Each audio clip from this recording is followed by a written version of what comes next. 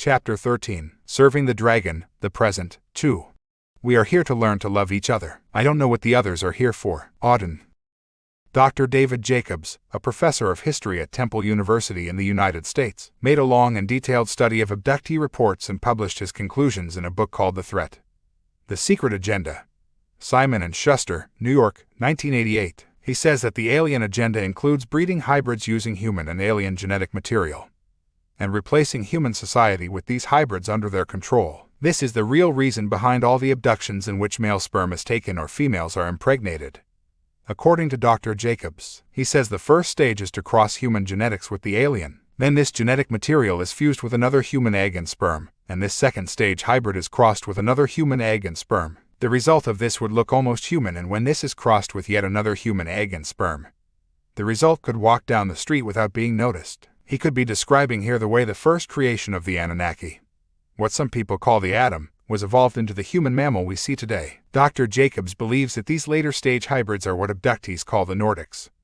Although not all of them are blonde-haired and blue-eyed, I think we need to note the difference between the extraterrestrial Nordics that came to the Earth and seeded their own bloodlines and the Nordic-type hybrid crossbreeds and others that I call the Aryans. Dr. Jacobs says that these super hybrids retain many of their alien abilities. These include scanning the minds of humans and controlling abductees. He suggests that while the hybrids may have some human characteristics, they think like the aliens and answer to them. The hybrid agenda is the alien agenda, he says. Dr. Jacobs believes that in the final stages of the agenda, humans will be slowly phased out while the hybrids are phased in. Memories of loving mothers, fathers, freedom of choice and religion will be replaced by memories of selective breeding, single-minded functions geared to serving the aliens. These hybrids would have a hive mentality with no memories of individual choice, family bonding, or freedom. It would, he says, be a hierarchical, fascist order in which a ruling caste dominates lesser castes. I could not put it better. We are almost there, but there is still time to wake up.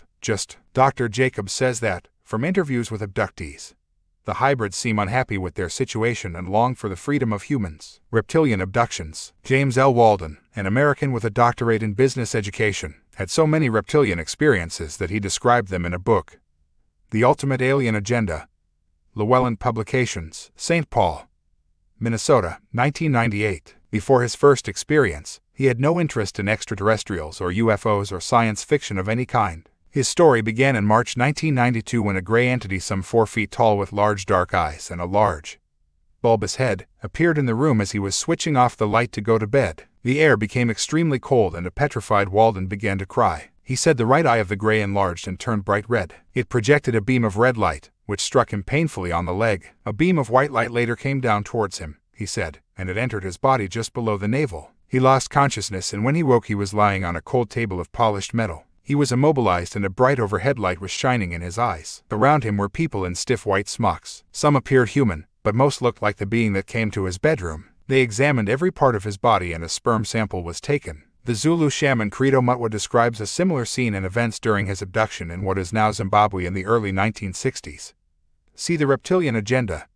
Part 1. Walden said he was told that he was in an underground facility in southeast Kansas and would not be harmed. He heard a telepathic voice say, "You are not who you think you are, and you must accept this." In later experiences, he was told that he was a reptilian-human hybrid. Many strange things began to happen to him after the first abduction. One night, I was lying on my back and searching the ceiling for sleep, when I heard a loud whooshing sound. Something moved toward me at lightning speed, and a large, lifelike image of George Washington stopped right in front of my face, touching my nose. I heard a loud, forceful voice say, "George Washington was one of us. So are you. You must accept." George Washington was an Illuminati bloodline, a Grand Master Freemason, and first President of the United States. In the years that followed, James Walden had many other experiences with Greys and other more obvious reptilians and worked with the abduction researcher Barbara Bartholic to uncover what was going on. She had heard the same story many times from other people claiming to be abductees. One entity that Walden experienced was an interdimensional reptile. It was between 8 and 12 feet tall and had elongated feet. There was a web between his torso and arms, like a bat, which could sometimes look like wings,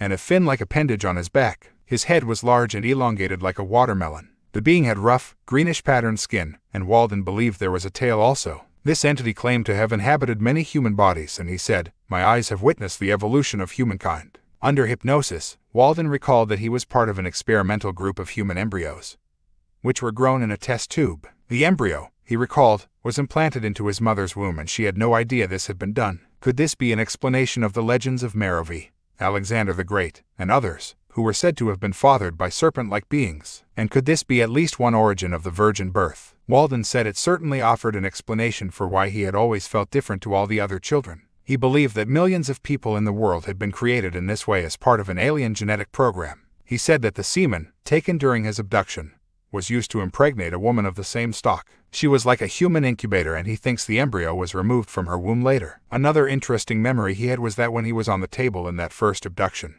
his body had looked the same as the aliens. Walden felt that this was another dimension of him, which inhabited his human form. He believed from his experiences that the aliens could transcend time, transform matter, manipulate human thought and behavior, and create distracting illusions to satisfy the needs of our simple human minds. He concluded that they could move between dimensions and that they were less extraterrestrial and more interdimensional. I thoroughly agree. Their ability to change their vibrational state would explain how they can appear and disappear, leave our frequency range, and how they can walk through walls. They can move through dense matter in the same way a radio frequency can. And if it is the fourth dimensional level of a person that is abducted, and not, or not always, the physical body, it would further explain why abductees have described being taken through walls and buildings. Walden speculated that these fourth-dimensional aliens are actually the fourth-dimensional level of ourselves. The abductors told Jim Walden that an interdimensional race had colonized the Earth and they came to harvest the planet's resources, harness its energies, and use primitive humans as its workforce. Just as human scientists have developed animals for nourishment, labor, and entertainment purposes, he said, alien scientists have improved humans for the same reason, and possibly others. Walden said the aliens could program the emotional responses of their hybrids to produce misery, jealousy, passion, or love. Walden said that when the interdimensional reptilians first colonized the Earth they found it difficult to reproduce here. He said that during abductions, the aliens made it possible for them to inhabit the abductee's body. This would explain why Miguel de la Madrid said they needed to create bodies through which they could operate on this planet.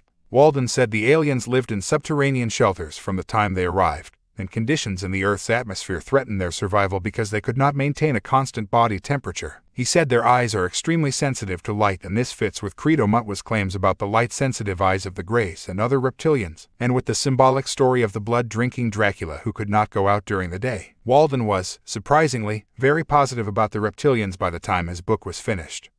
But I think he was taking their word for their true intentions for humanity a little too easily. The evidence is overwhelming that some of them have a very malevolent agenda, but that is only one large faction, not all of them. Some other abductees also see the reptilians in a positive light, despite having horrendous experiences with them, and some researchers get incredibly angry with anyone who paints the reptilians in a negative light. Mark Amaru Pinkham, author of The Return of the Serpents of Wisdom, superbly details the serpent symbolism and bloodlines of the ancient world, but sees them in a virtually 100% positive light. He even praises people like Benjamin Franklin as a force for enlightenment. Franklin sacrificed children. Depicting all reptilians as expressions of wisdom is just as ludicrous as depicting them all as evil. And those who have a horrific agenda for humanity, of course, want us to believe they are here to save us. Stories about people waking up to find reptilian figures in the room are regularly reported. Pamela Hamilton, an American woman who has lived in California and Arizona, claims to have been visited at home, often in the bedroom, by countless Nordic blonde-haired,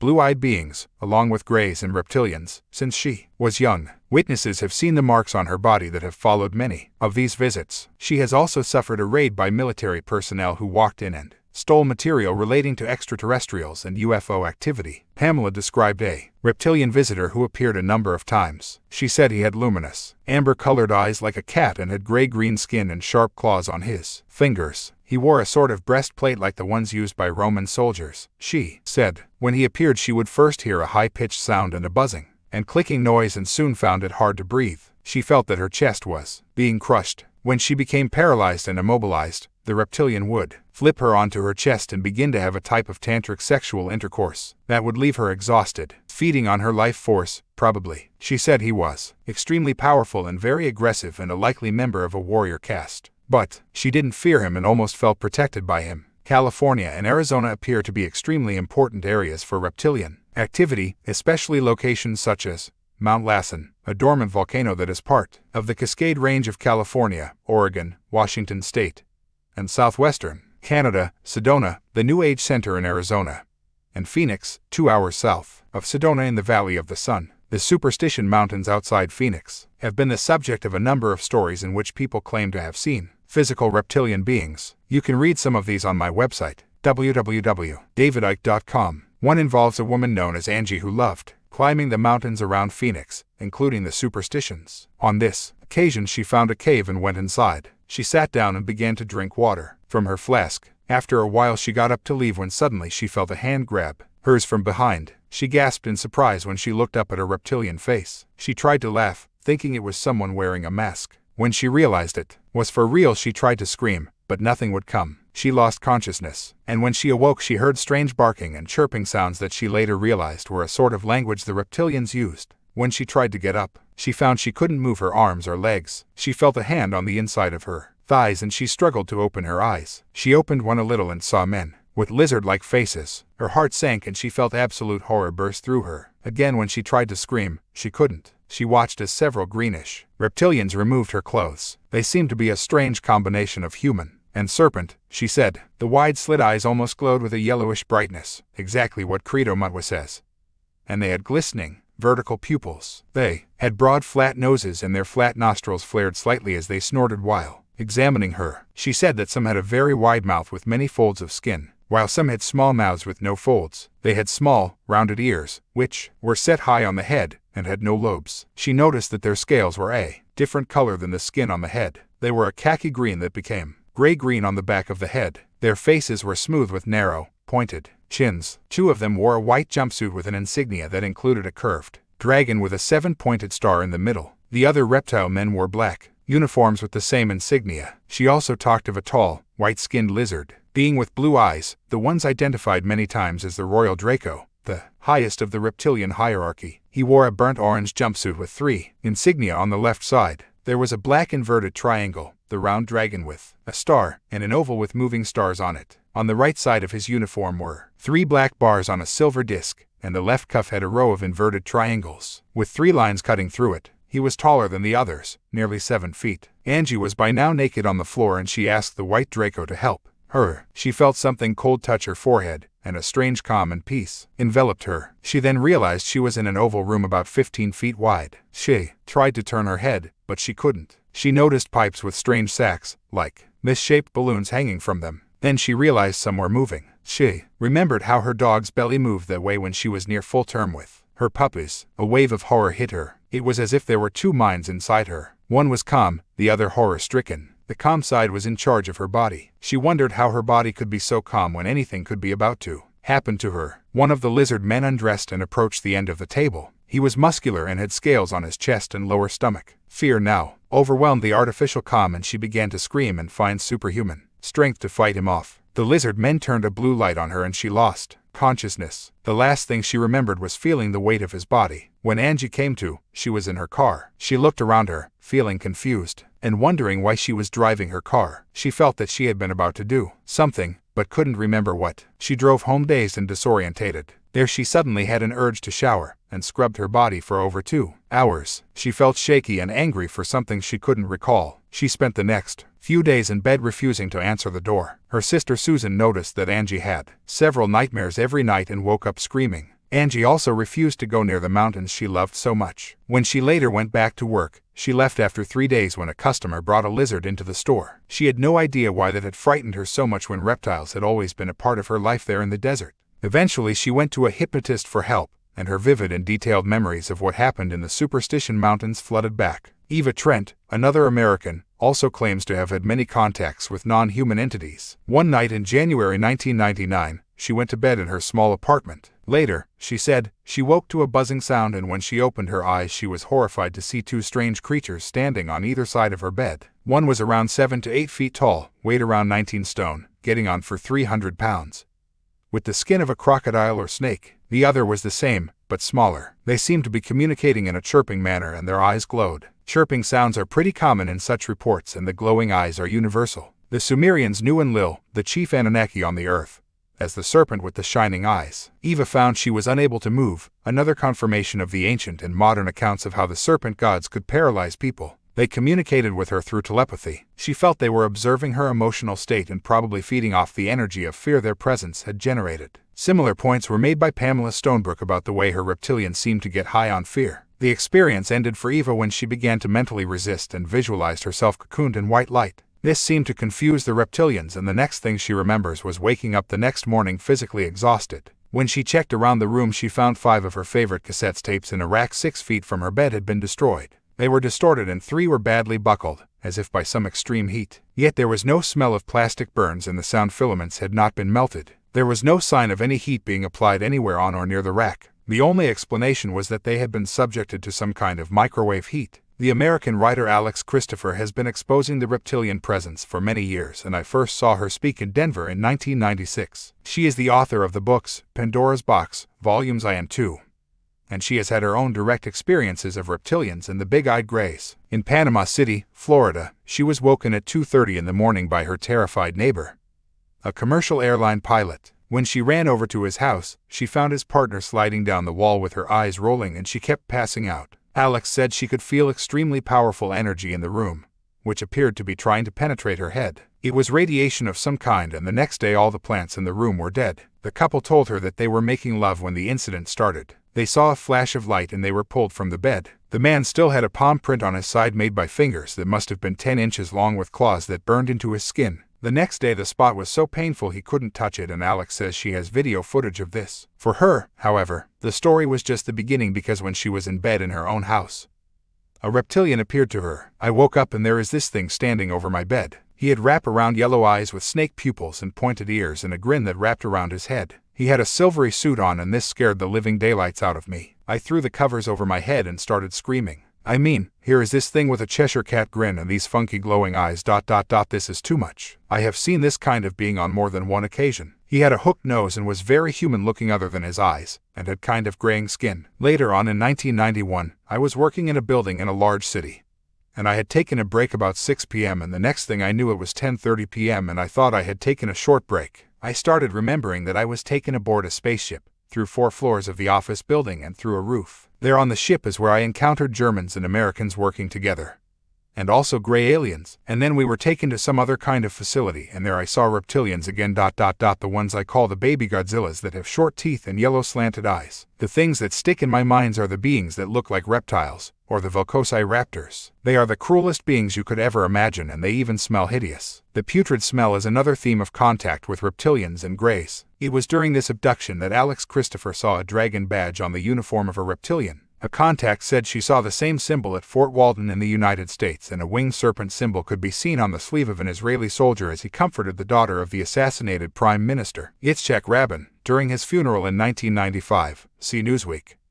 November 20, 1995. Many badges within the U.S. Armed Forces feature the dragon and reptile, as revealed in the Symbolism archive on my website. There are many reports of shape-shifting reptilians at military bases and medical facilities. The author and researcher John Keel has gathered together reports of flying reptiles seen by many people. These are known as pterodactyloid hominoid mothmen, flying serpents, or winged Draco. These align with ancient and modern descriptions across the world of the royal reptilians from the Draco constellation with their wings, tails, and horns. Keel compiled his findings in a book, The Mothman Prophecies, Signet Books, New York, 1976. Here is a sample. According to her story, Connie Carpenter, a shy, sensitive 18-year-old, was driving home from church at 10:30 a.m. on Sunday, November 27, 1966, when, as she passed the deserted greens of Mason County Golf Course outside New Haven, West Virginia, she suddenly saw a huge gray figure. It was shaped like a man, she said, but much larger. It was at least 7 feet tall and very broad.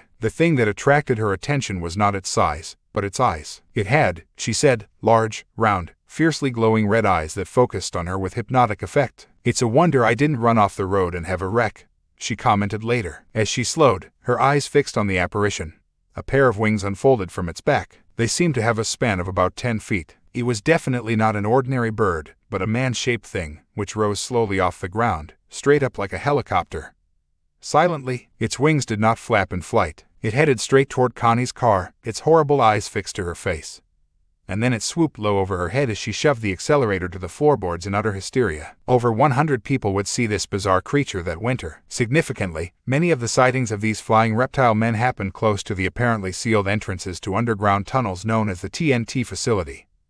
which were used to store explosives during the Second World War. A young shoe salesman called Thomas Urey was driving along Route 62 just north of the TNT area when he noticed a tall, gray, man-like figure standing in a field near the road. Suddenly it spread a pair of wings, he said, and took off straight up, like a helicopter. Native Americans have the legend of the Thunderbird, which, the stories say, abducts children and old people. The tribes of the Dakotas know this as Pyasa, and it is described as a demon monster with bat wings, a humanoid body, a long tail, and terrifying red eyes. Similar reports have come from many parts of the world. Another witness called Odette told of an experience at a house in Quebec, Canada. She was with a friend when another woman came over and began to talk about UFOs and contactees. The woman said she was a contactee and she had a meeting with a spaceship on a certain date. She also said that they were taking her and she would never be back on Earth. Odette said she was not convinced at all, and especially when the woman had said that if they could only see her real self, they would see how beautiful she is, like a princess inside. I was thinking, yeah right, whatever, Odette recalled. The woman looked around 30 years old, tall and strong, light hair, cut to her shoulder, and was ordinary looking. Then she asked Odette if she would let her reveal her real self because she would never have seen anyone like her. But she said she needed Odette's permission for this. Odette said yes because she thought, poor thing, she's really miserable. The account continues, we went to a quiet room. We sat facing each other, and she grabbed my hands, told me to relax and just look at her. What I saw was a reptile, taller than she was, at least 6 feet, green, brown color, staring at me with its head turned sideways, and I swear with something that seemed like a grin on its face. Then it asked me, didn't I tell you I was beautiful? I said yes, and headed for the door. If anybody has had a similar experience or knows of a book that talks about reptilians, please let me know. Men in Black. Reports of reptilian shapeshifters come in from all over the world, and the Men in Black phenomenon has also been connected to them. These are the guys dressed in black suits, who intimidate many UFO researchers and abductees. Most appear to be government agents, but there are other expressions of them who do not look human in the usual sense. They have a strange aura around them, and many people have reported they can suddenly disappear. I remember seeing a garage owner and UFO investigator telling his story on a TV program about Men in Black or MIBs. They turned up out of nowhere without a vehicle, and yet his garage was in the middle of the countryside, all by itself. After their conversation, they just as quickly vanished, and it was impossible for them to do so under normal circumstances because you could see for miles in all directions. The Men in Black are named after their dark clothing, mostly business or agent suits, and their dark glasses. This attire has all the signs of these beings needing protection from the sun, a classic trait of the reptilians and greys. They are mostly described as having very white skin and, sometimes, olive skin. The texture is often said to be reptilian. Other strange traits in witness accounts are the trouble the MIBs appear to have breathing and the horrible smell, like sulfur, which abductees are constantly describing. They also often arrive in new black cars that have not been manufactured for decades. Despite their apparent age, these vehicles show no signs of any wear or tear. It is as if they have just been driven from the factory. Similar beings, dressed in the context of the period, have been reported over the centuries in many parts of the world. The so-called Grim Reaper, who appeared in communities just before a lethal disease broke out, were described in terms that are remarkably close to today's Men in Black. The Association of Extraterrestrial Investigations, ICKE, founded by Dr. Max Berezowski in Sao Paulo, Brazil, documented a Men in Black story involving a young guy called Aromer. He said he was harassed by 3 men dressed in black suits and ties, and he thought they were the police. He moved cities twice to get away from them, and on one occasion complained to the police in Rio de Janeiro about their harassment. They didn't believe him, and he moved to Sao Paulo. It was there that a car stopped beside him in the street. He said he lost his will to resist and climbed inside to find the 3 guys who had been following him for months. He was driven to a wooden area, he said, where he saw a large UFO. The car stopped and they all walked up to the craft, which was hovering above the ground and surrounded by a luminous ring. The next thing he knew, they were inside and he was sat in a chair with handles that secured his wrists. An iron bar pressed his head backwards against the chair and his neck was also fastened. Now, he said, the Men in Black transformed. Their heads ripped open into a heart shape and their skin became scaled and green like a reptilian. This happened in 1979 to 80, long before MIBs became associated with reptilians. He said he also saw human corpses hanging from hooks. Everything went blank after that and he found himself back in the street where he was picked up.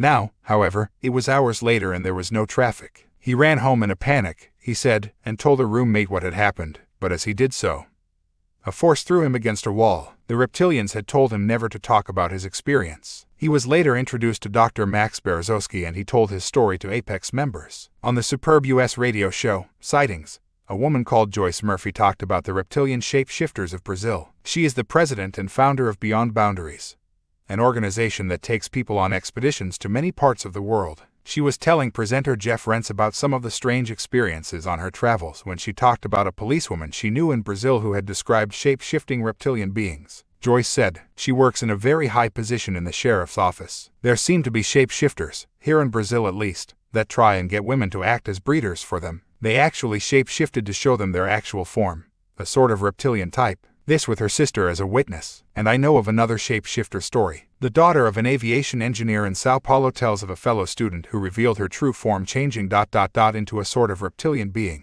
These people do not know each other and they clam up if one goes after more information or wants to reveal the whole situation. Oh my gosh, what am I getting into here? The reptilian underground bases. There are so many reports of seeing reptilians and shape-shifting. But most people have no knowledge of this because 99% of the population get their news and information from the mainstream media. The media, in turn, get their news and information overwhelmingly from official sources, which, like the media itself, are owned by the reptilian bloodlines. After speaking about the reptilians on the Sightings program, I was sent this account of an experience at the infamous Dulce underground facility in New Mexico. These are the words of an Army private employed on the surface. I was working on a routine job when another of the young enlistees, a mechanic, came in with a small rush job he wanted at once. He had the print and proceeded to show me exactly what he wanted. We are both bending over the bench in front of the welder when I happened to look directly into his face. It seemed to suddenly become covered in a semi-transparent film or cloud. His features faded and in their place appeared a thing with bulging eyes, no hair, and scales for skin. He later saw the same thing happen to a guard at the Dulce front gate. And witnesses have spoken of seeing reptilian shapeshifters at the Madigan Military Hospital near Fort Lewis in Washington state. There are secret underground facilities throughout the world and at the deepest levels they open out into the inner earth centers of the reptilians and greys. Area 51 in Nevada is the best known underground facility in UFO research circles. But the very fact that it is so famous and featured in Hollywood movies shows that it is far from the most important of them. These facilities are themselves connected by a vast tunnel network that has been built with nuclear boring technology that the public never sees. It can cut tunnels at the rate of 7 miles a day, and these are an expansion of the global tunnel network created by the Atlanteans and Lemurians, and claimed by legends and accounts to exist under the United States, Central and South America, Britain, Egypt, Mesopotamia, Turkey, Asia, China, Malta, everywhere. The tunnels have state-of-the-art transport systems that move at astonishing speeds. Insiders describe them as magneto-leviton or maglev monorail trains capable of Mach 2. Leading Illuminati companies and operations are involved in the construction. Companies like the Rand Corporation, General Electric, AT&T, Hughes Aircraft, Northrop Corporation, Sandia Corporation, Stanford Research Institute, Walsh Construction, the Colorado School of Mines, and the most significant one of all, Bechtel, a major reptilian corporation. These underground bases, tunnel systems, and their technology have been detailed by former military personnel, mind-controlled slaves, and people like Phil Schneider, who helped to build some of them. Schneider was the son of a German U-boat commander in the Second World War, Otto Oskar Schneider. His father was captured and taken to the United States to work for the Illuminati. As so often happens, the children of Illuminati operatives are brought up to work for the same masters, and Phil Schneider says he was commissioned to build sections of a number of underground facilities in the United States. He said he knew of 131 underground military bases, an average of 1 mile deep, constructed for the New World Order agenda. 2 of the bases he was involved with were Area 51 in Nevada and Dulce, New Mexico. Dulce is a small town of around 1,000 people and located on the Jicarilla Apache Reservation at a height of some 7 feet. From in and around Dulce have come a stream of reports of UFO sightings and landings, alien abductions, human and animal mutilations, and sightings of reptilians. The base was also the alleged scene, in 1979, of the Dulce Wars, when reptilians and greys are said to have battled with human military and civilian personnel. Many people on both sides were killed, and Phil Schneider claims to have taken part in this shootout. He said he was hit by a laser weapon and he had a fantastic scar down his chest. As he publicly revealed, Schneider talked of his part in the battle in a lecture in 1995. Although there appear to be many other elements to it. Also, my job was to go down the holes and check the rock samples, and recommend the explosive to deal with the particular rock. As I was headed down there, we found ourselves amidst a large cavern that was full of outer space aliens, otherwise known as large greys. I shot 2 of them. At that time, there were 30 people down there. About 40 more came down after this started, and all of them got killed. We had surprised a whole underground base of existing aliens. Later, we found out that they had been living on our planet for a long time. This could explain a lot of what is behind the theory of ancient astronauts. Schneider began to speak out and alert the world to what was going on. Although as usual most people didn't listen. Schneider, who worked closely with researcher Alex Christopher, died in January 1996 in highly suspicious circumstances that were crudely made to look like suicide. Schneider, speaking at a public lecture a year earlier, said, "For every calendar year that transpires, military technology increases about 44.5 years. Compared with the increase rate of conventional technology. This is why it is easy to understand that back in 1943 they were able to create, through the use of vacuum tube technology, a ship that could literally disappear from one place and appear in another place." This was a reference to the Philadelphia experiment in which a U.S. naval ship is alleged to have been made invisible and taken into another dimension. Another of the underground bases Schneider helped to build is under the new Denver International Airport, east of Denver. The construction was very controversial because of the massive cost overrun, the same as the gigantic hole being dug by Bechtel as part of transport improvements in Boston, Massachusetts. Denver Airport is the place with the gargoyles, Freemasonic symbols, and murals full of Illuminati symbolism. I have been through there myself a number of times. According to Schneider, there are several main levels underneath, at least 10 sub-levels, a 4.5 square mile underground city, and an 88.5 square mile underground base. The Denver base is said to include massive containment camps and fenced-in areas deep underground for holding dissidents. Workers who experienced the deeper levels of the base saw scenes so terrifying they have refused to talk about them. From other sources, however, we can imagine some of what they saw. These bases are where many of the millions, yes millions, of children who go missing every year worldwide are taken. I know it is hard to stomach, but they are used for slave labor and eaten by the reptilians, just like humans eat chicken or cows. Workers at the Dulce base in New Mexico have reported seeing the most grotesque sights in the lower levels. Researchers Bill Hamilton and Tal Levesque, also known as Jason Bishop III, gathered the following information about Dulce, which they published in UFO magazine. Level number 6 is privately called Nightmare Hall. It holds the genetic labs. Reports from workers who have seen bizarre experimentation are as follows. I have seen multi-legged humans that look like half human, half octopus. Also reptilian humans and furry creatures that have hands like humans and cry like a baby. It mimics human words. Also a huge mixture of lizard humans in cages. There are fish, seals, birds and mice that can hardly be considered those species. There are several cages of winged humanoids, grotesque bat-like creatures. But 3.5 to 7 feet tall, gargoyle-like beings and draco-reptoids. Level number 7 is worse, row after row of thousands of humans and human mixtures in cold storage. Here, too, are embryo storage vats of humanoids in various stages of development. One worker said, "I frequently encountered humans in cages, usually dazed or drugged, but sometimes they cried and begged for help. We were told they were hopelessly insane and involved in high-risk drug tests to cure insanity. We were told never to try to speak to them at all. At the beginning we believed that story. Finally, in 1978, a small group of workers discovered the truth. This discovery led to the Dulce Wars, the battle between humans and the reptilians and reptilian greys in 1979 when many scientists and military personnel were killed.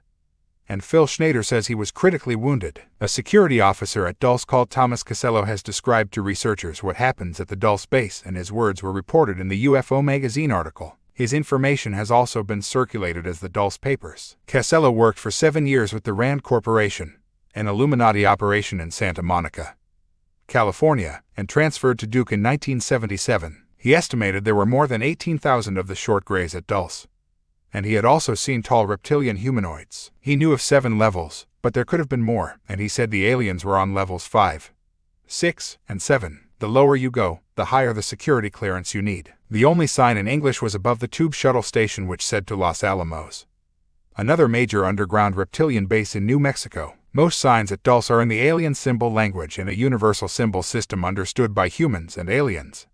He said, the Illuminati communicate above ground in the language of symbolism, as revealed in the biggest secret and the symbolism archive on my website. The hieroglyphics of Sumer, Egypt, and China would have been a reptilian or alien language originally. Other tunnel connections from Dulce went to underground facilities at Page, Arizona, Area 51 in Nevada, Taos, Carlsbad, and Daddle, New Mexico, Colorado Springs and Creede, Colorado. Casello said there was a vast network of tube shuttle connections under the United States, which extends into a global system of tunnels and sub-cities. He described the immense security at Dulce. Below the second level, everyone is weighed naked and given a uniform. Any change in weight is noted and people are examined and x-rayed if there is a change of 3 pounds. At the entrance to all sensitive areas there are scales and a person's weight must match with their card and code to gain entry. Casello also revealed some of the genetic work carried out at Dulce. He said that their scientists can separate the bioplasmic body from the physical body and place an alien entity, consciousness, within a human body after removing the soul of the human. I have thought for years that some famous people, including prime ministers and presidents, were taken into such facilities and possessed by a reptilian entity. To the public, the famous person looks the same physically afterwards, but now a very different force is deciding the behavior. Ancient legends also tell of people being replaced in the night by changelings or shapeshifters. It is likely that certain bloodlines with a threshold ratio of reptilian DNA makes this possession easier.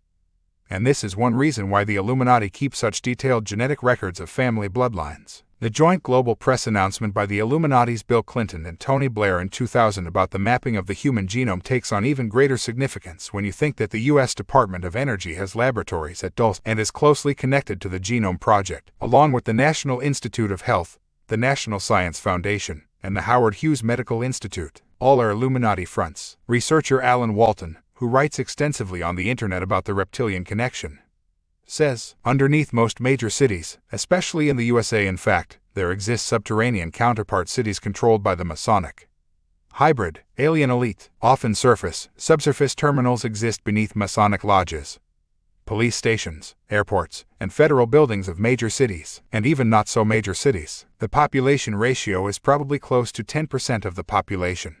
The hybrid military-industrial fraternity elite living below ground as opposed to the 90% living above. This does not include the full-blood reptilian species who live in even deeper recesses of the earth. Some of the major population centers were deliberately established by the Masonic hybrid elite of the old and new worlds to afford easy access to already existing underground levels, some of which are thousands of years old. Considering that the Los Alamos Labs, in New Mexico, had a working prototype nuclear-powered thermal bore drill that could literally melt tunnels through the earth at a rate of 8 miles per hour 40 years ago. You can imagine how extensive these underground systems have become. These sub-cities also offer close access to organized criminal syndicates, which operate on the surface. They have developed a whole science of Borgonomics through which they literally nickel and dime us into slavery via multi-leveled taxation, inflation, sublimation, manipulation, regulation, fines, fees, licenses, and the entire debt credit scam which is run by the Federal Reserve and Wall Street. New York City, I can confirm, is one of the largest draconian nests in the world, or rather the ancient underground Atlantean systems that network beneath that area. They literally control the entire Wall Street pyramid from below, with more than a little help from reptilian bloodlines like the Rockefellers, etc. In fact, these reptilian genetic lines operate in a parasitic manner, the underground society acting as the parasite society, and the surface society operating as the host society. As for the New York City, Wall Street nest, during the bombing of the World Trade Center, aka World Slave Center, wherein terrorists attempted to topple one of the towers into the other, a little-known fact was briefly revealed. A 6-leveled sub-basement controlled by the U.S. Secret Service suffered heavy damage. These 6 sub-basements, one beneath the other, may not have ended there, based on other information that I've uncovered of massive alien infestation beneath the New York City area. These sub-basements may actually serve as a major terminal between the underground society of Masonic elite and the surface society which it controls. I am sure that the locations of these major cities were selected because they were above underground reptilian Nephilim tunnel and cavern systems,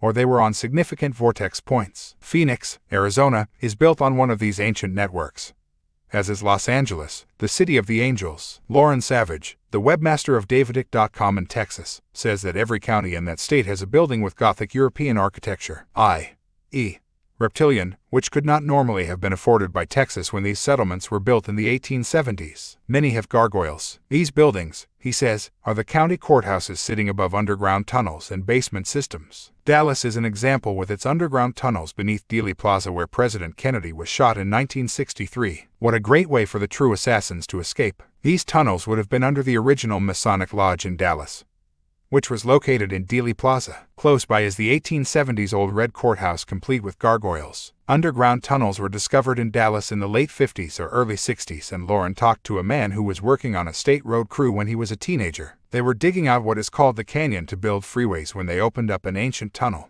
They found rail-type tracks in a sort of train with no known source of fuel or energy. They followed the tunnel to where it ended or collapsed, under an old livery stable. Dallas was a French settlement, earlier called Arcadia, an Illuminati code relating to Atlantis, and a suburb is still named Arcadia Park. In 1999, they revealed that the Capitol building in Austin has underground facilities, which they were going to restore. This building was the headquarters of George W. Bush before he was manipulated into the presidency. Alan Walton says that Thomas Casello, the Dulce security director, described how the Greys, reptiloids, and winged mothmen collaborate in the lower levels of the underground system, which includes Dulce and Los Alamos. The command pyramid, he says, seems to be mothmen, reptiloids, and Greys, with the hybrids and humans under them. Casello also says that one of the reptiloids told him that the surface of the Earth was their original home before they were removed in a war, the War of the Gods. In far ancient times, they escaped underground, to other stars and planets, and even into the fourth and fifth dimensions.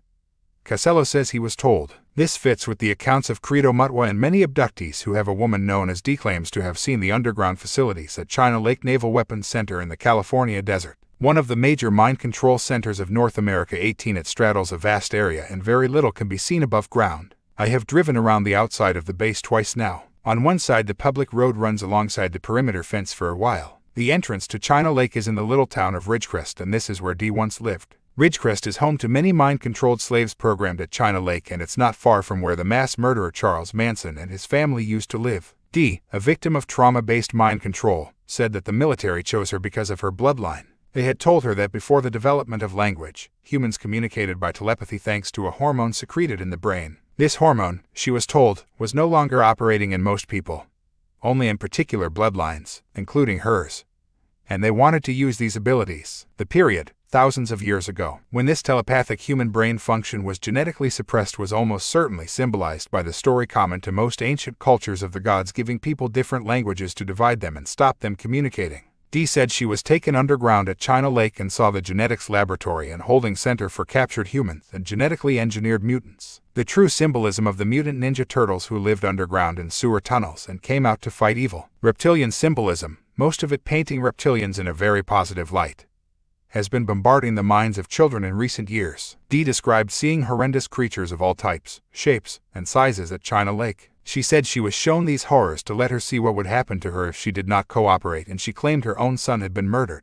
Under China Lake, she said, a reptilian sexually assaulted her and she saw another cut open the chest of a Grey. Dee confirmed from her experience that the Greys are terrified of the reptilian leadership and do whatever they tell them. On another occasion, she said, she was taken to the reptilian base under the appropriately named Death Valley, a relatively short drive from China Lake. There she said she saw a reptilian leader, much taller than the others, who was wearing an Egyptian headdress with a cobra snake motif. The respected UFO researcher, Timothy Good, quotes two high-placed sources in his book, Unearthly Disclosure, who confirmed the existence of underground extraterrestrial bases. One was from the U.S. Air Force and the other from the U.S. Navy. The reliability of these sources was supported by Admiral of the Fleet, Lord Hill Norton, the former chief of the UK Defence Staff and former chairman of the NATO Military Committee. Good says that the sources provided evidence that the American military was working with unidentified aliens who have established bases on the planet. Many of these bases were underwater, Good was told, a fact that would fit with the ancient legends of the gods emerging from the water. The sources said that bases exist in Australia,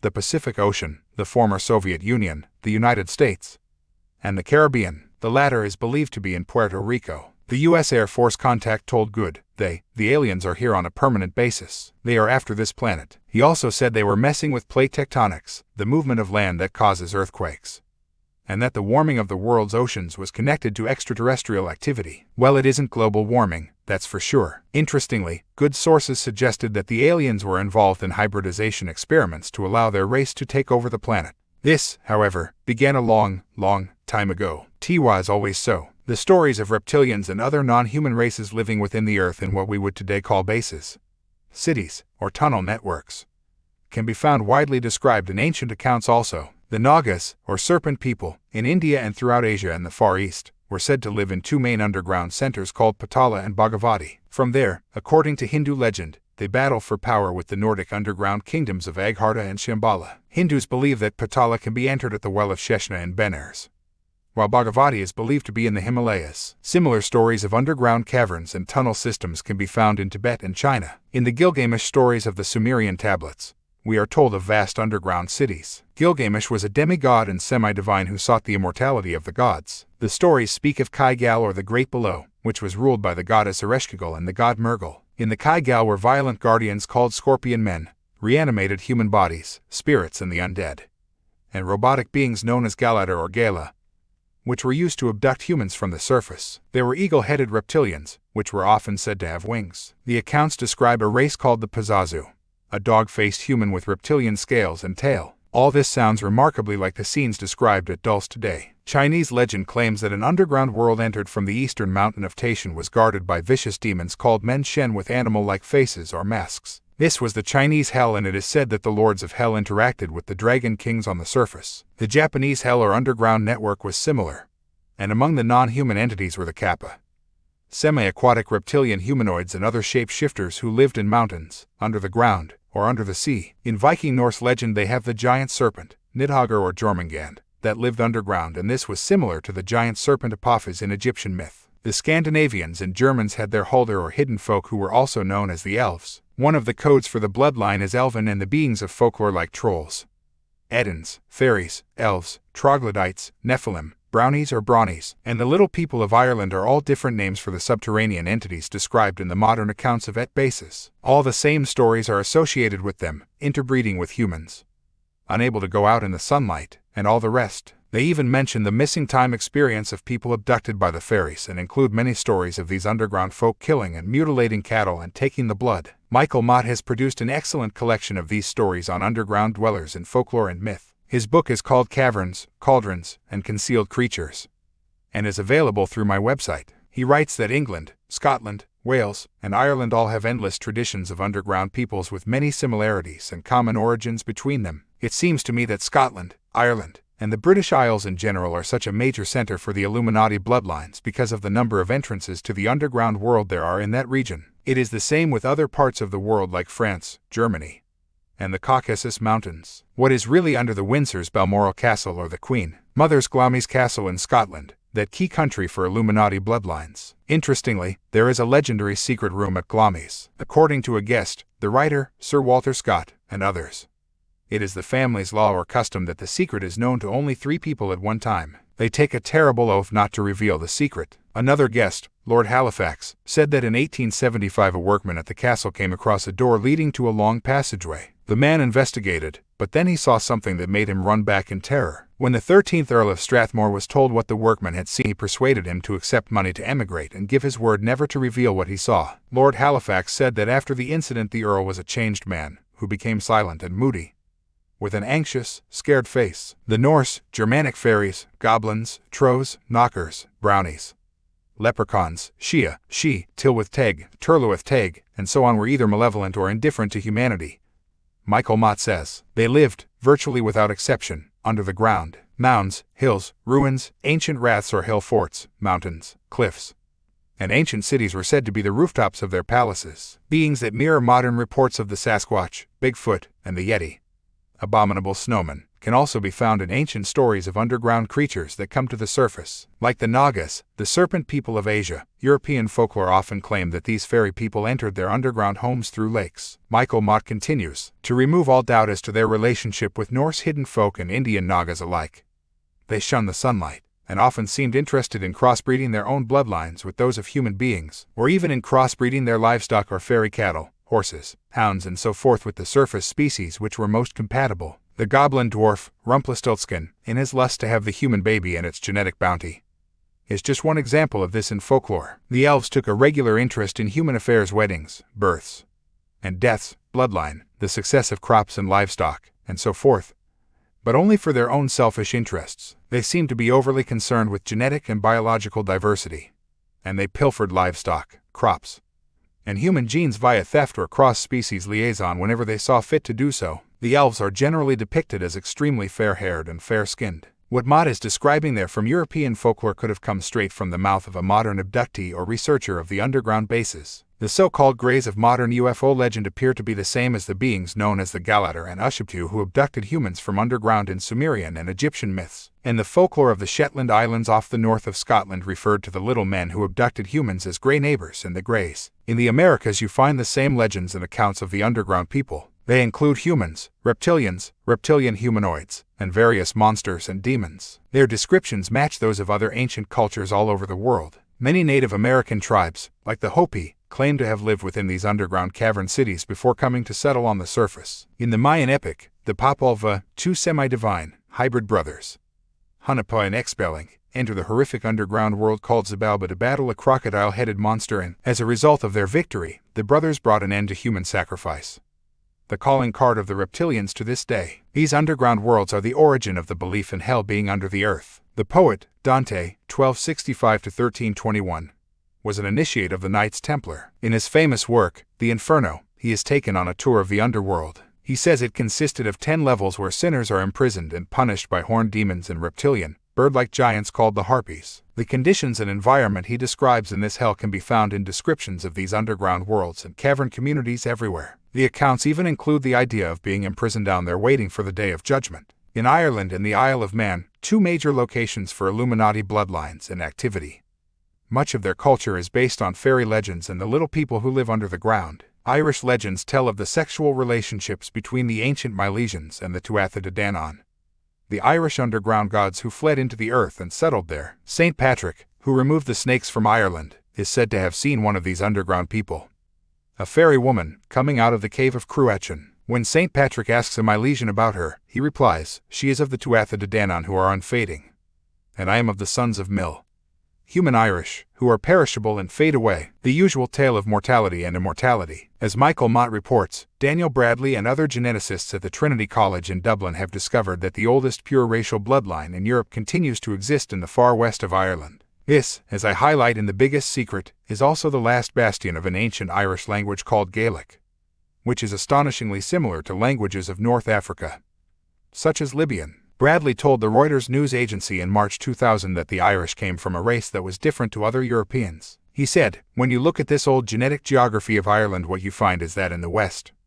of Ireland, we are almost exclusively of one type of Y chromosome." They found that 98% of men with Gaelic names in Western Ireland had this particular chromosome. If anyone is still in doubt that the legends of the fairy people and the extraterrestrial accounts of today are describing the same entities, Michael Mott summarizes here the common attributes of the underground peoples of global folklore. They are mostly reptilian or reptilian humanoids or fair and Nordic. They are telepathic with superior mental powers. They can shape-shift and create illusions. They want to interbreed with humans and need human blood, flesh, and reproductive materials. They have advanced technology. They have the secret of immortality. They can fly, either by themselves or with their technology.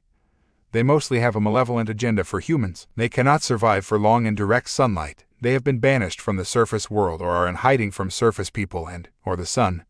They want to keep their treasures, knowledge, and true identity a secret. They covertly manipulate events on the surface world. They have surface humans working for them through the priesthoods, cults, and secret societies. They have a putrid smell like sulfur and brimstone. The accounts are incredibly consistent over thousands of years. Mott writes, the reptilian aspect of some underworlders permeates folklore. One universal theme that recurs in the folktales of many cultures is that of the snake husband or snake wife, who can transform into a human or humanoid form and is invariably, of course, of royal blood among his or her own kind. Talk about the ultimate pickup line. Often the snake or serpent man exacts a promise of marriage, or the hand of an unborn human child in betrothal. Consistent with the theme of the subterraneans' interest in maintaining their own genetic diversity, a variant of this should be familiar to most readers of fairy tales, in the form of the Frog Prince. The Frog Prince is a handsome prince, but like the Japanese seducing dragon, he has a reptilian or amphibian form. The underworld link is complete, for frequently the frog lives in a deep well, from which he is discovered or rescued by the female protagonist. A possible connection is evident in the Scandinavian belief that some dwarves would turn into toads if caught by the sun, much like Momoto's lover turned from a man into a dragon when the same thing happened. Slovenia has its legends of fairies and little people, but Slovenian fairy tales are also permeated by the presence of the Snake Queen, a great, white, cave-dwelling creature who is part woman and part serpent. The serpentine yet human Nagas are still believed by devout Hindus and some Buddhists to dwell beneath India, Nepal, and Tibet, denying the obvious. When you read and hear the horrendous accounts of the victims and witnesses of the grotesque reptilian agenda, ancient and modern, it is hard to comprehend how so many researchers and New Agers continue to believe that this extraterrestrial presence is good for humanity and a sign of positive change. Now, of course, not all extraterrestrials or interdimensionals are malevolent, but does that mean that we have to ignore the fact that some of them are? I have had researchers attack me who appear far more concerned with the effect of my work on the image of reptilians than they are with the horrors being perpetrated on abductees, mind control victims, and the people of the world in general. Dr. David Jacobs, in his book, The Threat, picks up this point. He calls such people the positives. Often the New Age positives band together into almost cult-like groups to defend themselves from their detractors, researchers and abductees who have come to different conclusions about the abduction phenomenon. The positives reinforce one another's feelings and insulate themselves from the terror of their lives. They become angry when less enlightened abduction researchers question their interpretation. Certain researchers in England, Las Vegas, and the United States in general come immediately to mind. Dr. Jacobs also names some of the stars of extraterrestrial research like John Hunter Gray, Dr. Leo Sprinkle, Dr. Richard Boylan, Joseph Nyman, and Harvard professor Dr. John Mack, among those who want to put a positive twist on the abductee reports.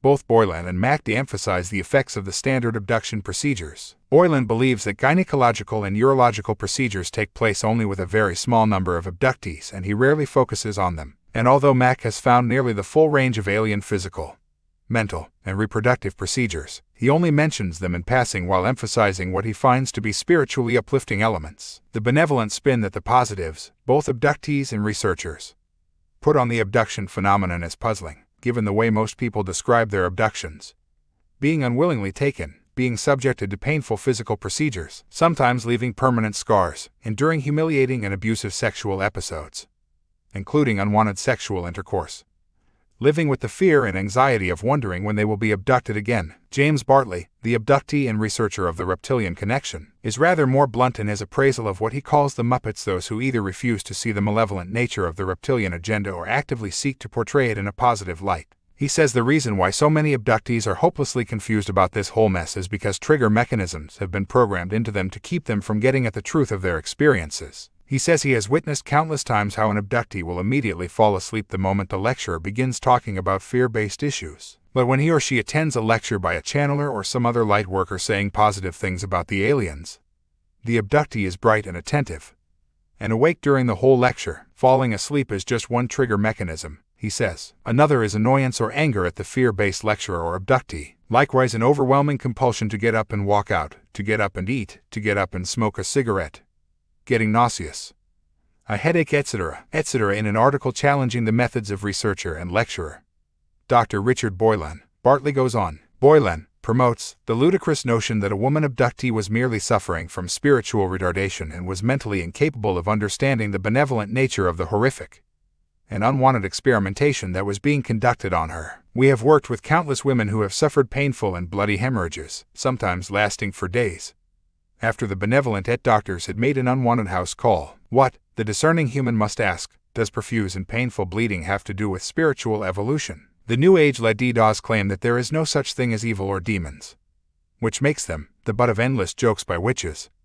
warlocks, and Satanists throughout the world because the latter derive their power from demonic entities. By constantly blaming the military and the globalist industrialists, the reptilian propagandists condition the abductees into believing that all human institutions are bad and that the only hope one has to reach the next level of consciousness, evolution, vibratory frequency et alii, is to look to the skies towards the same dark gods who are responsible for their current state of spiritual enslavement. Never mind that for the most part these globalists and militarists are part of the same old fraternal orders, which worship the patriarchal serpent gods and in many cases are hosts for reptilian entities themselves. These hosts and their fellow travelers operate as a fifth column here on Earth to set the stage for the return of the dark reptilian gods. The so-called UFO research community is awash with these Muppets. Even I have to laugh at the irony of it. Literal hosts for reptilian entities facilitating abductee support groups, lecturing at so-called UFO conferences and speaking on the Art Bell Show, the Major Mysteries radio show in the U.S. This is so because of the long-term genetic and soul matrix manipulation of the human race. How right he is and how fast the human race needs to wake up and grow up.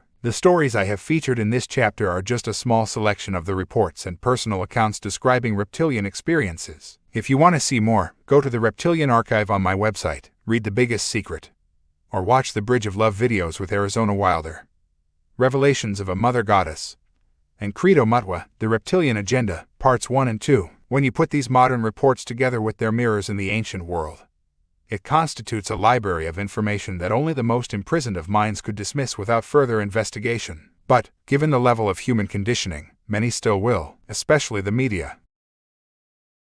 Chapter 14, Calling the Demons.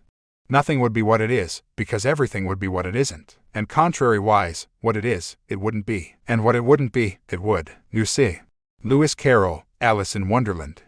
So what's going on here? Unless people wish to enclose their minds in concrete, clearly something very strange is occurring on planet Earth and has been doing so for many thousands of years. There are so many questions, and the more you know, the more there is to know. But at this point in the journey, it can be firmly stated that there is a considerable reptilian connection to ancient and modern control and manipulation of the human race. That is not to say all reptilians in all existence, just some of them. But then we need to ask about the consciousness that incarnates into the reptilian stream, because in the end the decisions of action and behavior are taken by consciousness. At that level, the reptilian genetics, or insectoid, Nordic, and gray genetics, are only an outer shell that consciousness inhabits. So while we talk about the world being manipulated by reptilians, that is only one level of this. There is a consciousness that inhabits some reptilian forms because that genetics most suits the state of being of this consciousness. In other words, it operates through primal survival instincts rather than feelings and emotion. This state is reflected in reptilian genetics on the animalistic level, and so the consciousness and the genetics are compatible. Then, through these reptilian bodies, this consciousness manipulates and possesses humanity. We are back to the Russian doll system again, one inside the other as we move down the frequencies. The manipulation of this world goes beyond the 4th density range and at least into the 5th.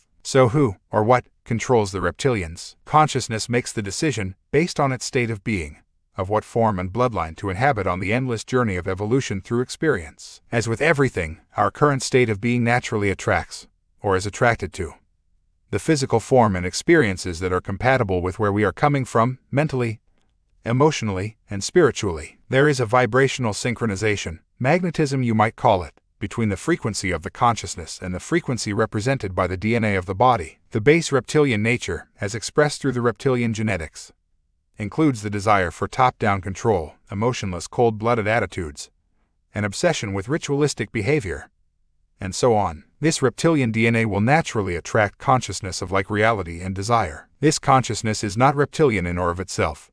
It just takes a reptilian outer form. Consciousness is pure energy, an aspect of the infinite whole, the infinite I. But it takes a reptilian genetic expression in the lower densities if this DNA is a match for its own vibrational state of being. As it evolves beyond those limitations of vision and perception, it begins to incarnate into other forms, or has no need for the lower densities at all. Some members of these Illuminati bloodlines, who are challenging the agenda from within, have confirmed these themes to me. One member of the Royal Plantagenet bloodline, connected to the De Veres in the houses of Anjou and Lorraine, told me, "We all begin as the smallest fragment of energy, barely a spark, and even before consciousness, we seek to unite with other sparks, like a moth seeking the light. At the point we realize we are separate, we attain consciousness, and continue to seek to unite with other consciousness. By this time, we are what I call light balls, our truest conscious nature. Just as in Darwin's evolution, we develop into more than just a light. But this does not happen over millions of years. Rather, it happens in a single moment of clarity,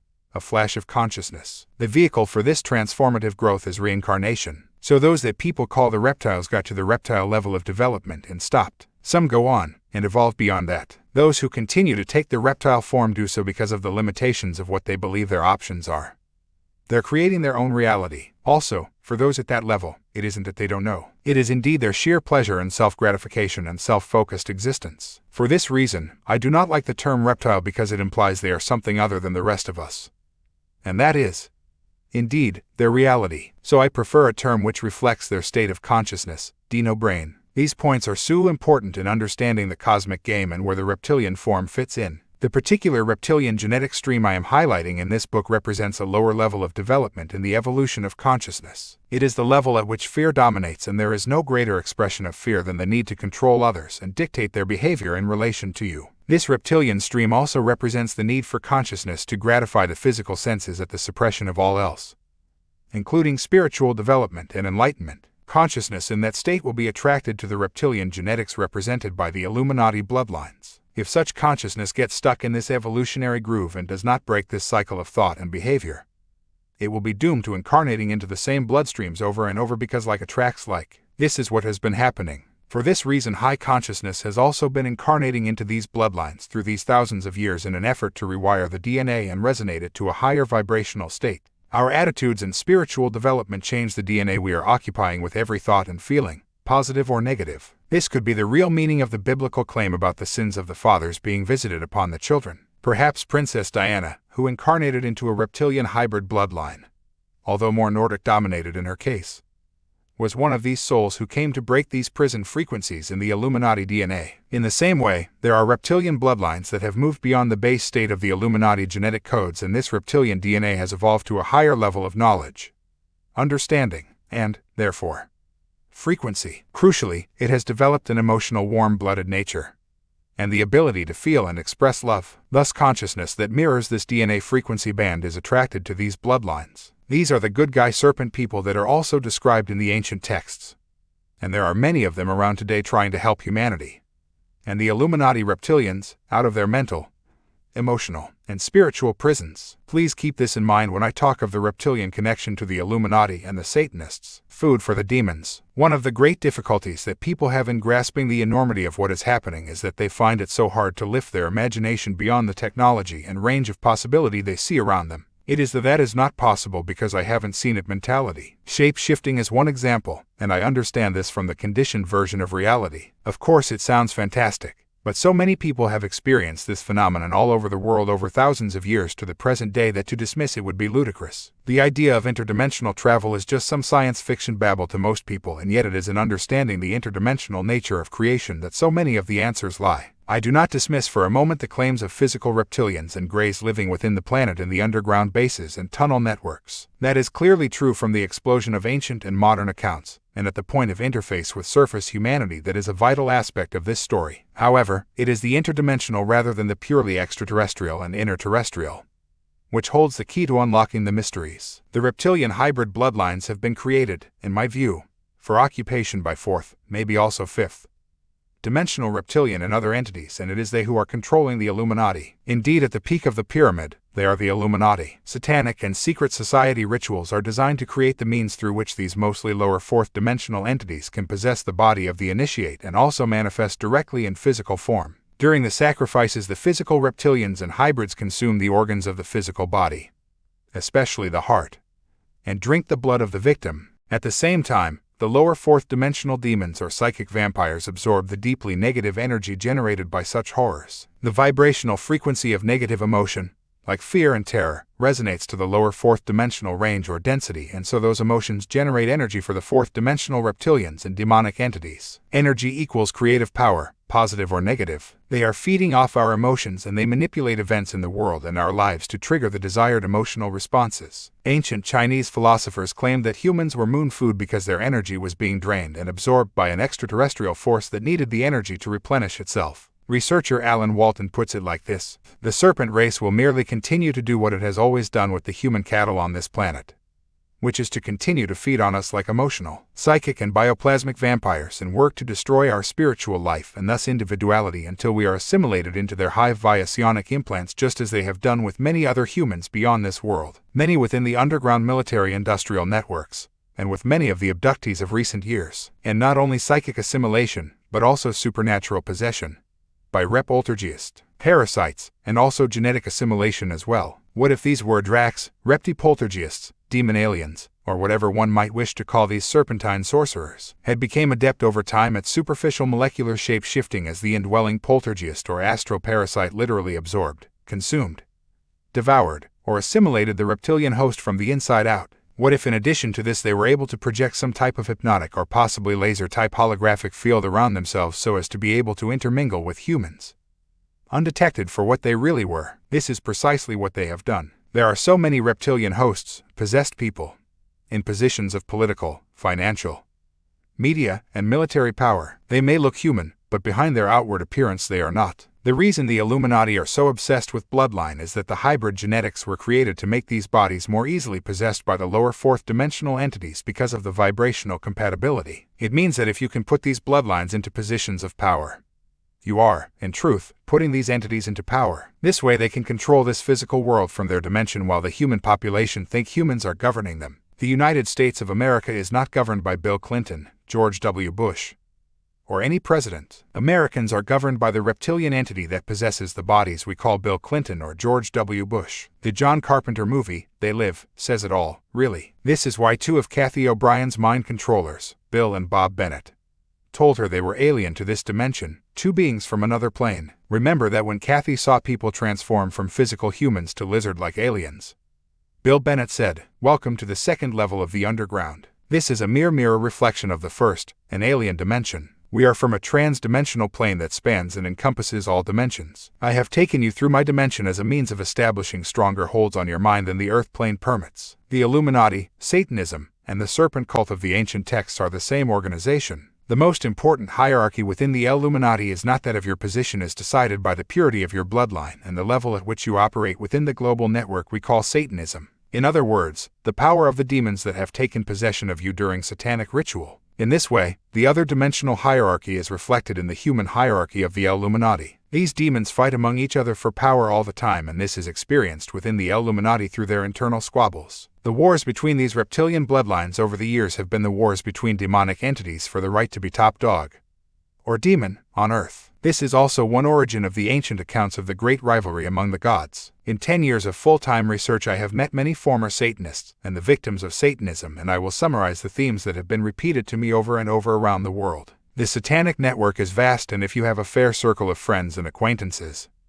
you will know people who are Satanists. That's how widespread it is. Satanists are also very organized and, of course, extremely ruthless. They have code names known only to other members, and they have among their number all the people they need to operate in secret and cover up anything that may go wrong. They are, therefore, very strong in the medical professions, police, the judiciary, coroner's offices, politics, government administration, and so on. There is tremendous infighting within Satanism, as they battle for supremacy by seeking more and more powerful demonic entities. They hate each other as much as they hate humanity. In fact, they just hate, period. Anyone weak is destroyed. Weakness is considered the ultimate sin in Satanism, and so is defying the desires of the demons. The whole satanic network is ruled by fear. Cult members are disciplined by having to watch their children tortured, beaten to death, or brutally raped. Others are sacrificed. Satanists are deluded into thinking that they control the demons when actually the demons are just using them as pawns. Incredible atrocities are committed by Satanists so controlled by the demons within them that they lose all emotions of love and compassion. Philip Eugene de Rothschild, who claims he is an offspring of a French Rothschilds, says he is a direct descendant of a very old culture,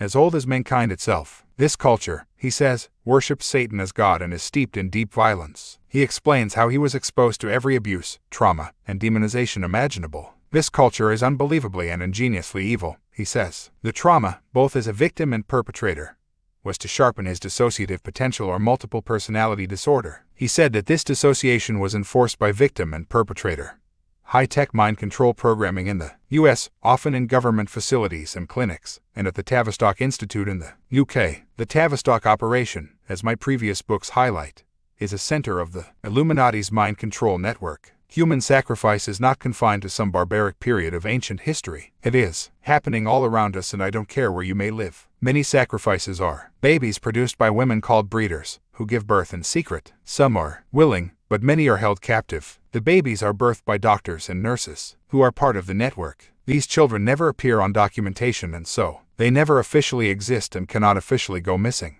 Other sacrifices are people the Satanists have kidnapped, a cult member being punished, and even volunteers from the cult. It is common for Satanists, especially the most powerful ones, to die in rituals designed to transfer their power and demons to another person. When they die, their consciousness becomes the property of the demons, as ritually agreed when they become Satanists. The deal involves demonic power for the Satanists on Earth in return for their soul when they leave their body. This is where we get the term selling your soul to the devil. On other occasions, the soul of the sacrifice will be transferred to a participant of the ritual. At the point of death, as many former Satanists have told me, the victim is fixed in an hypnotic stare, just like a snake, by the person who is going to absorb their life force and energy. This makes a vibrational, magnetic link, which draws the consciousness of the victim into the Satanist as it is released by death from the body. These grotesque Rituals are taking place all the time, and there are hundreds of thousands, at least, worldwide on the main ritual days of the year. The dead bodies, or what is left of them, are disposed of via cult members who work in crematoria or are buried in secret mass graves. I have also heard of devil dogs that are trained to eat the remains. Horrible, isn't it? But if we don't face reality, it is going to continue and expand. These guys are running our world, for goodness sake. Blood, the physical expression of the life force,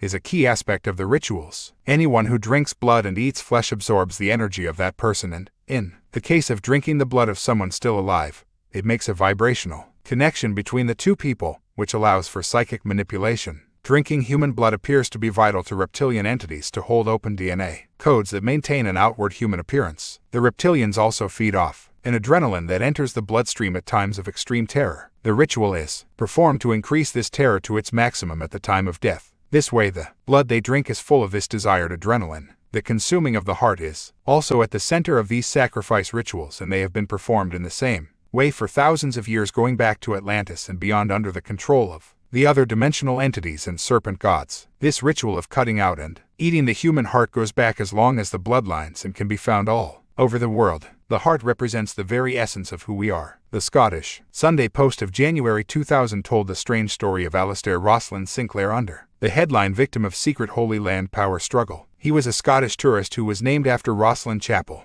near Edinburgh, which was built by the Sinclair family, formerly the French St. Clair family, which was involved in the formation of the Knights Templar. Alastair Rosalind Sinclair was a direct descendant of this bloodline. He was originally from Iran, but apparently had been working as a musician in Amsterdam. He had researched his bloodline connections and had visited Rosslyn Chapel, an Illuminati holy place, a number of times. In April 1998, he made an unexplained 5-day trip to Israel and was arrested when he tried to leave the country. The authorities say he was arrested for having £3,500 worth of German currency concealed in a hidden compartment of his suitcase, but that is not illegal. They say that he later confessed to buying and selling drugs, but again, why would he do that when there was no evidence? What happened next, however, has a very ominous ring. The police say Sinclair hanged himself with his shoelaces, a ludicrous claim for such a big man, and when his body arrived back in Scotland, an autopsy revealed that his heart was missing. The authorities say the heart was taken for closer examination, but they offer no credible reason why this was done or why the heart was mislaid. The Israeli investigative author, Barry Chamish, claims that Alastair Sinclair was murdered as part of a much bigger conspiracy involving battles between ancient bloodlines and secret societies for control of Jerusalem.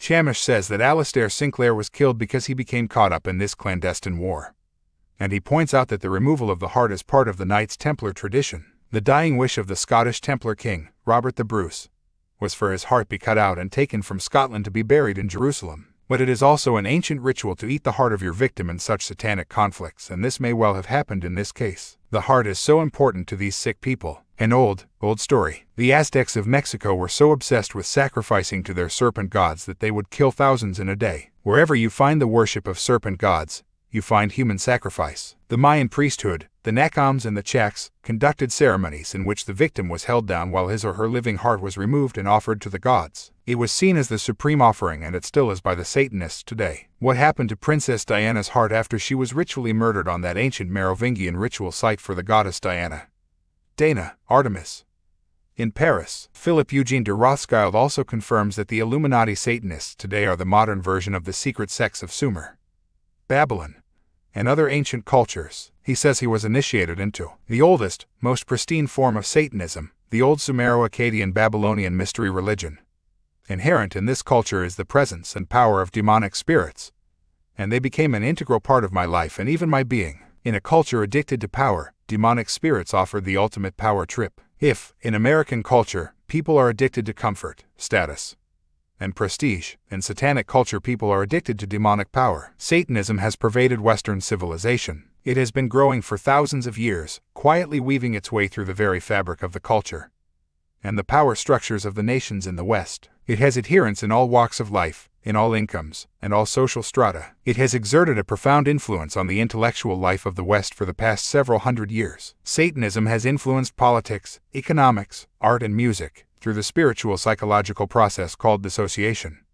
And dissociation is as old as human culture itself. Satanic rituals are also performed to connect with and often manifest other dimensional demonic entities. Whenever these manifestations are described to me, the pentagram or 5-pointed star is a constant theme. Everything is energy and all symbols affect the vibrational frequency of energy. The five-pointed star within an occult ritual creates an interdimensional gateway or portal, I am told, which allows other dimensional entities to manifest. It is usually surrounded by a circle, which, in theory, creates a magnetic field or wall that prevents the demon from leaving that spot. Satanists are obsessed with demonic entities, but they are also terrified of them. The pentagram is a satanic version of Beam Me Up Scotty, and is, therefore, the most important satanic symbol because it allows their masters of the universe to appear to them. Now look at the pentagrams all around you, as on the US and other flags, and the logo of the European Union. Texaco is an Illuminati company and its logo is a pentagram within a circle with the T-square of Freemasonry in the middle, and the center of a pentagram is a pentagon. This is why the headquarters of the Illuminati's US military is in a building called, and shaped like, a pentagon. When you begin to understand their codes and symbols, you can read them so clearly. For example, the satanic sign for the devil, or their controlling force, is a particular hand signal. The two middle fingers are held down, usually by the thumb, and the two outer fingers point straight up like horns. I have seen many people in power make this sign after a speech or an acknowledgement. Go to the picture section and you will see 3 examples involving Bill Clinton during his first inauguration address in 1993 and George W. Bush during his year 2000 presidential election campaign. See the biggest secret chapter, The Secret Language, and the Symbolism Archive on my website for more examples of satanic symbolism all around us. Satanists, like their ancient predecessors in the mystery schools, use combinations of color and sound to resonate the energy in the ritual to connect with the demonic dimensions. The sound involves humming, mantras, incantations, and specific words and phrases. The Illuminati is obsessed with the sound of words rather than their spelling for the same reason. Belial is an example. Belial is an example. The spelling doesn't matter, it is the sound, the vibration. Former Satanists have described to me how demonic entities manifest in the rituals amid fire, smoke, and a blinding light. This explosion of electromagnetic energy, X-rays, gamma rays, and ultraviolet rays associated with interdimensional manifestation could be another reason why it was said to be dangerous or fatal to look directly at a god. The effects of such fields are often found among UFO witnesses and abductees, who develop conditions like inflammation of the eyes. Indeed, the foul smell of burning sulfur associated with the appearance of reptilian and other extraterrestrials to abductees is reported in exactly the same way by those who have seen these demonic manifestations at satanic rituals. There is a connection here for sure, and many, at least many, of the extraterrestrials are in fact interdimensionals moving into our frequency range and then leaving again. The descriptions of these demons often have a very familiar ring also. Very tall, fiery red eyes, and reptilian in appearance with scales, fangs, and claws. Beings like that are commonly described, but demonic entities manifest in many forms. Some of the reptilians and blonde-haired, blue-eyed Nordics could be the same entities in their other dimensional forms. John Akeel wrote in Our Haunted Planet about the knowledge of this phenomenon held by the ancients. Early investigators and thinkers soon realized they were dealing with magical beings who could imitate man and his works. Instead of being solid, physically stable assemblages of cells and matter, these entities were apparently temporary manipulations of energy, so the word transmogrification was used to describe them. These transmogrifications, according to the lore, could assume any form, from a wolf to a cat to a house, ship, or iridescent god of awesome proportions. They could appear clothed in rags or in gold crowns and expensive velvet robes. Worst of all, they had a penchant for playing all kinds of games with us, manipulating our fears and beliefs and even conning us into going to war against each other. A lot of New Age channelers and psychics, who think they are connecting with the light or Ashtar command or something, are in fact connecting with these fourth-dimensional demon entities, which play them like a violin. The reports of demons appearing in a whoosh of fire, smoke, and light remind me of the stories of the genie in the bottle. The most famous, of course, is Aladdin and his lamp. The character of Aladdin, in fact, originated from the head of the goddess-worshipping terrorist group in Asia known as the Assassins, which interacted with the Knights Templar. He was also called the Old Man of the Mountain. Once again, the Aladdin story with its genie appearing in a whoosh of smoke is awash with symbolism. Thanks to the rituals of the Illuminati Satanists, the interdimensional doorways are open to allow the genie, the reptilian or demon race in the lower, fourth dimension, to be free to enter this one and cause utter mayhem. The most powerful entities can change frequencies at will, but most need the vibrational help provided by the rituals. This theme of demons manifesting in fire and smoke is common. Ancient and modern accounts of Satanism say the devil materializes in a bonfire and steps forward to have sex with the women participants. I have heard many accounts of entities manifesting through the flames. Maybe the very vibration of fire itself creates an interdimensional gateway. A French book, published in the 1790s, called La Secte des Illumines, included a description of the rituals of the Illuminati. They are a replica of Satanism and include once again the theme of fire. On the day of his initiation, the candidate was conducted through a long, dark passage into an immense hall draped with black. Ghostly forms moved through the hall, leaving behind them a foul odor. His clothes were removed and laid upon a funeral pyre. Then his pudina were tied with string. Now 5 horrid and frightening figures, bloodstained and mumbling, approached him and threw themselves down in prayer. After an hour, sounds of weeping were heard. The funeral pyre started to burn, and his clothes were consumed. From the flames of this fire a huge and almost transparent form arose, while the 5 prostrate figures went into terrible convulsions. Now came the voice of an invisible hierophant booming from somewhere below. John ICKE points out that historical records say the priests claimed to have the ability to communicate with other dimensional beings, and that the kings and emperors, including people like Julius Caesar and Napoleon, met with strange beings who materialized and dematerialized. The same goes with today's leaders who consult their other dimensional demonic masters. Thiel details the literature on secret societies that describes many materializations of fearsome demons, which gave out orders and directed their followers to commit murder or political manipulation. Those who disobeyed would be killed by the entity or fellow members. Thus, he wrote, the ultra-terrestrials are able to guide and control human events through evil men lusting for power. Exactly, Keel goes on. The startling truth, as carefully recorded by the ancient historians, is that ultra-terrestrials have always been in direct contact with millions of individuals and that they actually ruled directly over mankind for many years. In recent centuries their influence has become more subtle, but it is always there. Only by understanding the nature of the infinite frequencies or densities of existence can we begin to see the plot. We are being controlled and manipulated on this planet from other dimensions or densities and have been for thousands of years. At least, the well-known writer and researcher on UFO topics, Dr. Jacques Vallée, asked the right questions when he said, are we dealing with a parallel universe where there are human races living, and where we may go at our expense, never to return to the present? Are these races only semi-human, so that in order to maintain contact with us, they need crossbreeding with men and women of our planet? Is this the origin of the many tales and legends where genetics plays a great role? The symbolism of the Virgin in occultism and religion, the fairy tales involving human midwives and changelings, the sexual overtones of the flying saucer reports, the biblical stories of intermarriage between the Lord's angels and terrestrial women, whose offspring were giants. From that mysterious universe, have objects that can materialize and dematerialize at will been projected? Are the UFOs windows rather than objects? There is nothing to support these assumptions, and yet, in view of the historical continuity of the phenomenon, alternatives are hard to find, unless we deny the reality of the facts, as our peace of mind would indeed prefer. Well put, but I would contest the idea that there is nothing to support those assumptions. The evidence is overwhelming from where I am sitting. I have had so much confirmation from countless sources over the years of the involvement in human sacrifice ritual of some of the most famous names on the planet. They attend the rituals at the demand of their other dimensional controllers and receive their orders to be carried out to the letter. They allow the demonic entities to possess their bodies in return for fame and fortune, which, by manipulating 3-dimensional events and people from their 4th-dimensional level,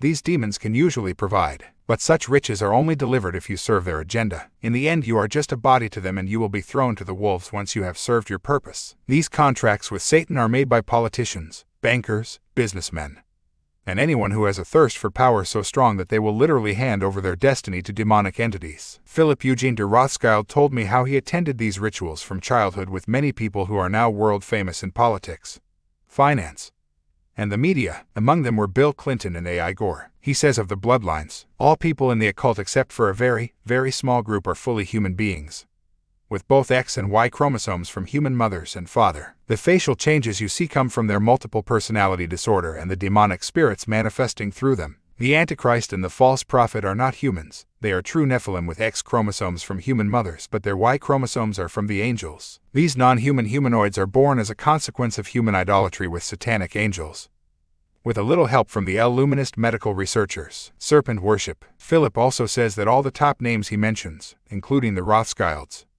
etc., worship the snake in their rituals. Old Satan himself, as he puts it, when they celebrated the old Babylonian rites, he said, they worshipped, handled, and venerated the snake, and the deadlier the better. He said that all his former brethren, including Clinton and Gore, have the worship of the snake in common. It has always been so, he adds, from the Babylonians, to the Egyptians, to the Mayans, the Incas, the Polynesians. The commonest threat of human idolatry is the snake and the dragon. The satanic and secret society rituals are designed for reptilian, demonic possession to take place, and suddenly, hey presto, the body of the target is now occupied by one of these fourth-dimensional entities. The movie, The Devil's Advocate, starring Al Pacino, portrays this very well as the devil's consciousness field moved from body to body and took them over. People like Clinton, the Bush, Kissinger, and the British royal family are just empty vessels occupied by these characters, and that's why they act in such unspeakable ways. Possession through sex. During sex, the two energy fields merge, especially at orgasm.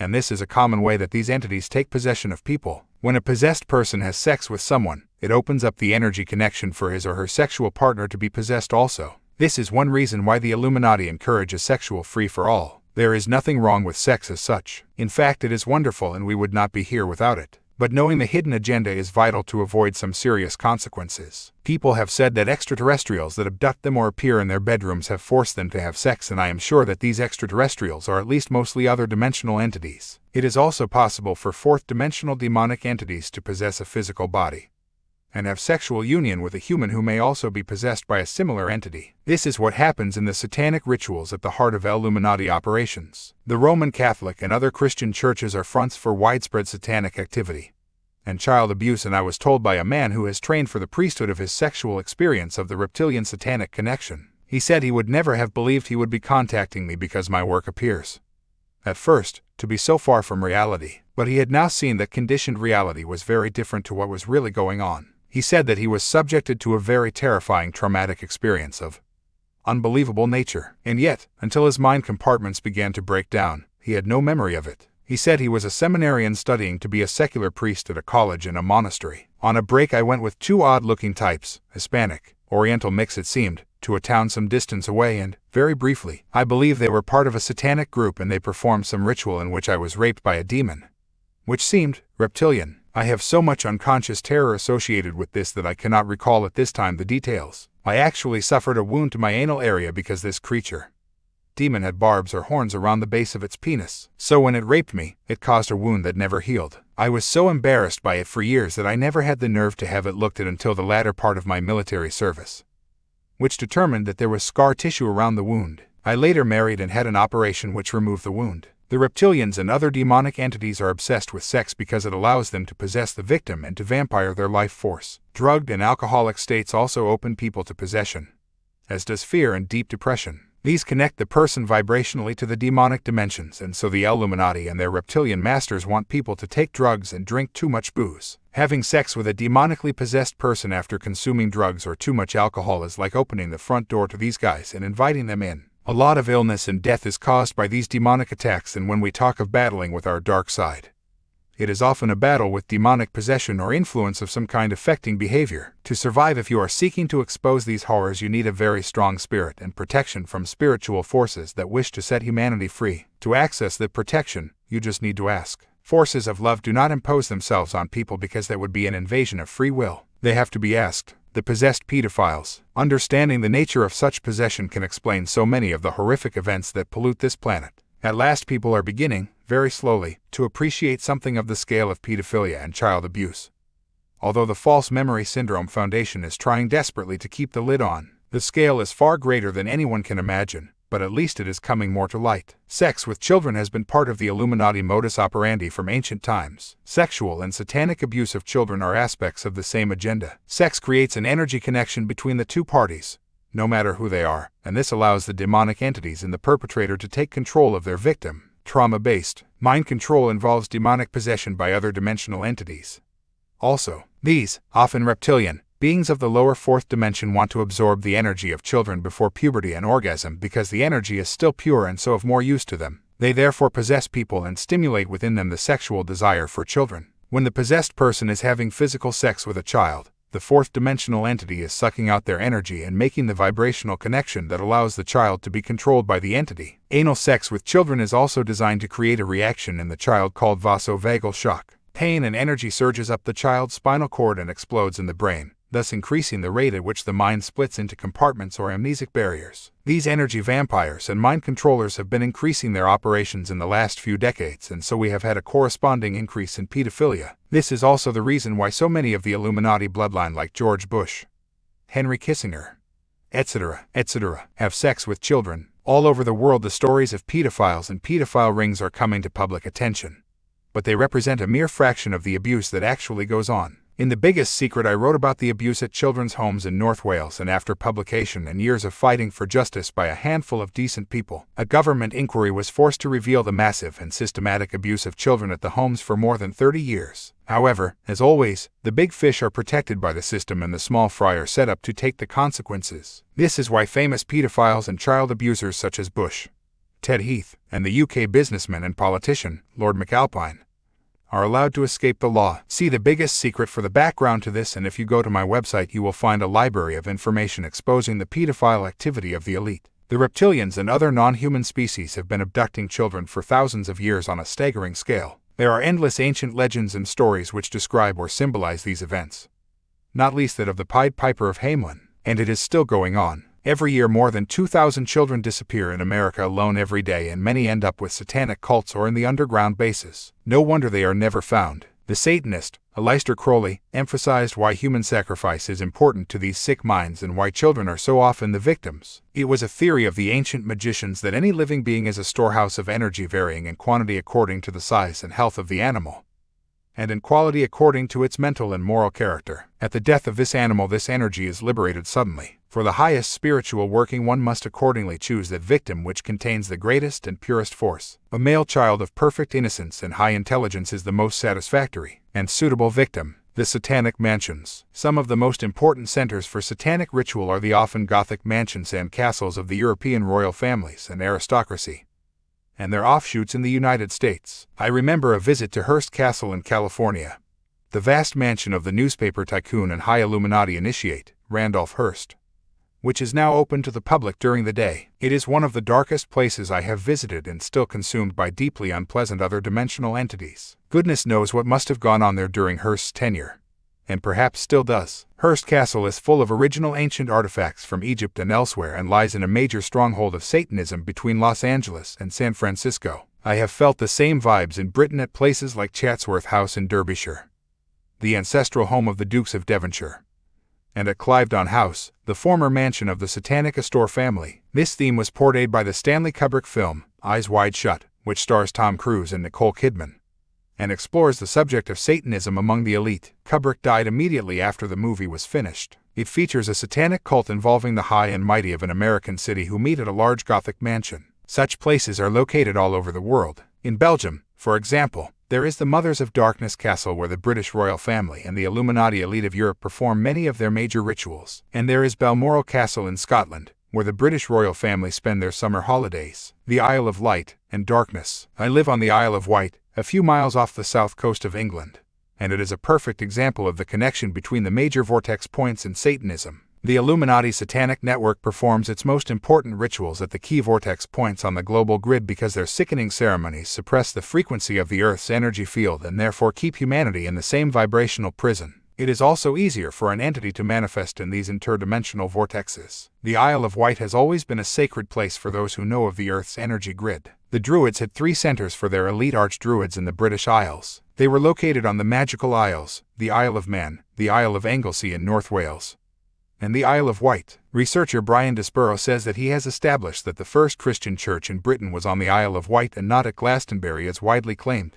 The Christian churches, especially the early ones, were located on the major vortex points as they replaced the pagan religion with their own. Today the Isle of Wight is a sacred place for Satanists because of its importance to the global energy grid. Author Mark Amaru Pinkham says that in ancient times it was called the Dragon Isle and could be the pivotal vortex in the northern grid of the planet. Funnily enough, so many dinosaur bones have been found here that they have opened a dinosaur museum to exhibit them. Satanism is rampant on the island and involves famous names from the mainland British Isles as well as leading figures in island business, politics, police, the legal profession, and social services. There are 2 distinct faces to the Isle of Wight, also formerly known, apparently, as the Isle of Light. There is the one you see and the one you don't. The one you see is a stunning landscape and seascape, the beauty that attracted me here many years ago. but the one you don't see is very, very dark indeed. The island has a massive Freemasonic network, astonishingly so for a place with only 125,000 people, and I had many run-ins with them in the 1980s over environmental issues when the Masons were manipulating planning applications for building developments that were making some of them a fortune.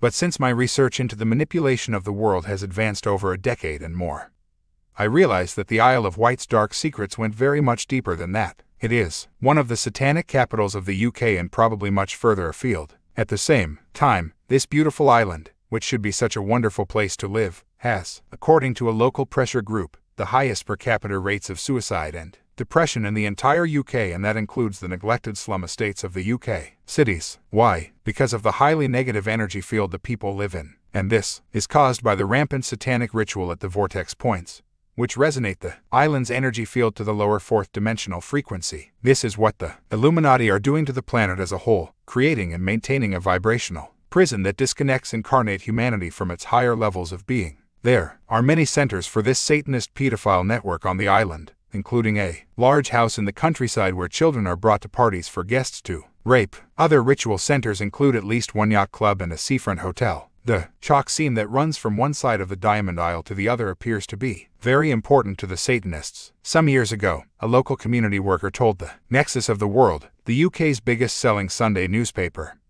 about the horrific satanic rituals and sacrifice on the island and the involvement of Freemasonry, local politicians, council administrators, hotel owners, and other business people, but nothing was done. It was just covered up. I have spoken to others who know what goes on, and the story of the Isle of Wight is horrific, but the local media don't want to know. Yet again, Ted Heath, the former Prime Minister who took the UK into the European community, is among those named by victims who have suffered unbelievable abuse on the island. Heath has been named to me by so many people who were abused and tortured by him as children. I have exposed him in The Biggest Secret in this book as a shape-shifting Satanist who tortures and sacrifices children. I am told that Heath is a regular guest at the secluded Priory Bay Hotel on the east of the island, and that former government minister Peter Mandelson also stays there, although I have not been able to confirm this at the time of publication. Mandelson is known to fellow MPs as the Prince of Darkness and has been forced to resign twice from government office over financial and misuse of power allegations. He has played a leading role for the Illuminati within Tony Blair's Labour Party. Both Heath and Mandelson are members of the Illuminati's Bilderberg Group, which I will highlight in a later chapter. Coincidentally, Tom Cruise and Nicole Kidman, stars of Eyes Wide Shut, have apparently been guests at the Priory Bay Hotel,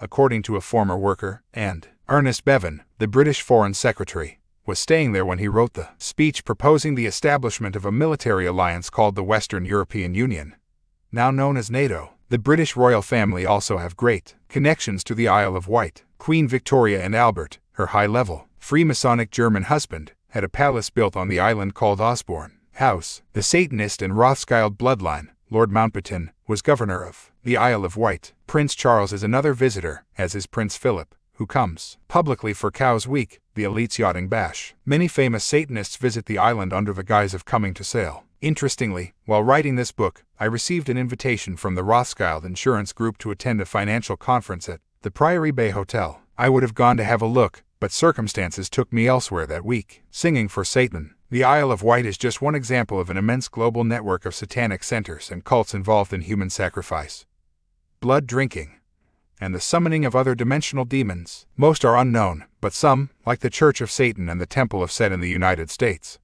have received mainstream publicity. The Church of Satan was founded on April 30, 1966 by Anton Chandor LaVey. April 30th through May 1st is one of the most important ritual dates in Satanism. LaVey's maternal grandmother came from Transylvania, legendary home of the blood-sucking vampire in what we call Romania. This is the region of Dracula, and many of the most important Illuminati bloodlines are connected with the area. LaVey, it is claimed, discovered Marilyn Monroe working in the strip clubs and used his contacts to make her a movie star. More like she was a multiple personality mind slave. Hollywood or Hellwood, the sacred wood of the Druids, is awash with Satanists, as is the entertainment industry in general. Among LaVey's connections in entertainment and politics were President John F. Kennedy, Frank Sinatra, Sammy Davis Jr., Peter Lawford, and Jane Mansfield. Sammy Davis Jr. was an early member of the Church of Satan, and the actress Jane Mansfield, who died when she was beheaded in a car crash in 1967, was a high priestess. Frank Sinatra was a handler and abuser of mind-controlled slaves, and, as you can appreciate,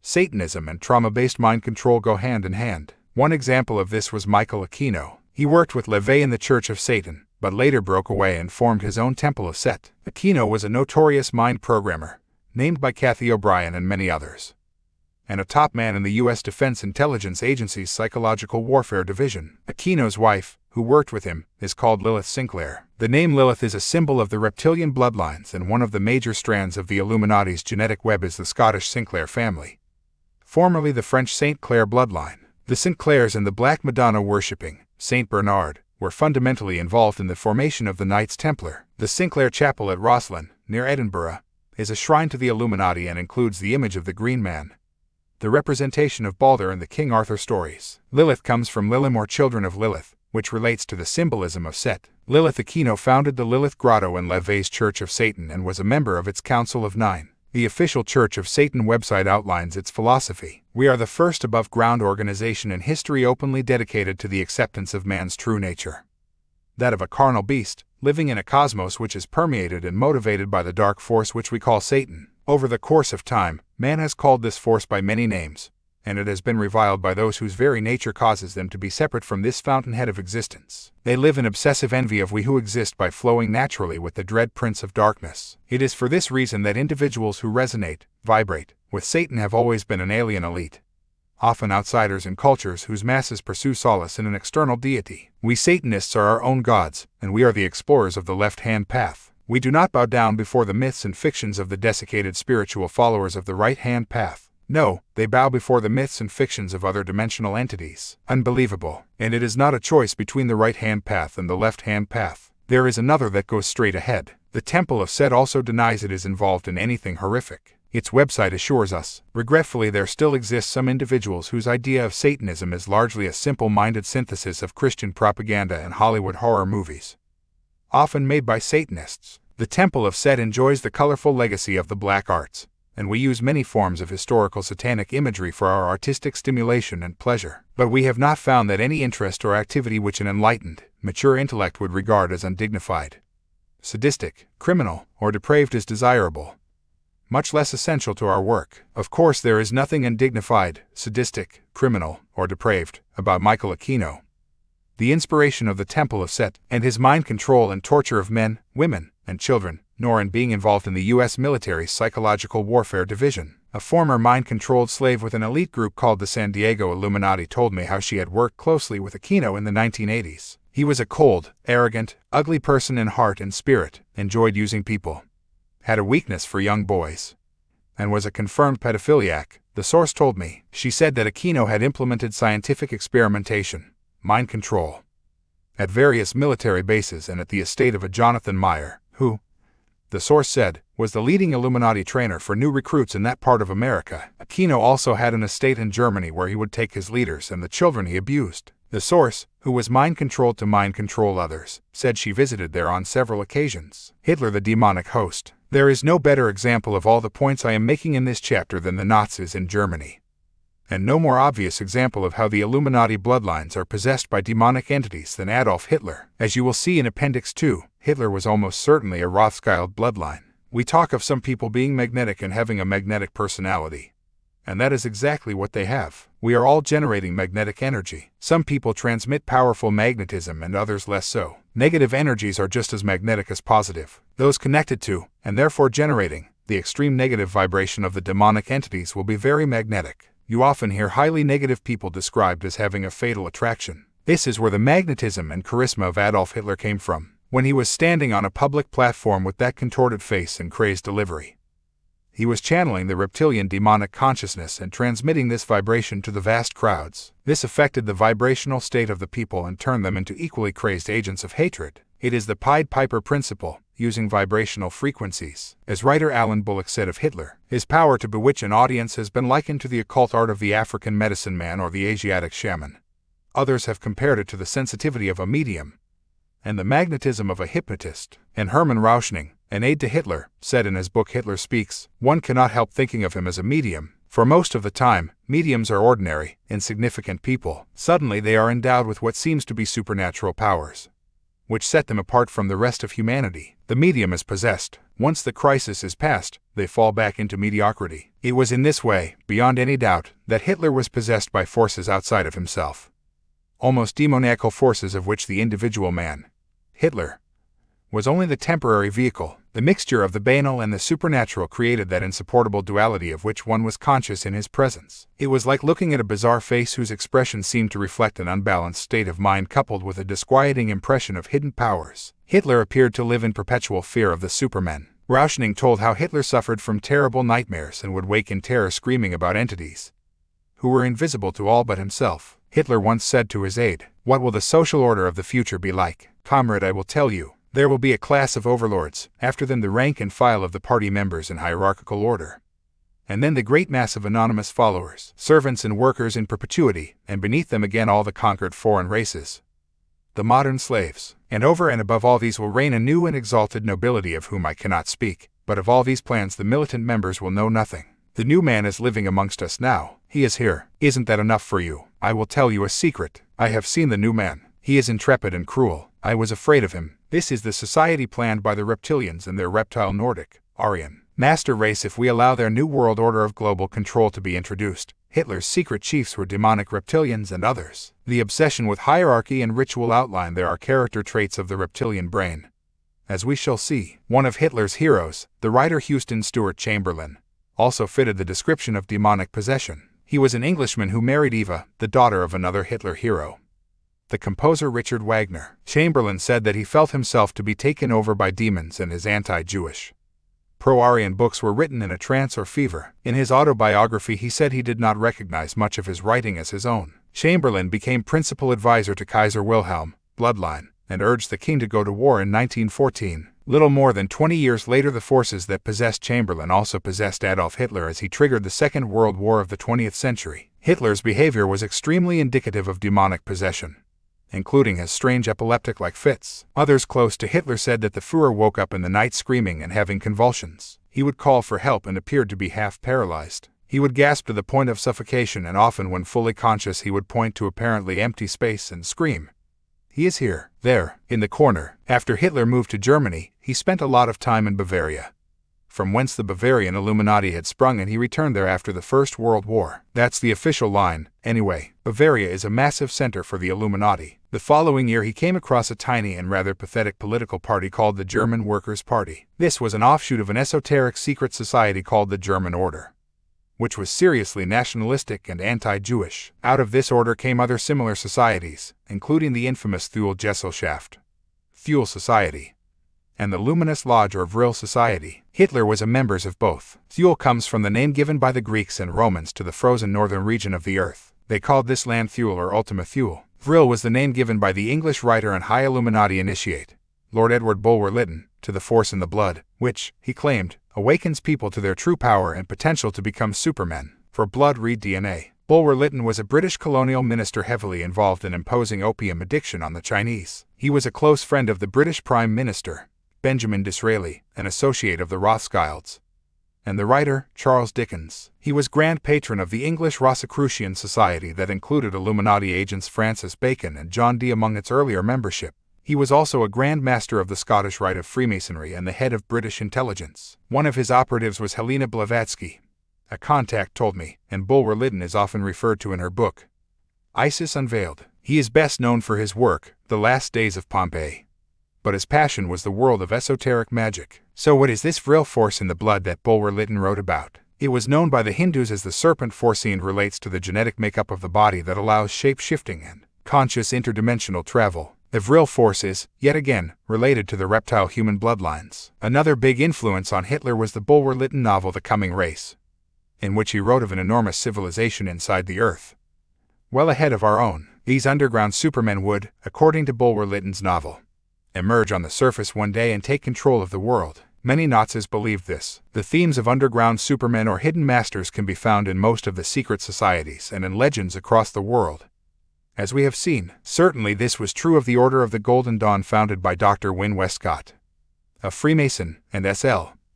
Mathers. They called their masters the secret chiefs and devised rituals to contact them. In the 1890s there were temples of the Order of the Golden Dawn in London, Edinburgh, Bradford, Weston-super-Mare, and Paris, where Mathers made his home. One of their secret signs was the pointed arm salute that the Nazis would use when saying Heil Hitler. Remnants of the Order of the Golden Dawn continue to this day, but the original version splintered after a row between the Mather faction and the Satanist Aleister Crowley, which split the membership. Crowley then became involved with the Order of Oriental Templars, or OTO, in 1933.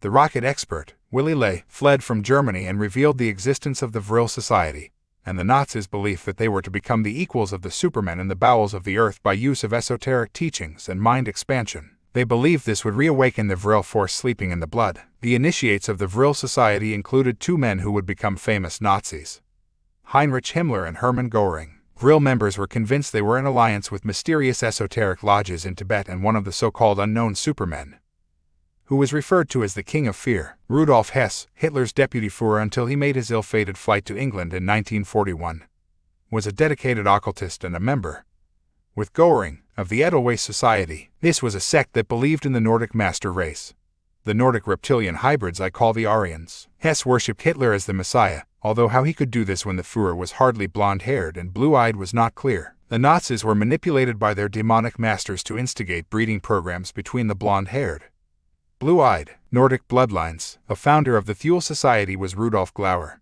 an astrologer who changed his name to the grand-sounding Baron von Sebetendorf. His demands for a revolution against Jews and Marxists turned the Thule Society into a focus for the anti-Jew, anti-Marxist German master racers. Out of all this came the German Workers' Party, which would become the Nazi Party. Another committed occultist and friend of Sebetendorf was highly significant. This was Dietrich Eckart, a heavy drinking, drug-taking writer who believed he was here to pave the way for a dictator of Germany. He met Hitler in 1919 and decided he was the one, the Messiah, he was looking for. It is Eckart who is credited with Hitler's advanced esoteric knowledge and the black magic rituals that plugged him so completely into the demonic reptilians. From now on, Hitler's power to attract support grew rapidly. Eckart wrote to a friend in 1923, "Follow Hitler. He will dance, but it is I who have called the tune. We have given him the means of communication with them. Do not mourn for me, I shall have influenced history more than any other German." Other significant thinkers and groups that influenced the gathering Nazi philosophy were two German esoteric magicians, Guido von List and Lance von Liebenfels. At the summer solstice, List used wine bottles on the ground to form the symbol of the Hermetic Cross, also known as the Hammer of Thor. It was the badge of power in the Order of the Golden Dawn, and we know this symbol as the swastika, an ancient sun symbol of the Atlanteans Phoenicians. The original swastika was right-handed, which, in esoteric terms, means light and creation, the positive. The Nazis reversed this to symbolize the left-hand path, black magic and destruction. Lance von Liebenfels, real name Adolf Lance, used the swastika on a flag that flew over his temple overlooking the Danube, and for these two black magicians it symbolized the end of Christianity and the dawning of the age of blonde-haired, blue-eyed Aryan supermen. They believed in the racial inferiority of those they called the dark forces, such as the Jews, Slavs, and Negroes. Liebenfels recommended castration for these people. The two Vons, List and Liebenfels, were to have a massive influence on Adolf Hitler. In 1932, with Hitler on the verge of power, von Liebenfels would write to a fellow believer, "Hitler is one of our pupils. You will one day experience that he, and through him we, will one day be victorious and develop a movement that will make the world tremble." Heinrich Himmler, the head of the SS, was another dedicated occultist who was into all matters esoteric. He used this knowledge in the blackest of ways. Himmler was particularly interested in the rune stones. This is a system of divination in which stones, carrying symbols, are thrown or selected and the choice or combination read by an expert. It was Himmler who formed the notorious SS and, as with the swastika, he chose an esoteric symbol for his horrific organization. This was the double S or Sig rune, which looks like two flashes of lightning. The SS was a virtually self-contained body and the epitome of all the esoteric knowledge in which the Nazis believed so passionately. Only those considered racially pure were allowed to join, and instruction in the esoteric arts, including the rune stones, was fundamental to their training. The SS was run and governed as a black magic secret society. Their rituals were taken from others, such as the Jesuits and the Knights Templar. The highest-ranking initiates were the 12 members of the Grand Council of Knights led by the 13th, their Grand Master Heinrich Himmler. Their black rituals were performed at the ancient castle of Wewelsburg in Westphalia. They celebrated the rituals of the Nordic pagans and the summer solstice. Here they worshipped Satan, Lucifer, Set, whichever name you prefer. Prince Bernhard of the Netherlands, a reptilian Habsburg and Merovingian bloodline, was a member of the SS. Bernhard was one of the founders of the Illuminati Front, the Bilderberg Group, and is an extremely close friend of Prince Philip. The esoteric arts pervaded all that Hitler and the Nazis did, even down to the use of pendulums on maps to identify the positions of enemy troops. The mass rallies that Hitler used so effectively were designed with the knowledge of the human psyche and how it can be manipulated. In the book, Satan and Swastika, Francis King says, Hitler's public appearances, particularly those associated with the Nazi Party's Nuremberg rallies, were excellent examples of this sort of magical ceremony. The fanfares, military marches, and Wagnerian music all emphasize the idea of German military glory. The mass swastika banners in black, white, and red filled the consciousness of the participants in the rallies with National Socialist ideology. The ballet-like precision of the movement of the uniformed party members, all acting in unison, evoked from the unconscious the principles of war and violence, which the ancients symbolized as Mars, and the prime rituals of the rallies. Hitler clasping to other banners. The blood banner carried in the Munich Putsch of 1923 was a quasi-magical ceremony designed to link up minds of living Nazis with the archetypal images symbolized by the dead National Socialist heroes of the past. The relio-magical aspects of the rallies were emphasized by the fact that their high points were reached after dusk and took place in a cathedral of light and open space surrounded by pillars of light coming from electric searchlights pointed upwards to the sky. If a modern ritual magician of the utmost expertise had designed the ritual intended to invoke Mars, he could not have come up with anything more effective than the ceremonies used at Nuremberg. And what applied then, applies now. The esoteric knowledge used by the Nazis for mass hypnosis on the German people is being used today to expand the global hypnosis within the human race. Symbols, words, colors, sounds, and techniques of which the public are not even aware are being used in the media and in advertising to hypnotize us. The propaganda ministry of Joseph Goebbels was based on the esoteric knowledge of the human psyche. He knew that people would believe anything if you tell them often enough, and if you can engineer events which create the something must be done mentality in the public mind. He used colors, symbols, and slogans to great effect. The slogans were used like mantras and were repeated over and over again, hypnotizing the mass psyche. All alternative views and information were censored and the people were programmed to respond as desired. What is the difference between that and the constant drip of inaccurate and biased information that is fed to us and our children by the media day after day? It may not have a swastika on it, but it is still mass hypnotism. It would seem to be a contradiction that Hitler sought to destroy secret societies like the Freemasons and to prevent the use of esoteric knowledge in German society. But it isn't. He knew as much as anyone of the power available to those with this knowledge, and he wanted to keep that for himself. In truth, the Nazis were created and controlled by the secret society underground and ultimately by the demonic reptilians. They believed the Sumerian gods were the extraterrestrial master race. They launched expeditions to North Africa, Rennes-le-Château and Montségur in Cathar country, and to Tibet, where they believed the underground supermen were based. The Nazi connection with Tibet was confirmed when the Russians arrived in Berlin at the end of the war to find many dead Buddhist monks who had been working with the Nazis. The Nazis did not disappear in 1945. They just went underground or changed their name. The inner core of the Nazi secret society network was the Black Order, which continues today and is reported to be the innermost circle of the CIA. Allen Dulles, the first head of the CIA, was a Nazi supporter. See and the truth shall set you free, and he was a key force behind Project Paperclip that protected Nazis like Joseph Mengele after the war and took them to America. At the same time, John Foster Dulles, Allen's brother, was the U.S. Secretary of State. The Dulles family are cousins of the Rockefellers, bloodline in other words. Reinhard Gehlen, the man appointed by the Allen Dulles to set up the CIA network in Europe, was one of Hitler's SS chiefs. Gehlen said it was not so much employment as a gentleman's agreement with Dulles. Meanwhile, the Nazis considered expendable were sent to the Nuremberg show trials, which were designed to cover up what really happened. See and the truth shall set you free for the detailed story. The two sides in Ireland. What I have just described in relation to Hitler and the Nazis is the basic method of choosing and bringing to power the major political, economic, military, and media figures throughout the world. The decades of violence and civil war in Northern Ireland are not all that they seem. A contact called Jim Cairns has spent many years uncovering the scale of Satanism and child abuse in Northern Ireland and the Irish Republic. More than that, he realized that the leaders of the two opposing terrorist groups, the Catholic era and the Protestant paramilitary group, the UVF, were members of the same satanic covens. This fits with the evidence I have found all over the world. Again and again opposing sides turn out to be the same side, the Illuminati.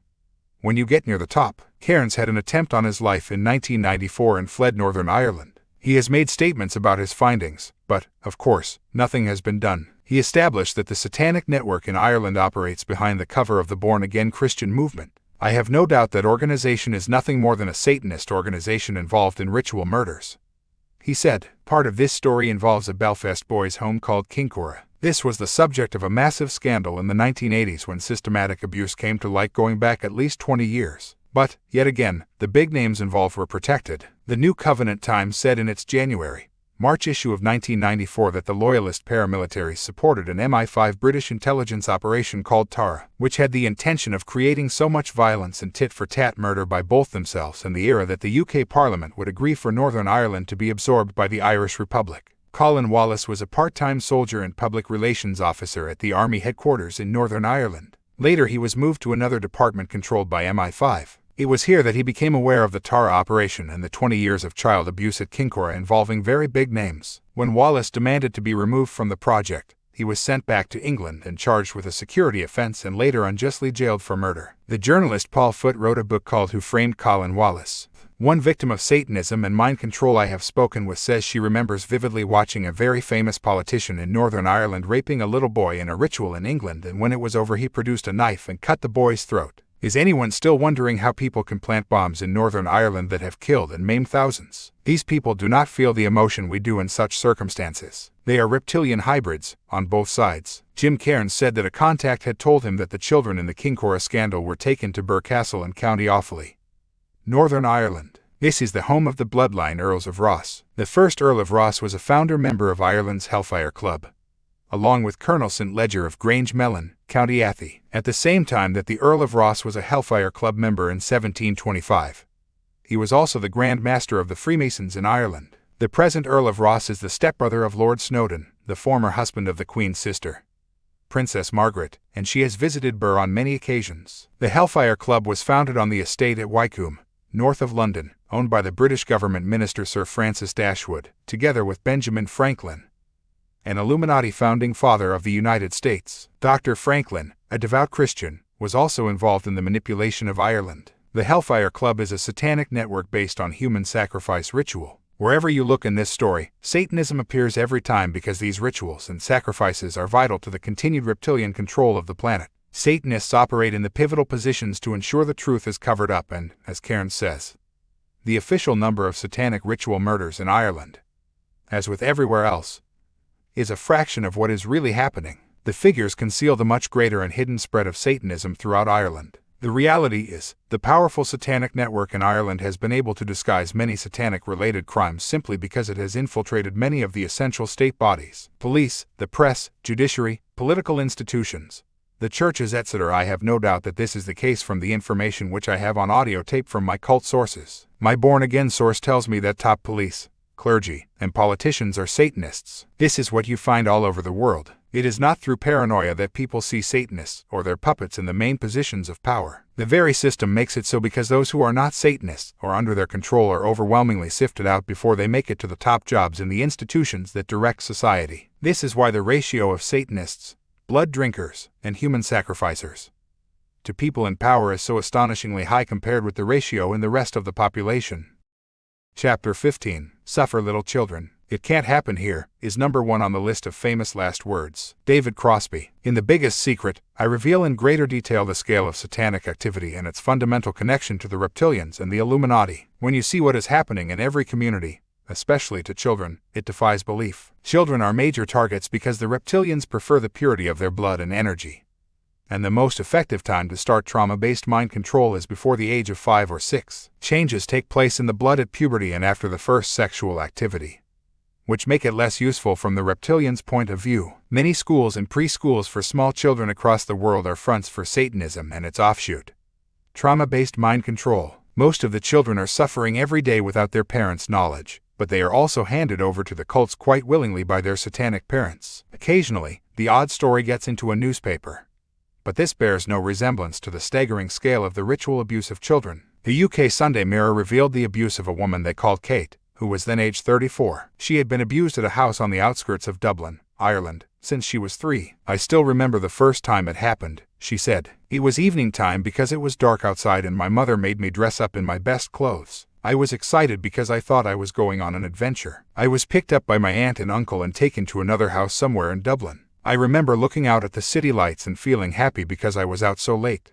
But when I got to the house I became scared because everyone was dressed in dark gowns and hoods. I was stripped and made to lie down on a table in the living room. It was cold and I was absolutely terrified. So I started screaming and shouting for my mother. She was smeared with blood and assaulted again and again. She said the terror she felt was indescribable and she was in terrible pain. The table was surrounded by strangers in robes and hoods holding crucifixes, chalices and knives encrusted with jewels, and they were chanting in some strange language.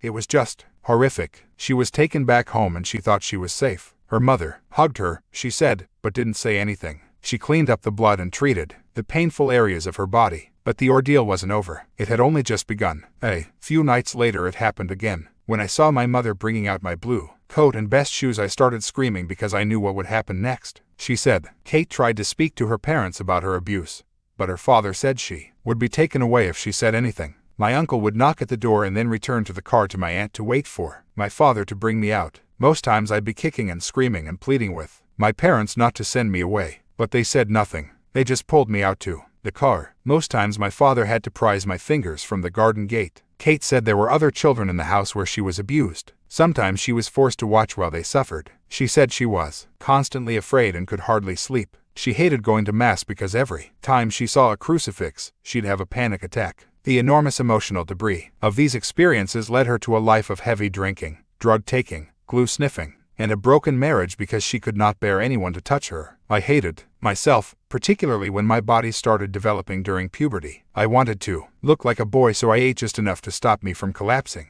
I was 6.5 stone at my lowest point. Now this is not an isolated case. It is happening around you, in your neighborhood now. That's the scale we are talking about. Rape crisis centers in Ireland were told so many bizarre tales of ritual abuse that a special helpline was created for them. Fiona Neary, the national coordinator of the rape crisis centers, said, "We could be talking about high levels of organized abuse which could almost be beyond the belief of many of the agencies tasked with dealing with this problem." Although it is unrecognized, ritual abuse does take place in Ireland, and survivors of this type of abuse live here. Elaborate ritual, group activities, religious, magical or supernatural beliefs and practices may be used to terrify and silence children and to convince them of the absolute power of their abusers. The purpose of these rituals is to gain and maintain access to children in order to exploit them sexually. There is also evidence that some of the groups would exchange children to other groups abroad. It is a vast global network, fundamentally connected to the Illuminati and reptilians, and if you read the chapters, Satan's Children and Where Have All the Children Gone? In The Biggest Secret, you'll see a stream of evidence to support this. The overwhelming majority of human sacrifice and other ritual abuse goes on unexposed, and when it does come to light, the big names involved are protected, as with Kincora in Northern Ireland and the Children's Home scandal in North Wales. One of the most famous cases was at the McMartin Day Care Center in Los Angeles, where 369 children said they had been sexually abused. The False Memory Syndrome Foundation has worked extremely hard to persuade people to dismiss the stories as fantasy. The children told of animals being slaughtered and other satanic rituals. They described how they were buried, locked in the dark, and taken to different locations to be abused. These included a grocery store, church, cemetery, and a crematorium. The children said they were forced to drink blood and urine, and they saw the eyes of a baby ripped out and its body incinerated. Others said that a rabbit was killed in front of them to show what would happen if they told their parents. The case was under investigation for 4 years, on trial for 2.5 years, involved 124 witnesses, 50,000 pages of transcript, and cost almost $23,000 a day, but in the end the case fell apart and those responsible escaped with their freedom. Crucial to the children's stories was their description of a network of secret tunnels under the building, through which they said they were taken to be abused. It was claimed at the trial that there was no evidence that these tunnels existed, but 5 months after the files were closed on the McMartin case and the official cover-up completed, a team of trained investigators and excavators uncovered the tunnel system that connected to a vaulted room under the daycare center. They extended out to adjacent buildings, where the children said they had been taken before they were driven to other locations. In 1991, an independent archaeologist also confirmed the existence of the tunnels and an alarm system inside the center. In other words, the children had been telling the truth. In Britain there have been, among many others, cases in Orkney, Nottingham, Rochdale, and Cleveland. Each time the social workers trying to expose satanic abuse have been subjected to a blitz of condemnation by the mainstream media, with the Mail on Sunday particularly vehement in its opposition. It went so far on one occasion as to describe the specter of Satanism as hysterical nonsense. Such remarks are so at odds with the worldwide evidence that they can only be the work of an uninformed idiot, quite possible, or someone who wishes the truth to remain undiscovered as a result of such imbalanced coverage and, of course, the stunning nature of the children's evidence. Most cases do not even come to trial. Even when they do, very few lead to conviction. The public would rather accept the allegations are not true because they don't want to believe that such horrors are happening. Unfortunately, they are, on a vast scale, and if you go into denial about it because you don't want to face the truth about your world, then you are helping to perpetuate this unspeakable treatment of children. As Caroline Leckire of the National Association of Young People in Care said, "I can understand people finding it difficult to believe. It's extraordinary. But yet, everything is showing that it is happening. Young kids are drawing the type of thing that doesn't come on TV. I have been dealing with this for the last 2 years. I have come across many cases of ritualistic abuse, and a lot of it happens all over the place. People have really got to wake up." Coordinated cover-ups. As I've said, satanic ritual abuse is a global network. Another pyramid of interconnecting groups, with the high and mighty of society among their number. Top politicians, government officials, bankers, business leaders, policemen, lawyers, judges, doctors, coroners, publishers, editors, and journalists. The satanic network is structured with self-contained compartments, like the Freemasons. And remember what Jim Shaw, the former 33rd degree Mason, said: "The Mason swears to keep the secrets of another Mason, protecting him even if it requires withholding evidence of a crime. In some degrees, treason and murder are accepted. In other, higher degrees, there are no exceptions to this promise to cover up the truth. The obligations, if the Masonic teachings are to be believed, may require a Mason to give false testimony, perjure himself, or, in the case of a judge, render a false verdict in order to protect a Mason. For Satanists, the severe consequences of revealing secrets or refusing to carry out an order are not threats, they are promises." The Illuminati and their satanic networks place their people in the major positions of power in all the areas they need to control to prevent proper investigation or to ensure that any high-profile case that does get to court always fails. You don't need to control all the policemen to stop an investigation. You just need to control the person who controls the policemen. You don't need to control every social worker, just the people who control the social workers. In other words, you only need to control the very few people who have the power to call off an investigation when necessary. These placemen and women are controlled by the same force, and so the cover-up can be carefully coordinated through people who appear,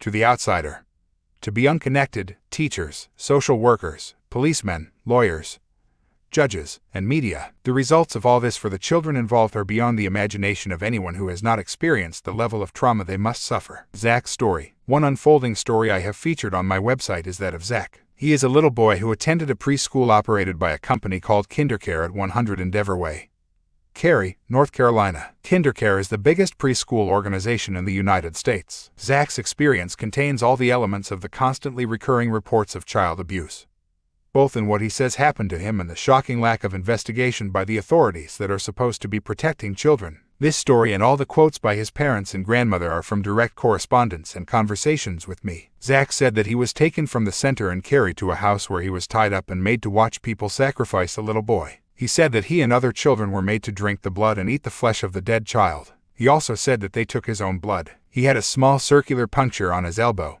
which looked like a mole was growing there. He said this is where they put the needle knife into him. He has also talked of large spiders he saw in movies on these occasions and of seeing bad movies all the time. The mother of another boy at the center, a 4-year-old called Tyler, said her son had asked her if it was all right for people to eat each other. Zach talked about a green party at the school in which the children were given green food and juice. He said the children were given gifts at the party, but he was given poop. When asked if anyone else got poop, and he said, "No, only me. The other kids got cars and things like that." He said the sandwiches were all green with yucky mustard and there was blood. Susan, his grandmother, asked him what happened when he wouldn't eat it, and he said, "We all went to sleep." He also said, "They put blood in the oatmeal at the school." Hearing his mother on the phone talking to someone about tunnels, he said he didn't like the tunnels at school. His grandmother, Susan, asked him what was in the tunnels, and he said, "There is blustering toys and I didn't want to play with them." She asked what the toys did and how he played with them. He said, "They blow everything around and make it cold. They like everything to be cold." Zach said that one of the people involved was called Camelot and he turned into a dragon. His parents told me that Zach, who was just 5, began to talk about the Anunnaki, and when he was asked what they were, he said they were the gods. He said that he learned about the Anunnaki at the bad school. His grandmother, Susan, asked him if he had ever heard the word Dingur.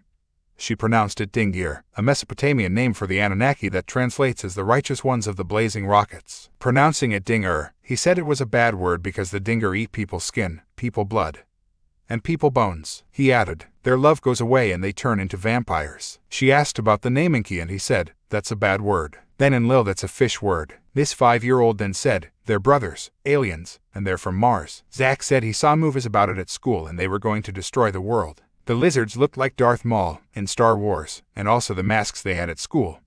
He told his grandmother. One day he saw a picture of France. He pointed to a place near the Alps called Gorda in Verona and said, that's where the armies are saving people for the reptiles. Susan asked him where he heard about reptiles and he said the people at the mean school told him they were reptiles. He said, aliens like to come here at Halloween and Easter. They like Easter. Susan also realized that Zach pronounced words strangely as in fix ed, try ed, and spill ed. Zach first told his grandmother what had happened when she went to visit the family the week before Halloween in 1999. He later said that he did not tell his mom and dad because the bad people had said that his parents were involved in what was happening.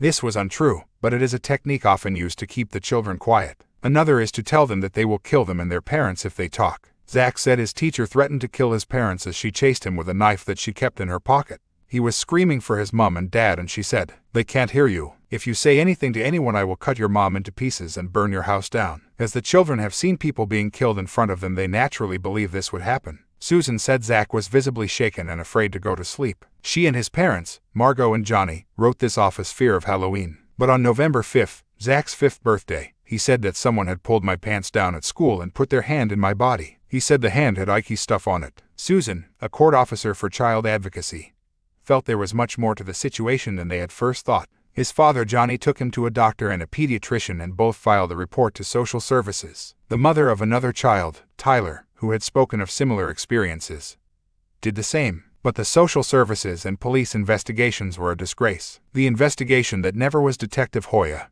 the head of the Cary Police Child Crisis Unit, said that Zach's behavior was normal. One wonders what this guy would consider abnormal. Susan called every department of child services and every time was referred to another department. Finally, the woman in children's mental health asked her what she wanted to happen. I told her I wanted these activities to stop, Susan said. The woman's response was that no one would take this case and they were better off trying to do it themselves. Finally, a chance meeting at the police station with the new mayor focused the attention of the authorities. A detective was sent to interview the children and with him was the woman in charge of the preschool section of social services. The detective, Stephen Lambert, seemed sincere and had a tape recorder running during the entire visit. When I spoke to him later, he seemed to me to be a pawn in a game he didn't understand. Zach's father asked the woman from social services how she was going to help them and she said that she wasn't there to help them. Susan recalled, she was just there to talk to the children. Susan told her that she wanted to tape the interviews because they were not allowed to be in the same room. The woman refused. Susan said, she took Tyler into Zach's bedroom and started asking him questions about what happened. I listened outside the door and the detective taped the entire time. When Tyler said that, a lady who still works at the kindercare center showed him her boobies and squirted him. She was postnatal. The social worker asked him if his mommy shows him her boobies. Being only 5 years old, his story got confused and the interview didn't last longer than a few minutes. When she asked for Zach, he refused to go near her or the policeman, even though the policeman seemed concerned and stated he thought something weird was going on. The police and social services appeared to have little interest in pursuing the case. During Zach's time at the kindercare center, he said they did something to him with his glasses. Something so bad that he will only whisper when he mentions it, Susan said. He has never told her what happened, except that they broke them by stomping on them in poop. Staff at the center told Margot, Zach's mother, that he broke them. Zach was given new glasses, but refused to wear them. He said that the eye doctor was mean and put something in his eyes that burned so bad that he cried. The original glasses were turned over to Detective Lambert for analysis for fecal matter. Months later, he said the SBI, State Bureau of Investigation, and the SBI labs did not have the ability to test for fecal matter. The glasses were never tested to see if Zach's story was true, and by the time they got the glasses back, his parents were told the evidence would have been lost. Susan also questioned a very nervous receptionist at Cary Police Department about why they had not received a complete copy of the police report. He said they never give out the investigation notes. I told him that was ludicrous. I have seen many reports in my own experience. I said, shame on all of you. How can you sleep at night? Naturally, he said he slept very well. I guess it's just the babies dreaming about depraved behavior that can't sleep. Is Caligula still alive or what? I contacted the local police department in Cary and the case officer Stephen Lambert confirmed to me that an investigation into Zach's claims was going on. In fact, he said he couldn't speak to me because there was an investigation. Then when I said, "So you can confirm you are investigating?" he said, "No. I can't confirm that." Only when I pointed out the nonsensical contradiction in those two statements did he confirm that indeed he was investigating. He said I could fax him my questions and he would ask his superiors if he could answer them. I faxed the following questions. 1. Where is the tape recording of the first police visit to interview the children? 2. Why did you tell the parents on the second visit that you would arrest the 3 women named, thinking that a center employee would turn state's evidence and then not do it? 3. Why for 6 weeks did you tell the parents you had to keep Zach's glasses because it was a State Bureau of Investigation case? And then say the SBI does not have technology to detect fecal matter. 4. Why do you feel that hearing from 2 completely different children that they saw a preschool teacher take off her clothes does not constitute enough to go on? 5. Why did the parents get an incomplete police report? Not even one word written by an investigator. 6. Have you sought to question other parents at the center about any strange remarks by their children? The police to this day have refused to answer any of those questions, but staggeringly Detective Lambert told Zach's parents that he did not interview other parents at the center. Does Kinder care? I rang the Kindercare Center itself and was told by the new director that she had no idea that such allegations had been made, given that there was a police investigation into them, albeit an excuse for one. That was an extraordinary statement. The director put the phone down on me when I asked other questions, but she did confirm that 2 employees, 2 of the 3 Zach had named in his story, had left the center. I also contacted the corporate headquarters of Kindercare in Portland and they issued a short statement to me through a very nervous PR person called Kathy Vanden Zanden, saying that the claims were unsubstantiated. Of course, sitting in a corporate office on the other side of America, she would have known. I faxed them this list of questions. 1. What is Kindercare doing to investigate the claims of these children? 2. Why, after one boy mentioned 2 names at the center as involved in his abuse, did those 2 people leave the center's employment? 3. Why did an employee I name leave this Kindercare center? Where did she go? Is she still employed by you elsewhere? If so, where? 4. Why did the person the boy calls a name leave the center after the boy told his story? What is this lady's full name? Where is she now? Is she still employed by Kindercare? 5. Why has a new director been appointed at this center and why did she tell me on the phone that she knew nothing of these allegations? 6. Is it correct that Kindercare have refused to allow an employee named by Zach who still works at the Cary Center to take a polygraph lie detector test? Kindercare would not answer any of those questions. I received a letter threatening legal action against me if I did not remove all the information about Zach from my website.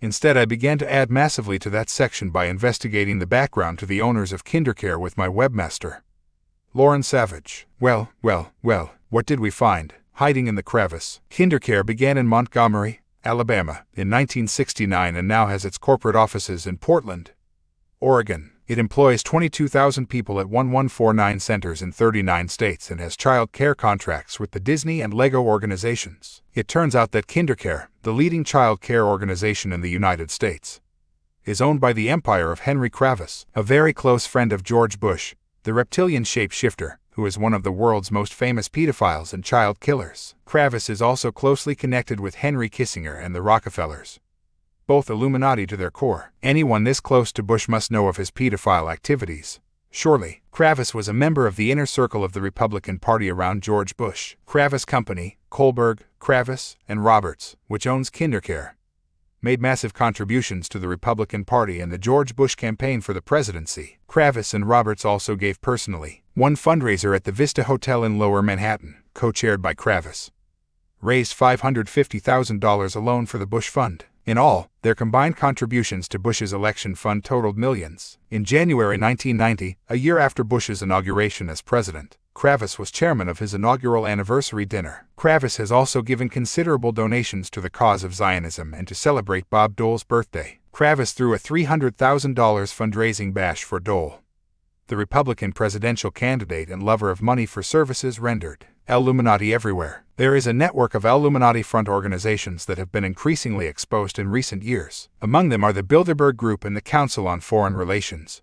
And I will say more about this network in a later chapter. Henry Kravis, owner of Kindercare, is a member of the Council on Foreign Relations and has attended meetings of the Rothschild-Rockefeller-Kissinger orchestrated Bilderberg Group. He was on the guest list at the Bilderberg Bash at Turnberry in Scotland between May 14 to 17, 1998. His second wife, Marie Josie Kravis, a senior fellow at the Illuminati-funded Hudson Institute, is also a Bilderberger and member of the Council on Foreign Relations. Her other connections include being a columnist on the Canadian Financial Post, a director of the Canadian Imperial Bank of Commerce, Ford Motor Company, Hasbro, Inc., Hollinger International, Inc., headed by Bilderberger insider Conrad Black, and the Seagram Company Limited, a fiefdom of those major Illuminati operators, the Bronfmans. She has a number of published works on economics, including Lessons of the Mexican Peso Crisis, January 1996, published by the Council on Foreign Relations Press. The peso crisis was actually manufactured by a ring of major banks, headed by the Rockefellers Chase Manhattan. This lady is just as connected as her husband, quite a duo. Chase, Salomon Bros, BT Securities, and Smith Barney, who also contribute to the Council on Foreign Relations, appear to be involved in the financing of KinderCare, according to a Securities and Exchange Commission filing by KinderCare. Pete Marwick are the company's accountants. Pete Marwick are Council on Foreign Relations contributors, as are KinderCare's other auditors. Deloitte and Touche, Kohlberg, Kravis, and Roberts, or KKR, as they are known, donate to the CFR. Also, why the interest by Bush's friend Ray Kravis in the education of preschool children? They can surely make far more money in so many other ways. Maybe he just wants to help children. Yes, that's probably it. KinderCare also used the Eye of Ra, an ancient Egyptian and Illuminati symbol, in its publicity material before I started to investigate this. When I highlighted this on my website, KinderCare immediately removed the symbol, but they still have their version of the pyramid with the capstone missing. What on earth has the Eye of Ra got to do with preschool education advertisements? And another question, what chance do a 5-year-old boy like Zach and his family have of taking on a corporate giant like this and ensuring a just and open investigation of their case? KKR Coop, collapse it, and run. KKR are based at 9 West 57th Street, Suite 420, New York, NY 10019.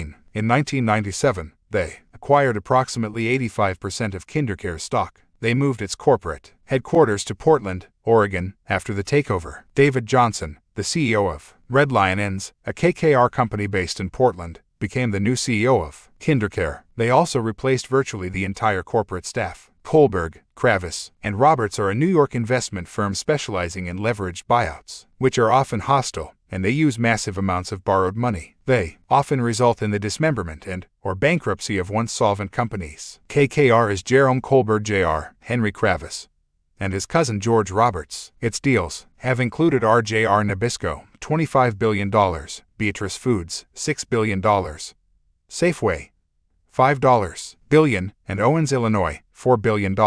Dealing continued in the 1990s with the Bank of New England, K3 Holdings, Consumer Magazines, and TW Holdings, Denny's and Hardee's Restaurants. Other holdings include American Reinsurance, Duracell, First Interstate, Fred Meyer, Stop and Shop, Union Texas, Petroleum, and Walter Industries, according to Hoover's Handbook of American Business 1993. KKR has also acquired the publishing and media operation, PRIMEDIA, which has included magazines like New Woman and 17, online, mortgage lender Nexstar, Regal Cinemas, which have more than 4,100 screens at about 430 theaters in more than 30 states, and the controversial In Schools TV network, Channel 1. Foreign subsidiaries picked up in the takeovers have included Del Monte Malaysia, Del Monte International in Panama, and Bandegua, Guatemala, the Philippine Packing Corp., Associated Biscuits Malaysia, and R.J. Reynolds Tobacco in Malaysia. Their financial backers included Metropolitan Life Insurance of New York, Prudential, ITMA, Northwest Mutual, manufacturers Hanover Trust, Bankers Trust, a backer of KinderCare, and state pension funds in Oregon, Washington, Utah, Minnesota, Michigan, New York, Wisconsin, Illinois, Iowa, Massachusetts, and Montana. I ask again, why would a company like this want to run a preschool operation? Put all this information together and there's a stench that defies fumigation. Here's George again. John W. DeCamp, a former state senator for Nebraska, wrote a book called The Franklin Cover-Up, Child Abuse, Satanism, and Murder in Nebraska, AWR Inc., Lincoln, Nebraska, 1992. In this, he details his knowledge of child abuse involving very famous names, including George Bush, Father George. He was investigating a massive savings and loans fraud at the Franklin Credit Union involving a prominent Republican called Lawrence King, who sang the national anthem at the Republican conventions of 1984 and 88. During these investigations, DeCamp discovered that King was also running a pedophile ring in Omaha, Nebraska, involving the chief of police, the owner of the local newspaper, and many other prominent people. In a video interview made in 1997, and now available through Hidden Mysteries at the David Icke website, he tells of a court case in which a young man was warned that if he told the truth about his abusers he would go to prison for 20 years. They had already done this with a young woman who was abused by the same prominent people. The man chose, hardly surprisingly, to keep quiet. DeCamp describes what happened when he approached the judge. "I said, you know, I am so depressed. I love our system so much. The judge was he just kept saying over and over, I'm just a man, I'm not a god. I'm just a man, I'm not a god. I can only do with the things I'm given, the evidence." He was right, I suppose. I said, everybody knows the truth. Everybody knows the truth. Every official, every judge, including you. He said, yeah. Then he said something else. He said, I can't change it, but I can help you understand it. If you want to understand Franklin, if you want to understand the Franklin cover-up, you want to understand what really happened, go read Billy Budd. If you want to understand what happened in Franklin, you won't agree, you won't like it, go read Billy Budd. I said, who the blazes is Billy Budd? He said, just go read it, you'll understand. DeCamp said the story of Billy Budd did help him to understand why a young abused woman went to prison, why 20 people he identified in his books were killed, and why things are as they are in Washington, D.C. Billy Budd was written by Herman Melville, the author of Moby Dick, and it is set in the great days of the British Navy when Britannia ruled the waves. Billy Budd is a teenage boy who finds himself in a squabble with a tough guy superior on a British ship. The superior dies in an accident, but Billy Budd is charged with his murder and faces a court-martial. A series of witnesses testify that Billy is innocent and that the dead superior was probably one of the most vile people on earth. But despite this evidence, the officers on the court-martial decide that they can't find him innocent because it would break down the system of absolute control they believed was necessary to prevent a mutiny. And there you have it. Innocent people go to jail, guilty people go free, and untold numbers of abused children go unheard to keep the system of control in place by protecting the famous political, economic, media, and military names who abuse, torture,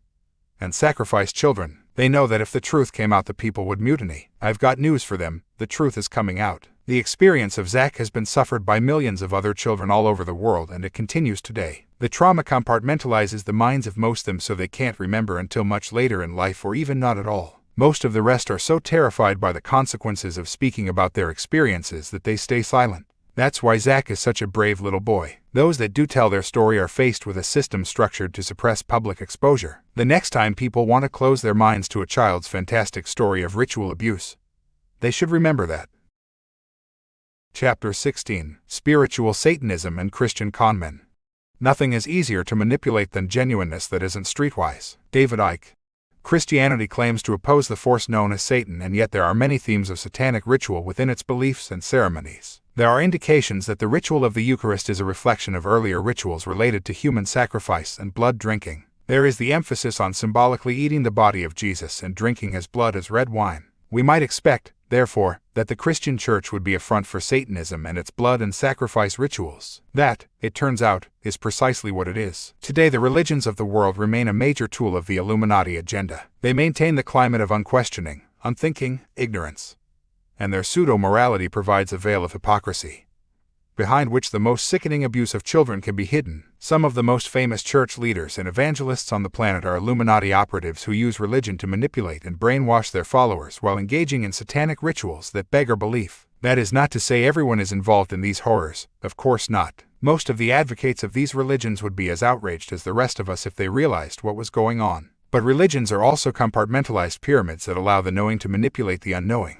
Satanism and child abuse are an epidemic within religious institutions, and the wave of child abuse cases in the Roman Catholic Church and others are a tiny fraction of what is really happening. What better way to hide your satanic rituals and networks than within a Christian church that condemns the work of Satan? What better way to hide your child's sexual abuse than within a Christian church that worships gentle Jesus? And, with so many churches built on ancient pagan religious sites, energy vortexes, and ley lines, the Satanists desire access to those Christian buildings for their rituals. This they can do if they control the church. Dr. Lorda Fox is a Christian psychiatrist who has worked with many victims of Satanism and trauma-based mind control or multiple personality disorder. She wrote in The Spiritual and Clinical Dimensions of Multiple Personality Disorder, Books of Sanger de Christa, Salida, Colorado, 1992. Some Satanists have invaded the church as it is the perfect cover for them. They masquerade as angels of light and gravitate towards positions of leadership in order to have more influence. Because much of what they say is sound doctrinally,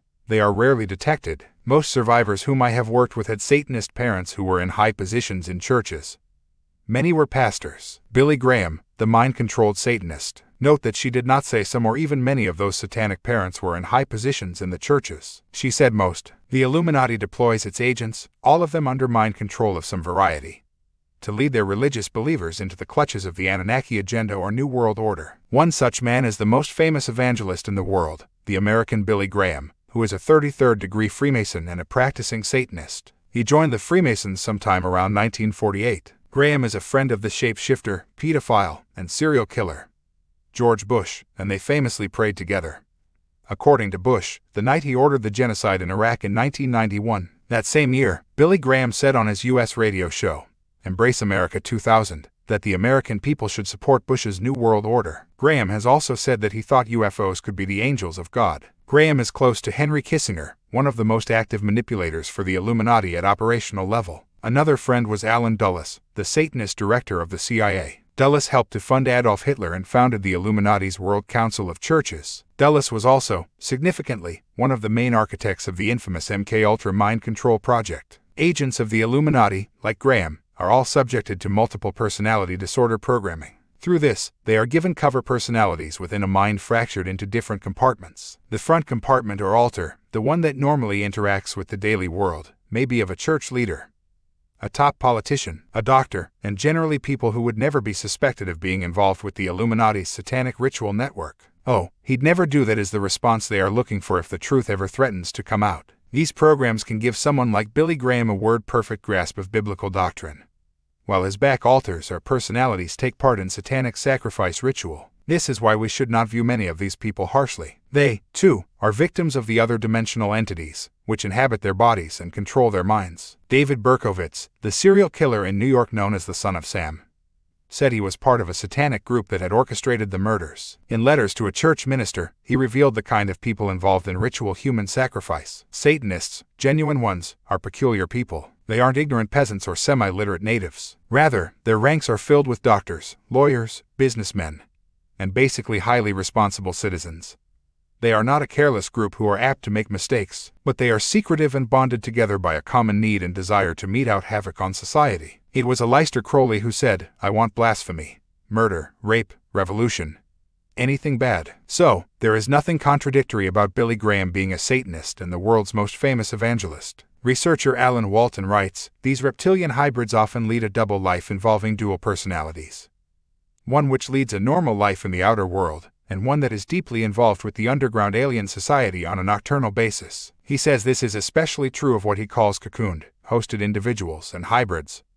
Abductees. Graham's bloodline goes back to Jacob Frank, the leader of a Hebrew satanic cult called Sabbatianism, and this later became known as Frankism. The Rothschilds were involved with Frankism, and the truth shall set you free. Jacob Frank taught his followers to convert to another religion and to use that front to hide their Satanism. When Graham's ancestors first came over to America, they were from the Frank family. The American researcher Fritz Springmeier, himself a Christian, exposed Graham as a Satanist in his book Be Wise as Serpents in 1991. He expanded on this theme with the recovering mind control victim Cisco Wheeler in their book The Illuminati Formula to create an undetectable total mind-controlled slave. Springmeier, C. Clackamas Road, Clackamas, Oregon, 97-15199-6. Their sources included eyewitnesses and those who claimed to have been abused by Graham. Among other sources was a member of the Illuminati's Council on Foreign Relations who is secretly against the New World Order, an operative with the U.S. National Security Agency, who opposes the Illuminati, a high-level CIA administrator,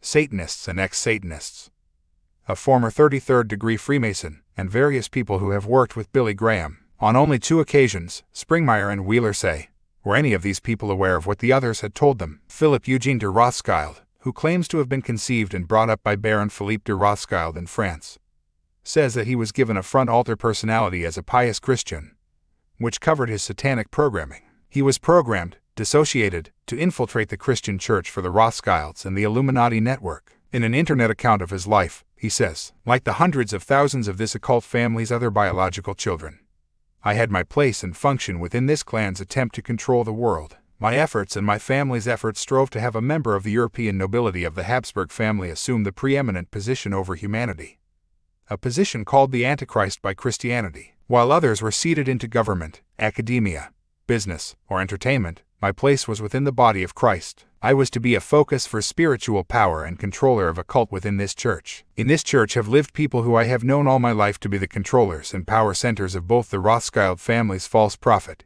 and the Antichrist. Many dissociated Christians in the body of Christ hold similar corporate spiritual occult positions as part of the satanic New World Order. In my being I embodied the Luciferian morning star within the church. I represented the presence of all the other Satanists who were related to me in the morning star. Their spirits were present in me in the church, instructed through ritual but empowered by legions of spirits. I was a human and spiritual focus of corporate satanic energy into the body of Christ. For the Rothschilds, and for Satan himself I am sure, this was the ultimate sadistic irony in using Christians to bring in the Antichrist. But there is a certain demonic brilliance to it. By seeding the body of Christ with his occult followers, Satan has been able to generate the spiritual and sociological forces that are required to bring in the false prophets and the Antichrist's reign. Billy Graham is another such programmed front for Satanism in the Christian church. The trail to Graham was picked up in stages during general research into the Illuminati, and you only have to look at the people behind him to realize that he is a pawn of the bloodlines. The newspaper tycoon William Randolph Hearst, a high-degree Illuminati initiate, funded his early crusades. The Hearst Mansion in California is furnished with hundreds of ancient Egyptian and other Near and Middle Eastern artifacts. Most of them are original and were shipped to the United States by Hearst at enormous expense. It was Hearst's support for Franklin Delano Roosevelt that won FDR the Democratic nomination and the presidency in 1933. Roosevelt, the wartime president, was one of the great Illuminati frontmen of the 20th century. See, and the truth shall set you free. The Rockefellers, Whitneys, and Vanderbilts, all Illuminati bloodline families, have funded other Graham crusades. Ever wondered why Billy Graham has had such a close association with so many U.S. presidents? According to the research of Springmeyer and Wheeler, a high-ranking Scottish Rite Freemason and Mafia operative called David Hill lived for 2 years at Billy Graham's house. He was a friend of Graham's son, Franklin, they say. David Hill claims to have introduced Graham to the Mafia boss Joe Banana. Hill apparently turned against his former bosses and spent 18 hours over 2 days in a hotel room warning Graham about the Illuminati agenda. Springmeyer and Wheeler report, Billy Graham told David Hill at the end of their 2 days of talking in this eastern U.S. hotel room that he was a captive of that New World Order. They add, Billy Graham has the choice of continuing his job for them, or being destroyed. Since they created who he is, they can destroy him, and he knows it. David Hill was murdered when he had completed a manuscript exposing the Illuminati plans. They say, in March 2001, Springmeyer and his wife Patricia were raided by the FBI and the Bureau of Alcohol, Tobacco and Firearms, the agencies involved in the mass murder at Waco. Springmeyer's research was taken together with money and other items. A breathtakingly biased and distorted news story followed. Usual technique. Springmeyer and Wheeler say that when Graham's crusade went to Portland, Oregon, where they live, his staff was able to contact many recovering victims of trauma-based mind control and satanic ritual abuse. How could they do that? They were invited to a meeting with Graham. At this meeting, some of the victims say, Graham used a series of classic trigger words and phrases to re-establish their programming. Graham has surrounded himself with Freemasons, including William M. Watson, the director of Graham's Evangelistic Association and a chairman of the Illuminati's Occidental Petroleum Corporation, and David M. McConnell, another director of Graham's association, and U.S. ambassador to the United Nations. 1968-69. The latter is an important Illuminati post also held by the Illuminati's George Bush and Madeleine Albright. Graham has supported the ministries of Robert Schuller, Norman Vincent Peale, and Oral Roberts, all 33rd-degree Freemasons. According to Springmeyer and Wheeler, Philip Eugene de Rothschild told me the following about Oral Roberts and his son Richard Roberts from his own direct experience in the satanic network of the Illuminati. Oral Roberts succeeded in hijacking contemporary American Christianity to worship a different Jesus under the power of a different Holy Spirit. Oral has been, and still most probably is, despite his retirement, an occult priest of the old Sumero-Akkadian mystery religion, Satanism in its most pristine form. Mr. Roberts was my occult spiritual mentor and indoctrinator. He has been the closest of friends to my Rothschild family and to Prince Philip. Mr. Richard Roberts is a corrupt televangelist from Tulsa, Oklahoma. Richard is now actively enlarging the occult spiritual legacy of his father. Mr. Roberts is an occult sorcerer par excellence who is empowering the apostasy of contemporary American and Western Christianity. The evangelists Robert Schuller and Norman Vincent Peale offer a similar story. Schuller, like Graham, is sexually served by women from the Illuminati mind control programs. Peale, a good friend of Graham, is a sixth-degree Illuminati through the Pilgrim Society. Another strand in the web. By far the largest number of new converts from Graham's New York crusade have been handed to Peale's church. Oral Roberts has been seen by Springmeier and Wheeler sources taking part in Satanism and mind control. The charismatic movement is an Illuminati creation. Graham helped to launch the Oral Roberts University in Tulsa, Oklahoma. The Southern Baptists, of whom Graham is a member, are Illuminati-controlled through the Freemasons. Jesse Jackson, another Illuminati preacher and friend of Graham, is a Prince Hall Freemason, the Order for Black People. What a monumental fraud this guy Jackson is, but then he's not alone. The 33rd degree of the Scottish Rite of Freemasonry is an honorary degree and can only be attained at the behest of those who control the 33rd degree from its supreme headquarters in the serpent-decorated temple in Washington. Jim Shaw, who was initiated there, said in The Deadly Deception that he saw some very famous faces at the ceremony. There were some extremely prominent men there that day, including a Scandinavian king, 2 former presidents of the United States, an internationally prominent evangelist, 2 other internationally prominent clergymen, and a very high official of the federal government, the one who actually presented me with the certificate of the 33rd degree. My emphasis: they hail from Yale. Another famous Illuminati face within the Christian movement is Pat Robertson, the American television evangelist and close friend of the Bush family. Robertson is yet another product of Yale University, the home of the infamous Skull and Bones Society. Bill and Hillary Clinton graduated from Yale in 1973. Gerald Ford, a Yale Law School graduate, became President of the United States in 1974 after the Watergate scandal removed Nixon. And George Bush Sr. and Jr. are both Yale men who were initiated into the Skull and Bones Society. Interestingly, according to a History Channel documentary in February 2001, son Bush's Skull and Bones name was temporary. In its windowless mausoleum across the road from the Yale campus, the Skull and Bones initiates take part in their blood rituals. These involve drinking from a human skull, and the truth shall set you free. And the biggest secret. Jim Shaw reveals that the initiation into the 33rd degree of the Scottish Rite of Freemasonry includes drinking wine from a human skull. The Knights Templar, out of which Freemasonry sprang to a large extent, were accused at the time of the Purge in 1307 of using skulls in their rituals. And indeed they used to fly the Skull and Bones flag on their ships. Pat Robertson's father, Senator A. Willis Robertson, helped to block the congressional investigation into the banking and currency practices of the Illuminati's Federal Reserve Bank. Pat Robertson wrote in his book, The New World Order, that his father was chairman of the House Banking and Currency Committee, and went on to chair its equivalent in the Senate. He said his father had the hearty support of the Banking Committee, and, as I write this I am looking at a lovely sterling silver tray given him by the American Bankers Association at their annual meeting in San Francisco, October 25, 1966. My father was also a colleague in the Senate of Prescott Bush, the father of George Bush. Robertson boasts in the book about his distinguished heritage that goes back from colonial days to the nobility of England. Oh, I am surprised. His father's buddy, Prescott Bush, Yale, Skull and Bones, was one of the funders of Adolf Hitler via the Harriman Empire. A Harriman Company, the United Banking Corporation, interfaced with the steel and banking network of Fritz Thyssen, who was acknowledged at the Nuremberg trials as a major financial supporter of the Nazi war machine. It was through the UBC, headed by Prescott Bush, that vast sums were channeled from the American Illuminati bloodlines to fund Hitler's military expansion.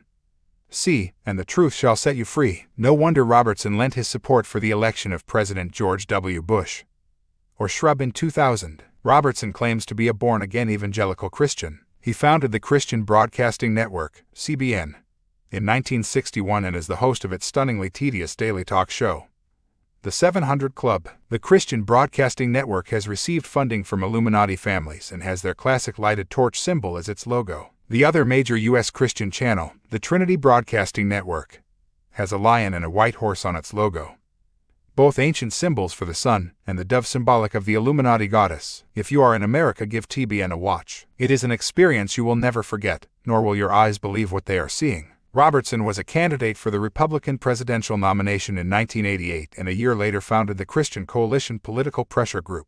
He was born in Lexington, Virginia in 1930, studied at the New York Theological Seminary, and was ordained into the Illuminati-controlled Southern Baptist Church in 1961. A Bible conservative, he says he believes in traditional values. In 1981 he started the Freedom Council to recruit evangelical Christians for political action. He supported the then-President George Bush in his re-election race in 1992, and Robertson's Christian Coalition or the religious right were massively involved in the Bush camp. Confidential documents obtained by CNN showed that Robertson handpicked more than 30 Bush campaign leaders, and the Bush campaign had advance information on the printing and distribution of 40 million Christian Coalition voter guides favorable to Bush. In turn, he raised money for the Christian Coalition. 10. How ironic this is when you consider that George Bush is a pedophile, child killer, drug runner, mass murderer, and Satanist. How does that square with the alleged Christian beliefs of Robertson and his gang? But then there is far more to the religious right than religion. If, indeed, at its top level, there is any religion at all that would pass for Christianity, it's all a scam, and I urge Christians to investigate who dictates their religion, just as I urge Jewish people to look at how they are manipulated mercilessly by their self-appointed leaders at B'nai B'rith, the Anti-Defamation League, the British Board of Jewish Deputies,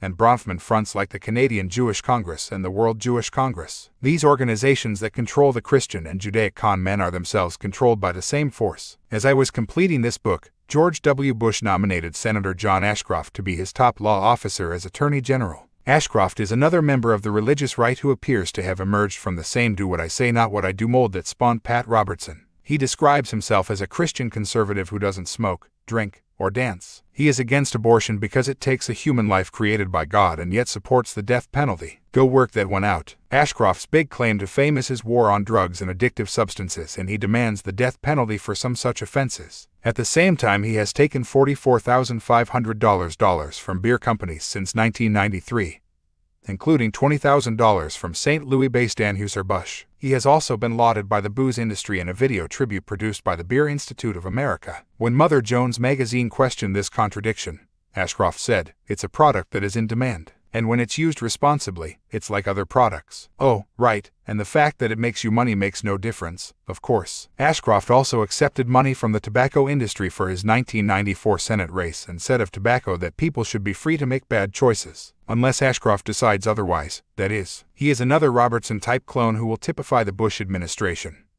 A far-right hypocrite with a selective morality that changes by the sentence to meet the needs of the moment. Support the poor and needy, Pat Robertson. Pat Robertson, this man of Christian compassion, uses the viewers of his television station to support his business interests.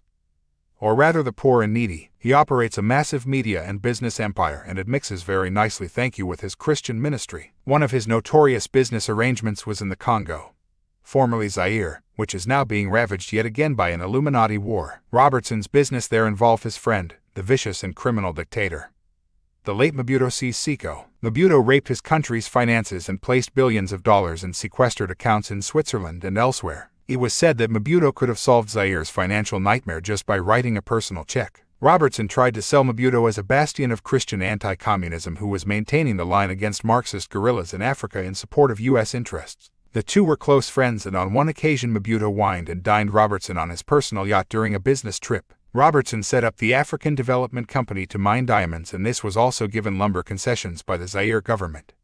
By Mobutu, in other words. This is where Robertson's 700 Club, operated by his Christian broadcasting network, came in so handy. The members and other viewers were told that they were contributing money to Operation Blessing to help the needy in Africa. The needy, it seems, being better known as Pat Robertson, if what employees of this operation say is correct. Pilots for Operation Blessing told reporters that apart from a limited number of flights to transport medical supplies, most of their time in the air was spent ferrying mining equipment and other materials required for Robertson's African Development Company. One airman, Robert Hinkle, told the Virginia Pilot newspaper, "We got over there and we had Operation Blessing painted on the tails of the airplanes, but we were doing no humanitarian relief at all. We were just supplying the miners and flying the dredges from Kinshasa out to Tishikapa, the operations base for the African Development Company. We hauled medical supplies one time," added Hinkle. "It might have been 500 pounds at the most." State officials in Virginia have refused to comment on the findings of an investigation into Robertson's charity and his diamond mine venture. The Virginia Office of Consumer Affairs has been investigating allegations of impropriety since June 1997, when a state senator first raised the issue of tax exemptions for Robertson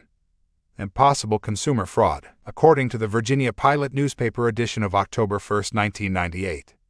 State Attorney General Mark Earley refused to disclose any information or findings. Robertson contributed $35,000 to Earley's election campaign, the largest donation from a single individual. Would you take moral lectures from Pat Robertson? Would you buy a used Bible from him? No, nor even a new one. But millions do. Robertson has since condemned Mobutu in an attempt to distance himself from the scandal. Many people don't realize that the family television channel was created by Pat Robertson's International Family Entertainment. Robertson wanted, he said, a family values channel, which did not pander to the lower moral instincts of sex and violence. He then sold the family channel along with ICKE to Rupert Murdoch's News Corporation for nearly $1.7 billion.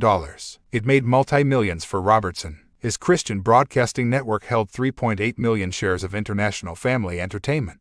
Robertson said that $136.1 million from the stock sale would be used to fund a global evangelism program. CBN will also get an additional $109.3 million from a trust set up by Robertson using ICKE stock. That money will become available in 2010. In addition, Robertson's Regent University sold its 4.2 million shares of ICKE stock for $147 million. Robertson said the money would go into his school's endowment fund 12. These are just a few of the headlines exposing the background of the man who seeks to tell Americans how to live their lives and who should govern them. The leader of the moral majority. Bullshit. Christianity and religion in general were created to deceive at their very foundation, and they have been used for deception ever since. The guys who reach the top are those who know that the whole basis of the faith is nonsense. To them it is a money game and a means to support the agenda of their Illuminati masters. The Church of Jesus Christ of Latter-day Hybrids. Wherever you look at the top of these religions you find either con men or Satanists. Often both, and those who are simply too manipulated to see what is going on around them. The religious con men have a simple philosophy. I'll say what I need to say and be what I need to be to get what I want. In my experience so far, the most obvious satanic church is that of the Mormons. Or the Church of Jesus Christ of Latter-day Saints, based in Salt Lake City, Utah. Kathy O'Brien in Transformation of America says the Mormon operation in Salt Lake City is a major center for Illuminati trauma-based mind control. The Mormons were an Illuminati creation, as I mentioned earlier. And its founders were all high-level Freemasons and Merovingian bloodline. The Rothschilds supplied their funding. Joseph Smith founded the Mormons after an angel called Moroni appeared to him in 1823. As I outlined earlier, the Book of Mormon claims to be an account of how the lost tribes of Israel came to America. But there were no lost tribes, as the Samaritan people confirmed. Joseph Smith also claims in his fairy tale that Jesus visited America to see the civilization his chosen people had created. Smith became an entered apprentice Freemason on March 15, 1842. And the next day was made a Master Mason. According to Freemasonic rules there should be at least a 30-day gap, but the Grand Master of the Illinois Lodge, Abraham Jonas, waived this. In his work, History of the Church, Joseph Smith confirms he was a Freemason and notes that on March 15, 1842, I received the first degree in Freemasonry in the Novo Lodge, assembled in my general business office. The next day he records I was with the Masonic Lodge and rose to the sublime degree. Master Mason. Dr. Reed Durham, a president of the Mormon History Association, said, "There is absolutely no question in my mind that the Mormon ceremony which came to be known as the endowment, introduced by Joseph Smith to Mormon Masons, had an immediate inspiration from Masonry. It is also obvious that the Novo Temple architecture was in part, at least, Masonically influenced. Indeed, it appears that there was an intentional attempt to utilize Masonic symbols and motifs. If anyone is in any doubt that Mormonism is Freemasonry under another name, they should compare the Masonic oaths with those of the Mormons. Here is just one example. In the Mormon ceremony it says, "We and each of us do covenant and promise that we will not reveal the secrets of this, the second token of the Aaronic priesthood, with its accompanying name, sign, grip, or penalty. Should we do so, we agree to have our breasts cut open and our hearts and vitals torn from our bodies and given to the birds of the air and the beasts of the field." The Masonic ritual says, "I, most solemnly and sincerely promise and swear that I will not give the degree of a fellow craft mason to anyone of an inferior degree, nor to any other being in the known world, binding myself under no less penalty than to have my left breast torn open and my heart and vitals taken from thence, to become a prey to the wild beasts of the field and vulture of the air." Joseph Smith's Mormon endowment ceremony was simply rituals from Freemasonry's Blue Lodge degrees. Even their underwear is the same. On Mormon underwear a carpenter's square covers the right breast and over the left is a Freemasonic compass. There is an opening at the navel to symbolize the disemboweling penalty for disclosing Mormon secrets. They are told that their underwear will be their shield and protection, especially the Masonic symbols, and they can only use their worn-out underwear for other purposes if they cut or burn out the areas depicting the Masonic square and compass. These instructions are straight from occult or ritual magic. Jim Shaw, the former 33rd degree Freemason, describes yet another Freemasonic connection to the Mormons. A recommendation for acceptance is called a recommend in the lodge, as is the case with Mormons seeking admission to the secret rituals of the Mormon temple. Much of the Mormon temple ritual is the same as the Masonic ritual, having been borrowed from it by Smith. The Mormon buildings are adorned with Illuminati symbols. The inverted pentagram, the most obvious of satanic symbols, can be found on the temple at Salt Lake City, on the Mormon Museum nearby, and on other Mormon properties. The pentagram is used in rituals to summon demons in Satanism and, in its inverted form, is said to be the sign of Satan, the goat of men's, or Baphomet. This is the deity some of the Knights Templar were accused of worshipping when they were purged in France in 1307. Wherever you find an Illuminati satanic operation, the symbols of the sun and moon will be prominently displayed. The Mormon Nauvoo Temple included 32.5-ton stones depicting the radiant sun and 30 moonstones before the building was destroyed. Smith said the sunstones symbolized the Mormons' celestial kingdom, another steal from Freemasonry. Sunstones, moonstones, Saturn stones, star stones, earth stones, and a depiction of Ursa Major are all to be found on the Salt Lake Temple. So, too, is the Illuminati's all-seeing eye, one of their most obvious symbols. The Mormons use the symbol of the beehive, a symbol of the Merovingian bloodline. This is hardly surprising with the two Smiths and Brigham Young from that genetic stream. The beehive is further symbolic of the ancient goddess Artemis, also known as Diana. The Salt Lake Temple is built with granite, a rock that has been used throughout the ages for temples on Earth power centers and for esoteric initiation. When I spoke in Salt Lake City, near the temple, I came across the fascinating book by William J. Schnoebelen called Mormonism's Temple of Doom. Schnoebelen was initiated into the Wicca pagan religion, then into Freemasonry. Before going through the Mormon initiation in the Salt Lake Temple, he shows in great detail that all three initiations were the same. They have the same oaths, secret handshakes, and garb. We are looking at one face hidden by many masks. Joseph Smith even used the Freemasons' code for distress in his dying words. When a Freemason is in trouble, he says, "O Lord, my God, is there no help for the widow's son?" Smith's dying words included, "O Lord, my God, is there no help for the widow's son?" He also gave the Freemasonic sign of distress. Joseph Smith carried a dove medallion given to him by an English Masonic lodge, and the dove is Illuminati symbolism for Queen Semiramis, the female deity in their Babylonian trinity, and for the dragon queens. Today the Mormons, as an important branch of the Illuminati, have a strong influence in Washington. Congressman Orrin Hatch, an elder of the Mormon Church, is one of their representatives, but there are many others. The rank-and-file Mormons who knock on your door or stop you in the street with their scrubbed faces and their smart clothes have no idea about any of this. When I visited Salt Lake City in 1999, two lovely Mormon girls gave me a tour of the temple site. One was from Thailand,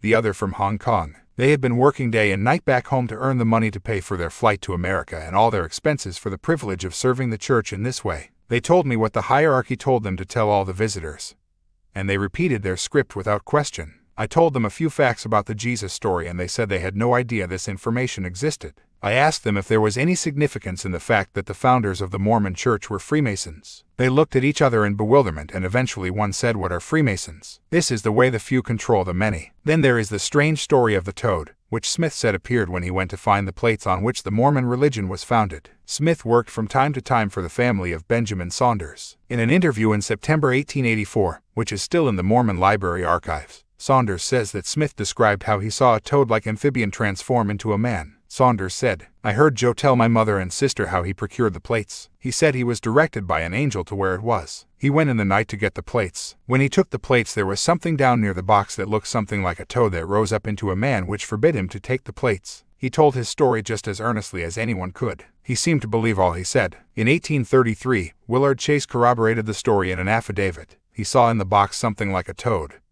which soon assumed the appearance of a man, and struck him on the side of his head. Given the evidence available to expose the Mormon Church for what it really is, one may think that its followers must have also been struck on the side of the head by a blow of some considerable power. But so many people find blind faith a source of such comfort that they will defend their belief to the death, even though they, themselves, are victims of it. You can find more detail about the real Mormon Church in the religious archives at www.davidicke.com and elsewhere on the internet. There is a Mormon Exposed site run by two former Mormons, Gerald and Sandra Tanner, at www.utlm.org. Sandra Tanner is the great-great-granddaughter of Brigham Young. Mormon Satanism. So the Mormon religion was founded by Freemasons, uses Freemasonic, Illuminati, and ancient rituals and symbols, and is big into blood atonement and terrible vengeance for revealing the secrets. It has all the signs of being a front for Satanism, and so it is. I have received many testimonies from the victims of Mormon Satanism and mind control, and the following story is indicative of all of them.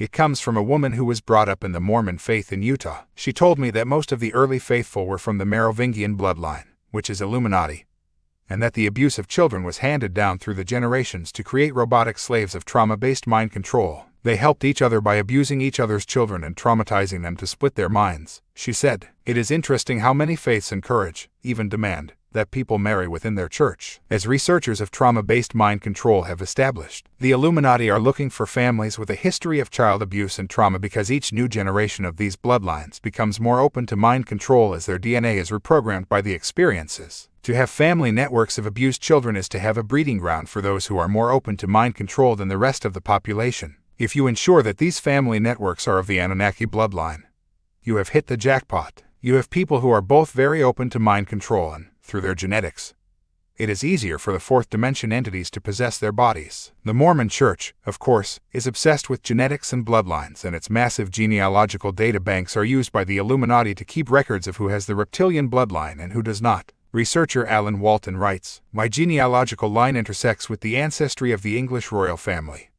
And from what I understand, many of the hybrid lines have ended up in the neo-Masonic lodge known as the Mormon LDS Church, which serves as a cover for many of the old reptilian bloodlines. Possibly the reason why LDS prefer large families, i.e., to breed out the normal human genetic lines to be replaced by reptilian, hybrid lines. I am familiar with many Mormon-cultured hybrid abductees who are also MPD. Multiple personality disorder. However, I have also found that there is tremendous pressure placed on these people, especially in Utah, one of the major underground nesting areas for both reptilians and hybrids, not to discuss their abductions, even though the Mormon Church officially does teach in the existence of extraterrestrial civilizations. There are, however, even more full-blooded reptilian and hybrid bloodlines who reside permanently in the underground society, and who are sold-out satanic worshipping, blood-festing shapeshifters. I will call my Mormon informant Jane, because, like most of the people who tell their stories, they are concerned for the consequences. This is especially true when they have seen at close hand what these guys will do." She said the first Mormon ritual she attended was in Bountiful, Utah, wearing the dress her mother had made for her 4th birthday. A woman beat her with branches from a tree and she was told, "See, Jesus doesn't love you and he is not going to save you." This is straight from the manual of trauma-based mind control. Jane said the beating was so intense that she left her body and was watching herself being hit. This often happens in these circumstances, and it is the mind dissociating, splitting, withdrawing and distancing itself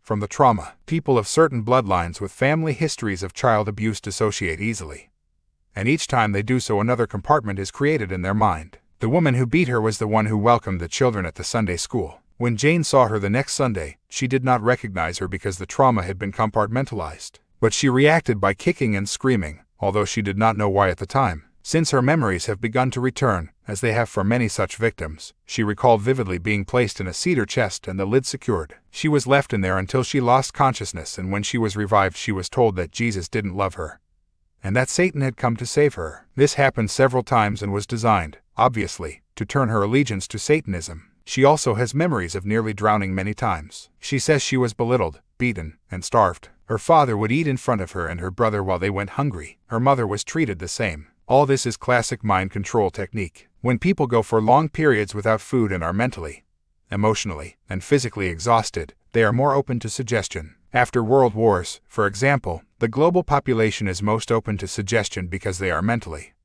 emotionally, and, at least many, physically exhausted. When Jane's family moved to Murray, Utah, her school sent her to a social worker once a week and he sexually abused her. She was told she would be in big trouble if she revealed the secret. As we've seen, children are often told that they or their loved ones, including their animals, will be slaughtered if they ever tell anyone. They are also drugged and made to perform sacrifices on other children. This is videoed and played back to them in a non-drugged state. They are told that if they don't do as they are told, the police will be shown the video, and they will be locked in prison. Jane remembers at least 2 occasions when her parents held her down and gave her a shot of something from a syringe, and the sexual abuse of her and her brother was incessant. I was sodomized so badly during those years that I developed fissures in my rectum 3 different times. It never occurred to me to tell my mother because the programming to keep the secret was so in place. I just suffered in silence. I also remember this man using my mother for sex and she has no memory of it at all. She says she was taken to the most secret Mormon rites at the Salt Lake Temple at the age of 20. Instead of entering the temple through the front door, she was taken through a tunnel under the street. I was sent some material just after my visit to Salt Lake City, which was claimed to come from a military source. It described how the Mormon temple is on top of a reptilian underground base that could be accessed from the temple itself. Many ancient pyramids, temples, mounds, and other earthworks also had entrances to underground reptilian cities. Jane was taken through a tunnel to a place called the Pink Room. There she saw several of the Mormon leaders dressed in black worshiping Lucifer in a ritual called True Order of Prayer. This is a ritual form of the ceremony the regular Mormons go through with all the signs, tokens, and penalties. She said she saw one Mormon leader, a President Benson, tied to a chair and gagged when he refused to watch the sacrifice. When he still refused to participate, she says he was put in a white bag, like a laundry bag, and they all beat him. Jane also experienced the unexplainable disappearance of fetuses she was carrying. I would be fine and 3 or 5 months pregnant with not a sign of anything wrong, and then I would not be able to feel my baby by feeling my abdomen or feel it move, and I would not be pregnant. One time I was very far gone, but I don't know how far, maybe 7 months. And the baby disappeared and I was kept drugged for 6 weeks. When I came out of being drugged, I felt my stomach and there was no baby. A couple of years ago I remembered delivering that baby in a room. I was attended by 2 men that I don't know, and one said he was the father of the baby. After he was born, they held him up for me to see, and I never saw him again and have never known what happened to him. I also remember having 4 babies removed from my body and them being sacrificed while I was tied to a cross-shaped stone altar. Everyone had on black robes and hoods and we were underground in a cave or something. I also remember seeing 2 monsters fighting furiously, dripping blood and fighting about what they were eating. They were reptilian and looked something like the dinosaurs that a teacher at school used to show us. I don't know what they were eating. I keep thinking that my mind wants to heal and I have to face that they ate my baby. But for now I can't handle it, so I think of it as just a nightmare. I can't get the furiousness of them eating out of my mind. It is so horrific. I'm afraid that eating the baby is exactly what they were doing. The scene that Jane describes under the Salt Lake City Temple is the same as that described by Arizona Wilder at the rituals conducted for the British royal family at places like Balmoral Castle. When we read all those ancient stories of sacrifices to the gods, including the thousands sacrificed by the Aztecs of Central America alone, we are looking at literal sacrifices to literal gods. Jane said, "The blood that they crave is like a homeopathic formula for our feelings and thoughts to be transmitted to them." She said that she would see the grays and tall beings with black robes. Her children and daughter-in-law would also see them, she said. What was so weird is that we could feel them around, but not always see them. They seemed to delight in showing themselves to me separately when I was alone. Her daughter-in-law became pregnant with twins who disappeared before birth, and she became an alcoholic and committed suicide because of her experiences. Jane became pregnant again and, in May 1992,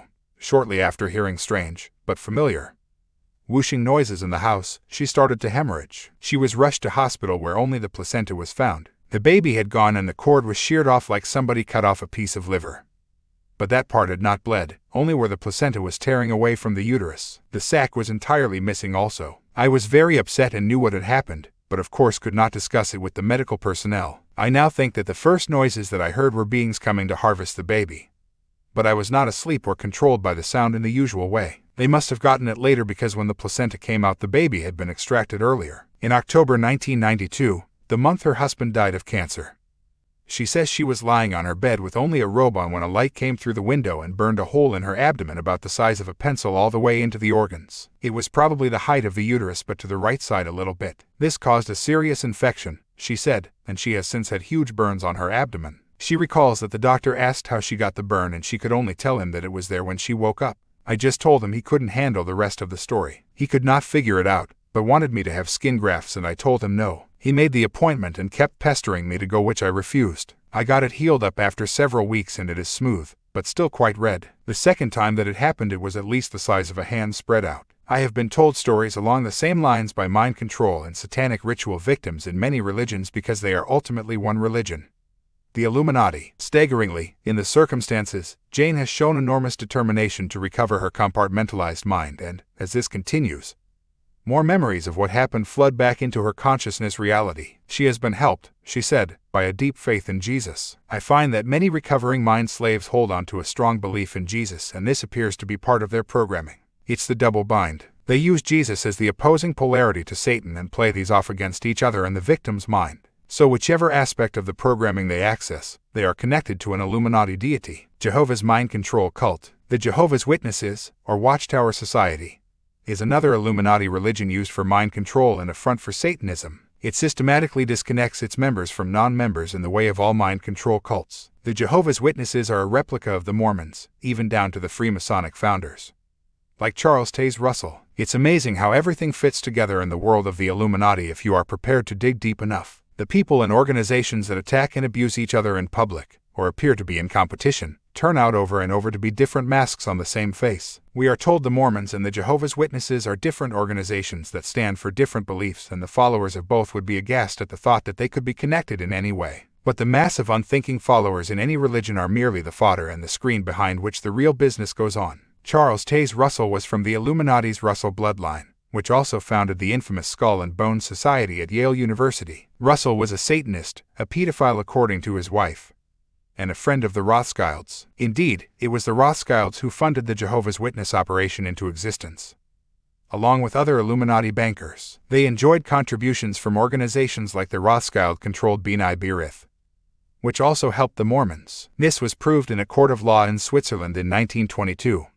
According to researcher Fritz Springmeier, one of the key people involved in these contributions was Frank Goldman, who later became president of B'nai B'rith. Why would an organization set up, in theory, to help Jewish people and promote the Jewish faith be funding the Jehovah's Witnesses? I think the name Rothschild answers the question. Charles Taze Russell was a high-degree Freemason and Knights Templar. He promoted Zionism, another Rothschild creation, on behalf of his friends and backers. Russell's family was formerly known as Rossel and went to Scotland from Germany. Both are massive occult centers. Germany is where the Rothschilds emerged, and Scotland is one of the key areas of the world for Illuminati bloodlines. From the start, Charles Russell used his new Watchtower Society, based at Bethel, Brooklyn, New York, as a front for black magic, or Enochian magic as his brand of Satanism was called. He put the flying sun disk on the front of his books, an ancient Illuminati symbol going back to Egypt and Babylon. The Watchtower magazine has always been a massive subliminal and less subliminal occult symbolism, and the very name,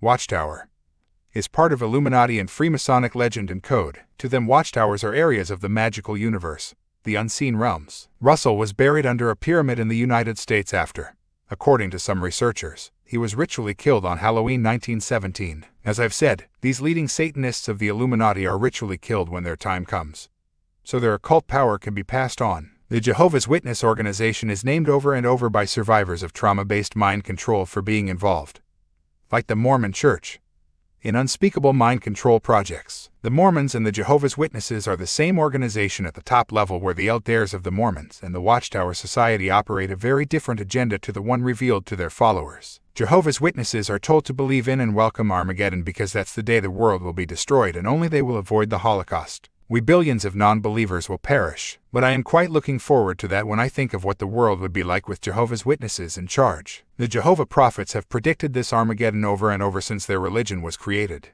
But as each date has passed, another date has been announced to replace it. Witnesses and their children are separated from society, and only the minimum necessary contact with non-believers is encouraged. This isolates them from other information and visions of reality, and families are broken up by disconnecting witnesses from non-witnesses. While this isolation from mainstream society goes on, they attend meetings 3 times each week to be brainwashed with the religion's dogma, hatred, and fear. Look at these examples from their own publications. Is it proper for a Christian witness of Jehovah to have business relationships with one who has been disfellowshipped? Generally speaking, it would be desirable for us to have no contact with disfellowshipped persons, either in business or in social and spiritual ways. The Watchtower, December 1, 1952, page 735. In the case of the disfellowshipped relative who does not live in the same house, contact with him is also kept to what is absolutely necessary. As with secular employment, this contact is limited and even curtailed completely if at all possible. The Watchtower, July 15, 1963, page 443. In faithfulness to God, none in the congregation should greet such persons when meeting them in public, nor should they welcome these into their homes. Organization, 1972 ed. Page 172. As always with mind control cults, which all religions are in the end, there is the pressure not to think or question. Avoid independent thinking. How is such independent thinking manifested? A common way is by questioning the counsel that is provided by God's visible organization. The Watchtower, January 15, 1983, page 22. Fight against independent thinking. Yet there are some who point out that the organization has had to make adjustments before, and so they argue, that shows that we have to make up our own mind on what we believe. This is independent thinking. Why is it the danger? Such thinking is evidence of pride. The Watchtower, January 15, 1983, page 27. And then there is the call for witnesses to hate in the name of their God. Very appropriate given the hateful nature of the biblical Jehovah.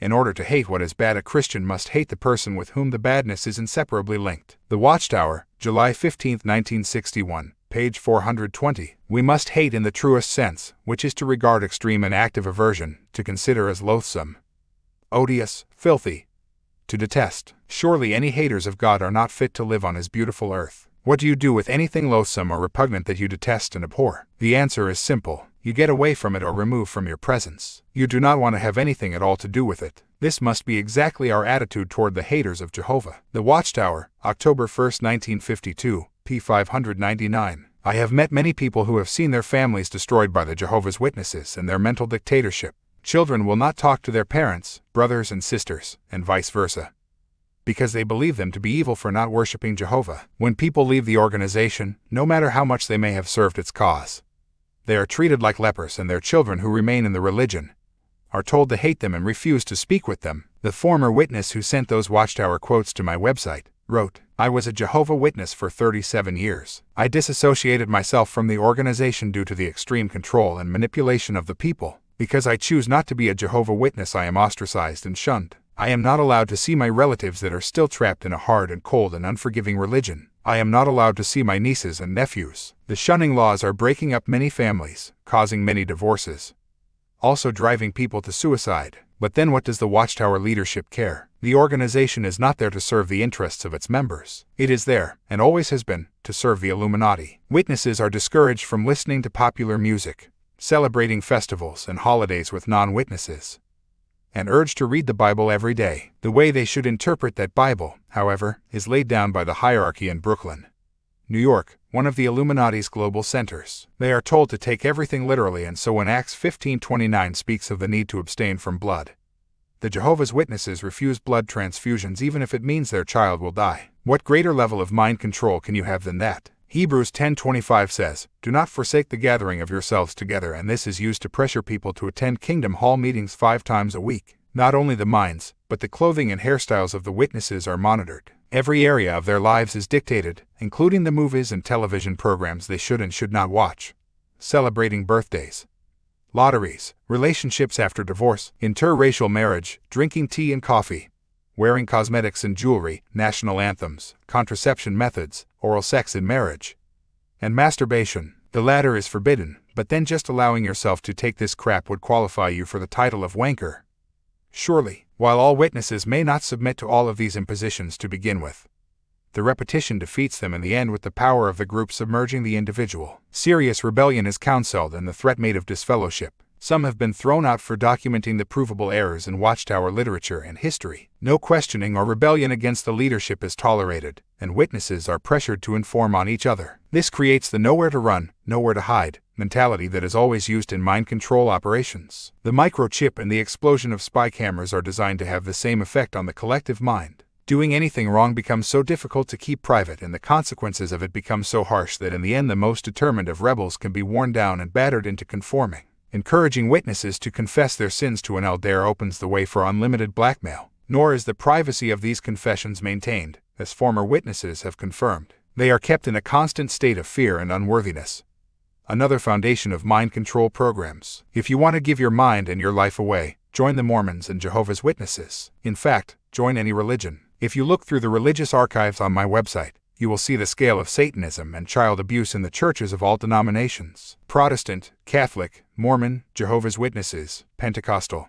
All of them. And they are a fraction of the cases that are known, let alone the far greater number that go unreported. What is even more sickening is the way such crimes against children and others are covered up to protect the good name of the church. Not only are the stories on which the churches are founded a blatant fabrication, they do not even follow the more positive aspects of those faiths. The most senior Roman Catholic in Britain, the Archbishop of Westminster, has been exposed for allowing a known pedophile to continue working as a priest. The church secretly paid compensation to 2 of his victims to keep them quiet, and they never informed the police. The priest, Father Michael Hill, was sheltered from public exposure by Archbishop Murphy O'Connor and appointed as chaplain to Gatwick Airport. There he abused a youngster who missed his flight and went to the airport chapel for comfort. Hill was jailed for 5 years in 1997. One of his many victims, then age 9, told BBC Radio, "He used to come into me, kneel next to my bed and start reading me stories about Jesus.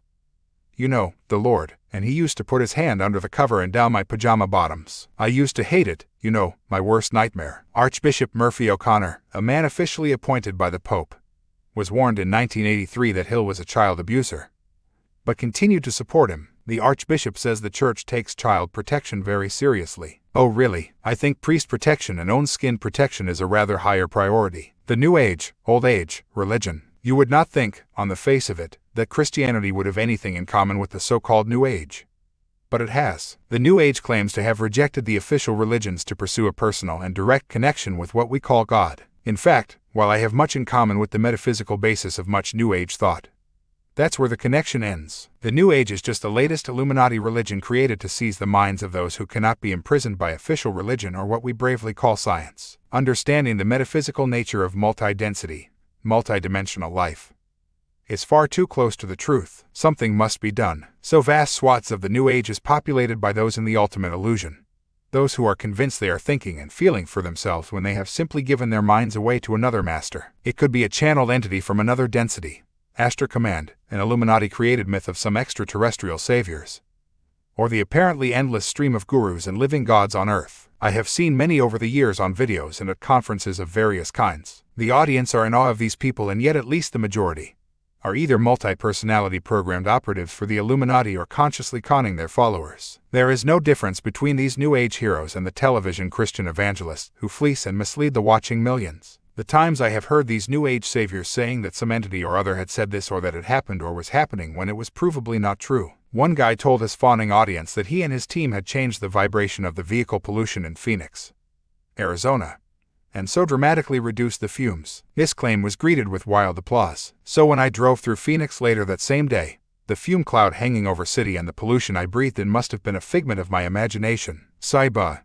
I can offer no greater example of the New Age conmen and the millions who hand over their minds to them than Sai Baba. This guy is a guru figure worshipped as a living god on earth by vast numbers of people worldwide and at all levels of society. He operates from his ashram in Puttaparthi, India. Thousands go there and just sit in vacant awe at this man in the long orange frock. I attended an event once in England in which the audience was asked to sing a song of worship to Sai Baba by a woman almost overcome with emotion for this god. But do you know who Sai Baba really is? A pedophile, con man, thief, and almost certainly worse. Don't take my word for it. Ask people who have worked closely with him for 20 years and more. Longtime Baba devotees, Faye and David Bailey, have massively exposed him as a colossal fraud from their own experiences and by collating evidence from countless others who have seen that Baba is a manufactured myth. The accounts of his sexual abuse of children, teenagers, and adult men are enormous, and he is described as a thoroughly vicious piece of work. He is famous for producing vibhuti, an ash substance, and valuable watches, rings, and trinkets out of nowhere, by manifesting them from another dimension. The Baileys, and the stream of testimonies they have compiled, prove that the vibhuti was manufactured in tablets from roasted cow dung and kept hidden between Baba's third and fourth fingers until required to manifest. The valuable jewelry turned out to be worthless trinkets purchased in the local village and elsewhere. Baba materialized a ring for David Bailey, which, the living god told him, was of great commercial value. When he took it to a jeweler in southern India for repair, the man in the shop immediately recognized it as a Sai Baba ring. He said that the stone was a valueless zircon and underneath he would find a piece of silver paper to make the zircon glitter. When the stone was removed, there indeed was the silver paper, and the jeweler said that the rings were made especially for Baba to manifest. The Baileys also document how Baba has conned people and the local community out of tens of millions of dollars and how he is implicated in a number of murders. This is the man to whom millions have conceded their minds, left their families, and married others purely on Baba's say-so. For the full details of Baba's child abuse and con trickery, contact Faye and David Bailey, read their quarterly newsletter, The Findings, 24, and see the religious archives on my website. Religion and much of its New Age mirror is a cesspit of lies, corruption, hypocrisy, and iniquity. By that I don't mean everyone who goes to church, follows a faith, or operates within New Age circles. Hundreds of millions of genuine people are involved in the old religions and the New Age. I mean those who control these Illuminati fronts and use them as a veil for the very behavior and abuse they claim to oppose. But they say there is one born every minute and, with religion, it must be every 10 seconds. These guys can only manipulate religion so effortlessly because there seems to be an endless supply of people desperate to give their minds away. When the Baileys began to expose Sai Baba, a couple of his devotees phoned to say that they knew that what was being exposed was true. But, the couple said, he is God and God can do anything he likes. There are still Christians being injured and even killed who handle snakes. They do this because it says in Mark's Gospel, chapter 16, verse 17, "They shall take up serpents." Dewey Chaffin, quoted in the American People magazine, said, "See, I handle serpents because it's in the Bible, like a commandment, and I drink strychnine because the Bible says it won't hurt me." Now, either every word in that Bible is right or it's wrong, and a few people can't control the world. It's a dawdle. Chapter 17. Serving the Dragon, the Future. Tell a lie loud enough and long enough and people will believe it. Adolf Hitler. The Sumer Empire was the start, or rather restart, of the Anunnaki takeover of planet Earth. And the period we are living through today is designed to see its completion. If we take a deep breath and refocus our eyes, the human predicament could hardly be clearer. For the few to control the many, decisions affecting the many must be made by the few. This demands the constant centralization of power over all aspects of life. And if you wish to control the entire planet, as the Anunnaki Illuminati do, the major decisions must be made at a global level. Now look at what has been happening throughout these thousands of years since the last cataclysm. First there was Sumer, a centralized empire controlled by the same bloodlines. When that dismantled amid the squabbles of the gods, this empire collapsed into its individual parts and, for a time, decision-making was decentralized. But the Anunnaki covert empire, which then began, has manipulated the world once more to the brink global dictatorship. In fact, in most areas of our lives, that is already the case. As the bloodlines and their influence expanded, especially from the Near and Middle East, tribes have been brought together into nations. The nations are being brought together into power blocks like the European Union, and the final stage, which we are now seeing unfold, is to bring the power blocks together under a world government. Central bank, currency, and army, game, set, and match to the shape-shifters, unless we awake from our hypnotic state. All this is not by accident, but by coldly calculated design, and the structure they are planning to introduce can be seen in Figure 41. Without it, the centralized control of the world by the Anunnaki would not be possible. Try controlling from the center if the key decisions affecting countries and communities are being made by those who actually live there and care for the freedom of their fellow citizens. You would have such a potential diversity of decision-making and, therefore, decisions, that you could not guide the world in the direction that suits your agenda. The coordination would not be possible to make all the individual parts decide the same thing. But if you create a structure in which global policy and politics, business, finance, media, and military is decided by world bodies, all controlled by the same force, you can dictate to the entire human race while calling it democratic freedom. The more you centralize, the more power you have over people and events, and so the more you can centralize. This is one reason why the pace of the agenda has quickened, especially in the last 150 years, and is continuing to do so. Gathering the tribes together into nations took the longest time, but once that was achieved, everything became so much easier. The takeover of the Native American lands by the Europeans was a wonderful example of how a vast culture of diverse tribes and decision-making was fused into a centrally controlled nation, the United States. This was achieved in a relatively short time because by then the Illuminati had built a power base within the nations of Europe, particularly, in this example, Britain and France. Under the tribal system, it was impossible for the Illuminati to centrally control the Native Americans. But under the U.S. federal government, it is child's play to dictate centrally to a nation of some 260 million people today. I am not suggesting that we need to go back to living in teepees or caves, or operating in tribes. It is the level at which decisions are made that I am highlighting here. You can have a modern society and still have diversity of decision-making. The Illuminati are desperate for you to believe that this is impossible, and that the more we advance technologically, the more we must centralize everything. This is not true. They just want you to believe that so they can justify their agenda. The European fascist dictatorship.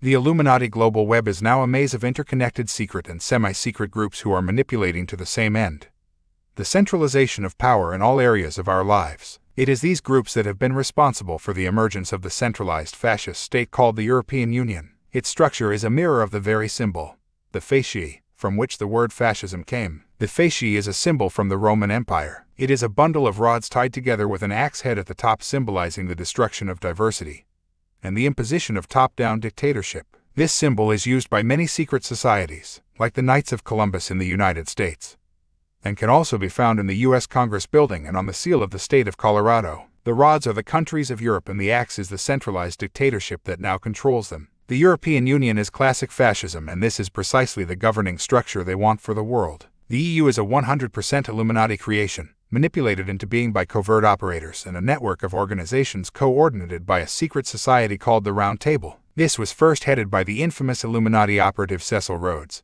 who left money to fund so-called Rhodes Scholarships, which continue to finance the expenses and education of Illuminati-selected students from around the world to attend Oxford University. Here they are schooled to become Illuminati agents and, if they agree to serve their masters, they go back to their countries and later enter significant positions of power. Bill Clinton is an excellent example of a Rhodes Scholar, and so is the former Australian Prime Minister Bob Hawke. The Rhodes Scholarship Network connects with the Round Table and the rest of the web.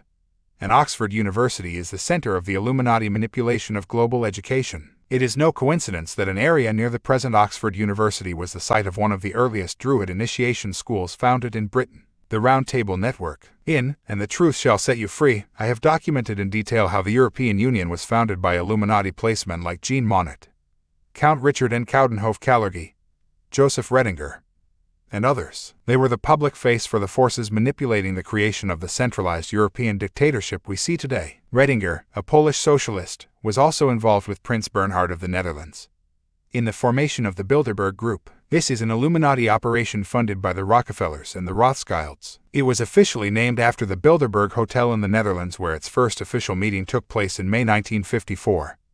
But Bill can have many connotations. Bill, for instance, was another name for Thor, the first king of Sumer, according to the Edda, and Bill also relates to Bel, the ancient sun god. Bilderberg actually translates, apparently, as Bill or Bell of the Mountain. The Bilderberg Group is coordinated by lovers of humanity like David Rockefeller and Henry Kissinger. Prince Bernhard, a German Habsburg and former Nazi SS officer, married into the Dutch royal family, the Merovingian House of Orange. This is the same bloodline as William of Orange, who played such a pivotal role for the Illuminati when he sat on the British throne, signed the charter to create the Bank of England, and started conflicts in Ireland that continue to this day. The House of Orange connects into the Orange Order, a Protestant secret society involved in the conflict in Northern Ireland. The Orange Order, in turn, connects into the Freemasons, the Knights Templar, and so on. Bernhard is a close associate of Prince Philip, and they operate that Illuminati front, the Worldwide Fund for Nature, which is exposed at length in The Biggest Secret. What a coincidence that all the key players behind the formation and subsequent centralization of the European Union have been attendees of the Bilderberg Group, which has pursued a policy for the centralized control of Europe since it was officially created in 1954. The very official suggestion to form the Bilderberg Group came from Joseph Redinger,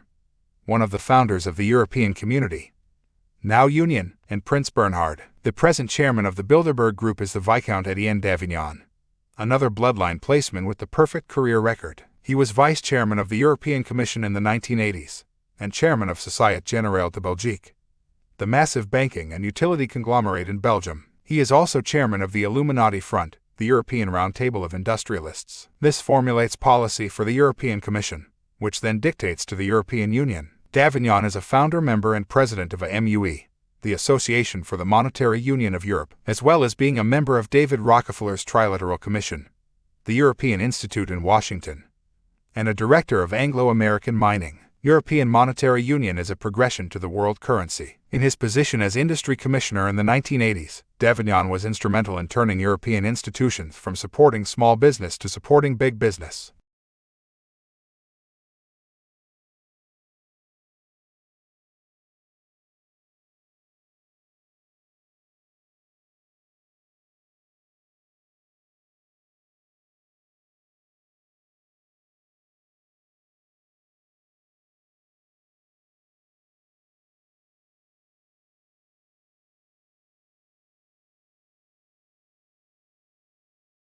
He did this by getting European industrialists, through his European Round Table of Industrialists, to draft European policy. This anti-democratic practice continues to this day. No wonder the Bilderberg elite chose this guy to replace Lord Carrington, the Rothschild bloodline, who was the Secretary General of NATO before becoming Bilderberg chairman in 1991. The Bilderberg Group is part of a network of organizations, which are all masks on the same Illuminati face. They are controlled by the same people and have different roles to play in advancing the agenda of global centralization. The others are the Royal Institute of International Affairs in London, the Council on Foreign Relations in the United States, and the Trilateral Commission, which operates in the United States, Europe, and the Far East. From this point I will indicate members and attendees of these groups by using those abbreviations after their names. They are satellite organizations orbiting their central core, the secret society called the Round Table. It was elite members of the Round Table in Britain and the United States who manipulated the First World War and wrote the Balfour Declaration in 1917, in which the British government officially announced its support for a Jewish homeland in Palestine. See, and the truth shall set you free for the background detail. The Balfour Declaration was a letter sent by Lord Balfour, the Foreign Secretary and elite member of the Round Table, to Lord Lionel Walter Rothschild, who was funding the Round Table. The Rothschilds have controlled Israel since its foundation and funded the terrorist groups that bombed it into existence. This, by the way, is not a condemnation of Jewish people living in Israel. Just a comment on the merciless way they and others have been manipulated by forces they have no idea exist. The Bilderberg Group and the other strands of the Round Table network have among their number the top people in global politics, business, banking, media, military, education, almost every aspect of human life. It is their job to coordinate the same policy through apparently unconnected countries, political parties, military commands, newspapers and media, business and financial organizations. These people are compartmentalized, as with all Illuminati operations. And there are basically three levels. 1. The inner core who know the big picture. And these are Anunnaki shapeshifters. 2. The regular attendees who know most of the picture, and they will be Anunnaki shapeshifters lower down the hierarchy. 3. Those who are invited to a Bilderberg meeting because the Illuminati require a certain course of action from them at a particular time. Many of these will not be Anunnaki bloodlines, just manipulated stooges, who have their egos massaged and are made to think they have arrived on the world stage by such an invitation to rub shoulders with the big boys. These guys will know little, often nothing, of the Illuminati agenda. I have been talking and writing about the Bilderberg Group for more than 11 years, and older researchers have been doing so for a lot longer. Those few journalists who even bothered to listen have dismissed this information as a crazy conspiracy theory. But even some of those are now having to think again, purely by the weight of evidence. However, much as I welcome the increased attention focused on the Bilderberg Group and its network, I would stress that this is not the conspiracy, as many believe. It is merely one compartment of it. I have met Bilderberg researchers who have a padlocked mind to the wider conspiracy, of which that is only a small part. The Bilderberg Group is not even close to being the center of the conspiracy. It is an interface between the Illuminati and global politics, banking, business, etc. That's all. It is controlled by far more elite secret societies that dictate its actions and policy. Even the Round Table is not the top of the pyramid, only another strand in the web. Discovering the Bilderberg Group is to see one entrance to the labyrinth, not to locate its core. I can give you a feel for how the manipulation works by listing some of the Bilderberg attendees. The Secretary General of NATO, the head of the biggest military force in the world, is appointed by the Bilderberg Group, a private organization that 99.9999% of the human race has never heard of. Take the last 6 Secretary Generals alone: Joseph Luns, Lord Carrington, Willie Cleese, Manfred Wöhner, Javier Solana, and George Robertson. All are Bilderbergers. How many people know that? Exactly. And how many know that James Wolfensohn, the president of the World Bank, and heads of the World Trade Organization like Peter D. Sutherland and Renato Ruggiero, are Bilderbergers? Or US President Bill Clinton, UK Prime Minister Tony Blair, the German Chancellor Gerhard Schroeder and his predecessors, Kohl, Brandt, and Schmidt, or previous British Prime Ministers, Margaret Thatcher, James Callaghan, Harold Wilson, Ted Heath, and Sir Alec Douglas Hume, a former Bilderberg chairman. Hardly anyone knows this, including most members of their own parties. It was shapeshifter Ted Heath who signed the UK into the European Community in 1972, and government documents recently released under Britain's 30-year rule have shown that Heath knew from the start that this would lead to a centralized European state. It was Douglas Hurd, Heath's close associate, who signed us further into the web with the Maastricht Agreement in February 1992, which turned a free trade area into political union. Since then, the centralization of power has continued to advance with the single European currency, the euro, and now they are talking of a full-blown United States of Europe that will make nation-states mere administrators of European law. They virtually are now. That has been Illuminati policy going back almost 1,000 years to the founding of the Knights Templar. They wanted a United States of Europe even then. I said way back in the 1990s that the Labour Party's Tony Blair would be brought to power in Britain to take us further towards the single European currency and destroy British sovereignty. That is precisely what he is doing, and unless British people wake up, and fast, this is going to happen. Among the prominent opposition conservatives supporting Tony Blair and the policy of taking the UK into the euro are Ted Heath, Kenneth Clark, and Lord Howe. Because the Illuminati bloodlines are in the positions of power all over the world, they can activate apparently unconnected people in support of the Illuminati agenda. Thus we have the heads of Japanese corporations with factories in the UK threatening to close them if the UK does not join the single European currency. Tony Blair is delighted with these statements, of course,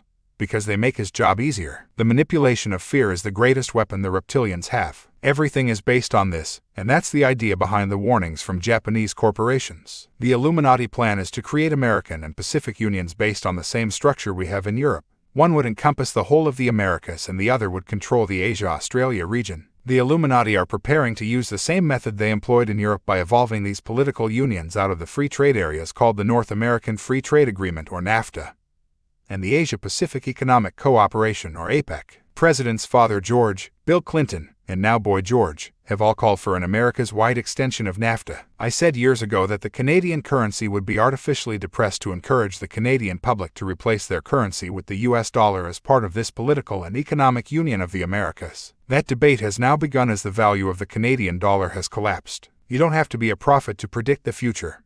An understanding of the Illuminati and their plans is quite sufficient. The following are among the main foundations of their agenda. Some are already happening and others are in the process of being manipulated to happen. While I was writing this book in December 2000, it was agreed that the European Union would expand to include a dozen more countries and that many more decisions would be made by majority voting. In other words, countries would lose further rights to say no to a policy agreed by the European Union centralized state. Tony Blair made much of the fact that he refused to agree to majority voting on tax and social security decisions, and this allowed him to paint it as a victory for Britain's national sovereignty. In fact, that was a smokescreen behind which the Illuminati plan for a European dictatorship could advance still further. The world government. The United Nations was a vital achievement for the Illuminati. They tried and failed with their League of Nations after the First World War, and so they engineered the Second World War to batter nations into agreeing to a global forum to replace, in Winston Churchill's phrase, war with jaw. But as the Illuminati well knew, as did the Committee of the Council on Foreign Relations that wrote the Charter, the UN was only a stalking horse for a fully fledged world government. It is the same ruse played out to evolve the European Union out of the European Common Market. The plan has always been to create so many problems in the world that the only answer to them is perceived to be a global government to sort out the mess. Problem, reaction, solution. What the public has not been told, until now, is that those pressing for the world government are the same people who are creating the problems to justify it. Another scam is to persuade us that a world government would be the way to bring all people together as one humanity, caring and sharing, and recognizing we are all one family. Very nice sentiment on the face of it, but from the Illuminati point of view, that is their worst nightmare. They want humanity to be divided and ruled, not united and free. They use terms like the global village, global commons, global neighborhood and one world to manipulate people into missing the fundamental difference between one world, coming together in mutual support and cooperation, and a global centralized fascist dictatorship. Wasn't the United Nations supposed to achieve all the goals they are claiming for the world government? It's like the carrot and the donkey. They sell you a solution that involves centralization, and when that doesn't work, on purpose, they sell you another solution that involves more centralization. The Illuminati, as my other books document, controlled the people who created the United Nations, and they have controlled those who have administered its policy to this day. Even its headquarters in New York is built on land donated by the Rockefeller family, who also donated the land for the headquarters of the League of Nations. The UN building was previously the site of a slaughterhouse. With the Illuminati obsessed with blood sacrifice and symbolism, that is no coincidence. The world's central bank and currency, money, together with fear, are the main weapons of human control. When you follow the bloodlines through history, there are a number of themes that constantly recur: human sacrifice and blood rituals, war and conflict, and the system of lending people money that doesn't exist and charging interest on it. When you go into a bank and agree a loan, they don't print a single new note, mint a single new coin, or move an ounce of precious metal a single inch. They simply type into your account the amount they have agreed to loan. They have created money out of nothing, and it has cost them nothing to do it. But from that moment you start paying them interest on that money which has never and will never exist. They call this credit. The same force, the Illuminati, which created the banking system and controls all the banks, also created the political system and controls all the major governments. This has allowed these governments to pass banking laws that allow their banks to lend at least, and it is at least, 10 times what they have on deposit. In truth, it is far more than that. Every time you put a pound or dollar in a bank, you are giving them the right to lend 10 pounds or dollars they do not have. This system of so-called fiat money and fractional reserve lending means that banks can create money out of thin air whenever they choose. The deluge of debt, with which people, businesses, and governments constantly battle, is this same fresh air money. Personal debt, national debt, third world debt, all of it. None of this really exists, except as figures on a computer screen. Think about the suffering, poverty, and death that these crushing debts cause every day, and yet they are just figures on a screen written by a clerk in a bank. Nothing more. Imagine how the world would change if money was created interest-free. They tell you that this can't be done because that's what they want you to believe. Of course it can. Both President Kennedy and President Lincoln began to issue interest-free money. What else do these two men have in common? Governments could create their own interest-free money and remove instantly the need to pay fantastic sums in interest to the private banks. Isn't that simple common sense? Then why does no government or major opposition party ever suggest it? Answer: A. The Illuminati who control the banks control the governments and the hierarchies of the major political parties. And B. Most of the lower politicians in these parties are stunningly uninformed about the money system. I have even had to explain how money is created to professional economists before now. I kid you not. I met a retired bank manager in England some years ago, and it was only in the last months before his retirement that it dawned on him that all the money he had been lending for the bank throughout his career was just an illusion. It had never actually existed. In the United States, the trillions of dollars of government debt, serviced by the sweat and toil of the people, is owed to the U.S. Central Bank, the Federal Reserve. This was launched in 1913 by agents for the Rothschild, Rockefeller, and J.P. Morgan banking families, and, ever since, the U.S. government has borrowed its money from the Fed. The head of the Federal Reserve is currently the Illuminati Satanist Alan Greenspan, who took over from Paula Volcker. You get the picture. Greenspan attends the rituals at Bohemian Grove and, according to Philip Eugene de Rothschild, is high up in the Illuminati ritual hierarchy. The Fed decides the interest rates in the U.S., a fact that has a fundamental effect on the world economy because of the interdependency the Illuminati have built into their system. It makes centralized control so much easier if you have key power centers where the decisions have a global effect. And frontmen like Greenspan ensure that one individual holds such power. It is worth noting that the first policy change made by the UK government of Tony Blair was the announcement by his Chancellor of the Exchequer, Gordon Brown, that interest rates would no longer be set by the elected government, but by the Illuminati's Rothschild-controlled Bank of England, run by its governor, Eddie George. Americans believe that because the word federal appears in the title that the Federal Reserve is part of their federal government. This is not true. The Federal Reserve is neither federal nor has any reserve. It is a cartel of private banks controlled from Europe, i.e., the Rothschilds and the Illuminati. It has not produced audited accounts since it was formed in 1913, and yet this is the source of the national debt in the United States. This is how it works. When the government wants to borrow money, it issues a government bond or IOU to the bank, say for $1 billion. The bank then prints $1 billion or simply creates it on a screen, and this costs the Fed nothing because it pays the negligible cost of a few $1,000s with more fresh air money. From that moment, the U.S. taxpayer begins to pay the privately owned Fed interest on $1 billion.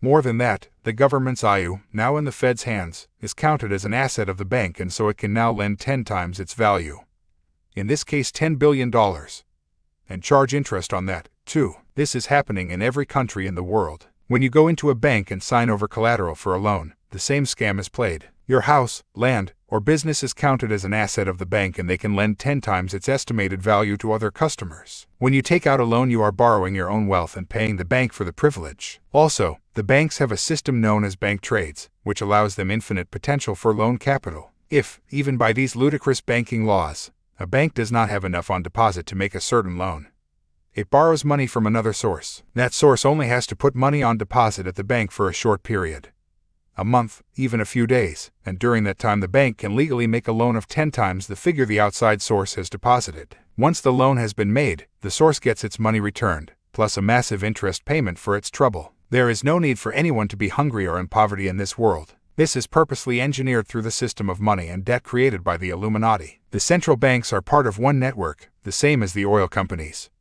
and they are all controlled by the Illuminati bloodlines. The Bank of International Settlements in Basel, Switzerland, and the International Banking Commission are the bodies that coordinate the policies of the apparently unconnected central banks. See, and the truth shall set you free. And the biggest secret for the fine detail and sources of what you are reading in this chapter. The public does not have a clue where money comes from. They just have some vague idea that the government prints it or something. In truth, all except a fraction of the money in the world comes into circulation through the private banks making loans of non-existent credit. So money comes into existence as a debt from the very start because money is brought into circulation by the banks issuing a loan or credit. In this way, the banks, ultimately controlled by the same people, have complete control over how much money is in circulation. And the money in circulation decides if we have an economic boom or depression. People suddenly deciding they don't want to work, buy things, or have a home is not the cause of economic depressions. They happen when there are not enough units of exchange in circulation to generate the economic activity that provides the necessary employment and income. Who controls how much money is in circulation? The Illuminati banks do. The following is a summary of how the economic cycle has been played out for centuries. First, you make lots of loans at low interest rates to encourage people to borrow money from you. This increases dramatically the amount of money in circulation and so makes more available for people to spend.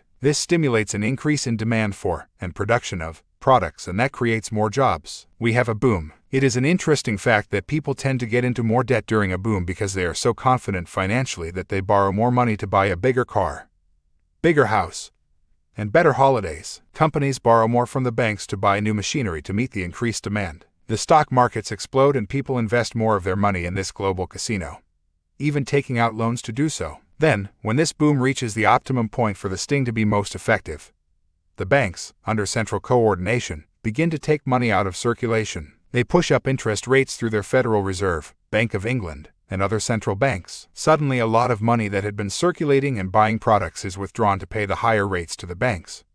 And banks change their policy to ensure that they make fewer new loans. Eventually, more money is coming out of circulation than is going in, and there is not enough money in circulation to buy all the products and services available. People begin to lose their jobs. These job losses increase the rate of economic depression because those people no longer have the money to purchase what they did before. With no other jobs available, the unemployed lose their homes, their families go hungry, and businesses go bust. These homes and businesses were bought with loans of fresh air money from the banks. In doing so, the borrowers agreed that the banks were entitled to those homes and businesses if they did not keep up the payments. The depression, created by the banks, now gives the banks the right to confiscate all that real wealth, houses, land, business property, and assets, in exchange for loaning nothing more than figures on a screen. In short, the banks make lots of loans in stage 1 and then withdraw so much money from circulation that there is not enough to pay them back. This ensures that they can legally steal the real wealth of the people. This is what smart-suited, and mostly thoroughly ignorant, economics correspondents on the television news call the natural economic cycle. There is nothing natural about it. The whole thing is a scam. The fishing line is cast in stage 1, the boom, and then reeled in during stage 2, the depression. This cycle of manipulation has been played out for hundreds and even thousands of years, back to the banking operation of the Knights Templar and to Babylon and beyond. This is the cycle that has sucked the real wealth of the world into the hands of the tiny few, and it still goes on. Now the Illuminati are planning to complete their financial control of the human race with a world central bank and one global electronic currency. This bank would make all the major financial decisions affecting every country. The currency would eventually bring an end to physical cash and all other currencies. While I was writing this book, a UK paper called Metro reported on December 20, 2000 that Singapore was moving to a cashless society by 2008. In an article beginning of End for Cash, the paper revealed that Singapore, a British-controlled Illuminati country, was phasing in e-money and would insist that everyone used it. Financial transactions would be made using money stored on computer chips, it said, and cash will be a thing of the past as money changed hands electronically using digital pulses transferred through mobile phones, handheld computers, and even watches. This is just the phase before they bring in microchip implants for everyone. Under the Singapore scheme, shoppers will be able to point a mobile phone at an item to register the price. The phone would check the shopper's bank balance on the internet and deduct the money from the account if it was told to buy the item. The Singapore's government said this will save a small fortune on labor, security, and transportation costs involved in making and moving notes and coins. Low Siang Kok, so have I, currency director at Singapore's Board of Commissioners of Currency, said, the physical notes and coins will be a thing of the past. There's no point in fighting technology. If you want to give your kids pocket money, you pass it to them by phone. They can use it for bus fares, in the school cafeteria, or whatever. He then listed all the merits of the cashless society that I have long predicted they would use to sell it to the people. Safer than cash and credit cards, etc., etc. Mayor Amschel Rothschild, the founder of the Rothschild banking dynasty, said, "Give me control of a nation's currency and I care not who makes the laws." This has been attributed to another Rothschild also. The fewer currencies there are, the more control you can have over the money system. This is why the euro has been introduced within the European Union and the pressure is mounting for Canada to take the US dollar. These are stepping stones to the world currency. Under the euro, for example, a group of unelected bankers at the European Central Bank in Frankfurt, where the Rothschild banking dynasty began, have control over the interest rates and financial policy for the whole of Europe. anyone ever questioned that, or even bothered to find out in the first place. The next stage is to create the world central bank in which Illuminati bankers would set interest rates and financial policy for every country on the planet. The world currency will be electronic because this will make control of the people so easy. At the moment, if you hand over electronic money, a credit card, and the computer will not accept it, you can still pay with cash. What happens when there is no cash and that computer says no to your credit card or your microchip, which is designed to replace it? You will have no other way of purchasing, and whoever programs that computer to accept or not accept your card or chip will control what, where, and whether you purchase anything. Also, whenever you buy a product of any kind, the place, time, item, and cost will be recorded. That's the idea, and the amount of physical money in circulation is already a fraction compared with electronic pulses on computer screens. Even this ratio is falling all the time. Money tree policy. One other point on money. The Illuminati control the banks, big business, and governments, and, therefore, they take pretty much all the money we spend or save. Some 80% of the cost of fuel in the UK is government taxation, and the oil companies say we can't blame them for the cost because they only take a small part of the pump price. Well, actually, this is not true. The Illuminati own all the oil companies and take an enormous profit from their slice of the price. As I was writing this book, BP Amoco announced it was making around £3,306 a second in profits. But, of course, it could never get away with charging for itself what the governments take in tax. So government taxation allows the Illuminati to rob the population of far more money, and, as they control government policy through their placemen and agents, that taxation is overwhelmingly used to advance their agenda, according to Phil Schneider, who helped to build underground bases in the United States. The black budget for Illuminati projects takes 25% of the gross national product of the United States, and, speaking in 1995, he revealed that it consumed $1.25 trillion every 2 years. The same situation applies to the tax on alcohol. The Illuminati, through bloodline families like the Bronfmans in Canada, control liquor producers and distributors. Liquor is also heavily taxed, and the same applies here as with fuel. In the UK we have a sales tax called VAT, or value-added tax. People buy products from Illuminati businesses and pay extra in taxation for the privilege. This tax goes to the government to fund the agenda. Okay, don't buy so much and keep your money in the bank. If you do, you will be giving the Illuminati the right to lend and charge interest on 10 times and more what you put on deposit. Give your money to cancer research and you will be giving it to the Illuminati drug cartel that has no intention of finding a cure for cancer. Give it to the Worldwide Fund for Nature and you will be giving it to another Illuminati front that is using environmental concerns for its own ends. Has humanity been stitched up or what? As Henry Ford said, it is well enough that the people of the nation do not understand our banking and monetary system.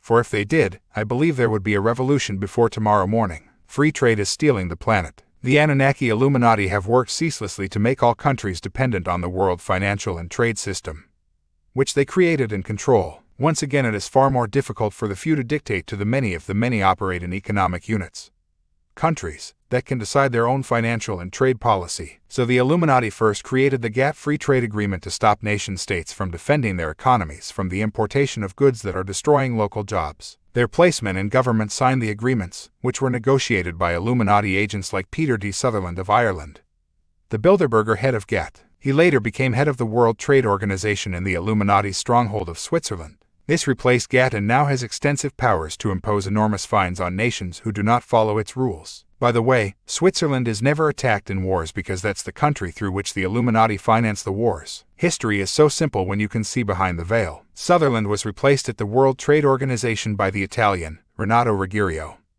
another Bilderberger, and went on to become joint head of one of the major Illuminati companies, British Petroleum or BP Amoco. He took over from the previous BP chief, Sir David Simon, who joined Tony Blair's government as his Minister for Trade and Competitiveness in Europe with the brief of taking the UK into the Euro and the United States of Europe.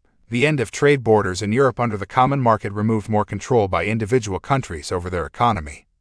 And the same with the North American Free Trade Agreement between the US, Canada, and Mexico, negotiated by the pedophile George Bush, and that rapist of mind-controlled women, Brian Mulroney, who was then the Canadian Prime Minister. I am sure they thought free trade was for the good of humanity. The powers of the World Trade Organization ensure that poor third world countries cannot use their land to feed their people first, nor keep out imports that are causing hunger and poverty by destroying local employment. If you have ever traveled in Africa, you will know that the idea that this continent cannot feed itself is utterly ludicrous. It could feed much of the world. People are hungry because food-growing land is not being used to fill empty bellies, but to grow cash crops for the Illuminati-owned transnational corporations or to fight Illuminati-engineered wars. A book I wrote many years ago, It Doesn't Have to Be Like This, documents examples of this cash crop scandal. The transnationals pay little or no tax to these countries, and by owning the land at the expense of the people, they can pay poverty wages to the workers who have no other form of employment and no chance of self-sufficiency. The Illuminati transnationals are leeches sucking these countries dry of money, opportunity, and resources. They are, in short, purveyors of genocide. But then they are owned by the Illuminati bloodlines who think nothing of sacrificing a child and drinking its blood.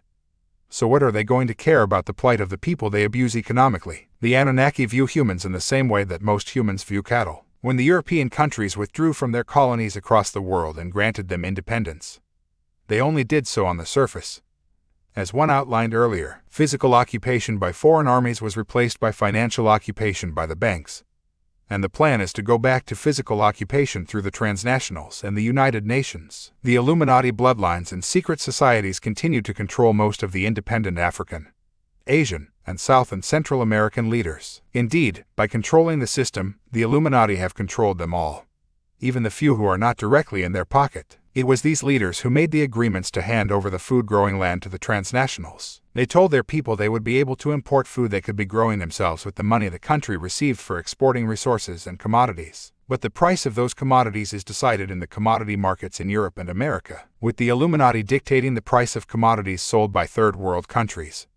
They could bring them to their knees whenever they chose, the puppet leaders' knees. You know, when newsreaders say that the OPEC countries are discussing the price of oil, well, actually, they're not. The Illuminati are deciding the price of oil because they control the OPEC leaders and all the oil companies. With these unimaginable amounts of money flowing from the Arab dictators into their banks, the Illuminati threw their next card. They went to all the third-world countries and offered them enormous loans at low interest rates to boost their economies and industrialize. The spin was that the Illuminati banks didn't want these loans repaid for reasons I will come to. They knew that the money would largely be wasted by their placemen and, anyway, they had insured against repayment by their next move. Enter Margaret Thatcher, the Iron Lady, who was, in fact, one of the most controlled and manipulated leaders of the 20th century. The strings around her were pulled by her Foreign Secretary and Rothschild bloodline, Lord Carrington. He is Henry Kissinger's close associate, a former chairman of the Bilderberg Group, and the UK Foreign Secretary who engineered the Falklands War and handed power to the dictator Robert Mugabe in the former Rhodesia,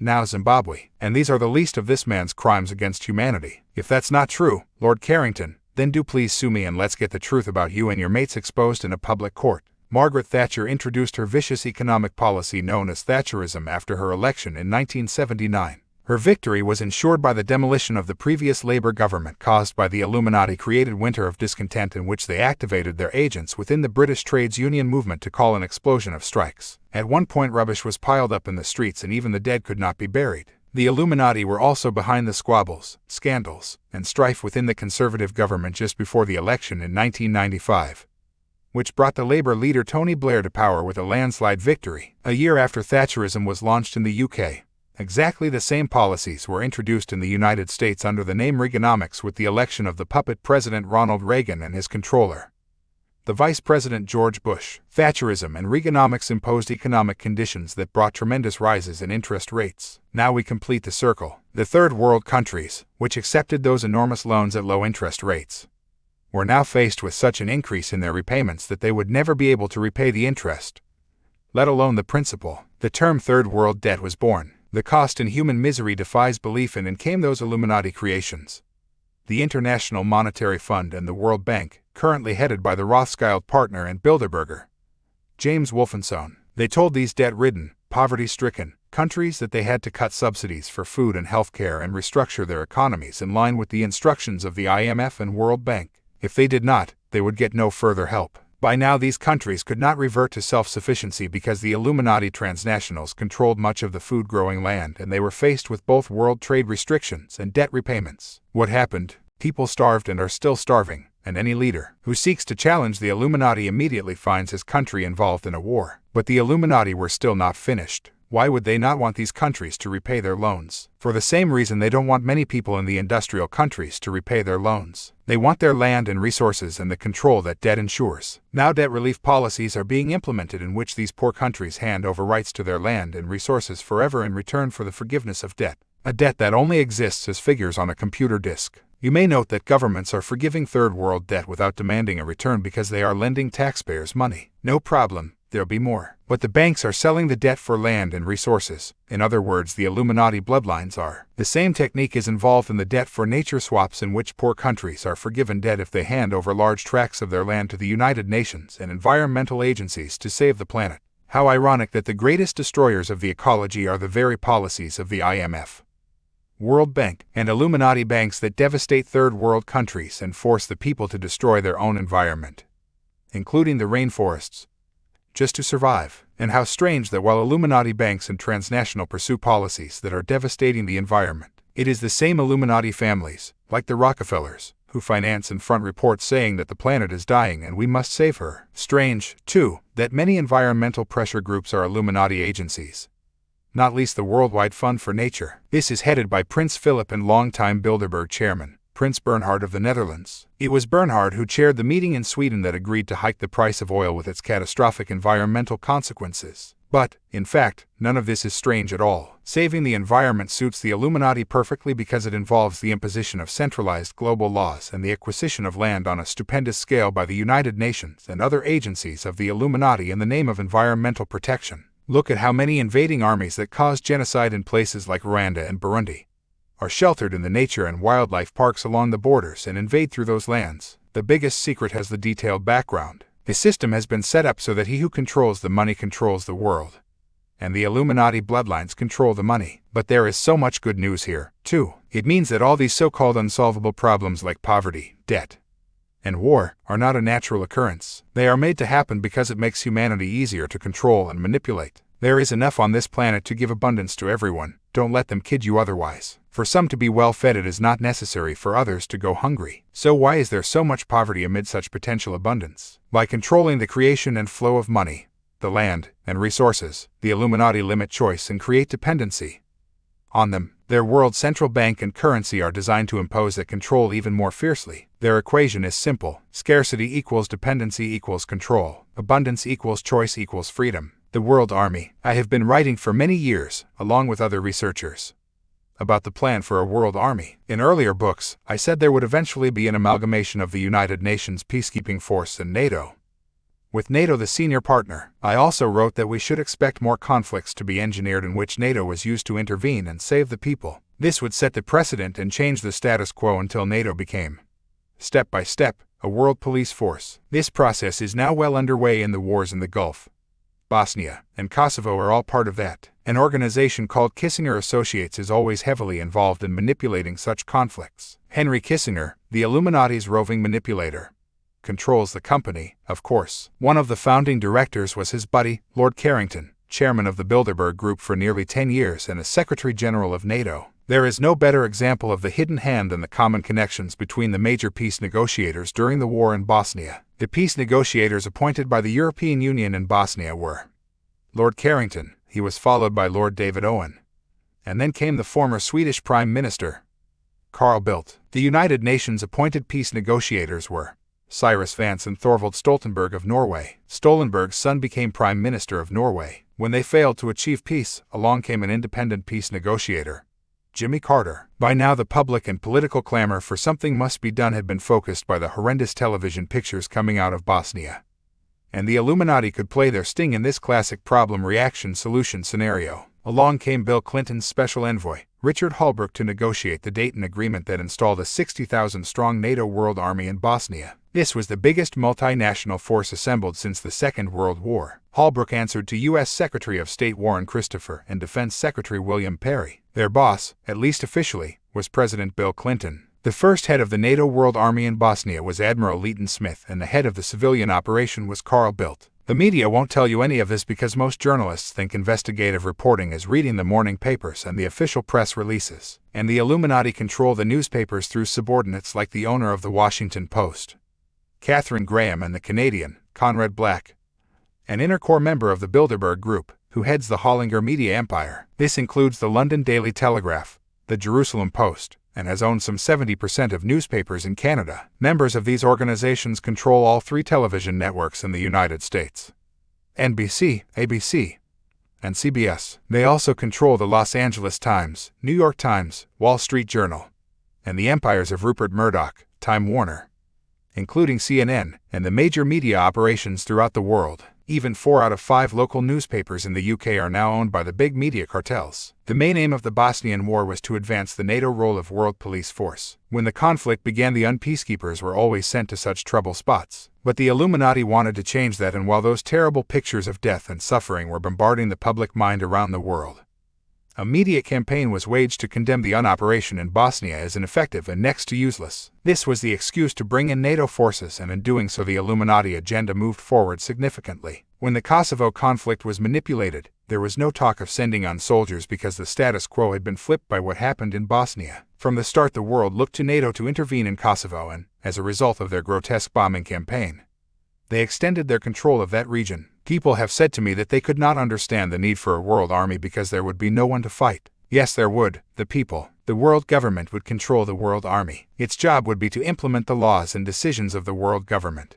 Should any country rebel and refuse to comply, we are talking global fascism here, and the structures are being introduced before our eyes to impose that. The Illuminati know there is a chance that if U.S. troops were asked to abuse and murder U.S. citizens, that many would rebel and perhaps mutiny. So they are covertly locating foreign troops in the United States under the guise of the United Nations while sending vast numbers of American troops abroad. The same with other countries, too. The mental, emotional, and physical onslaught. If you want to control a population, you must suppress their desire or ability to think for themselves and see what is going on around them. This is done through the manipulation of the mind and emotions, and with drugs, vaccines, and food additives. It is vital that we realize that those who control the drug companies are the same as those who control the food giants and the health agencies, media, governments, banks, corporations, and all the rest. Millions of people are dying every year of diseases like cancer and AIDS who could be returned to health if they were allowed to choose from all the treatments available and not be confined to the primitive scalpel and drug. I have sat in treatment rooms, for example, and watched people cured, sometimes in 15 minutes,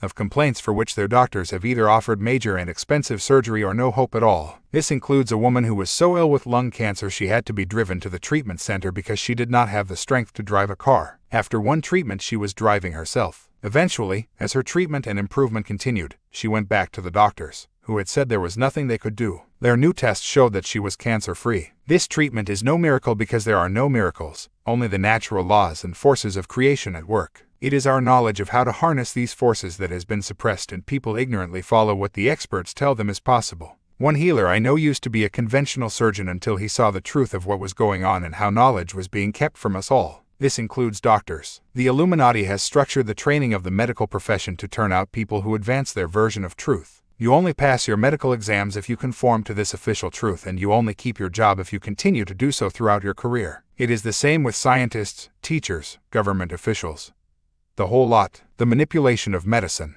There is far more to the human entity than a physical body. That is the least of what we are. It is the genetic spacesuit through which our eternal consciousness, the thinking, feeling us, experiences this frequency range we call the physical world. The brain is the computer, the switching station, which connects our immortal mind to our mortal body. We don't think from the brain, we think through the brain. People with brain damage do not have damaged minds, they have a damaged computer, which cannot transmit the messages of the mind to the physical level of experience. The mind is an energy field working through the brain, not the brain itself. Our emotions are another energy field, and these different levels of being are connected through a series of vortexes known as chakras, a Sanskrit word meaning wheels of light. In this way, stress in our emotional energy field, which manifests as an imbalanced vibration, is passed down the levels through the chakras. What is the first thing that happens when we get stressed and emotional? We stop thinking straight. This is the imbalanced emotional vibration disrupting the clarity and balance of the mental energy field. If the stress is serious enough and goes on for long enough,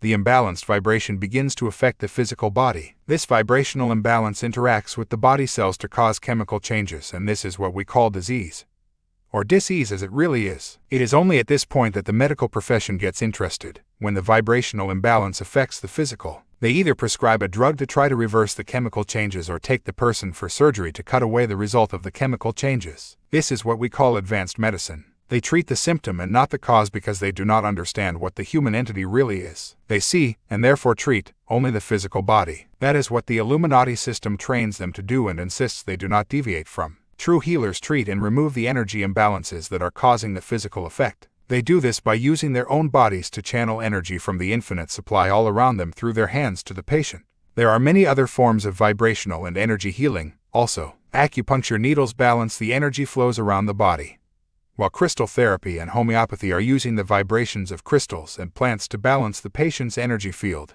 Of course, there are charlatans in these alternative methods, too, but on nowhere near the scale of those in the drug cartels and medical authorities. When the cause is removed, its physical consequences disappear, and this is reported as a miracle cure.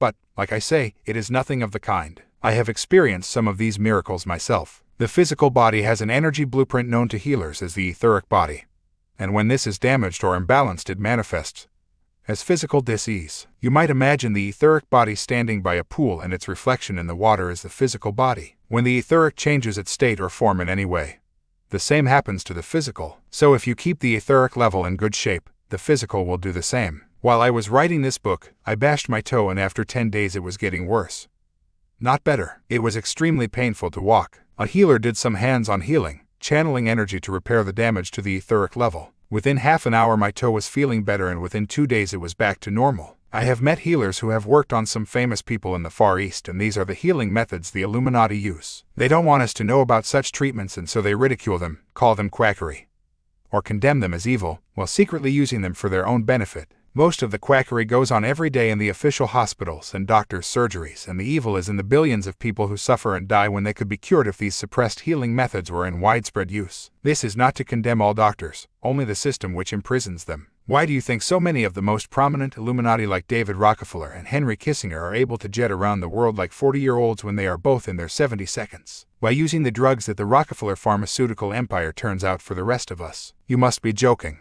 These people know they are causing the death and suffering of billions by their actions.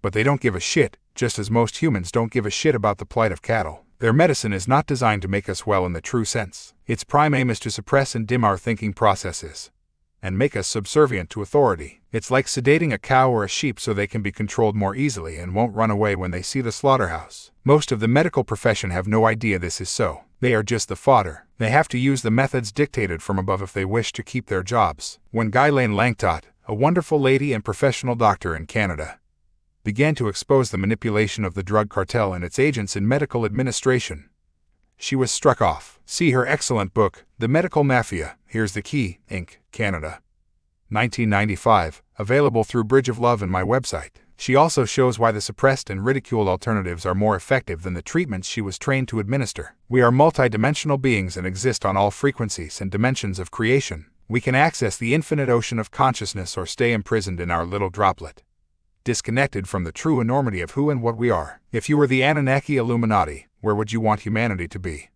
Stuck in the droplet or sailing on the ocean? One way they do this is by feeding us drugs and chemicals that suppress brain function, clarity of thought, and the ability to connect powerfully with our higher levels of being, or sixth sense of psychic awareness and intuition. This is the real reason behind all the drugs, vaccines, and food additives we daily consume. I will give you some examples of this war on the human brain and immune system, but really the list is simply endless. Aspartame. One of the weapons is aspartame, an Illuminati creation that suppresses the intellect. It is now used in thousands of foodstuffs and almost every soft drink. And who are the biggest consumers of soft drinks? Children. They want to get the kids as early as possible and turn them into unthinking, unquestioning clones for life. Aspartame is an artificial sweetener and marketed as an alternative to the negative effects of sugar, which the Illuminati also control. It is known under trade names like NutraSweet, Equal, and Spoonful. Aspartame, which is 200 times sweeter than sugar, was introduced in 1981 and has been the subject of 75% of the complaints reported to the Adverse Reaction Monitoring System of the U.S. Food and Drug Administration.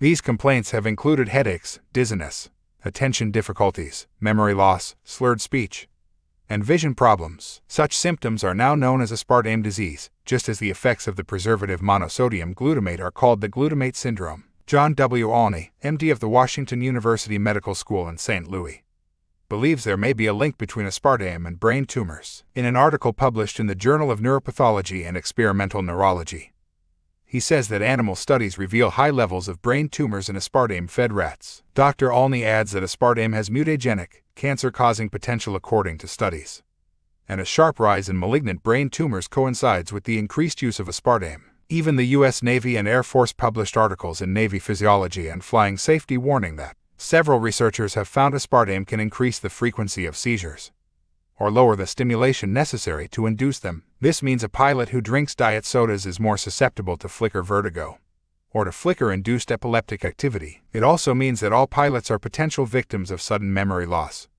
dizziness during instrument flight, and gradual loss of vision. And aspartame is no longer confined to diet drinks. It changes brain chemistry and lowers the threshold for seizures, causes mood disorders and other problems of the nervous system. It is also addictive, hence people often find it difficult to stop consuming the soft drinks that contain aspartame. Symptoms of multiple sclerosis, chronic fatigue, rheumatoid arthritis, depression and other mood disorders have vanished in many patients after they stopped aspartame consumption. 10% of this legalized poison breaks down after ingestion into methanol, a nervous system toxin also known as free methyl alcohol or wood alcohol. This is extremely harmful to the optic nerve. It is the main ingredient of moonshine liquor made during Prohibition, and this was notorious for causing blindness. Methanol is rapidly released into the bloodstream, where it can become the neurotoxin and cancer-causing formaldehyde and formic acid. The poison in ant stings, fancy a soda. The Food and Drug Administration in America, like its equivalent in other countries, is an Illuminati front to block products that are good for humanity and to push through, without proper testing, those that suit the agenda. This happened with aspartame. First, the FDA approved its use on the basis of ridiculous data and then had to withdraw that permission in the face of studies showing that it caused seizures and brain tumors in animals. But the FDA restored approval in 1981, despite the unanimous opposition of a public board of inquiry, which had reviewed the scientific data and recommended a delay. Dr. Ralph G. Walton, a professor of psychiatry at Northeastern Ohio University College of Medicine, reviewed all the studies on aspartame and found 166 with relevance for human safety. All of the 74 studies funded by the aspartame industry gave it the all clear, but 92% of those independently funded revealed safety problems. Which ones would you believe? The reason this poison was approved against all the evidence is simple corruption. The commissioner of the Food and Drug Administration, an acting commissioner, 6 other operatives, and 2 attorneys assigned to prosecute NutraSweet for submitting fraudulent tests, left the organization to work for NutraSweet, a trade name for aspartame. One genuine scientist working for the FDA wrote to a U.S. senator, "It's like a script for Abbott and Costello. It works like this: approve our poison, and when you stop being a bureaucrat, we'll make you a plutocrat. After it's licensed, we'll pay off the American Dietetics, the American Diabetes Association, the American Medical Association, and anyone we need who's for sale." Coca-Cola knew of the dangers of aspartame because, as a member of the National Soft Drink Association, it opposed the approval by the Food and Drug Administration. Its objections were published in the Congressional Record of July 5, 1985. It said that aspartame was inherently unstable and breaks down in the can, decomposing into formaldehyde, methyl alcohol, formic acid, dictypiperazine, and other toxins. So what is aspartame now doing in Diet Coke, the sales of which soared when it was added because it is so addictive? And Diet Coke is not diet at all. People who drink it get fatter, as with all aspartame products, because it increases the craving for carbohydrates by suppressing the production of serotonin. We are living amid a gigantic confidence trick. By the way, the Monsanto Corporation of St. Louis, Missouri, owned NutraSweet and another aspartame product, ICKE. This is an Illuminati company to its fingertips and the promoter of genetically modified food, another part of the Illuminati assault on the human mind and body. It is using the same methods to win approval for genetically modified food as it did for aspartame. Members of the Working Group on Biosafety connected to the Convention on Biological Diversity in Cartagena, Colombia, make recommendations on the use of genetically modified food. The members include Linda J. Fisher, Vice President of Government and Public Affairs for Monsanto and formerly with the U.S. Environmental Protection Agency; Dr. Michael A. Friedman, Senior Vice President for Clinical Affairs at GD Searle & Co., a pharmaceutical division of Monsanto, formerly with the U.S. Food and Drug Administration; Marcia Hale, Director of International Government Affairs for Monsanto, formerly Assistant to the President of the United States; Michael Cantor, Director of Monsanto, former Secretary of the U.S. Department of Commerce; Josh King, Director of Global Communication in the Washington, D.C. office of Monsanto, former Director of Production for White House Events; William D. Ruckelshaus, Director of Monsanto, former Chief Administrator of the United States Environmental Protection Agency; Michael Taylor, Head of the Washington, D.C. office of Monsanto Corporation, former Legal Advisor to the Food and Drug Administration; Lydia Watrud, former Microbial Biotechnology Researcher at Monsanto, now with the United States Environmental Protection Agency's Environmental Effects Laboratory. Jack Watson, staff lawyer with Monsanto in Washington, former chief of staff to the President of the United States. Jimmy Carter. Others include representatives from DuPont, major Illuminati bloodline, and Dow Chemicals, Illuminati. Their representative is Clayton K. Uter, former Secretary of the U.S.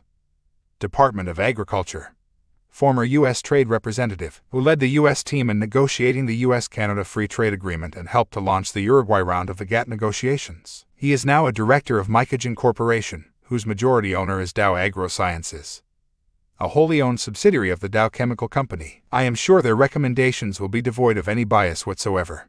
Or my name isn't Charlie Shufflebottom. Prozac. The story of Prozac, produced by the George Bush Drug Company, Eli Lilly, is the same tale of Illuminati corruption to impose a mind suppressant on the population. In 1982, David Dunner of the University of Washington began to accept more than $1.4 million from Lilly for research and seminars. Some of this research was for conducting a clinical trial with 100 people for Prozac. At the same time, he was a member of the Food and Drug Administration's Psychopharmacologic Drugs Advisory Committee, responsible for reviewing new drug applications for the FDA. Dunner was asked if he had any conflict of interest with Eli Lilly when he began to assess Prozac for the FDA. But he replied, "No pending commitments at the present time." The FDA accepted this, and yet Dunner had already given 5 seminars sponsored by Prozac producer Eli Lilly before this date. The seminars were about depressive disorders, the target market for Prozac. Dunner also failed to disclose that he had agreed to 2 further seminars for Lilly arranged to take place after Prozac was approved. According to the public record, Lilly's test on Prozac showed it was little more effective than a useless placebo, and an FDA statistician suggested to Lilly that the test results be evaluated differently to indicate a more favorable result. This they did. An FDA safety review established that Lilly failed to report psychotic episodes during Prozac's testing, but there was no reprimand. By 1987, 2 months before the FDA approved Prozac, 27 people had died in controlled clinical trials. 15 were suicides, 6 by overdose, 4 by gunshot and 2 by drowning. Prozac was directly connected to all of them. 12 other people in the trials died, but the cause was not directly related to Prozac. In 1991, the FDA executive, Paul Leber,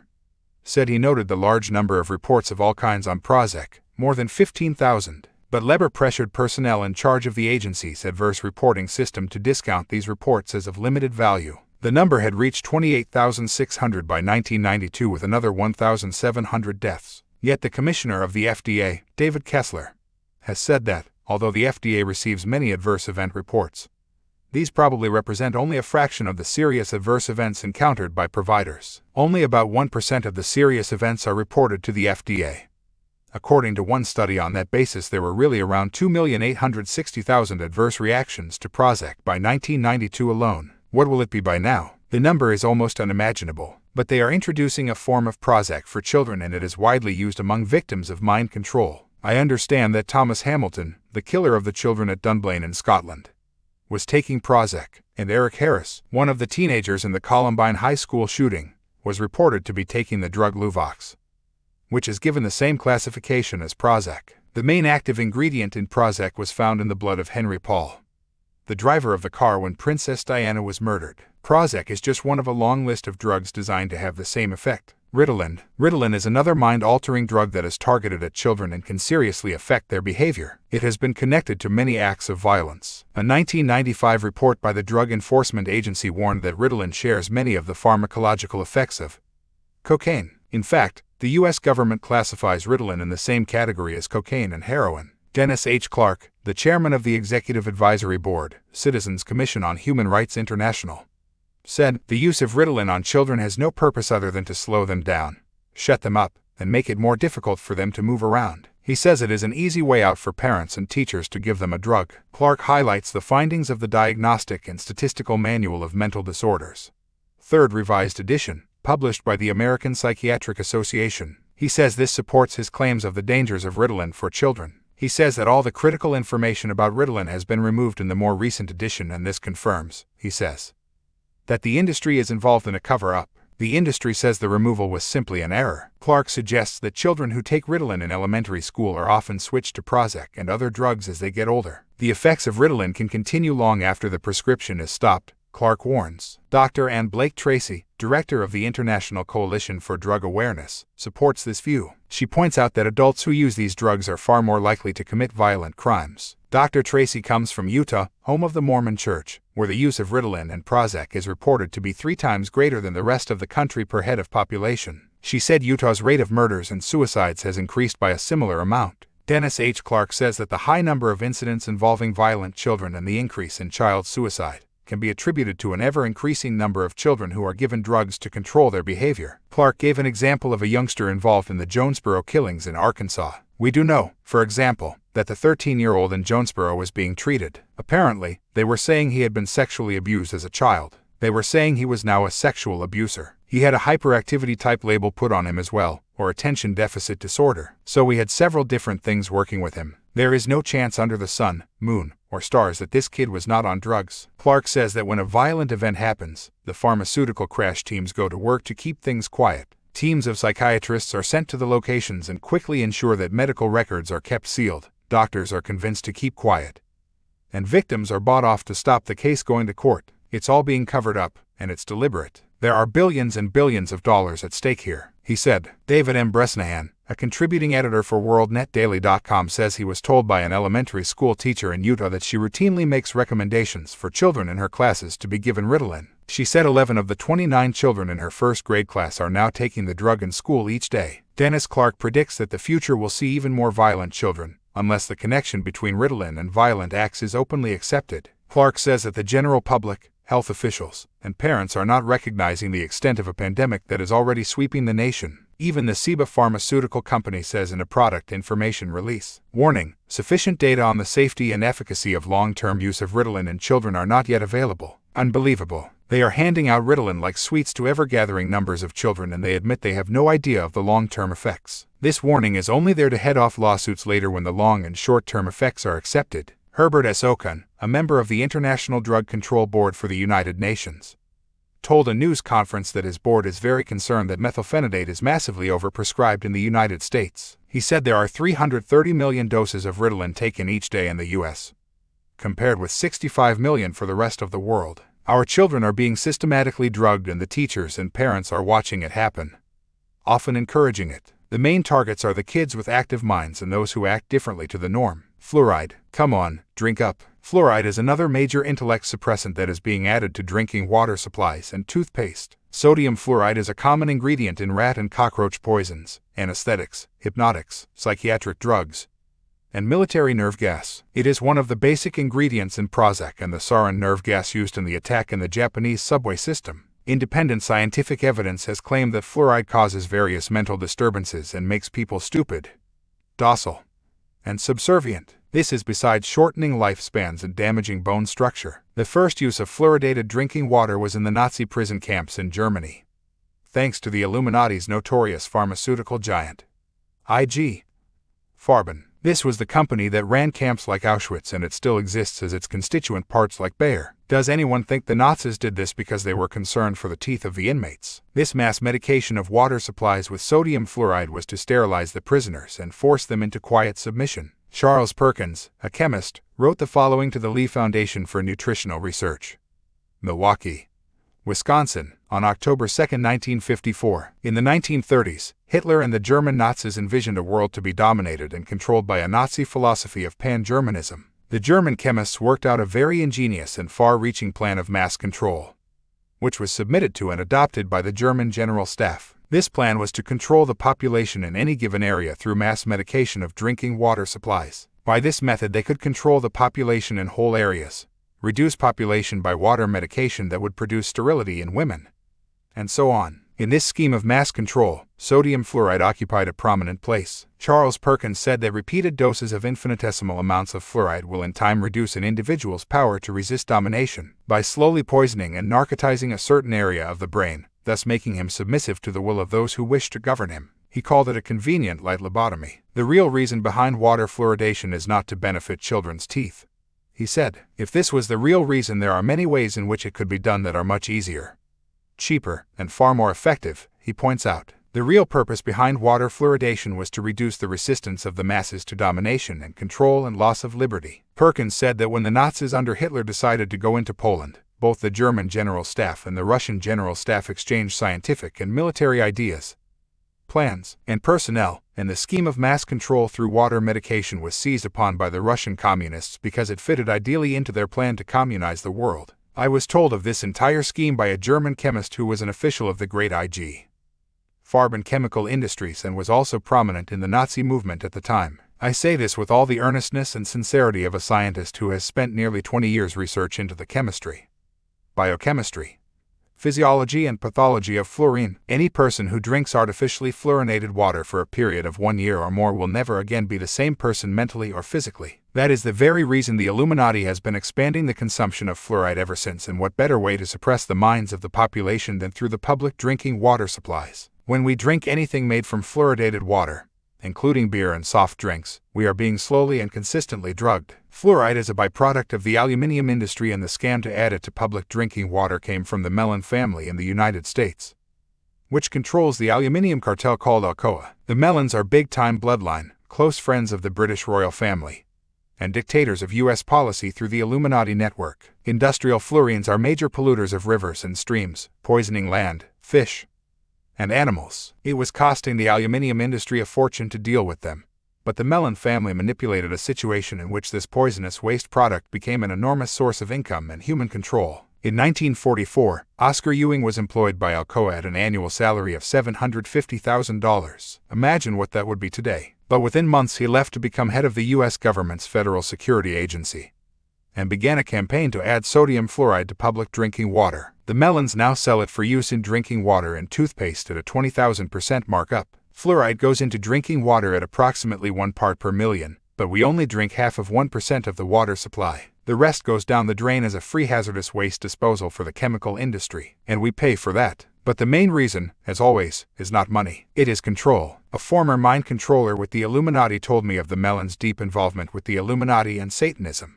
She said that to her knowledge the Mellon National Bank in Pittsburgh, Pennsylvania is an Illuminati operation that launders money for them. Would you trust such a family to put chemicals in drinking water and toothpaste because they want to keep your teeth healthy? Not that fluoride does. We have a member of parliament here on the Isle of Wight where I live in England called Peter Brand, who is pressing for fluoride to be added to our drinking water because it is good for children's teeth. This man is a professional doctor and the health spokesman for the Liberal Democratic Party. In fact, he doesn't know his arse from his elbow and provides yet another example of how doctors are so deeply uninformed. But because they are doctors, many people think that they must know it all. Dr. Hardy Lineback, BSc, PhD in biochemistry, head of the Department of Preventive Dentistry for the University of Toronto, and president of the Canadian Association for Dental Research, was once Canada's leading promoter of fluoride in water supplies. But then suddenly he announced he had changed his mind. He said, children under 3 should never use fluoridated toothpaste or drink fluoridated water, and baby formula must never be made up using Toronto tap water. Never. A study at the University of Toronto revealed that people in cities that fluoridate their water have double the fluoride in their hip bones compared with non-fluoridated areas, and they discovered that fluoride was changing the basic architecture of human bones. There is a debilitating condition called skeletal fluorosis caused by the accumulation of fluoride in the bones, making them weak and brittle. The earliest symptoms are mottled and brittle teeth, and Dr. Lineback said that in Canada they were spending more money treating dental fluorosis than treating cavities. But hold on, at least putting this poison in the water and toothpaste is keeping teeth healthy and preventing cavities. Yes, no. As Lineback points out, they have been putting fluoride in the Toronto drinking water for 36 years while Vancouver has never been fluoridated. Get this, the population of Vancouver has lower cavity rates than Toronto. He said that cavity rates are low all across the industrialized world, including Europe, which is so far 98% fluoride-free. This was due, he said, to improved standards of living, less refined sugar, regular dental checkups, flossing and frequent brushing. There were now fewer than 2 cavities per child in Canada. He said that those who continue to promote fluoride are working with data that is 50 years old and questionable at best. The dentists have absolutely no training in toxicity, he said. Your well-intentioned dentist is simply following 50 years of misinformation from Public Health and the Dental Association. Me, too. Unfortunately, we were wrong. And not only are we drinking the poisonous sodium fluoride, we are getting all the other crap from the aluminium industry, too, Lineback said. But certainly the crowning blow was the realization that we have been dumping contaminated fluoride into water reservoirs for half a century. The vast majority of all fluoride additives come from Tampa Bay, Florida, smokestack scrubbers. The additives are a toxic byproduct of the superphosphate fertilizer industry. Tragically, that means we're not just dumping toxic fluoride into our drinking water. We're also exposing innocent, unsuspecting people to deadly elements of lead, arsenic, and radium, all of them carcinogenic. Because of the cumulative properties of toxins, the detrimental effects on human health are catastrophic. Alzheimer's disease has been linked to aluminium and to aspartame. In an address to students at the University of Toronto Department of Dentistry, Dr. Limbach told them that he had unintentionally misled his colleagues and students. For the past 15 years, he had refused to study the toxicology information that is readily available to anyone. Poisoning our children was the furthest thing from my mind, he said. The truth was a bitter pill to swallow, but swallow it I did. Yet even though the biggest supporter of fluoride has now condemned its use, the Illuminati-controlled Canadian and American dental associations and public health agencies, together with those in the UK and worldwide, continue to tell the people that fluoridation is good for them. This is just one example of the bigger the lie, the more we'll believe it. Illuminati placemen in the positions of medical administration and scientific research tell the doctors and dentists what is truth and what they should believe. They tell this to their patients and the media, who simply take the official line and repeat it like parrots. Because hardly anyone does any research of their own, dentists,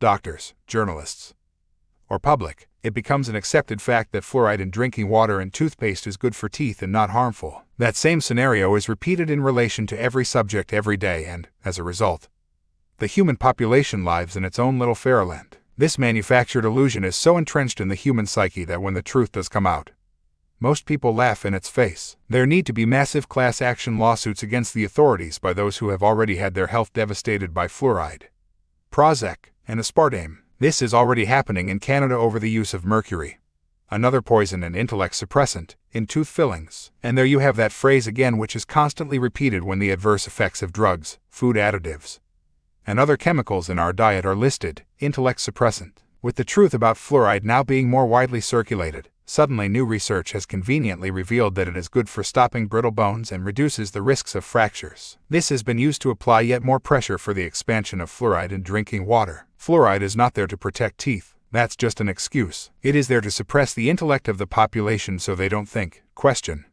or rebel. Vaccinations. It is the same story with vaccines. This is a highly efficient way of pumping mind-suppressing drugs and immune system destroyers into billions of people while they think you are trying to help them. Whole generations of children worldwide are contaminated in this way every year, while the figures show that the claims made for the benefits of vaccination are utter baloney. Dr. Ghislaine Langtot exposes the reality of vaccinations in her book, The Medical Mafia. She says that repeated vaccination exhausts the immune system and opens people to all sorts of diseases the body's defenses would normally repel. As so many studies have shown, the diseases the vaccines were supposed to protect us against were in free fall before the vaccine was introduced. Ian Sinclair, an Australian researcher, has documented the lies behind vaccination in a series of books and articles, including Health, The Only Immunity. He says that he discovered the following graphical and statistical evidence showing that more than 90% of the decline in death rates from infectious disease occurred before vaccination commenced. All medical journals acknowledge this decline was caused by improved sanitation,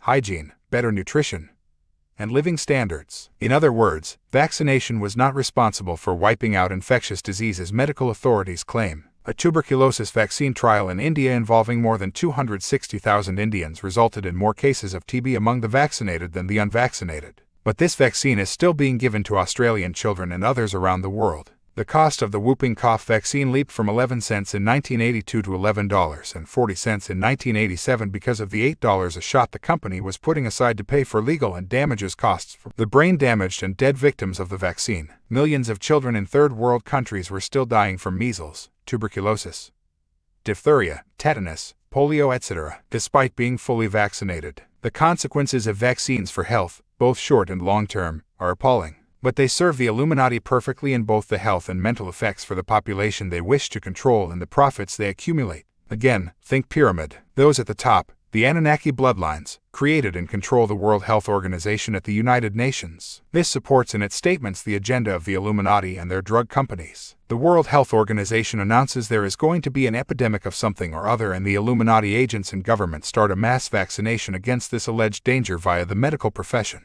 The Illuminati drug companies then sell them the vaccines. This happened with measles vaccinations in the UK in the 1990s. The mass vaccination programs in the Third World are funded and administered through the Illuminati's World Bank, World Health Organization, and other unagencies. This allows them to target certain peoples in their campaign of genocide. Dr. Langtot writes in The Medical Mafia, vaccination decimates populations, drastically in third world countries, chronically in industrialized countries. In this regard, Robert McNamara, the former president of the World Bank, former Secretary of State in the United States, who ordered massive bombing of Vietnam, and a member of the expanded program on immunization, made some very interesting remarks, as reported by a French publication, Gatekeepers Compris.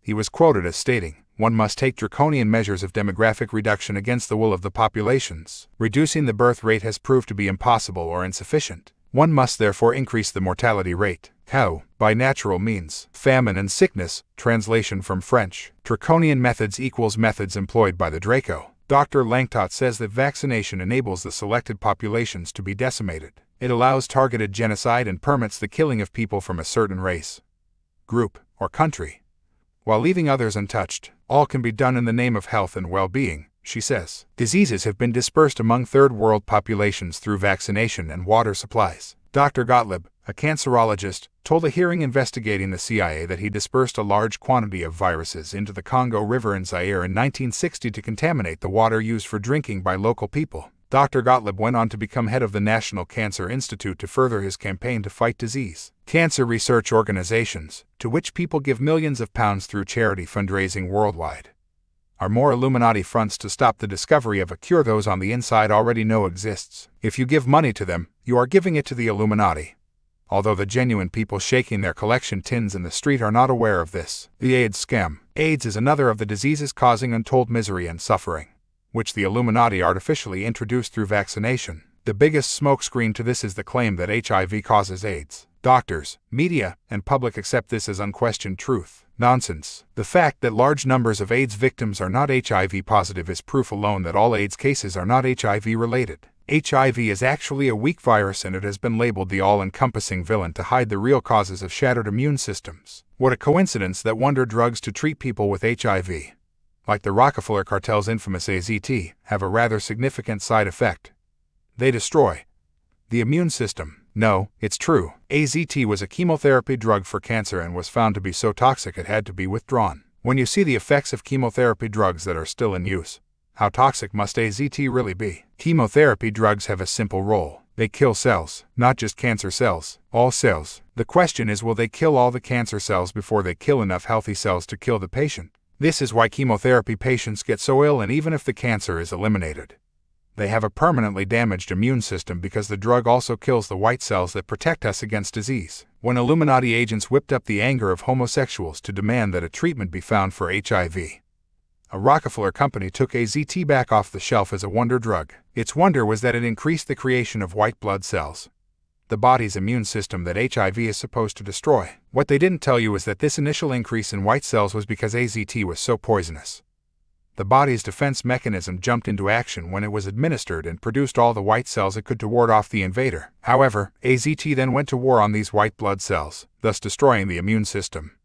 And the patients die of AIDS. No, they don't. They die of the treatment. Also, when you die of the so-called AIDS diseases and you are HIV positive, the diagnosis is recorded as AIDS. If someone dies of those same diseases and they are not HIV positive, the cause of death is recorded as whatever the disease was that killed them. In this way, it is built into the very death records that only those with HIV die of AIDS. This is a lie, but it suits the Illuminati. For the truth about AIDS and HIV, see the brilliant book by Christine Magyar, What If Everything You Thought You Knew About AIDS Was Wrong? Health Education AIDS Liaison, Los Angeles Chapter, 1996. It is available through my website and Bridge of Love. Christine was alerted to the lies and deceit when she had a positive HIV test, followed by negative ones, followed by positive ones. The whole AIDS network, the drug companies and the AIDS charities, are Illuminati-controlled or manipulated, and it has created a multi-billion-dollar industry through which both drug companies and charities massively benefit. Christine Magyar realized how much the charities care about what is really happening when she took her documented and extensive research to them and was quickly shown the door. So where did AIDS come from? A disease very similar to AIDS, called the Kala-Azar, killed 60,000 in the south of Sudan. It destroys the immune system and the victims die of other diseases. Africa has been a major target of disease by injection because the Illuminati want complete control of that continent with its fantastic natural wealth, and it has long embarked on a campaign of genocide against the black African peoples. In 1988, the ambassador of Senegal announced that AIDS had ravaged his country and whole villages were being decimated. A few years earlier, scientific and medical teams arranged through the World Health Organization had come to vaccinate the people against hepatitis B. A vaccine for hepatitis B was also tested on homosexuals in New York in 1978.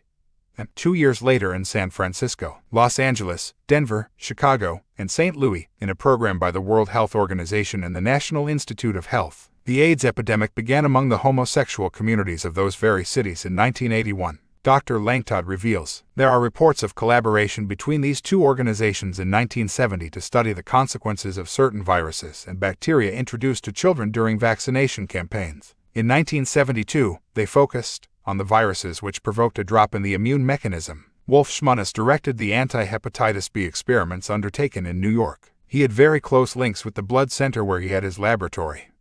The National Institute of Health, the National Cancer Institute, the Food and Drug Administration, the World Health Organization, and the Schools of Public Health of Cornell, Yale, and Harvard, all Illuminati-controlled. In 1994, a vast vaccination campaign against hepatitis B was undertaken in Canada. It is useless, dangerous, and costly. And what for? Is there a hidden agenda? I was there in 1993. It troubled me to see that it was aimed at a whole generation, 1 to 20 years. In only one province, Quebec. Since when do viruses respect borders, and especially provincial ones at that? Dr. Langtot established that there was no hepatitis B epidemic, nor any risk of one. She said that 3 different vaccines were administered, each in a designated area. Certain nurses were selected and trained to administer a special vaccine. All children were entered into a computerized data bank. The pressure to vaccinate the children was enormous and schools were turned into clinics. Those who did not want to be vaccinated were pointed out and treated as social outcasts. Exactly the same happened in the UK with the measles vaccine program in the 1990s. Nurses chased down parents at home who did not want their children vaccinated. Ditto. Dr. Langtot knew one mother who did not want her child vaccinated. A nurse came to the house and made her think it was compulsory. The mother gave in and the child is now physically and mentally handicapped. In 1986, without explanation or permission from the parents, the hepatitis B vaccine was given to Native American children in Alaska. Several died and many became ill because of what appears to have been a virus called RSV, Rheus sarcoma virus, in the vaccine. Native North American tribes have been the targets for many vaccination programs because the Illuminati want their lands and resources and to complete the genocide they began when the Europeans came. To this end, as I know from my own research, they have infiltrated the tribal elders and control the agencies responsible for Indian affairs which answer to the federal government. Dr. Langtot tells how she met a group of Native women to talk about health and the subject of vaccinations came up. The group's nurse told her that the federal government had given her complete freedom in the management of their health, but with one strict condition. Every vaccination had to be scrupulously applied to all. The silence was deafening. We all understood, Dr. Langtot recalls. Death by doctor. Doctors in the United States are now statistically more dangerous than guns. Every year there are around 120,000 deaths caused by doctor errors, an average of 0.171 per doctor. There are 1,500 deaths by guns, an average of 0.000181 per gun owner. We have an outcry from many people for guns to be banned, fueled by Illuminati propaganda. And yet a doctor is, according to these figures, 9,000 times more likely to kill you. Hundreds of thousands of people are in hospitals right now because of the effects of the drugs that were supposed to make them well. The UK National Audit Office also highlighted the astonishing dangers presented by modern medicine. They show that some 100,000 patients acquire infections in UK hospitals every year, resulting in 5,000 deaths and making a substantial contribution to another 15,000 fatalities. These figures also confirm a report in the London Daily Express, which claimed a massive cover-up by hospitals of the dangers patients face in their care and the scale of the annual death toll. The fact that the cause of death is a hospital-acquired infection is being hidden from patients' families and not mentioned on the death certificate. One of the other problems highlighted is that of the so-called superbugs, which have mutated in immunity to many antibiotics because doctors have been prescribing them like confetti for so long. Another Illuminati plan to destroy the effectiveness of the human immune system. As a result, they no longer kill the bugs. Such an outcome has long been predicted by alternative healers and others who could see the obvious. It is staggering to consider the attacks by the medical profession on alternative healing methods when figures prove that the dangers of being treated by the Illuminati-controlled medical establishment are infinitely greater. These alternatives to the drug cartel and the medical establishment have to fight for their very existence against Illuminati-initiated laws to legislate them into oblivion. Even our right to take food supplements and natural alternatives to drugs is being threatened by the Codex Committee, an offshoot of the World Health Organization. Public campaigns are already being fought to protect the basic human right of deciding what does or does not go into our bodies. If we don't have control of our own bodies, what freedoms are left? But that's where we are going. In the UK, we pay multi-billions in our taxation to fund the National Heath Service, or the Human Debris Processing Unit, as I call it. But even though it is funded with the public's money, the public cannot decide on the methods of treatment they have. Alternative methods are suppressed in favor of the scalpel and the drug. Food supplements are being taken to overcome the loss of nutrients we once used to get from our food. The emergence of chemical farming after the Second World War, which is destroying the soil and adding lethal poisons to the food, was another Illuminati operation. When this change in food production methods was being introduced in the UK, the man behind it was Lord Victor Rothschild, friend and advisor, dictator, to shapeshifter Ted Heath. As the head of the Heath's policy unit, the Central Policy Review Staff, Victor Rothschild was one of the great Illuminati manipulators of the 20th century. See, and the truth shall set you free. The Illuminati own the transnationals that make the poisons sprayed on our food, and most of the farming land on which it is grown. They are now destroying the natural crop varieties and patenting their own replacements. These only grow if farmers use their fertilizers and the poisons they manufacture. It is against the law for poor farmers to use patented seeds unless they are bought from the transnationals. Illuminati, at the prices they demand. Destroying the natural varieties is being done to ensure that these farmers have no alternative. But to do so, this is all coordinated in line with the agenda for the mental, emotional, and physical control of the human race by the Anunnaki bloodlines. All these manipulations are part of one manipulation, the Illuminati agenda. Microchipped population. The most important goal of the Illuminati is a microchipped population. Their aim is to have every person on the planet microchipped and every child microchipped at birth. This is no science fiction fantasy. It is already happening. Of course, they won't come out and be honest about it because they know that many people will resist. Well, some, anyway. They are doing it by stepping stones to obscure what the real game is. They began with the microchipping of animals, first voluntarily and now often by law. And the same method is being used on humans. In 1997, a friend introduced me to a man in America. He had asked to meet me because he was a scientist working against his will on CIA secret projects that the run-of-the-mill politicians have no idea are going on. When I asked him why he used his genius to advance the agenda, he opened his shirt and on his chest was a see-through sachet, similar to those used for shampoo. The CIA calls them patches. Inside I could see an orangey golden liquid. He said that he joined the CIA in the belief that he was serving his country. But he soon realized that they did not want his knowledge to help humanity. The idea was to control them. When he began to rebel against the misuse of his work, he left home one morning and remembers nothing else until he woke up on a medical-type table. When he began to focus, he noticed the patch on his chest. They have manipulated his body to need the drug the patch contains, and it has to be replaced every 72 hours. If he doesn't do what he is told, they don't replace the patch and he begins to die a long and painful death. Large numbers of brilliant scientists, who could be setting the world free from poverty and hunger, are in the same situation. This man told me about the microchipping agenda and much else besides. He arranged to meet me to expose what was being planned for the human race because he had no idea how long they would allow him to live. When these scientists have served their purpose, the patch is no longer replaced and they die painfully, taking with them the knowledge of what is going on. First, he said that the cure for cancer has been known for decades, but they would not release this to the public because they did not want people to survive and were making far more money drugging the dying and treating the symptoms than they ever would curing the disease. He said the technology existed to create abundant growth in deserts without water by stimulating the energy fields of the plants. At its optimum, it was like watching a time-lapse photograph.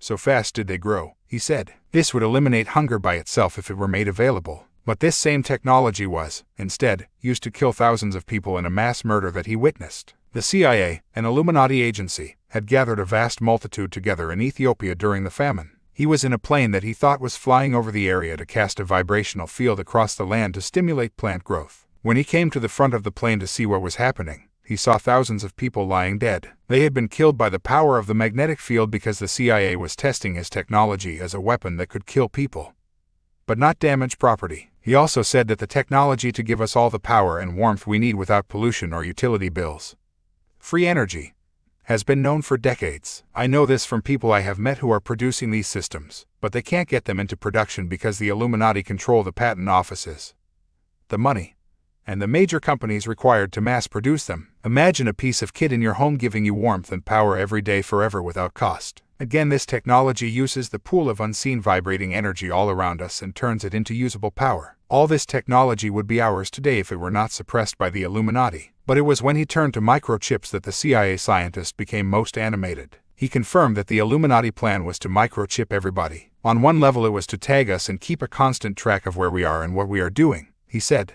But the main reason was to manipulate at will our mental and emotional processes. He said that people should not only think about the messages going from the chip to the computer. Far more important were the messages from the computer to the embodied chip. He said people had no comprehension of the level of technology in the Illuminati's secret projects. Once people were chipped, he said, the computer could make them docile or aggressive, sexually aroused or sexually suppressed, and close down their minds to a point where they were like zombies. From where I am looking, I think it's already begun. He asked me to urge people to resist the microchip at all costs because once we concede to that, we would be nothing more than machines controlled by the aliens he confirmed were behind the whole thing. We need a global campaign of say no to the chip, and we need it now. The chip is in almost every piece of technology and is embedded in newer cars. This can externally immobilize the engine from satellite, as well as tracking every journey. As I predicted in my books of many years ago, it is already being suggested that people should be chipped to make the world more efficient. Professor Kevin Warwick of Reading University in England has been used to promote the use of the human microchip.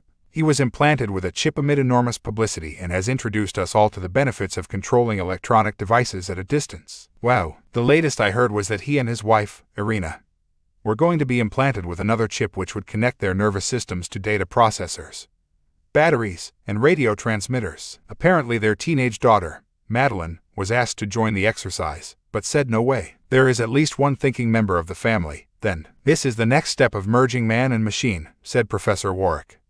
We will be able to have communications between two nervous systems across the net. Well, glory be. He is being funded, according to the London Daily Mail, to the tune of some £500,000 by major US internet firms. Professor Warwick admits that he and his wife could suffer permanent physical damage to their arms, but added that he hoped there will be no mental damage. One wonders how they would tell. We are now seeing people chipped with their medical records and other personal details. The plan is to sell the chip as a way to stop people being mugged for their money because their financial details would be on a chip under their skin. Preventing credit card fraud is another excuse. They will also promote the microchipping of children by claiming that they could never be lost again because the chip could always locate them. The more children that go missing or are murdered and the more they promote the danger of pedophiles in the community, the more likely parents are to be frightened into microchipping their kids. Of course, the greatest abusers and murderers of children are the very Illuminati who are promoting the chip. Problem reaction solution. A guy called David Adair, who has worked on high-tech projects with NASA, has been on the New Age lecture circuit in America for years extolling the benefits of microchipping our children. I cannot believe that someone with his insider knowledge of secret technology would be unaware of what that would really mean in terms of tagging and mind control. Implants have been found in people who claim to have been abducted by aliens.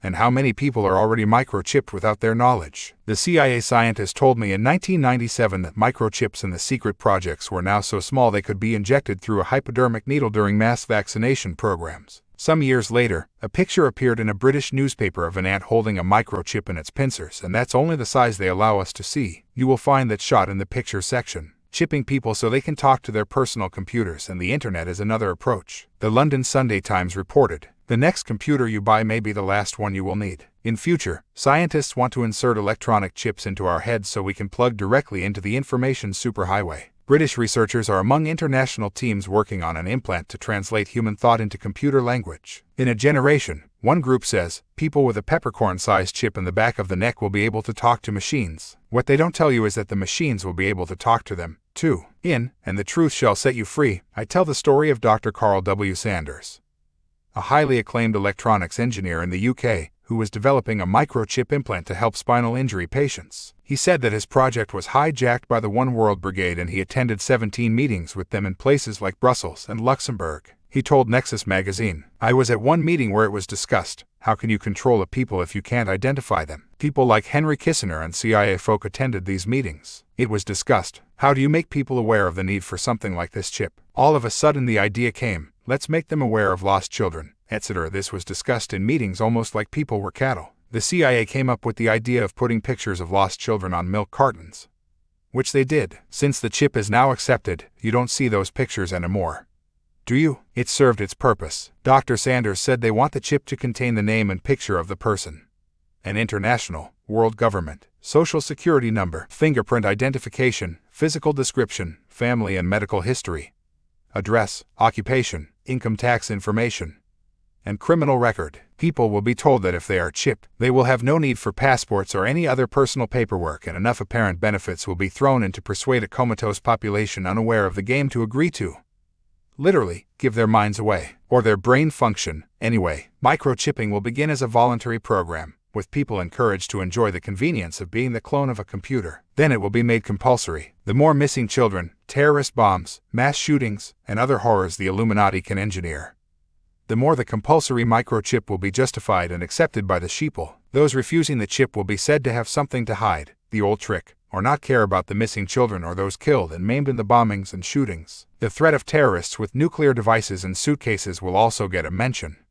It usually does. The global computer network to which these chips will answer is already in place underground at many locations. One is in Brussels, Belgium, a major Illuminati center, and the location of NATO and the European Union. Another is at Cheyenne Mountain in the United States. While I was writing this chapter, a company called Applied Digital Solutions announced the launch of a human microchip it calls Digital Angel. Angel equals reptilians. It is a human implant designed to monitor the wearer's physiology, like pulse and body temperature, and their location. The company claims it is the first operational human chip that can be linked to the global positioning satellite tracking systems. It will allow your every move anywhere on the planet to be tracked from satellite. It is also designed to connect with the internet and to become a user identity device for the web. It is described as a dime-sized implant, inserted just under the skin. The chip will be powered electromechanically through the movement of muscles, and it can be activated by the wearer or the monitoring technology. It has, according to the official statements, been developed by Dr. Peter Zhu and his research team and has progressed ahead of schedule. The Illuminati agenda is not dependent on the necessary technology becoming available by accident. It is developed well in advance and is introduced in line with the planned timescale. At that point we are told the technology has just been discovered when in fact it has been waiting in the wings for years. The tax-exempt foundations, like the Rockefeller Foundation, give vast sums to scientific research, but as a U.S. congressional committee established in the 1950s, they do not lose control of how the money is spent and insist that the research serves the needs of the global agenda. The Illuminati-controlled Princeton University was involved in the development of this microchip along with the New Jersey Institute of Technology. Dr. Peter Zhu is the chief scientist at DigitAngel.net Inc., a wholly owned subsidiary of Applied Digital. He stresses, of course, the benefits for people becoming human robots connected to a satellite. He said he was excited about his chip's ability to save lives by monitoring medical conditions and giving an exact location to rescue services. I predicted many years ago that this would be one of the ways they would sell the chip to the people when the time came for its introduction. He said that the implant would become as popular as cell phones and vaccines, one of which fries your brain and the other suppresses your intellect and undermines your immune system. Dr. Zhu then delivered some of the most chilling sentences I have ever read. Digital Angel will be a connection from yourself to the electronic world. It will be your guardian, protector. It will bring good things to you. We will be a hybrid of electronic intelligence and our own soul. Just read those words again, especially the last sentence. This is what we conspiracy theorists have been predicting for all these years, and now it is here. I heard that the introduction of this particular chip design may now be in some doubt, but it gives you an excellent idea of what is planned. And it is not only the chip. Just look around you today and see all the methods of control and surveillance. You cannot walk through a town or city without moving from one camera to another, go into a shop or take money from a wall machine, drive a car, catch a train or plane, and you are being watched. This unbelievable scale of surveillance has been introduced little by the Illuminati until you wake up one morning and realize that George Orwell's Big Brother is not just coming, he's here. All the examples I have given in this chapter, and they are only a tiny few, are each part of the same agenda. I cannot stress that enough. Seeing how all these strands are connected is the key to lifting the veil. There are pressure groups fighting and uncovering the facts about environmental destruction, poison food, vaccinations, the drug cartel, oil cartel, transnational corporations of every kind, corruption in government, the banking scam, third world debt, manipulation of wars, poverty, cancer, AIDS, child abuse, satanic ritual sacrifice, media suppression, assassinations, erosion of freedoms, high taxation, and a whole list of others. But what we need to see for the mist to clear is that these are all part of one agenda working to one aim. All the scams are one scam. We can go on opposing these individual strands for 100 lifetimes, but we will never make any fundamental change until we stop focusing on the symptoms and start homing in on the cause of them all. The Anunnaki bloodlines and their plan for a global fascist state, whenever something that has remained hidden is close to becoming physical reality. There must always be a time when it hits the surface and can be seen. This is the period we are now living in. We are seeing massive global groups and empires fusing with other massive global groups and empires in banking, business, and media, while the concentration of political power continues apace through the European Union, free trade areas, the United Nations. The same people have long controlled all these aspects of our society. But now we can see they do as they move the final pieces into place for the global fascist state or New World Order, losing their cover. One theme of many insiders and former insiders who have talked to me is that the reptilian shapeshifters are finding it more and more difficult to hold their human form. Maybe this is why so many more people seem to be seeing the shapeshifters these days. The explanation I am given is that the vibrational frequency of the planet is changing as it completes a vast cycle and enters a new one. Some have called this new cycle the Age of Aquarius as the Earth moves through the area of the heavens dubbed Pisces, which it entered around 2,000 years ago, and into a new age of Aquarius. It is almost like passing through a curriculum at a school with the different energy combinations affecting the Earth, offering different eras and experiences for those who choose to be here at the time. The Maya peoples in the Yucatan, Mexico, left records of their measurement of time and their small, medium, and great cycles of the Earth's evolution. One of their great cycles, which apparently began in 3113 BC, is due to be completed in 2012. Other researchers of these ancient measurements of time suggest that much longer cycles than this are also ending in this same period. The base resonant frequency of the planet, known as Schumann cavity resonance, was discovered in 1899 and remained pretty constant until the mid-1980s when it began to quicken rapidly. This has continued to increase, and one effect of these higher vibrations is that time appears to be passing much faster. Some researchers, psychics, and mystics suggest that our frequency is getting closer every day to the fourth dimensional range. This would be another explanation for why people are seeing shapeshifters more often and why the reptilians know that the day is fast approaching when they will not be able to hide their real nature any longer. I am told that the sacrificial rituals and blood drinking increased dramatically from the mid-1980s as the vibrational change forced them to work harder to hold human form. It is no coincidence that this period coincides with the completion of their centralized global state with its world army, microchipped population, and fierce structure of globally centralized top-down control of all weapons, finance, media, and government. They know that we are going to see them in the next few years as they really are. Another role of the microchip could well be to close down that area of the brain that would allow us to see them. We are clearly being prepared for the great unveiling, especially the children, by the explosion of reptilian imagery and themes in the mass media. The movies and television are awash with dinosaurs and good guy reptilian characters in children's cartoons. The US television series called V in the 1980s, now a Warner Video, produced a most accurate potential scenario. I believe it told the story of a world controlled by reptilian extraterrestrials, which hid their true nature within an apparently human form. These extraterrestrials were called the Visitors and were given control of all the positions of power by appearing to have humanity's interests at heart. They would announce that they were making available to humans this or that serum to cure this or that incurable disease. They also worked with compliant humans who were well rewarded for doing what they were told. One resistance group had realized that the Visitors were not human, but reptilian, and the movie shows how a few human rebels, helped by some sympathetic reptilians, exposed the truth and killed the Visitors by releasing a disease that only affected them. There was, naturally, poetic license in the movie, but the basic theme was extremely accurate, and whoever came up with the plot must know what is going on. I emphasize again here that not all reptilians wish to control the planet and treat humans like cattle. I am talking of one significant faction. But if we don't focus on that faction and its agenda, we are going to deeply regret not doing so. One victim of Illuminati mind control, who claims to have seen the reptilians in underground bases and other locations, said, considering that the Dracos and Greys, in general, lack any sense of spiritual integrity,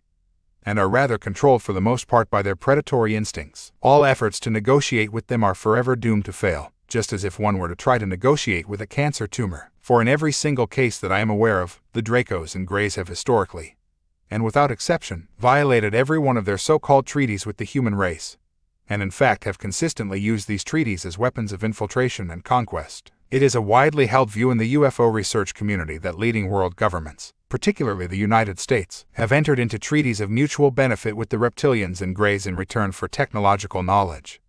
But these agreements have been used to further establish their control. If these reports of such treaties are correct, they only tell part of the story. It depends which level in the hierarchy you are dealing with. For thousands of years, the top Anunnaki bloodlines have been knowingly working to the reptilian agenda. These guys did not just arrive in the 1950s and start doing secret deals with governments. They have been here all along. If there were treaties agreed around that time, it was with those levels of government that do not have the big picture of what is happening. I have heard it suggested many times, also, that an alien invasion force is heading for this planet, but we should be very careful here.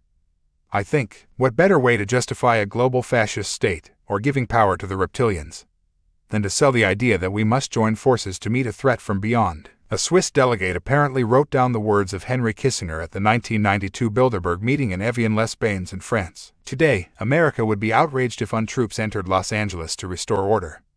Tomorrow they will be grateful. This is especially true if they were told that there was an outside threat from beyond, whether real or promulgated, that threatened our very existence. It is then that all peoples of the world will plead with world leaders to deliver them from this evil. The one thing every man fears is the unknown. When presented with this scenario, individual rights will be willingly relinquished for the guarantee of their well-being granted to them by their world government. What an irony it would be if the reptilians that have been here for hundreds of thousands of years were wheeled out as our saviors from an alien invasion. But anything is possible given the stunning compliance of the human mind, even without the microchip. Many of the most important elements of the reptilian agenda are very close, and if we are going to restore true freedom to this planet and dismantle the Anunnaki web, a vast number of people have got to wake up and grow up very quickly.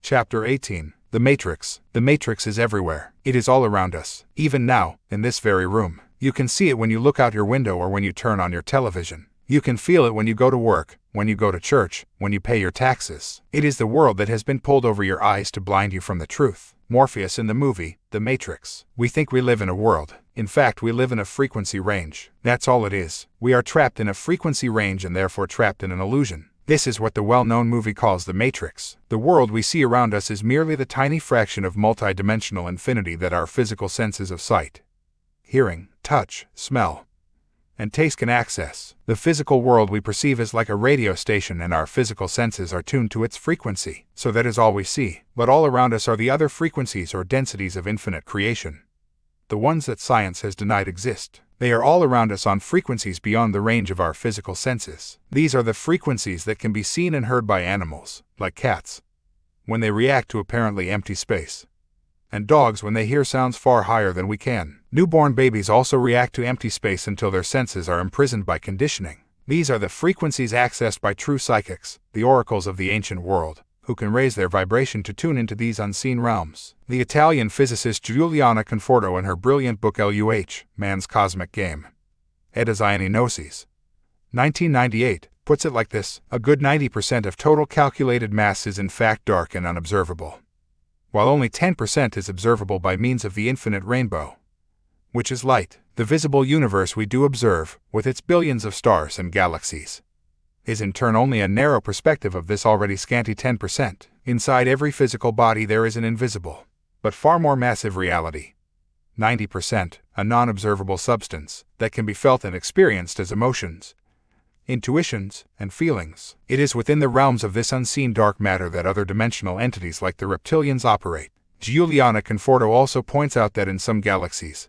this dark matter, unseen by the human eye, is 100 times the mass we can observe. We can see from our frequency range just 7% of what exists in such galaxies. When we open our minds and expand our own frequency range of perception, so we will discover more planets and stars. The atom is said to be the foundation of physical matter, and yet all but a fraction of the space within an atom is, to the human eye, empty. A physical atom, from which all physical forms are made, consists of a nucleus with electrons orbiting around it like a mini solar system. Dr. Douglas Baker said in his book, The Opening of the Third Eye, Aquarian Press, Wellingborough, England, 1977, if we expanded the hydrogen atom to the size of a cathedral, its electron would perhaps be the size of a nickel. The overwhelming majority of the space within an atom is dark matter operating on frequencies we can't see, and it is the same with our solar system and the entire dense physical universe. If only science were led by Giuliana Conforto's way of thinking, instead of the concrete minds of academia, we would already live in a world of infinitely greater awareness of who we are and the nature of life. But look at her figures there and apply them to the scientific denials of intelligent life beyond this planet.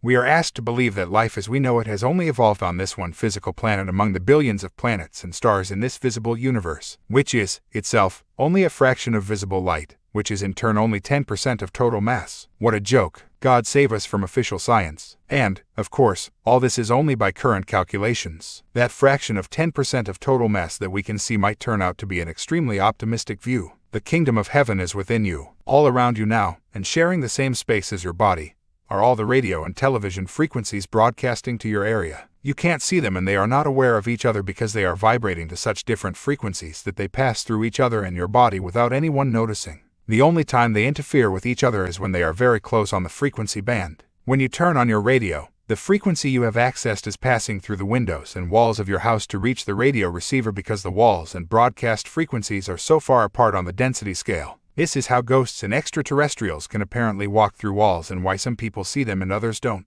It depends whether your mind is tuning to their frequency or not. These other dimensional entities, including the reptilians, are all around us sharing the same space. You can sometimes feel them when the vibes in a room change and you sense an icy chill or, with positive entities, a feeling of great love in the atmosphere around you. They are so close to our frequency range, but just outside it. Credo Mutwa talks of the vibrational blind spot that people have which prevents them from seeing these entities, and I think this is manufactured externally in some way, probably through a frequency broadcast from below ground that shuts off part of our DNA's multidimensional potential. The DNA is a transmitter and receiver of vibrational information and can therefore be reprogrammed by vibrational and electromagnetic fields. Nikola Tesla, whose genius was responsible for much of today's electrical system, understood that other frequencies existed, but the most profound parts of his work were suppressed. He once said, "We cannot even with positive assurance assert that some of them might not be present here in our world in the very midst of us.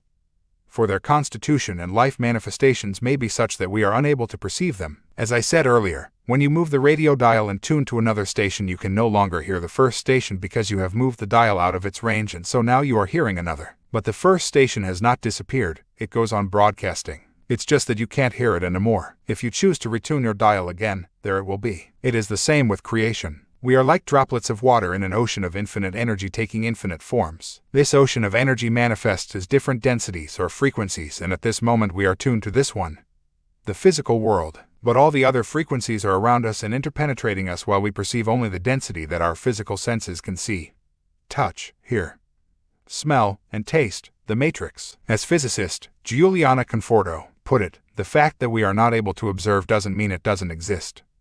Rather, that human perception is severely limited. The late and great Bill Hicks, the brilliant and highly intelligent American comedian, encapsulated these truths magnificently. He said, "Matter is merely energy condensed to a slow vibration. We are all one consciousness experiencing itself subjectively. There's no such thing as death, life is just a dream, and we are the imagination of ourselves." Look at the findings of Albert Einstein, the most famous scientist of the 20th century. His E=mc2 shows that matter is just a form of energy and that energy cannot be destroyed, only transformed into another state. It's official, our consciousness, which is energy, is indestructible. We live forever. The truth is in front of our eyes. Purely by changing the temperature, frequency, ice becomes water and water becomes steam and steam disappears. That simple temperature change turns solid ice into invisible vapor because different temperatures represent different frequencies. It is all the same energy, but in a very different state. Our bodies consist of many different sub-frequencies within the dense physical range. Look at X-rays. They are tuned to frequencies that match our bone structure, and so they do not portray the outer flesh,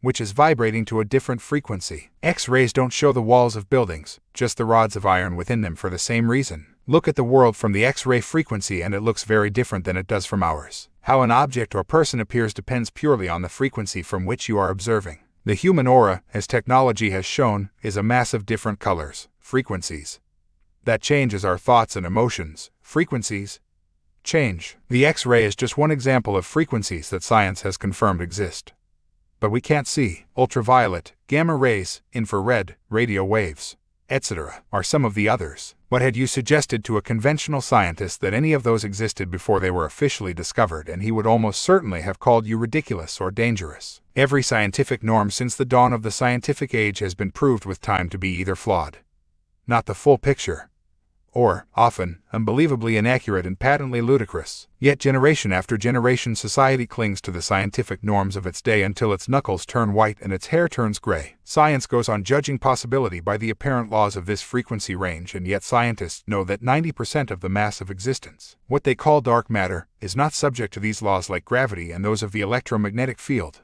If we take the laws of physics as they may apply to one frequency and judge what is possible in other frequencies on the same basis, we will be in ignorance forever. What applies to one does not apply to another. There is no spoon. The key point in Bill Hicks' superb encapsulation of hidden truth is, we are the imagination of ourselves. Our lives, our physical experience, are a manifestation of our thoughts. We are what we think we are. Our imagination of self and the world around us becomes our physical experience. You think you are ordinary, you will be ordinary. You think you are powerless, you will be powerless. You think the best things in life happen to others, so they will. Everything is created by thought, our thoughts. In this dense, treacle-like frequency range we live in, the time between the thought and its physical manifestation can appear to take a long time.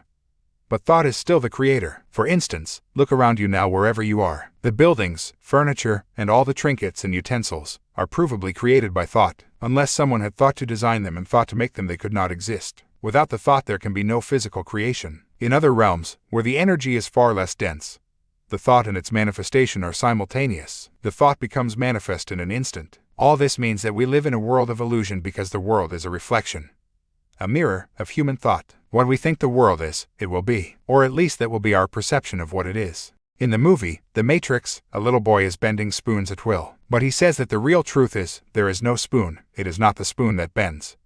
It is only yourself. What is real? Real is merely what you believe is real. As the Morpheus character in The Matrix says, real is just electrical signals interpreted by your brain. For goodness sake, we don't even see objects, only the light they are reflecting. Close the curtains and turn off the light. What can you see? Nothing. And if you can see anything, it is only because some light source is reflecting from whatever you can see. The term dark matter refers to that which does not reflect light in our frequency range, and therefore we cannot see it. We don't see anything except reflected light. Even then the object enters our eyes upside down and has to be flipped over by the brain so we perceive it the right way up. And we don't even hear sound as such. Our ears convert pressure passing through the atmosphere into a series of waves, and our brain transforms these waves into a perceived sound. This is what televisions and radios do. The broadcasts don't travel through the air as pictures and sounds. Can you imagine episodes of Friends or Frasier flying over the rooftops, or hearing all the radio shows on every station simultaneously wherever we went? Of course not. It doesn't work that way. The programs are sent as broadcast waves, and television and radio technology decodes them into pictures and sound. Welcome to my world. We each live in our own personal universe, and when people come into our space, they are entering our unique world of reality. There are areas where our universes agree and connect. Most people, for example, agree that the road outside your door and the cars driving past really exist. But apart from these basics, our universes can be very different. In my universe, to chase a fox with horses and hounds and tear it to pieces is an abomination. But to other universes, it's fine to do that. In my universe, a few people are controlling the planet through a network of secret societies working through all sides. But in most other human universes, these sides are completely unconnected, and the world has an infinite diversity of decision-making and ownership. In my universe, some of the most famous people on the planet are torturing and sacrificing children. But most other human universes cannot conceive that such horrors could be taking place, and so in their universes, they don't. Our minds observe the visible, physical world, and what we make of it becomes our reality. Our personal universe. Because I see the world and events in very different terms to most people, there are far fewer points of agreement and connection between my universe and those of the mass of the people. For this reason, I am considered strange, extreme, or a nutter. But that is only those people's perception of me from the perspective of their own universe. It's not what really is, only what they believe it is. It's a self-generated illusion. You can prove over and over that the physical world is controlled by the non-physical mind. A stage illusionist can convince millions of minds that he has performed a miracle when it is just sleight of hand. There is one trick in which a girl is tied up and placed in a large box. The lid is shut tight, and, after a roll of drums, the magician opens the box to find that the woman has disappeared. What she has done is hide in the box's false bottom, giving the appearance that it is empty. The magician then moves to an identical box on the other side of the stage. When he opens it, the woman miraculously reappears to wild applause. The minds of the audience have been convinced that somehow the woman has been transported from one box to the other. This, therefore, becomes their reality, part of their universe. But you know what really happens. The magician uses identical twins wearing identical clothes. It's that simple to delude the mind. I sat next to a guy on a television program who ripped up the front page of the morning paper, crumpled the pieces together in his hands, and then opened it out in its original state. I was no more than 2 feet away. He ripped that paper to pieces. I saw him, but of course he didn't. He just convinced everyone that he did, and once a mind is convinced of something, it becomes that person's physical reality. A stage hypnotist can manipulate a member of the audience into believing that dog poo is a prime piece of steak, or that the woman next to him is naked, or that he is anything from a donkey to a racing driver. The Illuminati are simply applying these techniques on a mass scale because they know how it all works.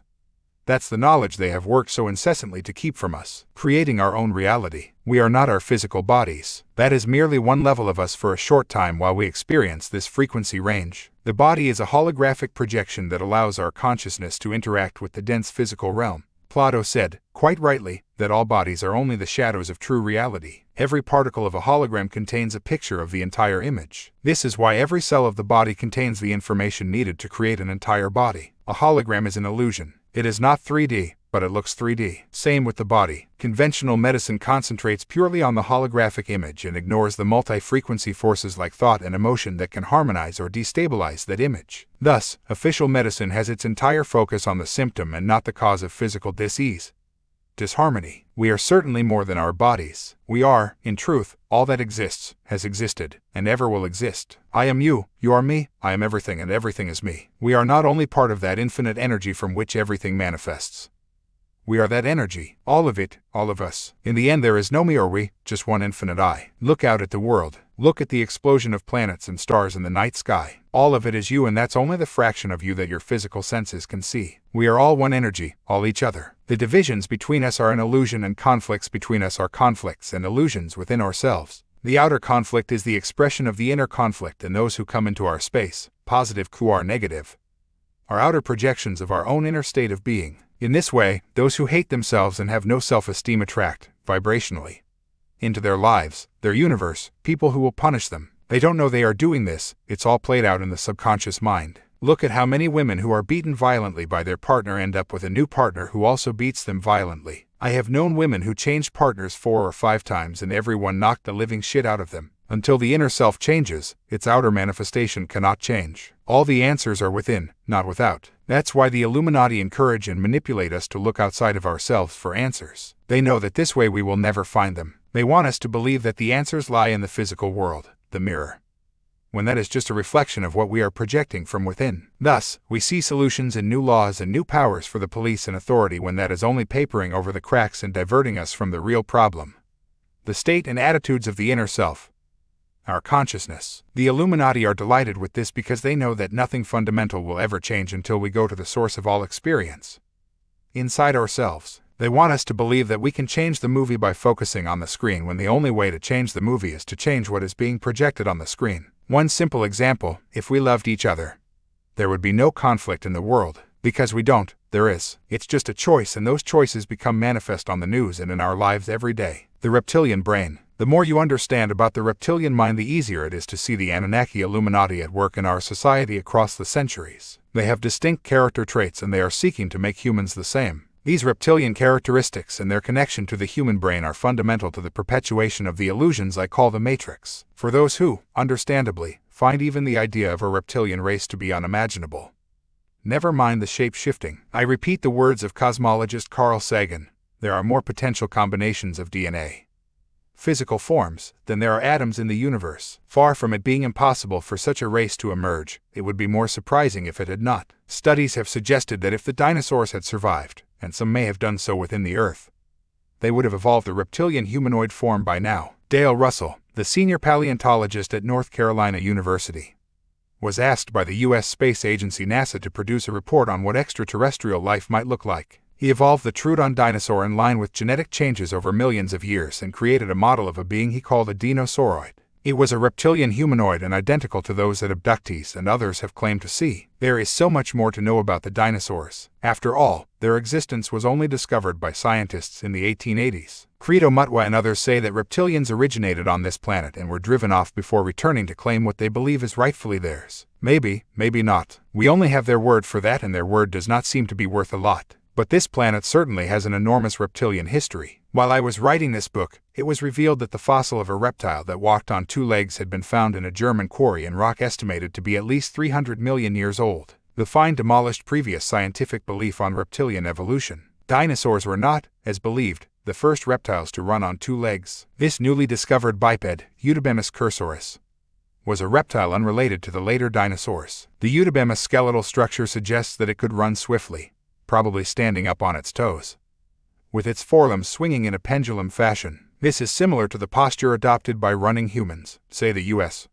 Canadian and German scientists. Researcher Alan Walton has compiled a large amount of background to the reptilian presence on Earth. He says, aside from reports and even photos of human footprints found fossilized inside of dinosaurian prints, suggesting a common existence, I discovered some interesting biological facts concerning reptilians. It seems that biologists agree that snakes ultimately mutated from lizards, and lizards from the larger thunder lizards or dinosaurs of ancient times. And what was the earliest dinosaur discovered? Well, the two contenders are the Aoraptor and a similar saurian biped which walked upright like a man, about the size of a human being, and with hands that were ideal for grabbing and ripping flesh. The Herosaurus, both were meat-eaters. However, there are enough differences and similarities between Aoraptor and Herosaurus to suggest that they had a common ancestor a few branches down the saurian tree. The most ancient part of the brain is known by scientists as the R-complex or reptilian brain. It is the most obvious remnant of our reptilian genetic history, apart from those who are still born with tails. This reptilian brain or R-complex is vital to understanding the ways that the Illuminati manipulate human thinking and perception.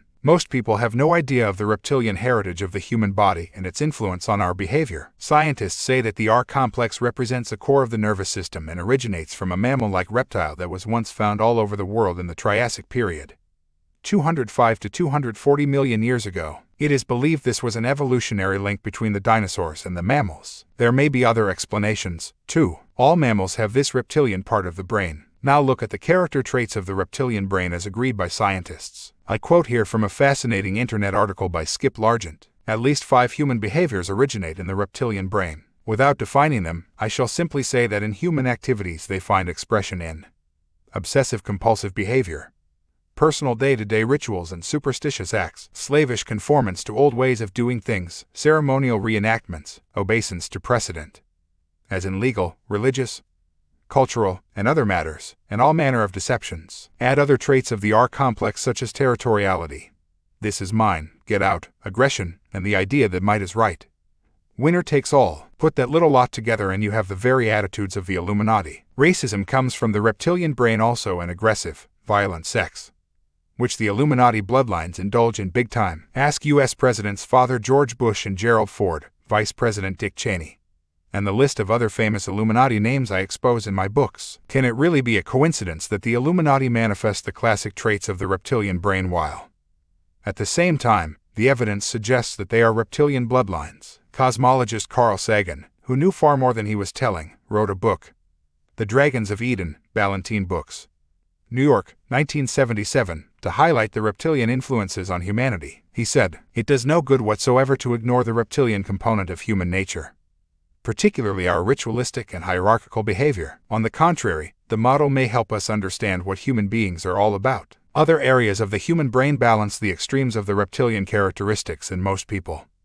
but they can still be seen, for example, in those who live their lives as a daily ritual, such as going to the same supermarket at the same time every week and having the same meals on the same days. Those with the most dominant reptilian traits, the Illuminati bloodlines, would, it seems obvious, express more of those characteristics associated with the reptilian brain, and so you have the reptilian bloodlines of the Illuminati utterly obsessed with ritual. Equally obviously, the reptilians understand the R-complex better than anyone and how it can be manipulated. Predictably, therefore, it is through the reptilian part of the brain that humanity is most controlled and directed. The human brain is in 2 parts or hemispheres, the right brain and the left brain, connected by a mass of nerve fibers. The left side is the rational, logical, and intellectual. It works closely with the physical senses and can be summed up by can I touch it, see it, hear it, smell it, or taste it? Okay, it must exist. It communicates through spoken words and written language. The right brain is where we manifest imagination, intuition, instincts, dream states. The subconscious, it is the artist, musician, creative inspiration. It communicates through images and symbols, not words. This right side is closely related to the R-complex. Reptilians communicate through imagery and symbols, just like the Illuminati secret society network is widely detailed in The Biggest Secret and on my website. They have an entire secret language based on symbols. This brings us to the most effective form of human conditioning by the Illuminati: movies and television. As Skip Largent says, all movies and television are a projection of the reptilian brain. How so? Movies and television, video games, etc. are all undeniably dreamlike. not only in their presentation of symbolic reality, but also in that humans experiencing movies, etc., have the same brainwave patterns as when they are dreaming. And guess where dreaming originates in your head? In the reptilian brain, although other parts of our brain are involved. The language of the reptilian brain is visual imagery. All communications transferred by reptiles are done so by visual symbolic representations, each having specific meaning. 8. And this is precisely what the Illuminati do. So how does this relate to human control? The movie and television industries are not only owned and directed by the Illuminati. They created them. They understand how visual images can be used to condition the population. In normal circumstances, the reptilian-dominated right brain receives images through the eyes or the imagination, and the left brain decodes those images into thoughts, words, and conclusions. The Illuminati Anunnaki have intervened in this process, however, to control the human mind. Their aim is to disconnect the functions of these two distinct parts of the brain so we can be manipulated through the right brain while only being conscious of the left. They plant images into the right brain, the dream state, the non-conscious, using symbolism, subliminal imagery, and pictures, while often telling the left brain how it should interpret those images. This is done through education, science, and the media. The television news is a classic. The right brain is shown pictures of thousands of refugees pouring across the border out of Kosovo while the reporter's voiceover tells the left brain how to interpret those pictures. i.e., the refugees were fleeing Serbian atrocities. This explanation increased public support for NATO bombing of the Serbs. What later emerged, of course, is that many of those refugees were actually fleeing the effects of the NATO bombing. Same images, but a very different story or interpretation. It is the same with newspaper pictures in which the caption interprets the image for the reader's left brain. Often what the caption says is not the true background to what the reader is seeing. What is happening all the time is that the left brain is being told by external sources how to decode right brain images. What we need to do urgently is regain control of our left brains and decide for ourselves what our right brain images mean. That requires breaking away from the herd, thinking for ourselves, and questioning all that we see and hear. That includes what you are reading in this book. If it doesn't make sense, walk away. You will find that words like imagination, imagine, dream, and such like are used constantly in advertising. They know that if they can use trigger words that encourage a right brain, non-conscious, daydream state, they can access your mind with imagery and then tell your left brain how to decode it into conscious language. I want that car. I think the police should be given more powers to stop crime. I need to take Viagra to be a proper man again. We need a world government to solve our problems. Television and movies are producing a fantasy world of make-believe to open up the unconscious right brain and allow the Illuminati a secret access through that to the conscious mind. Children are most at risk from this and they are being bombarded with fantasy images to this end. In early childhood, the mental state is controlled almost exclusively by the reptilian brain, and the purveyors of children's entertainment like Disney exploit this knowledge. Disney is a major Illuminati operation. Music is used in the same way. There is nothing wrong with music in itself, and the same with fantasy and dream states, so long as we are doing our own decoding. As with everything, it is the way this is manipulated that I am talking about. And who controls the music industry? The same people who control Hollywood and the global media in general. The Illuminati. The biggest music operation in the world, for instance, is Universal Music, controlled by the Bronfmans of Canada, which also controls Universal Studios. The Bronfmans were a gangster family during Prohibition and later owners of one of the biggest liquor operations on the planet, Seagram's. The Bronfmans control a stream of other media organizations including such deeply intellectual, mind-expanding programs as The Jerry Springer Show. Universal Music is the force behind the satanic shock rocker Marilyn Manson. The Illuminati control the music industry and it is widely used for subconscious and vibrational conditioning. A former employee of the Music Corporation, EMI, told me how they had supervisors who ensured that only the right artists, the right music were signed and promoted. The Bronfmans are a reptilian bloodline and very close to the Rothschilds. It is the Bronfmans, through various front organizations and stooges, particularly operating out of their headquarters in eastern Canada, who are seeking to stop me speaking all over the world. In accordance with the Illuminati method of controlling all sides in a debate or conflict, two of the most vociferous critics of Edgar Bronfman Jr., the head of Universal Pictures, are former Bush and Reagan cabinet minister, Bill Bennett, the shape-shifting child abuser exposed by Kathy O'Brien, and Joseph Lieberman, the vice presidential running mate of blood drinker and shapeshifter Al Gore. This pair say that Universal Studios encourage people to be immoral. Is there no shame? Manufacturing illusions. Through the reptilian brain, the Anunnaki Illuminati manipulate our perception of reality. This frequency range or physical world is controlled and manipulated from outside, from another frequency range or density, which I have called the fourth dimension. As in the movie, The Matrix, the agents of this force come into this world to delude and manipulate us. Like the other dimensional men in black, they do it through direct manifestation, aided by the satanic rituals, or by occupying and possessing the bloodlines that most resonate with them. The Illuminati bloodlines. Some of these agents appear to be capable of miraculous feats, but they are not miraculous at all. It is just that they are using a knowledge of physics and energy that is systematically kept from us. They know that this world is not solid, only that it appears to be. Everything from a breath of air to a drop of rain, to a mountain or a 10-ton truck is vibrating energy. Look at anything under a microscope, no matter how dense and solid it may seem to be, and you will see that it is just vibrating energy. The slower it vibrates, the more solid it looks.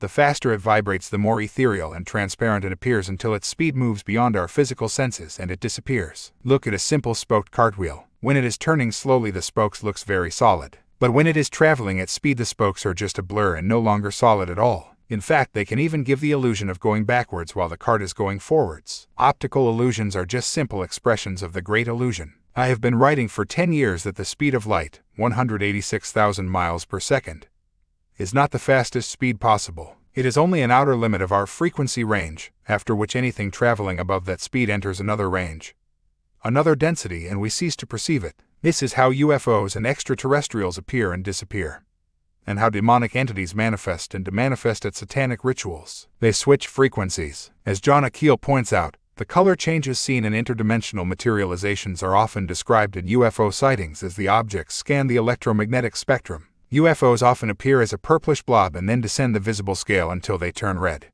He wrote, at which point they sometimes solidify into seemingly material objects. We exist on all dimensions and densities in the great infinity. At our core we are pure love, what some people call the spark or flame of God within all of us. At that level of our infinite self, we are vibrating at incredible speed. There is no form. We are pure energy. We just are. Everything just is. We are all one. We are consciously everything that has ever, does, or will ever exist. These is no time, no location. We are all time, all places, all thought and feeling. We interpenetrate all existence. We are the infinite and the ultimate. And that is everybody, no matter what you may be doing at the moment in this great illusion. But to experience all the densities on our endless journey of experience, that spark, that pure love, has to surround itself with an outer shell that resonates with the frequency range it wishes to experience. Without that, it could not interact with that world because it would be too far away on the dial. If my consciousness did not surround itself with a physical body on the same frequency range as this world, I could not tap the keys of this computer. My consciousness would pass straight through them. For this reason, our inner spark of pure love has taken on a vast number of outer bodies to interact with and experience all densities down the scale. We are, therefore, like a series of Russian dolls, one inside the other,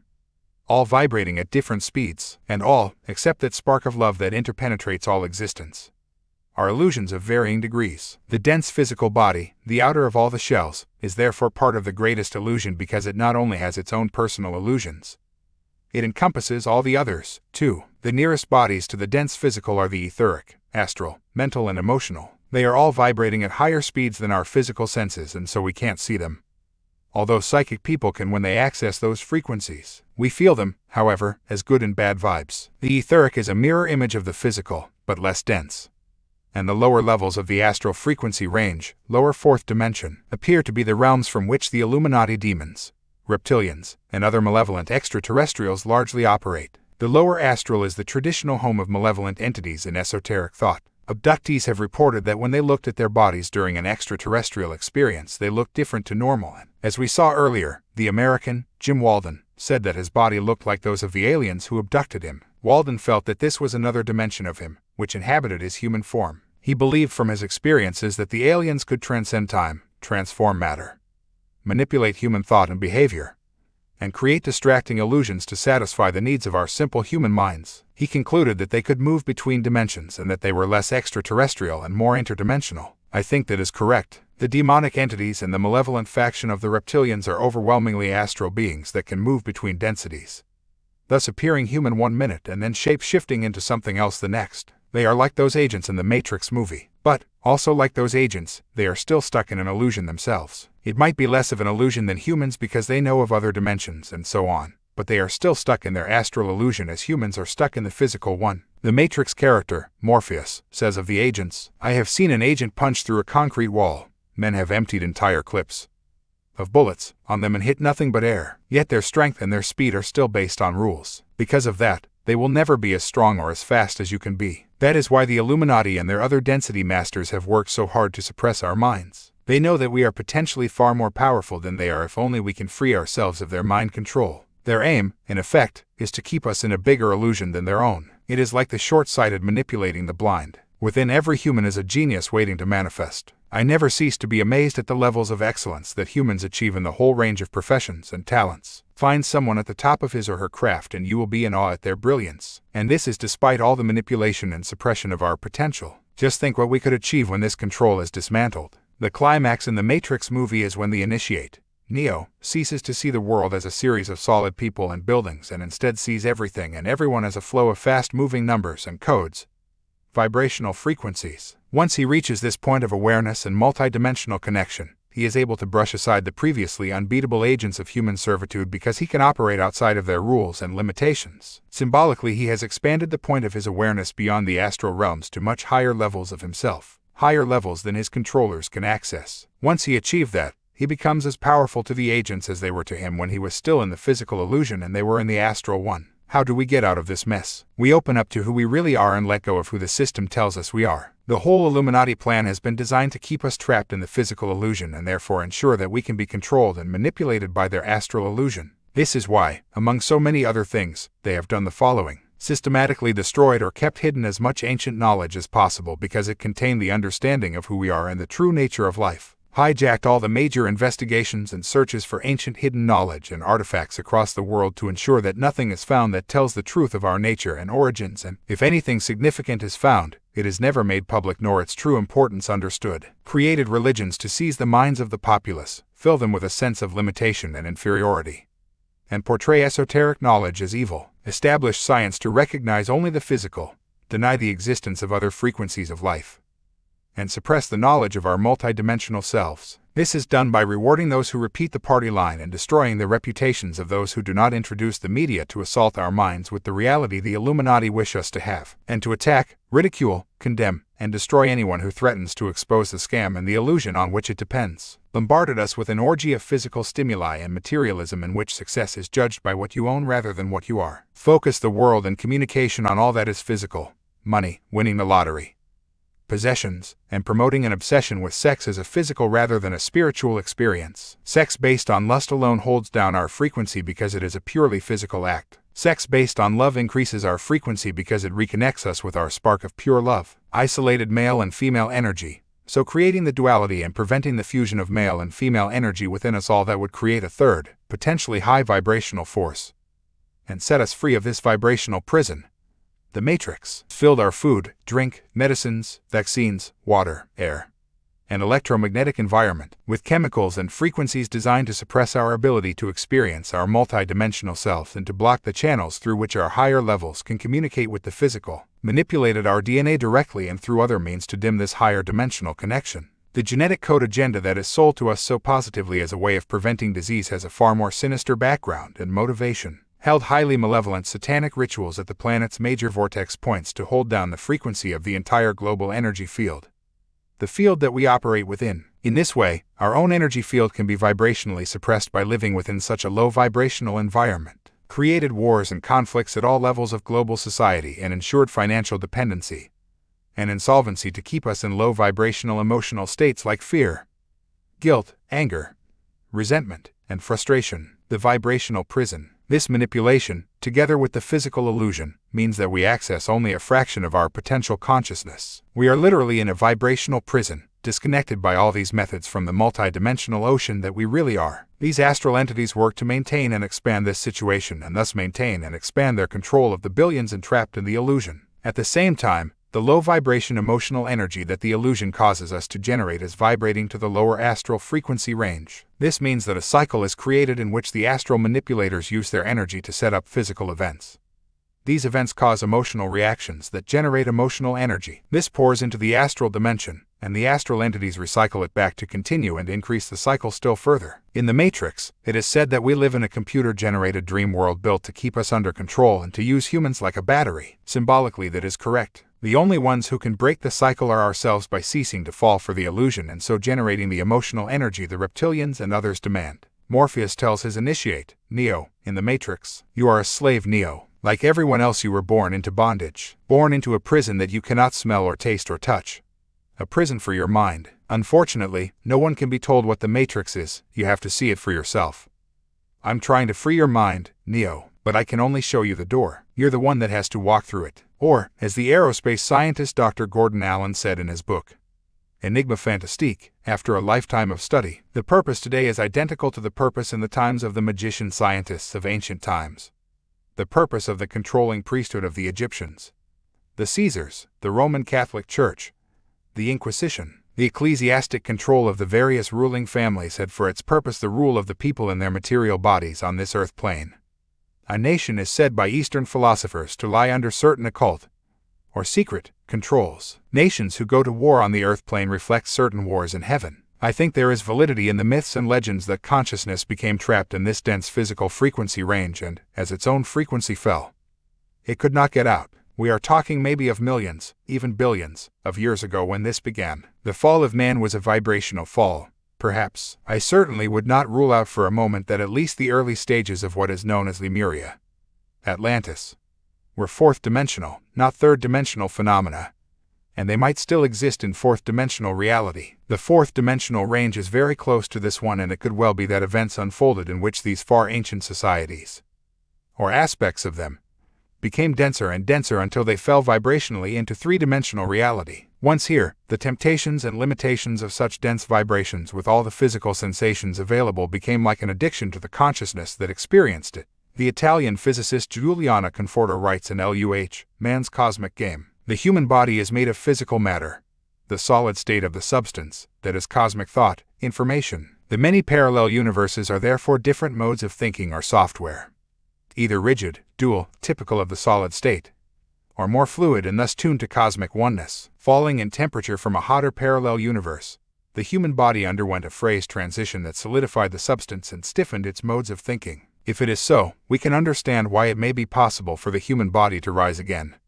As many Hermetic traditions suggest too, there are those who believe that when our physical body dies, our consciousness returns to some wonderful heavenly realm. Personally, I don't accept that this happens as a matter of course. Death is no cure for ignorance, and when we leave this world as the physical body dies, we gravitate to where our consciousness is focused. It's our vibrational state that decides where we can go. In other words, we do. If we are the embodiment of pure love, we will peel off our outer shells, the Russian dolls, and our consciousness becomes that spark of pure love that permeates all existence. If we are still seriously stuck in the illusion, which the vast majority of people are, we will perhaps get no higher than the astral realms because our vibrational state will hold us there. When Satanists do deals with demonic entities and sign contracts in blood with them, it is a vibrational contract. In return for demonic manipulation to give them power and all that they want in this world, the Satanist agrees that their demons should own them when they leave this physical realm. When they leave the body, Satanists move the tiny vibrational distance into the lower astral or fourth dimension.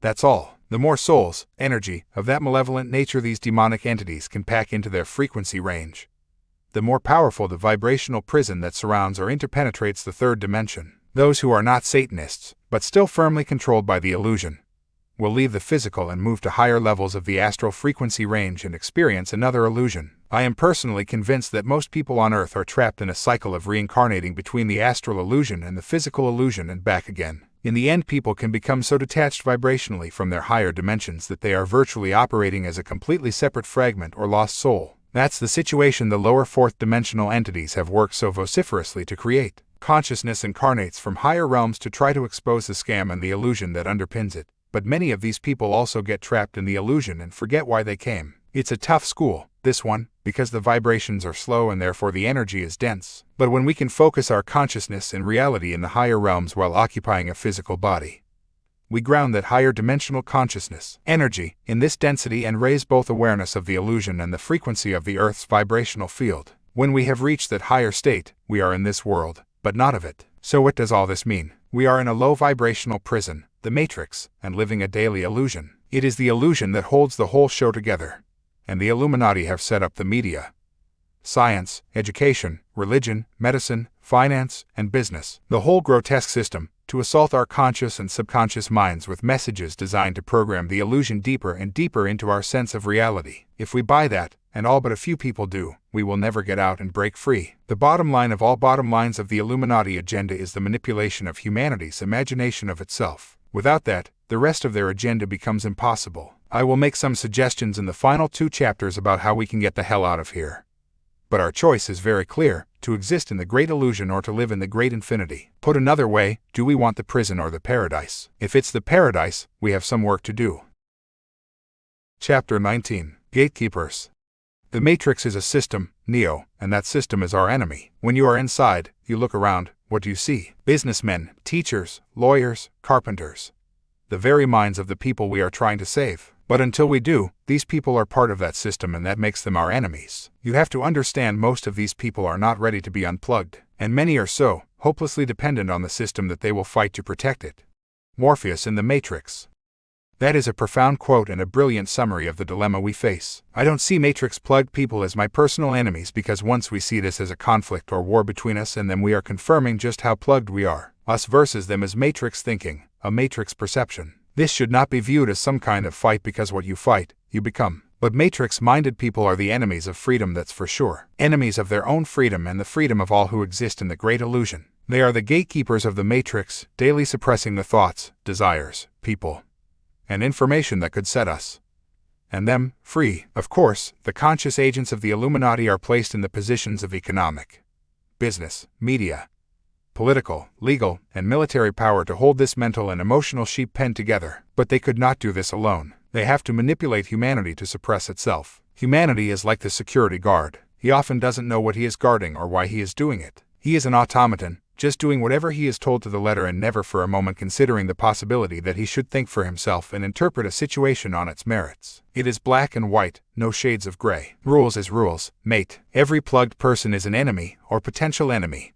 of freedom, but some are more arrogantly enthusiastic about it, or, in other words, more profoundly entrapped by the illusion than others. If we are going to break out of this vibrational prison cell, we all need to resign immediately from our role as agents of the thought police. For us to be free, we must set everyone else free. To cease to be a sheep, we must cease to be a sheepdog. How simple that is, yet how difficult it seems to be for humans in their present hypnotic state. But we can only stop being a sheepdog when we realize that we are a sheepdog and we are so blind to our own desire for control over other people's lives and thoughts. Ask anyone if they believe in freedom and all except a tiny minority will say yes. It's not something that people like to be seen to be against. Not good street cred. So we all believe in freedom by reflex action. But do we live it by everyday action? You have got to be kidding. If we did, this book, and all my others, would have no reason to be published. We would already be free and reconnected to multidimensional paradise. Who are the gatekeepers of the Matrix? Who are the prison warders, the border guards of the great illusion? We are the gatekeeper parents, partners, and priests. We want our children to live in a free world, right? Then why don't we even allow them to live in a free home? Intergenerational conditioning by parents of their children is one of the greatest of all gatekeeping activities. If the parent is a Christian, Muslim, voter for this political party or that, a racist, a sexist, working class, middle class, upper class, whatever, that is the conditioning they overwhelmingly insist on imposing upon their offspring. The child is conditioned to be a reflection of the parent, and the pressure to be like them can be enormous. The very idea that a vehement Christian or Muslim, or Jew, or Hindu would respect their child's right from birth to reach their own conclusions without pressure to conform to their parents' beliefs would be utterly abhorrent to such people. Indeed, most could not begin to comprehend such a level of mental and emotional respect for their child's uniqueness and freedom of thought and expression. As I said at the start of the book, I debated at the Oxford Union with the former chief rabbi of Great Britain, and he could not see the difference between information and indoctrination. "How can I do the best for my children," he said, or words to that effect, "if I do not bring them up to believe what is right?" No, Rabbi, what you believe is right. That's not informing them of your view, it is indoctrinating your beliefs while suppressing and discrediting all alternative versions of reality. It's mind control. Priests, rabbis, bishops, popes, and all the rest of the long frock brigade are professional gatekeepers working for those who control the Matrix. Yet most of them are so mesmerized by the Matrix themselves, they have no idea that this is so. It is the same with the vast majority of parents. It goes further. Parents, conditioned by their parents, who were conditioned by theirs, and so on, often decide what is best for their children even after they leave the nest. I met a guy once in his 60 seconds who was still being destroyed inside by the guilt that he did not achieve what his father wanted for him. Well, bollocks to the father, I say. If he is such a parental dictator and emotional manipulator, he deserves to be friggin' disappointed. Do him good. But how many of us don't do what we really want to do in our lives because we fear what our parents will say or because we don't want to disappoint them? Stuff that. They either respect our right to be who we are and express who we are, or they can go on their way. Their choice. This is so important to breaking free of the web of fear, guilt, and the need for approval that dominates so many child-parent relationships and continues long after the child becomes an adult. They are not our parents, in truth, anyway, except according to Matrix reality. They are the ones who seeded our physical form and with whom we spent our formative years. They are close by genetics in this physical realm, but they may not be at all close when it comes to vibrational connection. Many are, but they don't have to be. An obsession with doing nothing to upset our parents or the people around us is the Matrix mentality. A key part of the prison that keeps us in line. It is the same with our wives or husbands, partners, and children. Observe your own situation. How many people around you, people you love and care for, are suppressing what you want to do with your life because you are concerned by the way it will make them feel? It is a mental and emotional Alcatraz. It can turn a relationship into a prison sentence, and a marriage and family into a prison cell. Don't get me wrong here. I am not talking about being violent because you fancy it, or making their lives miserable for the sake of it. No. I mean to express what you are, say what you think, live your uniqueness, without suppressing yourself because those around you will not like or understand the real you. It means to stop living what they think you should be, the blueprint for what they want you to be, and start being the you that you really are. If they can't handle that, that's their problem and they should find someone else who will suit them better. And if they can't, and insist that you suppress the real you to suit them, they are unpaid, unaware gatekeepers for the Matrix. But it goes both ways this. Everyone, or almost everyone, is concerned about their own freedom, but what about the freedom of others? How many times a day do you impose your will, your reality, on those around you? I spoke at some financial conferences that were designed to promote freedom. All you had to do was stand on the stage and talk about freedom and you were sure of wild applause. But most of those clapping their hands, and the organizations that promoted the conferences, did not want freedom at all. It's the last thing they wanted. They couldn't handle freedom. Most didn't know what it was, and those who had some idea were horrified at its implications. The organizers were terrified that I would use the E word, extraterrestrials. Even the F word would have been less life-threatening to them. They couldn't care less if the extraterrestrial information was true or not. They couldn't care less if anything I said was true or not, so long as it didn't upset the audience, which the organizations were using and manipulating mercilessly to make their fortune. That was okay, so long as the people liked what they heard. Who gave a shit if it was true? Once I began to question in my books the existence of Jesus, sections of the audience who had previously given me a standing ovation for exposing the conspiracy began to demand that I be removed from the speakers list. My crime, expressing a different view to theirs. I am sure many of them are still attending, still being manipulated, and still giving standing ovations to the kind of freedom they really want. The freedom to hear someone support their own beliefs and the freedom to suppress anyone else who has a different view. In fact, that is the freedom that most people want. I observed another financial group based in Arizona, and heard them talk about freedom from the system, freedom of expression, and all the usual stuff they think will pull people into their web. They said the organization was created to promote freedom when it was merely created to make as much money as possible. Fine, if that's your thing, but be honest about it and don't bullshit me with tearful, carefully rehearsed garbage about how you are doing it to free the people. Free your overdraft, more like. Funnily enough, it turned out to be one of the most dictatorial, vicious, unscrupulous, manipulating organizations you could ever see, in awash with monumental purveyors of bullshit. Both of these financial operations and most of their audience are gatekeepers masquerading as promoters of freedom, and that, perhaps, makes them the most deluded of all. The greatest gift we can give our children is the freedom to think for themselves. Even if, outrage of outrage, we don't agree with what they believe, to encourage them to question, read, and come to their own conclusions, to respect their right to be different without feeling the need to impose our beliefs because we know best. Of course, it has to be pointed out when their behavior is unfairly and unpleasantly affecting others. But that's not what I mean here. I mean to encourage them to free their minds and be open to all possibilities. Far too many parents are more concerned with what their neighbors, friends, and the teachers will think of their children, rather than what the children think of themselves and the world. We need to set the children free to think the officially unthinkable and question at every turn the officially unquestionable. If we can't set our children free, we fall on our arses at the very first step on the road to global freedom. In our personal relationships, we need to set each other free of the blueprints for what a relationship must be. We are imprisoned by blueprints and expectations, and who creates the blueprints? The system, the Matrix, does. Once we have an expectation and a mental design for what constitutes love, a relationship, or anything at all, we are imprisoned by that thought form. It becomes the focus from which everything is judged. If the relationship takes another expression, we are disappointed. It might be perfect for our personal growth and evolution, but it is outside the blueprint, so it can't be right. You don't kiss me and hold my hand like the couple across the street. Well, that's probably because I am not the couple across the street. I am me. Ironically, blueprint relationships are usually the most fragile and superficial because they are often based on image and posturing rather than substance. Relationships are everything. The relationships between planets and stars, water and air, hot and cold, thought and energy, are constantly creating and changing the world around us. Relationships are literally what makes creation possible, and human relationships are an expression of this. It is the main way that we learn and grow. But if blueprint rules are laid down on how relationships should be and the direction they must go, we are immediately building barriers to all other potential experience and, therefore, greater understanding. The flow of life leads us to what we need to experience and who with.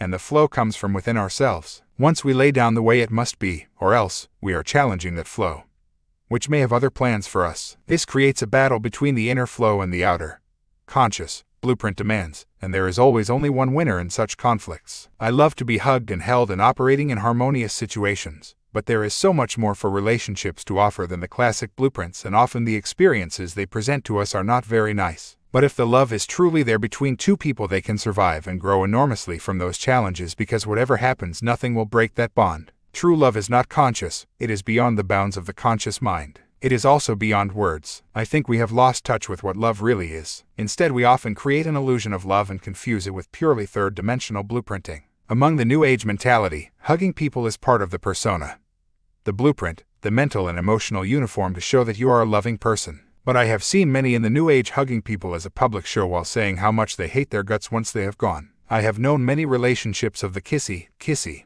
my little cherub variety, which, on the surface, have been perfect matches. Oh, what a wonderful couple, they are so in love, it's obvious, isn't it? Yet at the first sign of a problem between them, the relationship falls apart because it is built on sand. They can't handle it once the blueprint is breached, and you also find, talking to them after the breakup, that their lovey-dovey go through the motions relationship was a cover for the lack of a deep inner connection that nothing could destroy. I have heard that two people in a relationship should never say goodbye on any occasion without saying I love you. Really, just say it now, I love you. See how easy it is. You don't have to mean it, you don't have to feel it, you just have to say it. How many people say those words every day, just to get what they want? And how many don't follow that blueprint, yet feel an enormous love for another person and show it in other ways? I saw a quote once that said, "Just because I don't love you the way you want me to doesn't mean that I don't love you with everything I have." The need to hear I love you all the time or experience constant public shows of affection can say more about that person's own insecurity than a statement about another's love for them. If you had to make a choice, would you rather have a blueprint relationship that collapses when the going gets tough, or one of real substance in which you know your partner will be in the trench with you, no matter what, even if they don't say I love you every 5 minutes? Sometimes you can have both, and that's great if that's what you want, but there are other infinite expressions of love that don't come with a set of rules and regulations. I was married to Linda for 29 years, and although we are no longer husband and wife, we are still very close on a deep level. Far beyond the nonsensical idea that to be officially together you have to sign a piece of headed notepaper. We will remain so forever because our mutual and deeply painful experiences since 1991 have exploded all blueprints and expectations into tiny fragments. She knows I will always be there when needed, no matter what, no matter where. And vice versa. If it had been a blueprint relationship, it would have been over in an instant 10 years ago. But it wasn't, and it isn't, and that is why it has endured and grown, even though the form it takes may have changed. The experiences we have endured, shared, and overcome have made us stronger, wiser, more enlightened people, and, most importantly, more individual people, expressing a far greater inner strength and sense of confidence and respect for who we are. This has been the whole evolutionary reason for what we have experienced, to make us emotionally stronger and free as our own unique selves without the need to have anyone alongside as an emotional crutch. I leaned on Linda emotionally for a long time. I don't now. She leaned on me. She doesn't now. We are all being challenged to become whole people, and we attract the relationships that help us to do that. Such relationships rarely follow the conditioned blueprints. It's funny how we utter sparkling truths without realizing in our everyday words and phrases. Like when we talk of our partners as our other half. That's what they are for most people, or as much of the other half as they can find. Anyway, in most relationships, the partner expresses an energy that we have not accessed within ourselves. This is why opposites can so powerfully attract. The male is balanced by the female, who in turn is balanced by the male. Or again, by as much as they can manage. We are accessing such a fraction of ourselves that we need a partner to make the balance and form some kind of whole our other half. I wrote earlier about how, when two polarities, male and female, are fused together, it creates a third force of fantastic creative potential that can take us vibrationally out of matrix mode. For this reason, the Illuminati have worked furiously over thousands of years to keep male and female apart and maintain the duality. Most relationships do not create the necessary vibrational wholeness and fusion to trigger the third force in all its magnificence. So relationships as we know them today are not a problem to those in control. In fact, male-female relationships as they are currently perceived are a wonderful tool of the matrix. Even two halves becoming one is not the ultimate goal on our freedom road. It is the one becoming one. It is believed by some that the ideal spiritual partnership is two polarities becoming one whole with male and female creating the third force when two compatible people come together. I went along with that for a while, but not anymore. It is only half the story. Two halves becoming one still leaves the two individuals concerned as less than whole people. We are everything. Just because we live in male bodies doesn't mean we don't have as much potential female energy within us as a woman. At the level of consciousness, we are both male and female. Just because we live in female bodies doesn't mean we don't have as much potential male energy within us as a man. But our conditioned roles within the matrix are designed to pressure the consciousness in a male body to suppress its female aspect, macho man. Big boys don't cry, and the consciousness in a female body to suppress its male aspect. Little girls play with dolls and big girls look after the kitchen. What we are being challenged to do here is for all of us to access all of us. Therefore, to become balanced wholes within ourselves without the need to find an external other half. The third force then manifests within all of us. And relationships are the interaction of two whole people and not two halves seeking external balance. Those relationships are based on the mutual respect of each partner for the other's wholeness and individuality. If they don't fulfill the blueprint, then fine, because whole people do not want a relationship with a blueprint. They want to be with another vibrant, whole, individual, unique expression of all that is. And if they don't kiss you at the door or say I love you every time they leave your presence, then who gives a shit, because that is them being them. It doesn't mean they don't love you in their own unique way. Blueprints are such a foundation of the matrix, and without them one of its key structures would collapse. Relationships as they are currently perceived, desired, and demanded serve the matrix magnificently because they suppress what is necessary for the partners to reach wholeness within themselves. Once whatever they need to express or experience on that journey starts to affect their partner in ways they don't like, the pressure is applied, internally and externally, to suppress that experience and stay in the prison cell. If this attitude does not stop, the matrix will continue to hold together for as long as the attitude prevails. It will always produce the gatekeeper relationship in which each partner keeps the other in mental and emotional servitude while calling it love and the ideal relationship. There is another aspect to this crazy little thing called love. People talk about love all the time, but what is it? What does it mean? Love is never having to say you're sorry is one definition I have heard. Yet others think that not saying sorry is a really undesirable trait. So one person's definition of love is another's definition of being unloving. Which one is right? It depends on your blueprint and the perspective from which you are observing. There is a different definition of love for almost everyone on the planet, and that's because love is indefinable. It just is and expresses itself in infinite ways, most of which we are not aware of in the great illusion. And something else we need to ask, which level of the person is expressing the love in a relationship? This physical aspect of us is only a holographic projection into this frequency range by the higher levels of who we are. Our physical level is the experiencer and the giver of experience. It is not who we are. We are all that exists. Do we want a relationship with a holographic image according to a conditioned blueprint, or one with the multidimensional consciousness of our partner, which will always provide the experience, the love, that is necessary to open our hearts and minds to the true magnitude of who we are? We might not like the experience, but from realms beyond this world, it is given with love because it is what we need to set us free of the illusion. Do we want the comfortable, predictable commitment of the cul-de-sac, or the unpredictable, no guarantees, roller coaster ride, the long and winding road that leads us to multidimensional freedom? Those two standpoints will judge a relationship and love in very different ways, and from very different wavelengths and universes. When a partner, parent, child, whoever, gives us an experience we don't like, and does not fulfill our blueprint of someone who loves us, we can get caught in the matrix big time. How do we grow and evolve? Through experience. All experience, the good and the bad, the pleasant and the unpleasant. In fact, we grow far more profoundly from the challenges than the easy rides. So who loves us most on a higher level, where it really matters? Those who present the challenges from which we grow and evolve, or those who fulfill our blueprints for an ideal relationship? Look after us, take care of us, and shield us from responsibility and challenge.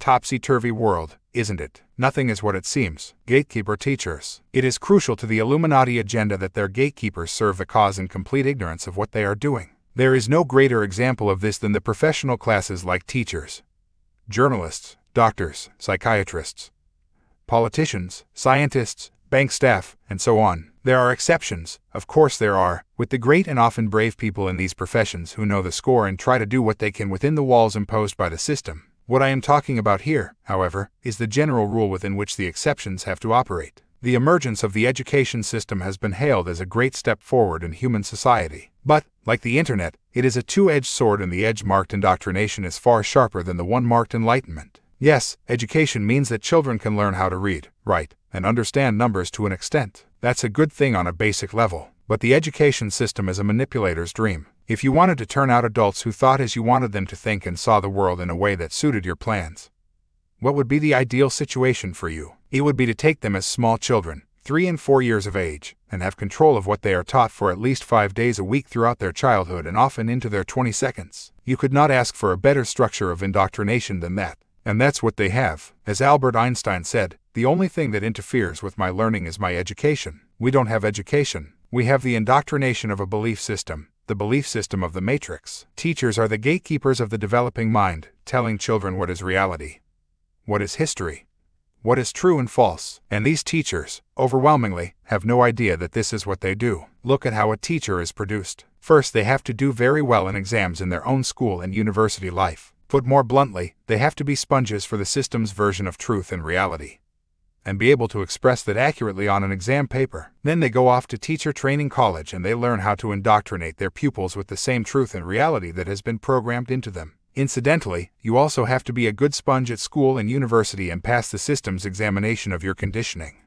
before you qualify to go on to learn how to be a doctor, scientist, journalist, and, more often than not, politician. Those who are good at passing the system's exams are merely confirming their level of indoctrination, and it is a mental prison cell that stays intact in most people for their entire physical life. Children and young people who do their own research, think for themselves, question, and offer a different reality to the indoctrinated norm, do not pass their exams and are called a disruptive influence in the classroom. Oh, you mean they ask difficult questions? Right, gotcha. Much of what young people are taught about politics, history, banking, business, science, and all the rest, is provable baloney. But it's what the Illuminati want you to believe, and that's all that matters. Teachers work to something called a curriculum, a word meaning, in the ICKE Dictionary of Terminological Translation, the version of reality we want the masses to believe. This is decided by the top of the educational pyramid and dictated to all below. Either the teachers follow the curriculum or they consider their other career options. This is the way that all of these professional classes are kept in line and any rebels are weeded out.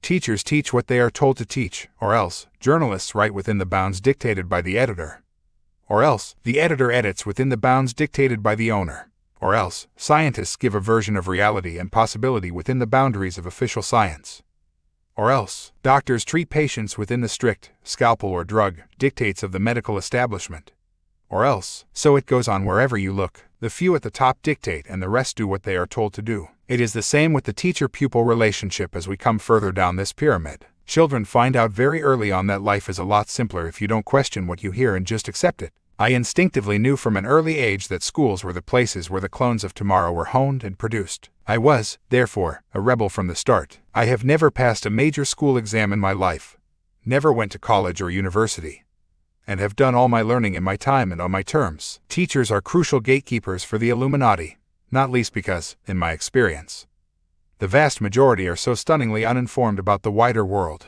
Most only know what they are conditioned to know. Well-informed teachers, journalists, scientists, doctors, and politicians are the last thing the Matrix wants. Being informed of what is really going on is not a good career move. Those teachers who are informed and do understand that the system is an indoctrination machine will tell you the consequences for trying to challenge it. The education system is a well-oiled conveyor belt that sucks in virgin minds at one end and turns out programmed adults at the other. There are some who survive with their thinking processes still intact, but very few. For the rest, their only hope is to spend their adult lives deprogramming themselves from the indoctrination that educated them. In the USA and other parts of the world come to that. Parents who are already indoctrinating their children at home are working a second or third job, saving, and going without, to ensure that their children get a good indoctrination at college and university. The wheels go round and round as everyone plays their part in indoctrinating everyone else and keeping them in the pen. It is so brilliantly done that they genuinely believe they are doing their best for their children. Gatekeeper police and soldiers. Police, the military, government officials, and civil servants are at the front line in the imposition of Illuminati policy on the global population. What I am about to describe is democracy,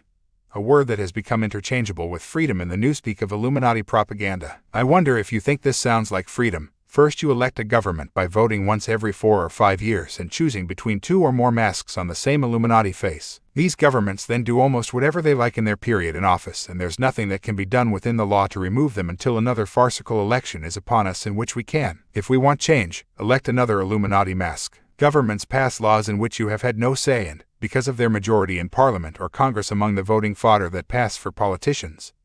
They can get virtually any legislation into law. Once that happens, yet more fodder people, gatekeepers, appear on the scene. We call them police and soldiers. Theirs is not to reason why, theirs is just to do or die. You are not paid to think, just to implement the law and follow orders. We pay for the use of your body and your trigger finger, not your brain. Soldier, now fire. Yes, sir, if it were not so tragic, it would be hilarious. Little boys playing soldiers at the expense of other people's lives. Hey, soldier, you left a pile of bodies there in a country you only arrived in yesterday. What did they do to you? They're the enemy, sir. Have you ever spoken to them? Of course not, sir. Never considered that they are just like you, with families and children, and aspirations to build a better life in the face of the bloody dictator your army has been flown in to defend? No, sir. Ever read anything about this country you're in? No, sir. Then how do you know they're your enemy? My commanding officer told me, sir. And who told him? His commanding officer, sir. And who's the chief commanding officer at the top of this heap? The president, sir. And who commands the president? The people, sir. This is a democracy. How many of the people just told you to kill that pile of bodies? Well, one, sir. And who was that? My commanding officer, sir. And who told him? The training in the military is pure, classic, mind control. It is designed to break the spirit of a recruit to the point where he will do, by reflex action, whatever he is told to do. Whenever and wherever he is told to do it. The more elite the regiment, the more profound is the mind control. The training for the elite of the British military, like the SAS and the Parachute Regiment, or the Delta Forces or Green Berets in the United States, is designed to produce robotic psychopaths because that is the mentality most suited to requirements. Thinking in the military is another bad career move. It is these clones of someone else's commands that are used to implement the decisions, often on innocent people, of the Illuminati networks operating within global politics, the United Nations, and NATO. They are perhaps the nearest thing to zombies that you could imagine. That is not to say that out of uniform there are not intelligent, thinking people among them. There are. But once the military garb is upon their person, their programming locks in and the gatekeepers take their positions at the checkpoint. If soldiers, and others in uniform, refuse to follow orders without asking for justification, the Illuminati could not survive. Then the dog would wag the tail, instead of, at present, the other way around. The police are the same. It is not that we don't need the police in today's society. It is that we need them to think for themselves and assess situations on their merits, and not implement the law to the letter no matter what. There are some who try to do that, but the system constantly discourages them, as it does with teachers who tell their pupils to think and question. Many world police forces have quotas to maintain every month, and so we have the pathetic situation in which more drivers are ticketed for speeding at the start of the month to get them off to a good start, and at the end of the month when they are trying to complete their quota. It's called justice. We need the police to ask themselves if a course of action is fair in the circumstances, even if the law insists that rules are rules. Otherwise they are just robots to another's command. Thinking for yourself is called insubordination. You see this on a minor level when cars are ticketed for illegal parking even though they are not causing a problem and there are reasons why they were there. We have reached the point now where parking a car in an illegal area for 2 minutes can cost you £50 and, if it is clamped, far more than that. To some, the cost of being undamped is a week's wages that should be putting food in their families' bellies instead of in the pockets of vicious security firms who win the clamping contracts. The more they clamp, the more they collect. This is another of the system's little tricks. You make sure that those who serve you and implement your agenda benefit financially from doing so. In this way, you divide and rule the population by setting enforcer and victim at war with each other and making the enforcer benefit from the victim's plight. Why is it that dictators always ensure that their army is well looked after? The explosion of laws and regulations and of signs all round us telling to do and don't are designed to bombard our minds with a constant flow of orders and commands. This programs the subconscious into weary submission to following orders and opens people to react robotically to another's instructions. If you drive into your town or city, park the car, and walk through the streets, you will be astonished at how many times you are instructed what to do. People like soldiers, police, wheel clampers, and government officials all glean their power over others from the law. This law, they know, will back them every time, even though to implement it in certain circumstances may be insane. The law has become the god of society. Laws are passed by elected dictatorships, implemented by unthinking yes-men, and defended by the general population who are conditioned to respect the law and be a law-abiding citizen. What more obvious prison can we live in than to see laws passed in which the people have had no say?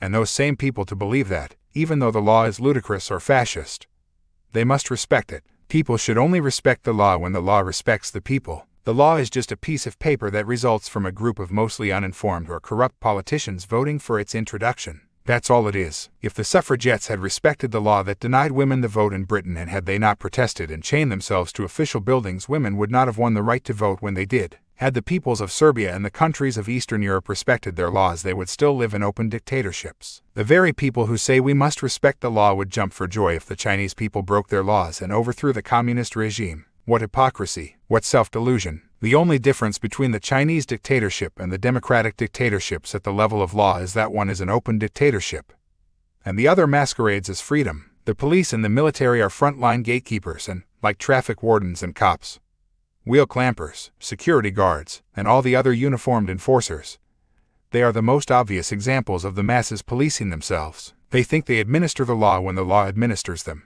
They do not answer to what is right and just in given circumstances. They answer to their masters who introduce the law and, in truth, the masters of their masters, the Illuminati, gatekeeper scientists. The foundations of science were created by the Francis Bacon-inspired Royal Society in London. This science claims that we come from oblivion, have a short physical life, and then return to oblivion. Even by its own official history, the Royal Society was created by Freemasons. People like the Illuminati agent, Benjamin Franklin. Another inspiration was Isaac Newton, a Grand Master of that elite Illuminati secret society, the Priory of Sion, which manipulates on behalf of the Merovingian bloodline. Newton, like the founders of the Royal Society, knew that much of what official science tells us to be true is utter garbage. But that was the idea, to sell us a lie to keep us from the truth. It is far easier to control people if they believe they are cosmic accidents, who come into existence merely by chemical reactions and then go back to oblivion at death. It is much harder to control those who are aware of their multidimensional infinity. Also, what better way to hide the fact that we are controlled from another density than to have people believe there are no other densities? The scientist, like the law, has become a god, who is given free rein to pontificate about the great questions because he is a scientist and therefore he should know. Modern scientists are mostly babes in arms when it comes to understanding the nature of life and existence. And yet they arrogantly insist that only they know best. Worse, anyone inside or outside of their closed order who questions their norms is subjected to hate campaigns of ridicule and vilification. Virtually every major scientific breakthrough, including the Earth being a sphere, was first greeted with laughter, anger, or denial by the scientists of the day. Science is a fascist club in which all members must stay in line or have their funding and reputation destroyed. When Immanuel Velikovsky published his books on the devastation he said was caused by the Venus walkabout, he was castigated beyond belief because he dared to question the norm of conditioned scientific orthodoxy. The leading experts bombarded his publishers with letters full of bile and vitriol saying they would boycott the company if they did not withdraw Velikovsky's book. As the company was a publisher of official scientific textbooks, it once again put bucks before backbone and the rights were passed to another publisher. The assistant editor who suggested publishing Velikovsky's book was sacked. All this happened because a different view to the scientific norm was presented for people to see. John ICKE wrote, "In retrospect, many of the anti-Velikovsky critiques read like the work of deranged lunatics who had not even bothered to read the book they were attempting to criticize. They were against the book simply because it propounded ideas that were contrary to the accepted theories of the day. Above all, they resented the fact that the book was very well written. Most scientists are miserable writers." Alfred Wegener, a German meteorologist, died in 1930 after 15 years of ridicule, slander, and contempt from his peers and colleagues. His crime, suggesting that the Earth once consisted of two landmasses, which split and drifted apart over vast periods of time to form the continents. He supported this proposal with much evidence, but because he was challenging the official norm he paid with an onslaught of character assassination. We call his theory today continental drift. The theme of what he said was correct. As Max Planck said, a new scientific truth does not triumph by convincing its opponents and making them see the light, but rather because its opponents eventually die, and a new generation grows up that is familiar with it. What passes for science is a sick joke. Most of its efforts are not aimed at answering the big questions of existence because there is little money or sponsorship in that. Science is geared to finding a new drug or industrial technique that will generate a fortune for its funders. It's a money-making machine and not inspired by an open-minded spirit of discovery. A congressional committee established as far back as the 1950s. Those funders of scientific research in U.S. universities, the tax-exempt foundations like the Rockefeller Foundation, were dictating what the outcome of that research would be before it had even started. Without such an agreement, the funding was not handed over. See, and the truth shall set you free. This policy is to suppress an undesired outcome because, in Carl Sagan's words, all inquiries carry with them some element of risk. There is no guarantee that the universe will conform to our predispositions. The whole scientific system is structured to suppress knowledge, not advance it, because the Illuminati is desperate for us to remain in ignorance of who we are and the nature of life. If enough people knew the truth, their game would be up. Scientists, and their offshoot, the medical profession, are some of the most concrete-minded of the gatekeepers. They are also some of the most important because they suppress the nature of multidimensional existence, and that is guaranteed to keep us in the matrix. They are feted as experts, and yet they are, like so many teachers, journalists, and politicians, astonishingly uninformed. Their whole structure is designed to keep them compartmentalized in their speciality, so they are partial masters of one trade and jack of none. Only when we connect the dots can we begin to see the picture. But most scientists spend their entire careers specializing on one dot. In the UK, one of the most infamous gatekeepers in my experience is one Dr. Susan Blackmore, who is constantly wheeled out by the media to dismiss any claims of the paranormal. The more that people experience such phenomena, the more ludicrous Dr. Blackmore's explanations become. But, of course, because she is an academic with a title, she is seen as more credible than the people actually having the experience. In the New Scientist magazine of November 4, 2000, she was again given the freedom to rubbish all other scientists who say the mind and brain are not the same thing. The arrogance with which her padlocked mind dismisses anything outside the official scientific norm is a wonder to behold. We, the people, are the only ones who can break this stranglehold on true science. We need to stop being impressed by titles and letters after someone's name and focus purely on the evidence. We are encouraged to believe that a scientist must know better than a layman by definition. He's a scientist, isn't he? The track record of scientists talking complete cobblers is simply enormous and goes back to the very start of the scientific method. While I was writing this book, an official report in the UK exposed how government scientists and experts had misled the British public for years about the so-called mad cow disease being transmitted to humans through eating beef. The scientists said it could not be passed to humans, and so safety measures were not taken when any idiot could see that the chances were high that it could. I remember saying so on a BBC farming program in 1989 when I was a spokesman for the British Green Party, but the scientists knew best, and people are still dying today as a result. Was it a layman or woman who came up with thalidomide that led to so many fundamentally deformed babies? No, it was scientists who said it was perfectly safe. It would take a library to list all of the horrors that have resulted from these experts we call scientists. But the masses go on believing them without question, and, until we stop, the matrix will remain unexposed to the vast majority. The motto of the new and true science should be the words of Albert Schweitzer. Those who sincerely seek the truth should not fear the outcome.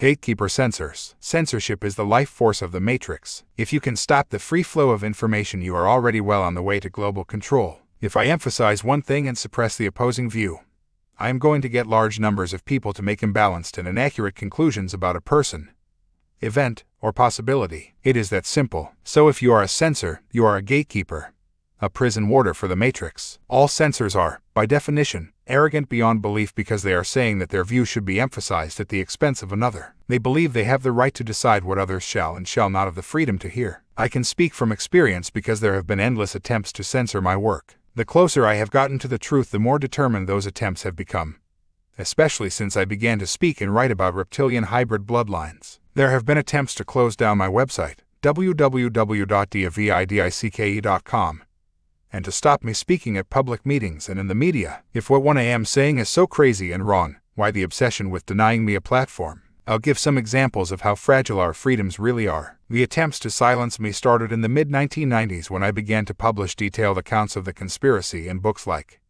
And the Truth Shall You Free, since updated many times. Onto the scene came a couple of naive and immature young journalists called John Murray and Matthew Kalman. They had decided, on no evidence because the opposite is true, that I am anti-Semitic. Their whole case was that I quoted in a previous book, The Robots' Rebellion, from the Protocols of the Elders of Zion, which, I suggest, were planted by the Illuminati to blame it all on the Jews and for other reasons. What the protocols do, however, is reveal in detail the techniques that have been provably used to advance the Illuminati agenda these past 100 years and more. It mattered not to Kalman and Murray that I called them the Illuminati protocols, nor that I had emphasized in the book, and later ones, that this is not a Jewish plot. It mattered neither that the first edition of "And the Truth Shall Set You Free" was funded into existence by a Jewish friend of mine. The vast majority of Jewish people have been victims of the Illuminati, not the perpetrators. But mention a few Jewish people, like Kissinger, the Rothschilds, and the Bronfmans, among the 95% I have named over the years who are not Jewish,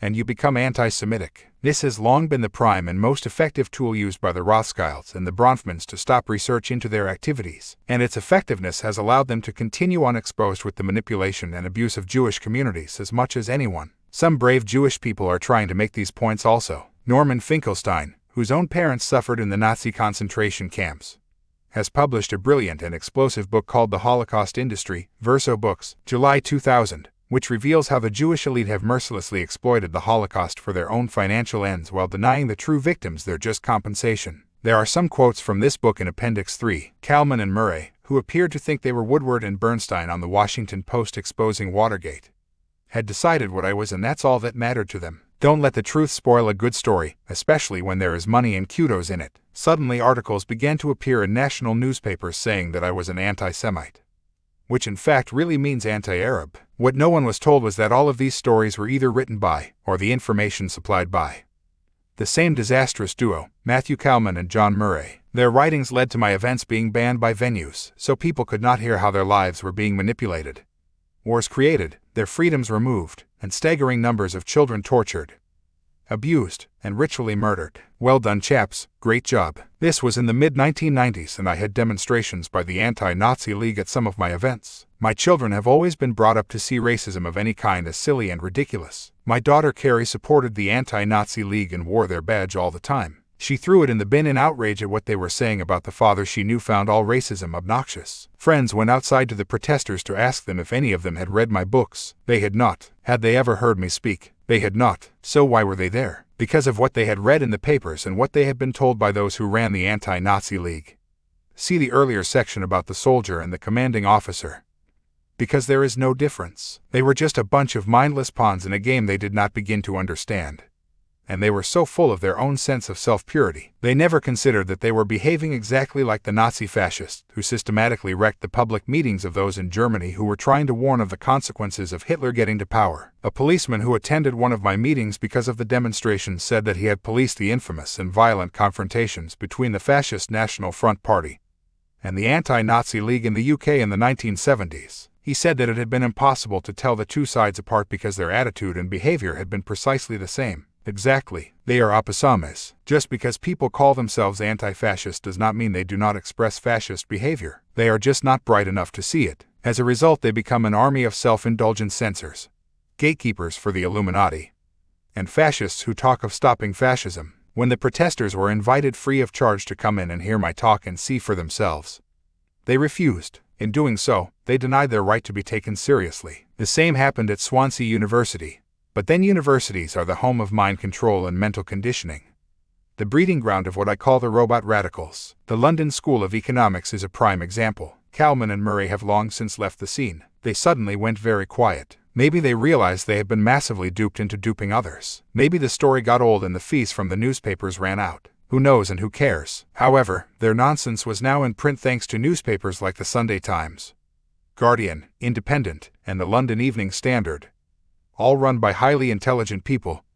You'll understand. Once in print, even if the sources themselves may no longer believe it, the articles can be used to further censor what people can hear. Enter stage right, far right from where I am sitting, one Richard Warman. Never heard of him. You are not alone. No one seemed to have heard of him until he decided to dedicate his life to preventing me speaking and anyone having the opportunity to hear me anywhere in the world. No, you didn't misread that. This man, by the way, works for the Canadian Green Party, which condemns the censorship of freedom of speech, just like David Taylor of the British Green Party, who also sought to have my events banned. The stench of hypocrisy fills the air. Richard Warman is an official of the otherwise insignificant Ontario Green Party working out of Ottawa and Toronto, one of the global centers of the Illuminati and one of its key bloodlines.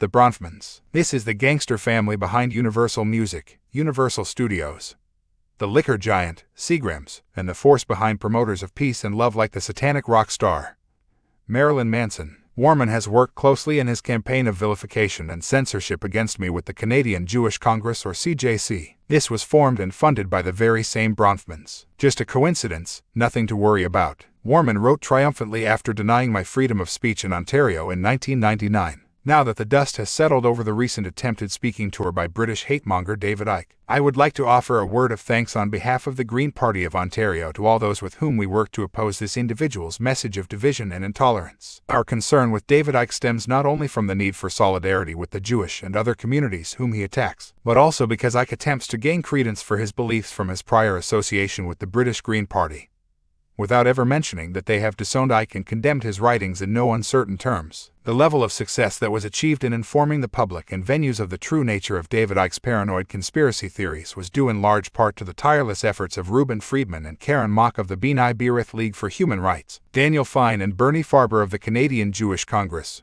Bronfmans, and Stasha Benovich of Vaude Haller, Ottawa. It was extremely encouraging to note that, apart from Hart House Theatre, every venue that was contacted made the decision that they were not willing to be a platform for David ICKE or his followers. Most impressive was the Bronson Centre in Ottawa and the Order of Grey Nuns who run it. In a remarkable display of common sense, they always try to find out a little more about anyone who approaches them to rent space, and after a minimum inquiry on their own, they quickly decided they weren't interested in having ICKE as a guest in their facility. This is a classic of its kind and typical of the thrust of the disinformation that has caused venues around the world to cancel my meetings. Note that he says that one venue canceled after a minimum inquiry of its own. Normally it is no inquiry at all, and my freedom of expression and the freedom of the audiences to listen is denied purely on this guy's say-so. He says the decision to cancel by the Order of Grey Nuns was impressive. But, of course, like all disinformers, he fails to mention that they did not cancel because they said I was anti-Semitic. They did so because I was questioning the literal existence of Jesus. He also fails to mention that the Canadian Jewish Congress was founded and funded by the Bronfman family, or that B'nai B'rith was founded and funded by the Rothschilds. It is the same with the Anti-Defamation League. They were created by the Rothschilds to use the label hatemonger and anti-Semite to prevent legitimate research into their grotesque activities. You have read this book. Many will have read previous ones. Where am I a hatemonger? Where do I condemn the Jewish people? I don't, and Warman knows that I don't. But then that's not the point, is it? And what are Warman and Farber, the Bronfmans, seeking to do in this campaign of personal abuse? To get as many people as possible to hate me. So who are the real hatemongers here? But the funniest part of all is the claim that I am trying to gain credence by emphasizing my links with the British Green Party. Mr. Warman, when you are trying to gain credence, the last thing you do is emphasize any connections to the British Green Party.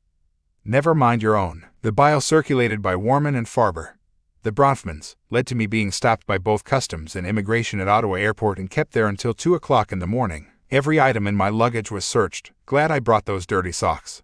And every piece of paper was read in pursuit of hate material. They found nothing, and in the end the officer pawn involved could see it was all a setup. But I still could not leave because some immigration technicality was then found to hold me still longer. I was brought back the following lunchtime, the day of my talk. They kept me there for hours and then asked me what time my talk was due to end that day. I said 4 o'clock. They let me go at 4 o'clock. More men and women in uniform, more gatekeepers of their own freedoms. They treated me like a criminal, as if all the propaganda by Warman and Farber was true. In other words, they were mind-controlled by a preconceived idea, planted by someone else. There is nothing more powerful than the preconceived idea, because once that is implanted, all you see is evidence to support your preconception. The power of that thought form so often unconsciously filters out information that would show that your original perception was wrong. Richard Warman's abuse of my character devastated my meeting in Ottawa, where the venue had to be changed again and again in the last 48 hours. And the one at Windsor, Ontario, was cancelled, together with the Bronfmans' Canadian Jewish Congress and its vitriolic spokesman, Bernie Farber, and others. Warman organized a demonstration outside my talk at the Hart House Theatre at Toronto University, which they had failed miserably to stop. A friend of mine, who was married to a Jewish man for many years, went outside to the demonstrators and asked them how they knew I was anti-Semitic. It was the usual tale. Someone had told them, they said. Had they read my books? No. Had they heard me speak? No. Would they be going inside to hear me now? No. Why? Because he is anti-Semitic. The only reason the Toronto talk went ahead was because the head of the university refused to bow to pressure from Warman and Farber to block my freedom of speech. He was a brave man because the pressure was enormous. Soon afterwards, he left the university by mutual consent. As a result of the lies directed at me, the head of the Canadian Police Hate Crimes Unit was in the audience. We shook hands afterwards and he had no problem with my talk whatsoever. Warman and Farber never mentioned that. As I walked off the stage, I was greeted by 2 agents of Canadian immigration,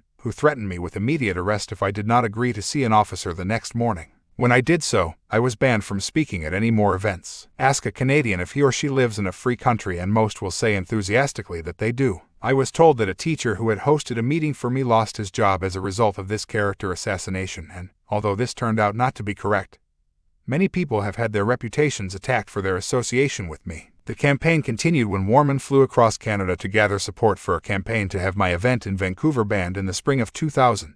Only a few mindless people were interested, but they still managed, thanks to Farber's influence in Toronto, to have the major Canadian book chain, Chapters, cancel a book signing, have invitations to appear on radio withdrawn, and organize a rabble dressed as reptiles to rush into a book signing at an independent bookshop and throw pies at me. Isn't it good to know that our freedoms are being protected by those with this scale of intellect and maturity? And while all this was unfolding, the children went on being abused, tortured, and sacrificed. And the wars and other horrors went on being manipulated, as Mr. Warman and Mr. Farber worked so ferociously to stop it being exposed. They have made their priorities very clear. The Vancouver event, attended by 1,200 people, only survived because it was at an independent theater. Any connection to a council, government, or major chain and it would have been pulled like so many before and since. Warman sat through my talk, and in those more than 6 hours, he saw at first hand that I do not speak about a Jewish plot at all and never even mention the word Jewish because there is no need, except to emphasize what a travesty of the truth Warman is seeking to purvey. This talk can be seen on a video called From Prison to Paradise, and you can see for yourself that what I am saying here is true. If Warman had simply been stupid and misguided, this is where it would have ended. But it didn't. That was the point when Richard Warman's true motives became clear in my opinion. This guy had an agenda, and, given what small fry he is in Canada, it must, I believe, be someone else's agenda. To this very day he and Farber have refused to meet me face to face or debate with me on the radio, though the opportunity has been there. Warman, from his home in eastern Canada, now seeks to prevent me speaking anywhere on the planet, and if anyone wants to know how easy it is to control the world, they should look at how easy it is to stop freedom of speech without moving from your desk. All he does is check on my website where I am speaking and waits until a few days before the event to ensure that there is not enough time to find another venue. He then either rings the venue or sends them a package claiming I am anti-Semitic and will be blaming Jews for a global conspiracy. Something he knows from his own experience is not true. Ironically, he quotes the articles in British newspapers written or inspired by Calman and Murray all those years ago. Perhaps most sickening of all, he includes the fact that I am exposing famous people as abusers and sacrificers of children as a reason why venues should not let me speak. A few tell him where he can place a large object and they stand up for freedom of speech. Depressingly, many just pull the meeting on the basis of what he says. Just by doing this, in the course of writing this book, Warman has, from eastern Canada, caused my events at London's Blackheath Concert Rooms, Stourbridge Town Hall, and the Burlington Hotel in central Birmingham to be cancelled because the venues ban my talk. That's how easy it is. The venues refused to discuss the situation and could not care less about the inconvenience and the cost, not least to the audience. And they could care even less about the freedom of human expression. So long as it does not affect theirs, they don't give a damn. They do not have the intellect to understand that in banning my freedom of speech they are undermining that freedom for everyone by setting the precedent that it's okay to deny a person's right to express views that don't suit you, even if you don't know what they are. It has gotten so ludicrous that I was almost banned from speaking down the road from where I live on the Isle of Wight in a theater where I have appeared several times with no problem over many years. If I had not challenged the council on local radio, they would have pulled the event, I am sure. The council even sent a monitor to my talk with legal advice on hand and the authority to stop the event if I overstepped their mark. Not naming people who abuse and sacrifice children appears far more important to them than the plight of the kids themselves. The monitor told the local newspaper that there was not a single moment when I said anything that concerned her in any way. This is what the Canadian Police Hate Crimes Unit said, who were set up specifically to make anti-Semitism a criminal offense. So that should be the end of it, you may think. But no. When the Burlington Hotel in Birmingham had the Warman treatment 3 weeks later, they pulled the meeting and refused to even speak to me and explain.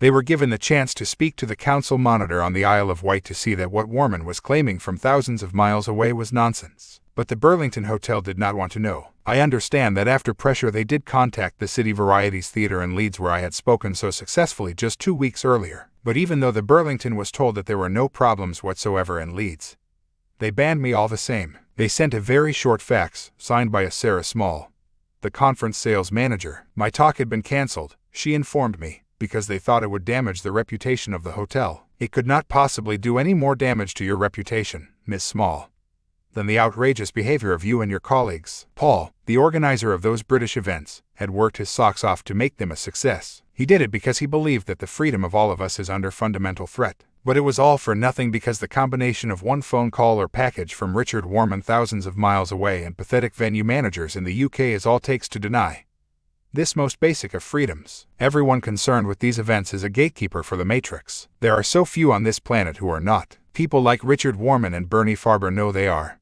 That's the difference. Either that or their brain cell count must be dangerously low or their capacity for self-delusion dangerously high. But equally responsible are those Green Party members in Canada and worldwide who have been informed of what he is doing in their name and yet just sit on their hands and let him go on unchallenged. Those who stay silent and allow the bullies to prevail are also gatekeepers by their inaction. I was a spokesman for the British Green Party for a couple of years in the 1980s, and its equivalent around the world is the global headquarters of Naval Contemplators Anonymous. That's why Warman can use it to front his attempts to have me silenced, including his bid to have my internet site taken down. This caused us to move quickly to another server to keep the information available. It was yet more time and effort used to overcome his attempts at censorship that could have been exposing what is happening to so many people, not least to children. Apparently, Mr. Warman was outraged that his activities were being exposed on the website and that his official Green Party office numbers and email addresses were published so that people whose freedom he had denied could let him know what they thought. Richard Warman, gatekeeper to the Matrix, would be a legitimate dictionary definition for the word hypocrisy. You will find the contact numbers for the Canadian Green Party on the website.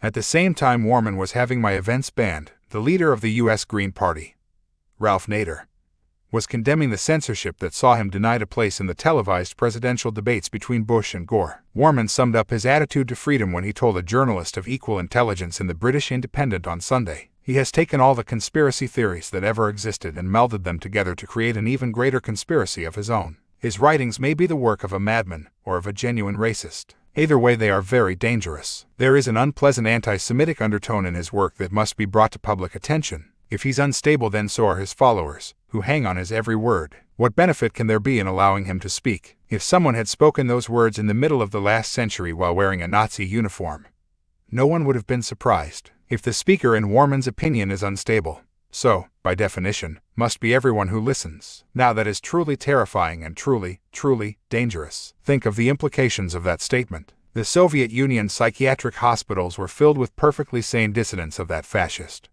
communist system because the very same attitudes expressed there by Mr. Warman were used to justify their imprisonment. And even more sinister, what benefit can there be in allowing him to speak? The arrogance of that question beggars belief. No fascist in Nazi Germany, no communist in China or the Soviet Union, could ever have said it better. But I still respect his right to express his view. As Voltaire said, I may disagree with what you have to say, but I shall defend, to the death, your right to say it. Pity that Mr. Warman does not feel the same about others. Green Party members of the world, this man claims to speak for you. How long are you going to sit there in silence? While you do so, you are responsible for everything this man does and says in your name. How many more venue owners are going to have their decisions made by such a fundamental enemy of freedom? The journalist who wrote that Independent on Sunday article, one Jason Cowley, just let those quotes pass without comment while calling my work extreme, dark, and dotty. If more dark and extreme words have ever been spoken than those, then I haven't heard them. But in one way, Richard Warman, this misguided holographic image, provides a service to those who care about their freedoms. His behavior has shown how fragile those freedoms are and, indeed, what an illusion they are. The idea that we live in a free world is self-delusion on a monumental scale. People in Manchester, England, think they live in a free city, and yet it has proved impossible to find any venue there that will accept a booking for my talk. The people of Brighton, on England's south coast, think they live in a free city, and yet I have not been able to speak there for many years because venues are threatened with mass protests by the anti-fascists who tell them that they will not be able to guarantee the safety of the audience. The Brighton Art School lied to me when they said the police had ordered them to pull my meeting there. The police had done nothing of the kind. It was just an excuse because it is easier that way when your backbone is made of jelly. When we booked an alternative venue at Crawley, north of Brighton, the council asked to see a video of what I was going to say. They watched it and confirmed there was no problem, 24 hours before the talk. They cancelled because an anonymous caller had indicated the possibility of violence against the audience if I was allowed to speak. The caller was an anti-fascist, by the way. Another gatekeeper, another sheepdog in the bewildered herd. Censorship of the internet is next on the Illuminati agenda. The internet is an Illuminati creation and only exists because of military technology. It has been sold as a means of allowing the free flow of global information, but that is only the cover. The real reason is that it allows for the easiest possible surveillance of personal communications through emails. And the websites visited by individuals give the authorities the opportunity to build a personality and knowledge profile of everyone. It's about control. Slowly, and now less than slowly, the benefits of the internet, the free flow of views and information, are being targeted, and the most prominent advocates are the Bronfmans. You are going to see an onslaught against internet freedom, just as Richard Warman and his string pullers targeted my own site. Censors never admit to being so. It's not good for the image, especially if you publish articles calling for freedom of speech like the Green Party. They will always find a way of justifying why they are defending freedom rather than destroying it. But when the same criteria are applied to them, they scream like a 3-year-old. Self-delusion is the very mind state of the Matrix. Welcome to the Matrix, Mr. Warman. Gatekeeper journalists. The media is the force that holds the whole Matrix together. That's why the Illuminati own it. Without the minute-by-minute flow of Matrix propaganda through the global media, the power of the illusion would be nothing like as fundamental as it is. You don't have to control every journalist to dictate what the public will or will not hear. If journalists were open-minded, thinking, intelligent people who care about freedom, there would not be a problem. But most of them aren't, and those who are aware and try to tell some real truth soon realize what a prison of expression they work in. I was a journalist for years, and I know how uninformed they are about the world outside the morning papers or the TV news. I have seen them at work from the other side since I began to communicate this information, and it is a stunning experience to view at close hand the intellect that stands between what is happening in the world and what the people are told is happening. And I am talking about top television correspondents as well as the propaganda fodder on the large and small newspapers. There are basically two types of personality who reach the top in journalism and politics come to that. A, the few who know what is really going on and support that agenda. And B, the rest, the majority, who do not understand what is happening in the world. The British Prime Minister Tony Blair and his deputy, John Prescott, are perfect examples of both kinds, and journalists are precisely the same. And yet these are the people who tell us every day what to think about people and events. As the old saying goes, you cannot bribe or twist the great British journalist, but seeing what they will do unbribed, there's no reason to. Journalists in general are, like most politicians, some of the most uninformed people on the planet. They are slaves to the Illuminati norms, the mental and emotional sheep pen. Once the norms are set of what is right and wrong, good and bad, possible or impossible, the media report the world from that perspective. They are clones of the Matrix. A few centuries ago, today's media would have ridiculed and condemned as dangerous anyone who said that the earth was not flat. Why? For no other reason than the norm, the accepted truth of the official establishment system was that the earth was indeed flat, because the journalists report everything from the perspective of the norms in every generation. It means that anything that is different is always dubbed either dangerous or dotty, or, in my case, both. They don't do any research into whether that which is different is actually true. They assume it must be wrong simply because it is so different. And, of course, they have the ultimate self-delusion of believing that because they are journalists they would know about it if it were true. Ask a journalist about the Bilderberg Group and see his or her eyes glaze over. Bilder what? I have tried it over and over across the world, and I have yet to find one who has heard of it. But at the same time they dismiss conspiracy information as a dotty and paranoid theory. Now if you were the Illuminati wishing to keep people in ignorance, is not this the very mentality you would want to have working for your media? Of course it is, and that's why we have it. I could give you many specific examples of this, but one experience I had while writing this book can serve as an example of them all. I was called by a guy named Jason Cowley, who writes for The Independent on Sunday. Independent, by the way, is newspeak for anything but. You call a paper independent in the same way that violent dictators who rule with their army call their countries democratic fronts. It attempts to obscure the reality. The Independent newspaper group is owned by an Illuminati frontman called Tony O'Reilly, who also owns a list of media operations around the world, including the main newspaper group in South Africa. O'Reilly, who loves to show off his connections to people like Henry Kissinger, is a close friend of Robert Mugabe, the corrupt and vicious dictator in Zimbabwe. Yep, what a perfect man to own the Independent newspaper. Anyway, this chap Cowley calls me and says he's coming to my talk in the Isle of Wight I mentioned earlier. My first impressions were not good. He had no interest in what I was saying and changed the subject whenever I got into any substance. He said he wanted to write a philosophical piece. Now this, in journalistic speak, means I have got in my head the theme of what I will write, my preconceived idea, and I am not going to let anything get in the way of that. Like the facts, I have had so much shit written about and thrown at me over the years by those of Jason Cowley's mentality. and I knew that he was preparing to throw some more. These days I can see them a mile off because they're such transparent people. I said to a friend, I think this independent guy is a monumental prat and I know what he is coming to do. Cowley also told me that he was coming with an open mind, and that's always a red flag to me. I wish I had $1 for every journalist I have met with a concrete mind who assured me that he or she was coming with an open one. So along he came. He was actually planning to arrive at the talk some 3 hours after the start and then write his article about what I was saying. It was only when I pointed out how ludicrous and unacceptable this was that he agreed to try to get there earlier. This has simply confirmed clearly that my first impression had been correct. He didn't give a damn what I was saying. He had the article and its theme in his head already. Most of them do. Even then he spent long periods of the day outside the theater and so could not hear the evidence I was presenting. What an insult to his readers and what contempt he must have for them to behave in that way. Throughout the day, members of the audience were telling my family that Cowley had been asking them silly and leading questions and it was obvious to them that he had come to do a demolition job. Meanwhile, he thought he was hiding his intentions really well. You have got to laugh. In fact, in the end people were laughing at him as he flitted around in and out of the theater making his intentions so obvious while thinking no one would notice. He spoke to me for around 40 minutes about my own mental state.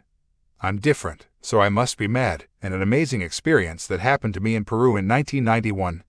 None of which he quoted. I was not asked a single question about the conspiracy. From all this research by Jason Cowley, one of the least intelligent journalists I have met in my own experience, the following was published as fact. Ike's vision has darkened as it has become more delusional and paranoid. And there is much that is sinister, as well as dotty, in his vast conspiracy theory. This was written by a man who doesn't know what I am saying because he couldn't be bothered to find out. He ended by concluding that perhaps the biggest secret is that there is no secret and that there was no unified field encompassing everything. Some brilliant and open-minded real scientists would be very surprised to hear that. But who can doubt the all-knowing, non-researching Mr. Cowley or the journalistic herd in which he operates? The problem with my ideas, he said, was that they were based on no sacred texts or a belief in a single deity. He had just attended a talk, or rather not, in which I said all that exists is one infinite consciousness. He quoted G.K. Chesterton in support of his view of my problem. When a man stops believing in God, he doesn't then believe in nothing. He believes in everything.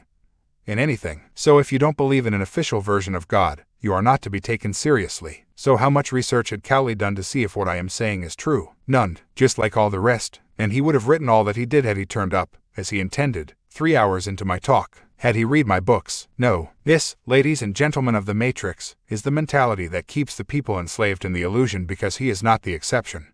He is the rule all over the world. The blind leading the blind and the bland leading the bland. I spoke in the talk about famous people sacrificing and abusing children, people like Ted Heath. What did Cowley write about even the theme of massive ritual murder and abuse? Nothing. What research did he do into it afterwards to see if it was true? None. What did he say about all the detailed connections I made in the talk that showed, for instance, that members of the same organizations, like the Bilderberg Group, were named as all the major peace negotiators in the Bosnian conflict? Nothing. What did he report about any specific detailed information I gave that day? Nothing. All this specific information and detail was dismissed as me having a conspiracy theory for everything. That was it. Mr. Cowley, like 95% of his fellow journalists, is not intelligent enough to realize that he is a gatekeeper of other people's minds, as well as his own. But, like I say, he's the norm, not the exception. I don't think that Mr. Cowley and his like would know how to be an exception. They live in the world dictated by norms and then confirm and perpetuate them for other people. I met a journalist on the British Observer newspaper in 1997 while in the United States, by the name of Taylor. I think it was. I told him about the mind control projects and the widespread child murder and abuse involving people like George Bush and others. He called it the story of the century. I offered to put him in touch with victims and those involved directly who could tell him more. I gave him my number to call me for their names and contact addresses. He never called. He just went away and the following Sunday wrote an article that took the piss. And all the time the children go on being sacrificed, tortured, and abused in satanic ritual and mind control projects. If you saw life in a typical newspaper or radio and television newsroom, it would blow your mind. They take reports that come up constantly on the teleprinter from the global Illuminati news agencies and just publish them or broadcast them as if they were true. These news agencies have correspondents in every country, and when a major event happens there, the report of that one journalist is sent all around the world to every major news organization. If that one journalist gets it wrong, or has an agenda, every newspaper, radio, and television news bulletin gets it wrong or communicates the desired spin. Every hour on radio stations across this planet, newsreaders are ripping pre-written news bulletins from the teleprinter and reading them as truth. In the BBC in the UK, this process is actually known as rip and read. The person reading that news has no idea who wrote it or from what source it came, never mind if it is accurate. The listeners hear this news and it affects their view of life, people, and the world. That's why we have to question everything we are told through such sources. Just listen to any television news report and invariably the journalist will have taken the official version of the event and put this in his or her own words. We now have the policy of the newsreader interviewing a reporter about people and events instead of the people directly involved. We go over to our correspondent John Reynolds at the scene. John, what's going on? Well, Michael, terrorists, believed to be from the Middle East, appear to have planted the bomb. Official sources have told him that terrorists believed to be from the Middle East planted the bomb. I understand that police and the security agencies are focusing their investigation on a terrorist group connected to Libya, Iraq, Iran, etc., etc. Official sources have told him they are focusing their investigation on such a group. It doesn't matter if they are or not, he reports what they say. It appears that the bomb was planted as a protest over on policy in the Middle East and the Prime Minister says that the policy must continue because they cannot give in to terrorism.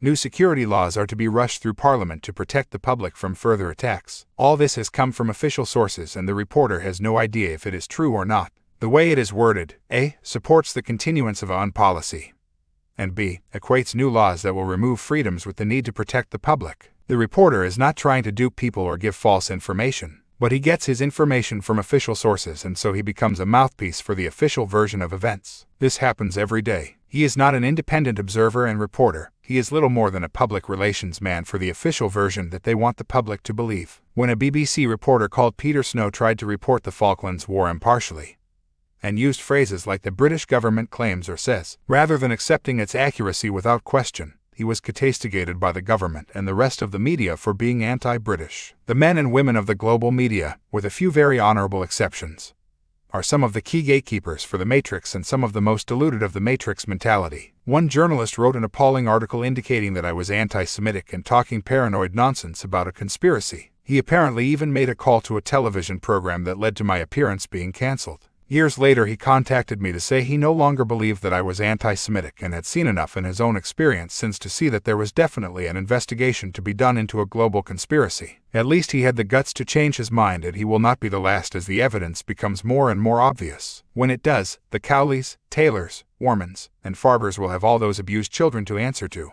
I trust they will have a good excuse prepared for looking the other way and ridiculing the evidence of this abuse while doing no research to see if it is true. Or, in the case of Warman and Farber, vociferously seeking to suppress exposure of the children's plight. In so many ways, the global media is the Matrix and the global journalistic herd are its largely unknowing propaganda machine. Gatekeeper people, we are all gatekeepers to an extent because the illusion is so powerful. It is just a matter of degree. Among the major gatekeeper professions and mentalities I have highlighted here, there are many decent, caring people who are intelligent within the Matrix version of intelligence. It's the intelligence of the inmate who is streetwise about his prison, who can duck and weave and play the game successfully within its confines and rules. What this intelligence cannot see, however, are the prison walls. It thinks it's free. It's not intelligence that we need to break out of here. It's wisdom. I have been emphasizing in this chapter how the closed minds and matrix conditioning of the gatekeeper professions and mentality lead them to stand on guard at the gates to mental, emotional,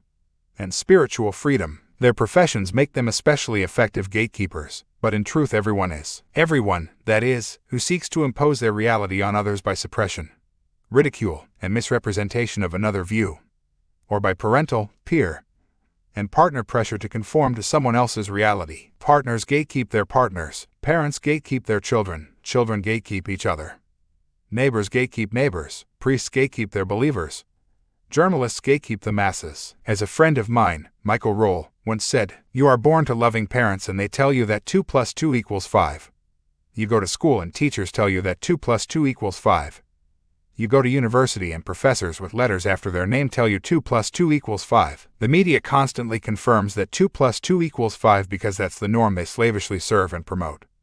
And all the people around you believe the same because they have been through the same system that you have. In those circumstances, and that's what we face every day, is it any wonder that billions of people go through an entire physical lifetime believing that 2 + 2 = 5? It is an excellent point. The answer goes on equaling 4, it's just that people don't know that and most can't be bothered to find out. If we want to be free, it is time that we did. Chapter 20. It's just a ride. We are not humans on a spiritual journey. We are spiritual beings on a human journey. Stephen Covey. We are all faced with a series of great opportunities brilliantly disguised as impossible situations. Charles Swindoll. Okay, let's put all this into a greater perspective. I have been talking throughout this book about the multidimensional nature of existence. That makes it hard, indeed impossible, to give the true picture of what is happening in our world, our frequency range. I mean, what is true. Once you enter the realms of multidimensional reality, you see that there is no ultimate truth, except that we are all the same energy expressing itself in infinite ways. After that, we are pretty much through with truth. Everything else is not so much truth, but our perspective of what we see, or think we see. What is true in my universe will not necessarily be true in yours. What you have been reading is my universe, my reality.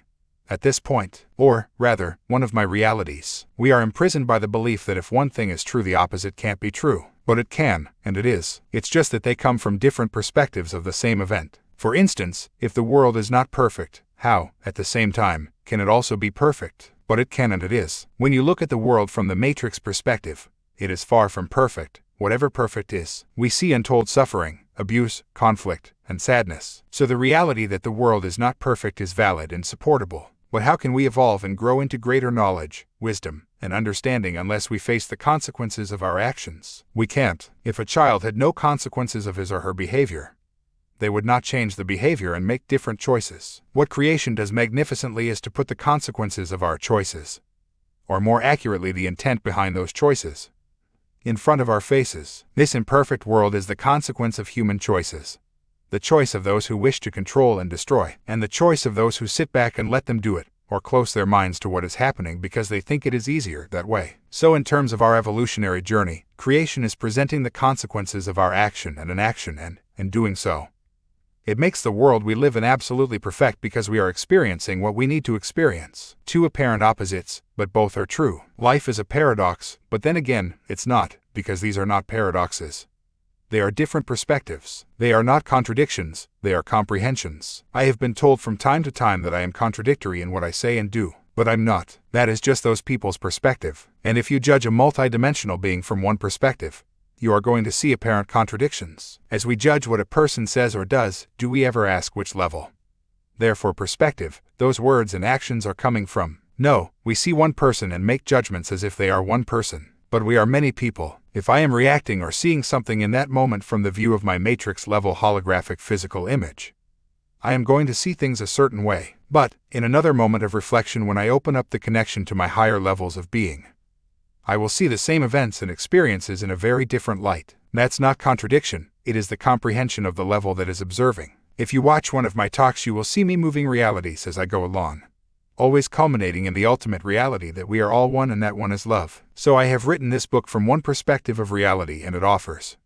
I would submit, an accurate theme of what is happening in that reality. But it's not the only one, and I see this same theme and story from many other realities. At the highest reality I have accessed thus far, it's all just a game, a cosmic game called evolution, a game called love. The Matrix is like a cinema screen and we are the cast in the picture. Or, as Shakespeare put it, all the world's a stage and we are the players. If the reptilians and other astral manipulators did not exist, we would have to invent them. In fact, we probably have. They are other levels of ourselves putting ourselves in our face. They are a level of our own infinite self, one of our realities, that we are being challenged to face and transform. If we hate them, we hate ourselves. They are our shadow, that part of ourselves that we do not want to face, acknowledge, or admit to. While our shadow self is hidden from us, the reptilians will stay hidden and continue to covertly control. As we acknowledge it, so they will emerge and we will see what is going on. One is a reflection of the other. The more we deny our shadow side, the more the consequences will be placed before us because that's the way the game works. The longer we stay in denial, the more powerful and challenging the consequences become. That is our choice. See it now or see it later. Because we are going to see it. The question is how extreme must be the consequences before we do. In this movie, The Great Illusion, we play our parts in mutual service to the cosmic game. If Richard Warman did not determine to silence me and suppress my information,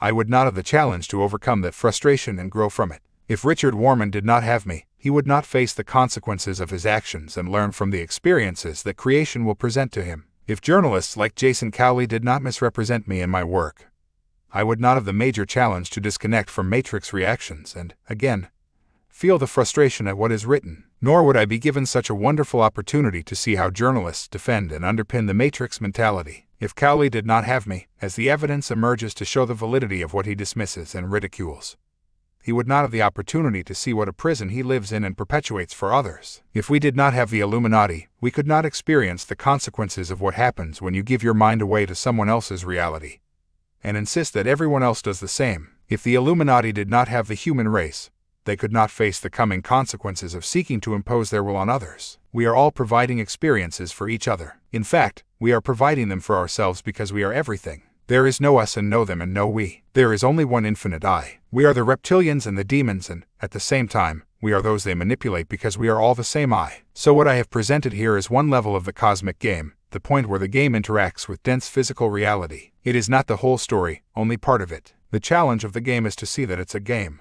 Once we do that and see through the illusion, we hit the jackpot, the doorway opens, and we get out of here. We can still be in it physically, but we are no longer of it. The experiences my life have set before me since 1991 particularly, often extreme and played out in the public eye in Britain, have not yet freed me from the matrix, but they have made me freer than ever before, and I'll get there. I have yet to meet anyone who is fully free of the illusion because we look it in the face every minute of our lives. I have met many who think they are, but they are just caught in another facet of the illusion. They are entrapped by the illusion that they are free of the illusion while continuing to be controlled by it. The more I disentangle my lower mind from the matrix, the crazier and more extreme people think I am. But I'm not crazy and extreme. That is only the perception of those mesmerized by the matrix, and if only they could step back and observe the world they believe is normal and sane, they would see just how extreme and crazy that is. In my experience, and that's all I can speak from, the first step to freedom is to realize that we live in illusion. Without that, the matrix always wins. Doing this is not easy when everything seems so real. Our senses deceive us and confuse us because they are accessing such a tiny fraction of all that is. If our radio and television could only tune to CNN or the BBC, we would get a very narrow band of reality. It would be a desperately limited and biased vision of life and possibility. There would be so much that we would never know about. Our physical senses disinform us in the same way,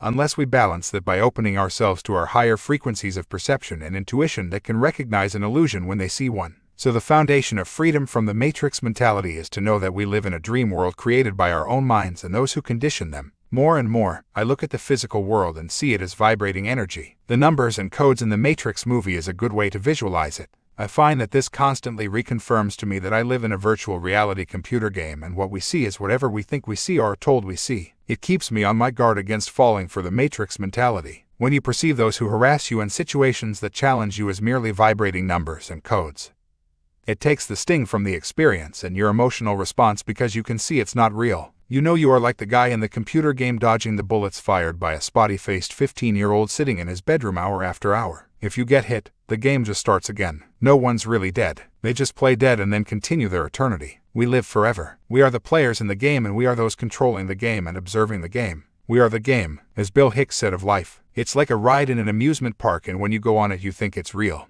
because that's how powerful our minds are. The ride goes up and down, round and round, it has thrills and chills, and it's very brightly colored and it's very loud, and it's fun for a while. Some have been on the ride a long time and they begin to question, is this real, or is this just a ride? And others have remembered and they come back to us and they say, hey, don't be afraid ever, because this is just a ride. And we kill those people. Shut him up, I've got a lot invested in this ride. Shut him up. Look at my furrows of worry, my big bank account, and my family. This has to be real. It's just a ride. But we always kill those good guys who try to tell us that and let the demons run amok. But it doesn't matter because it's just a ride and we can change it anytime we want. No job, no savings money, just a choice right now between fear and love. And that's all it is. Fear in all its infinite expressions like guilt and resentment and a desire for revenge is the low vibrational emotion that holds us in the pen.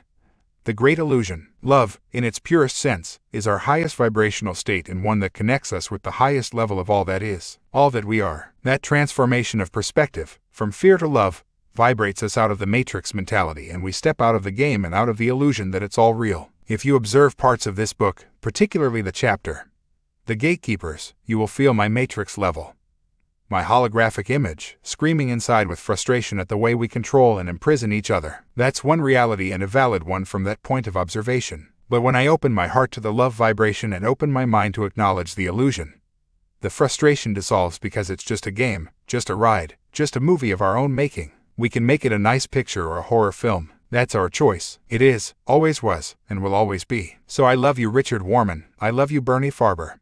I love you Jason Cowley, I love you George Bush. Queen of England, Queen Mother, Prince Philip, Henry Kissinger, David Rockefeller, Edgar Bronfman, Rothschild Dynasty, Lord Carrington, Al Gore, Ted Heath, Tony Blair, Peter Mandelson, Billy Graham, and all the others named in my books. If I don't love you, I don't love myself, because I am you and you are me. We are different aspects of the same infinite whole. No, we are the infinite whole. A time to choose. The game is reaching a crucial stage in terms of choice. We can take the left-hand path and live in a matrix controlled by the lower astral consciousness. A global fascist state in which the illusion will be imposed by the law and the jackboot. That, from the viewpoint of eternity, is of little consequence because there will be other chances to make different decisions and make other movies. The game never ends, it just changes as we change. But do you really want to have the experience of living in a fascist global state with your freedom of expression and choice denied in its most basic form? If you do, then just sit on your arse and watch it happen, because it will. It is happening. What Richard Warman and Bernie Farber, the Bronfmans, are trying to do to me will be written into the law of the land. Such laws are already being introduced. If we don't want that, we need to make another choice and make it now. We can take the straight-on path and walk the freedom road. If that's our choice, there are some fundamental changes to make. First, we free ourselves from the illusion and the reactions and responses of the matrix mentality. Unless we start to free ourselves, how can we hope to free the world around us, which is merely an outward manifestation of the inner self? We live in an external prison while thinking we are free because we live in an internal prison while thinking we are free. The prison without is a reflection of the prison within. Change ourselves and we change the world. Look in the mirror. Try changing the image you see without changing the image it is reflecting.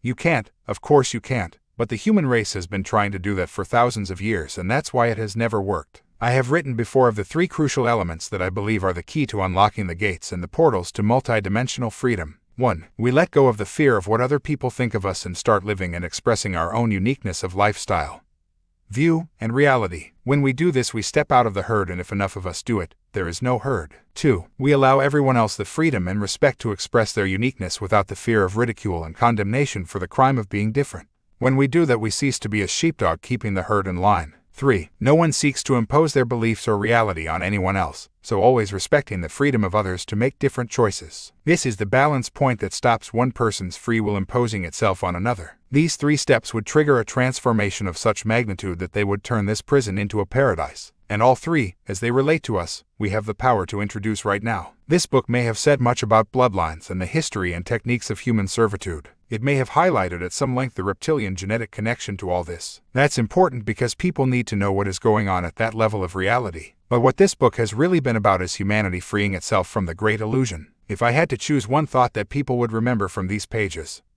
one thought that would transform this world more than any other, it would be this: it's just a game, it's just a ride, and we can change it anytime we want. The truth is not out there, it is within you, and that truth is love.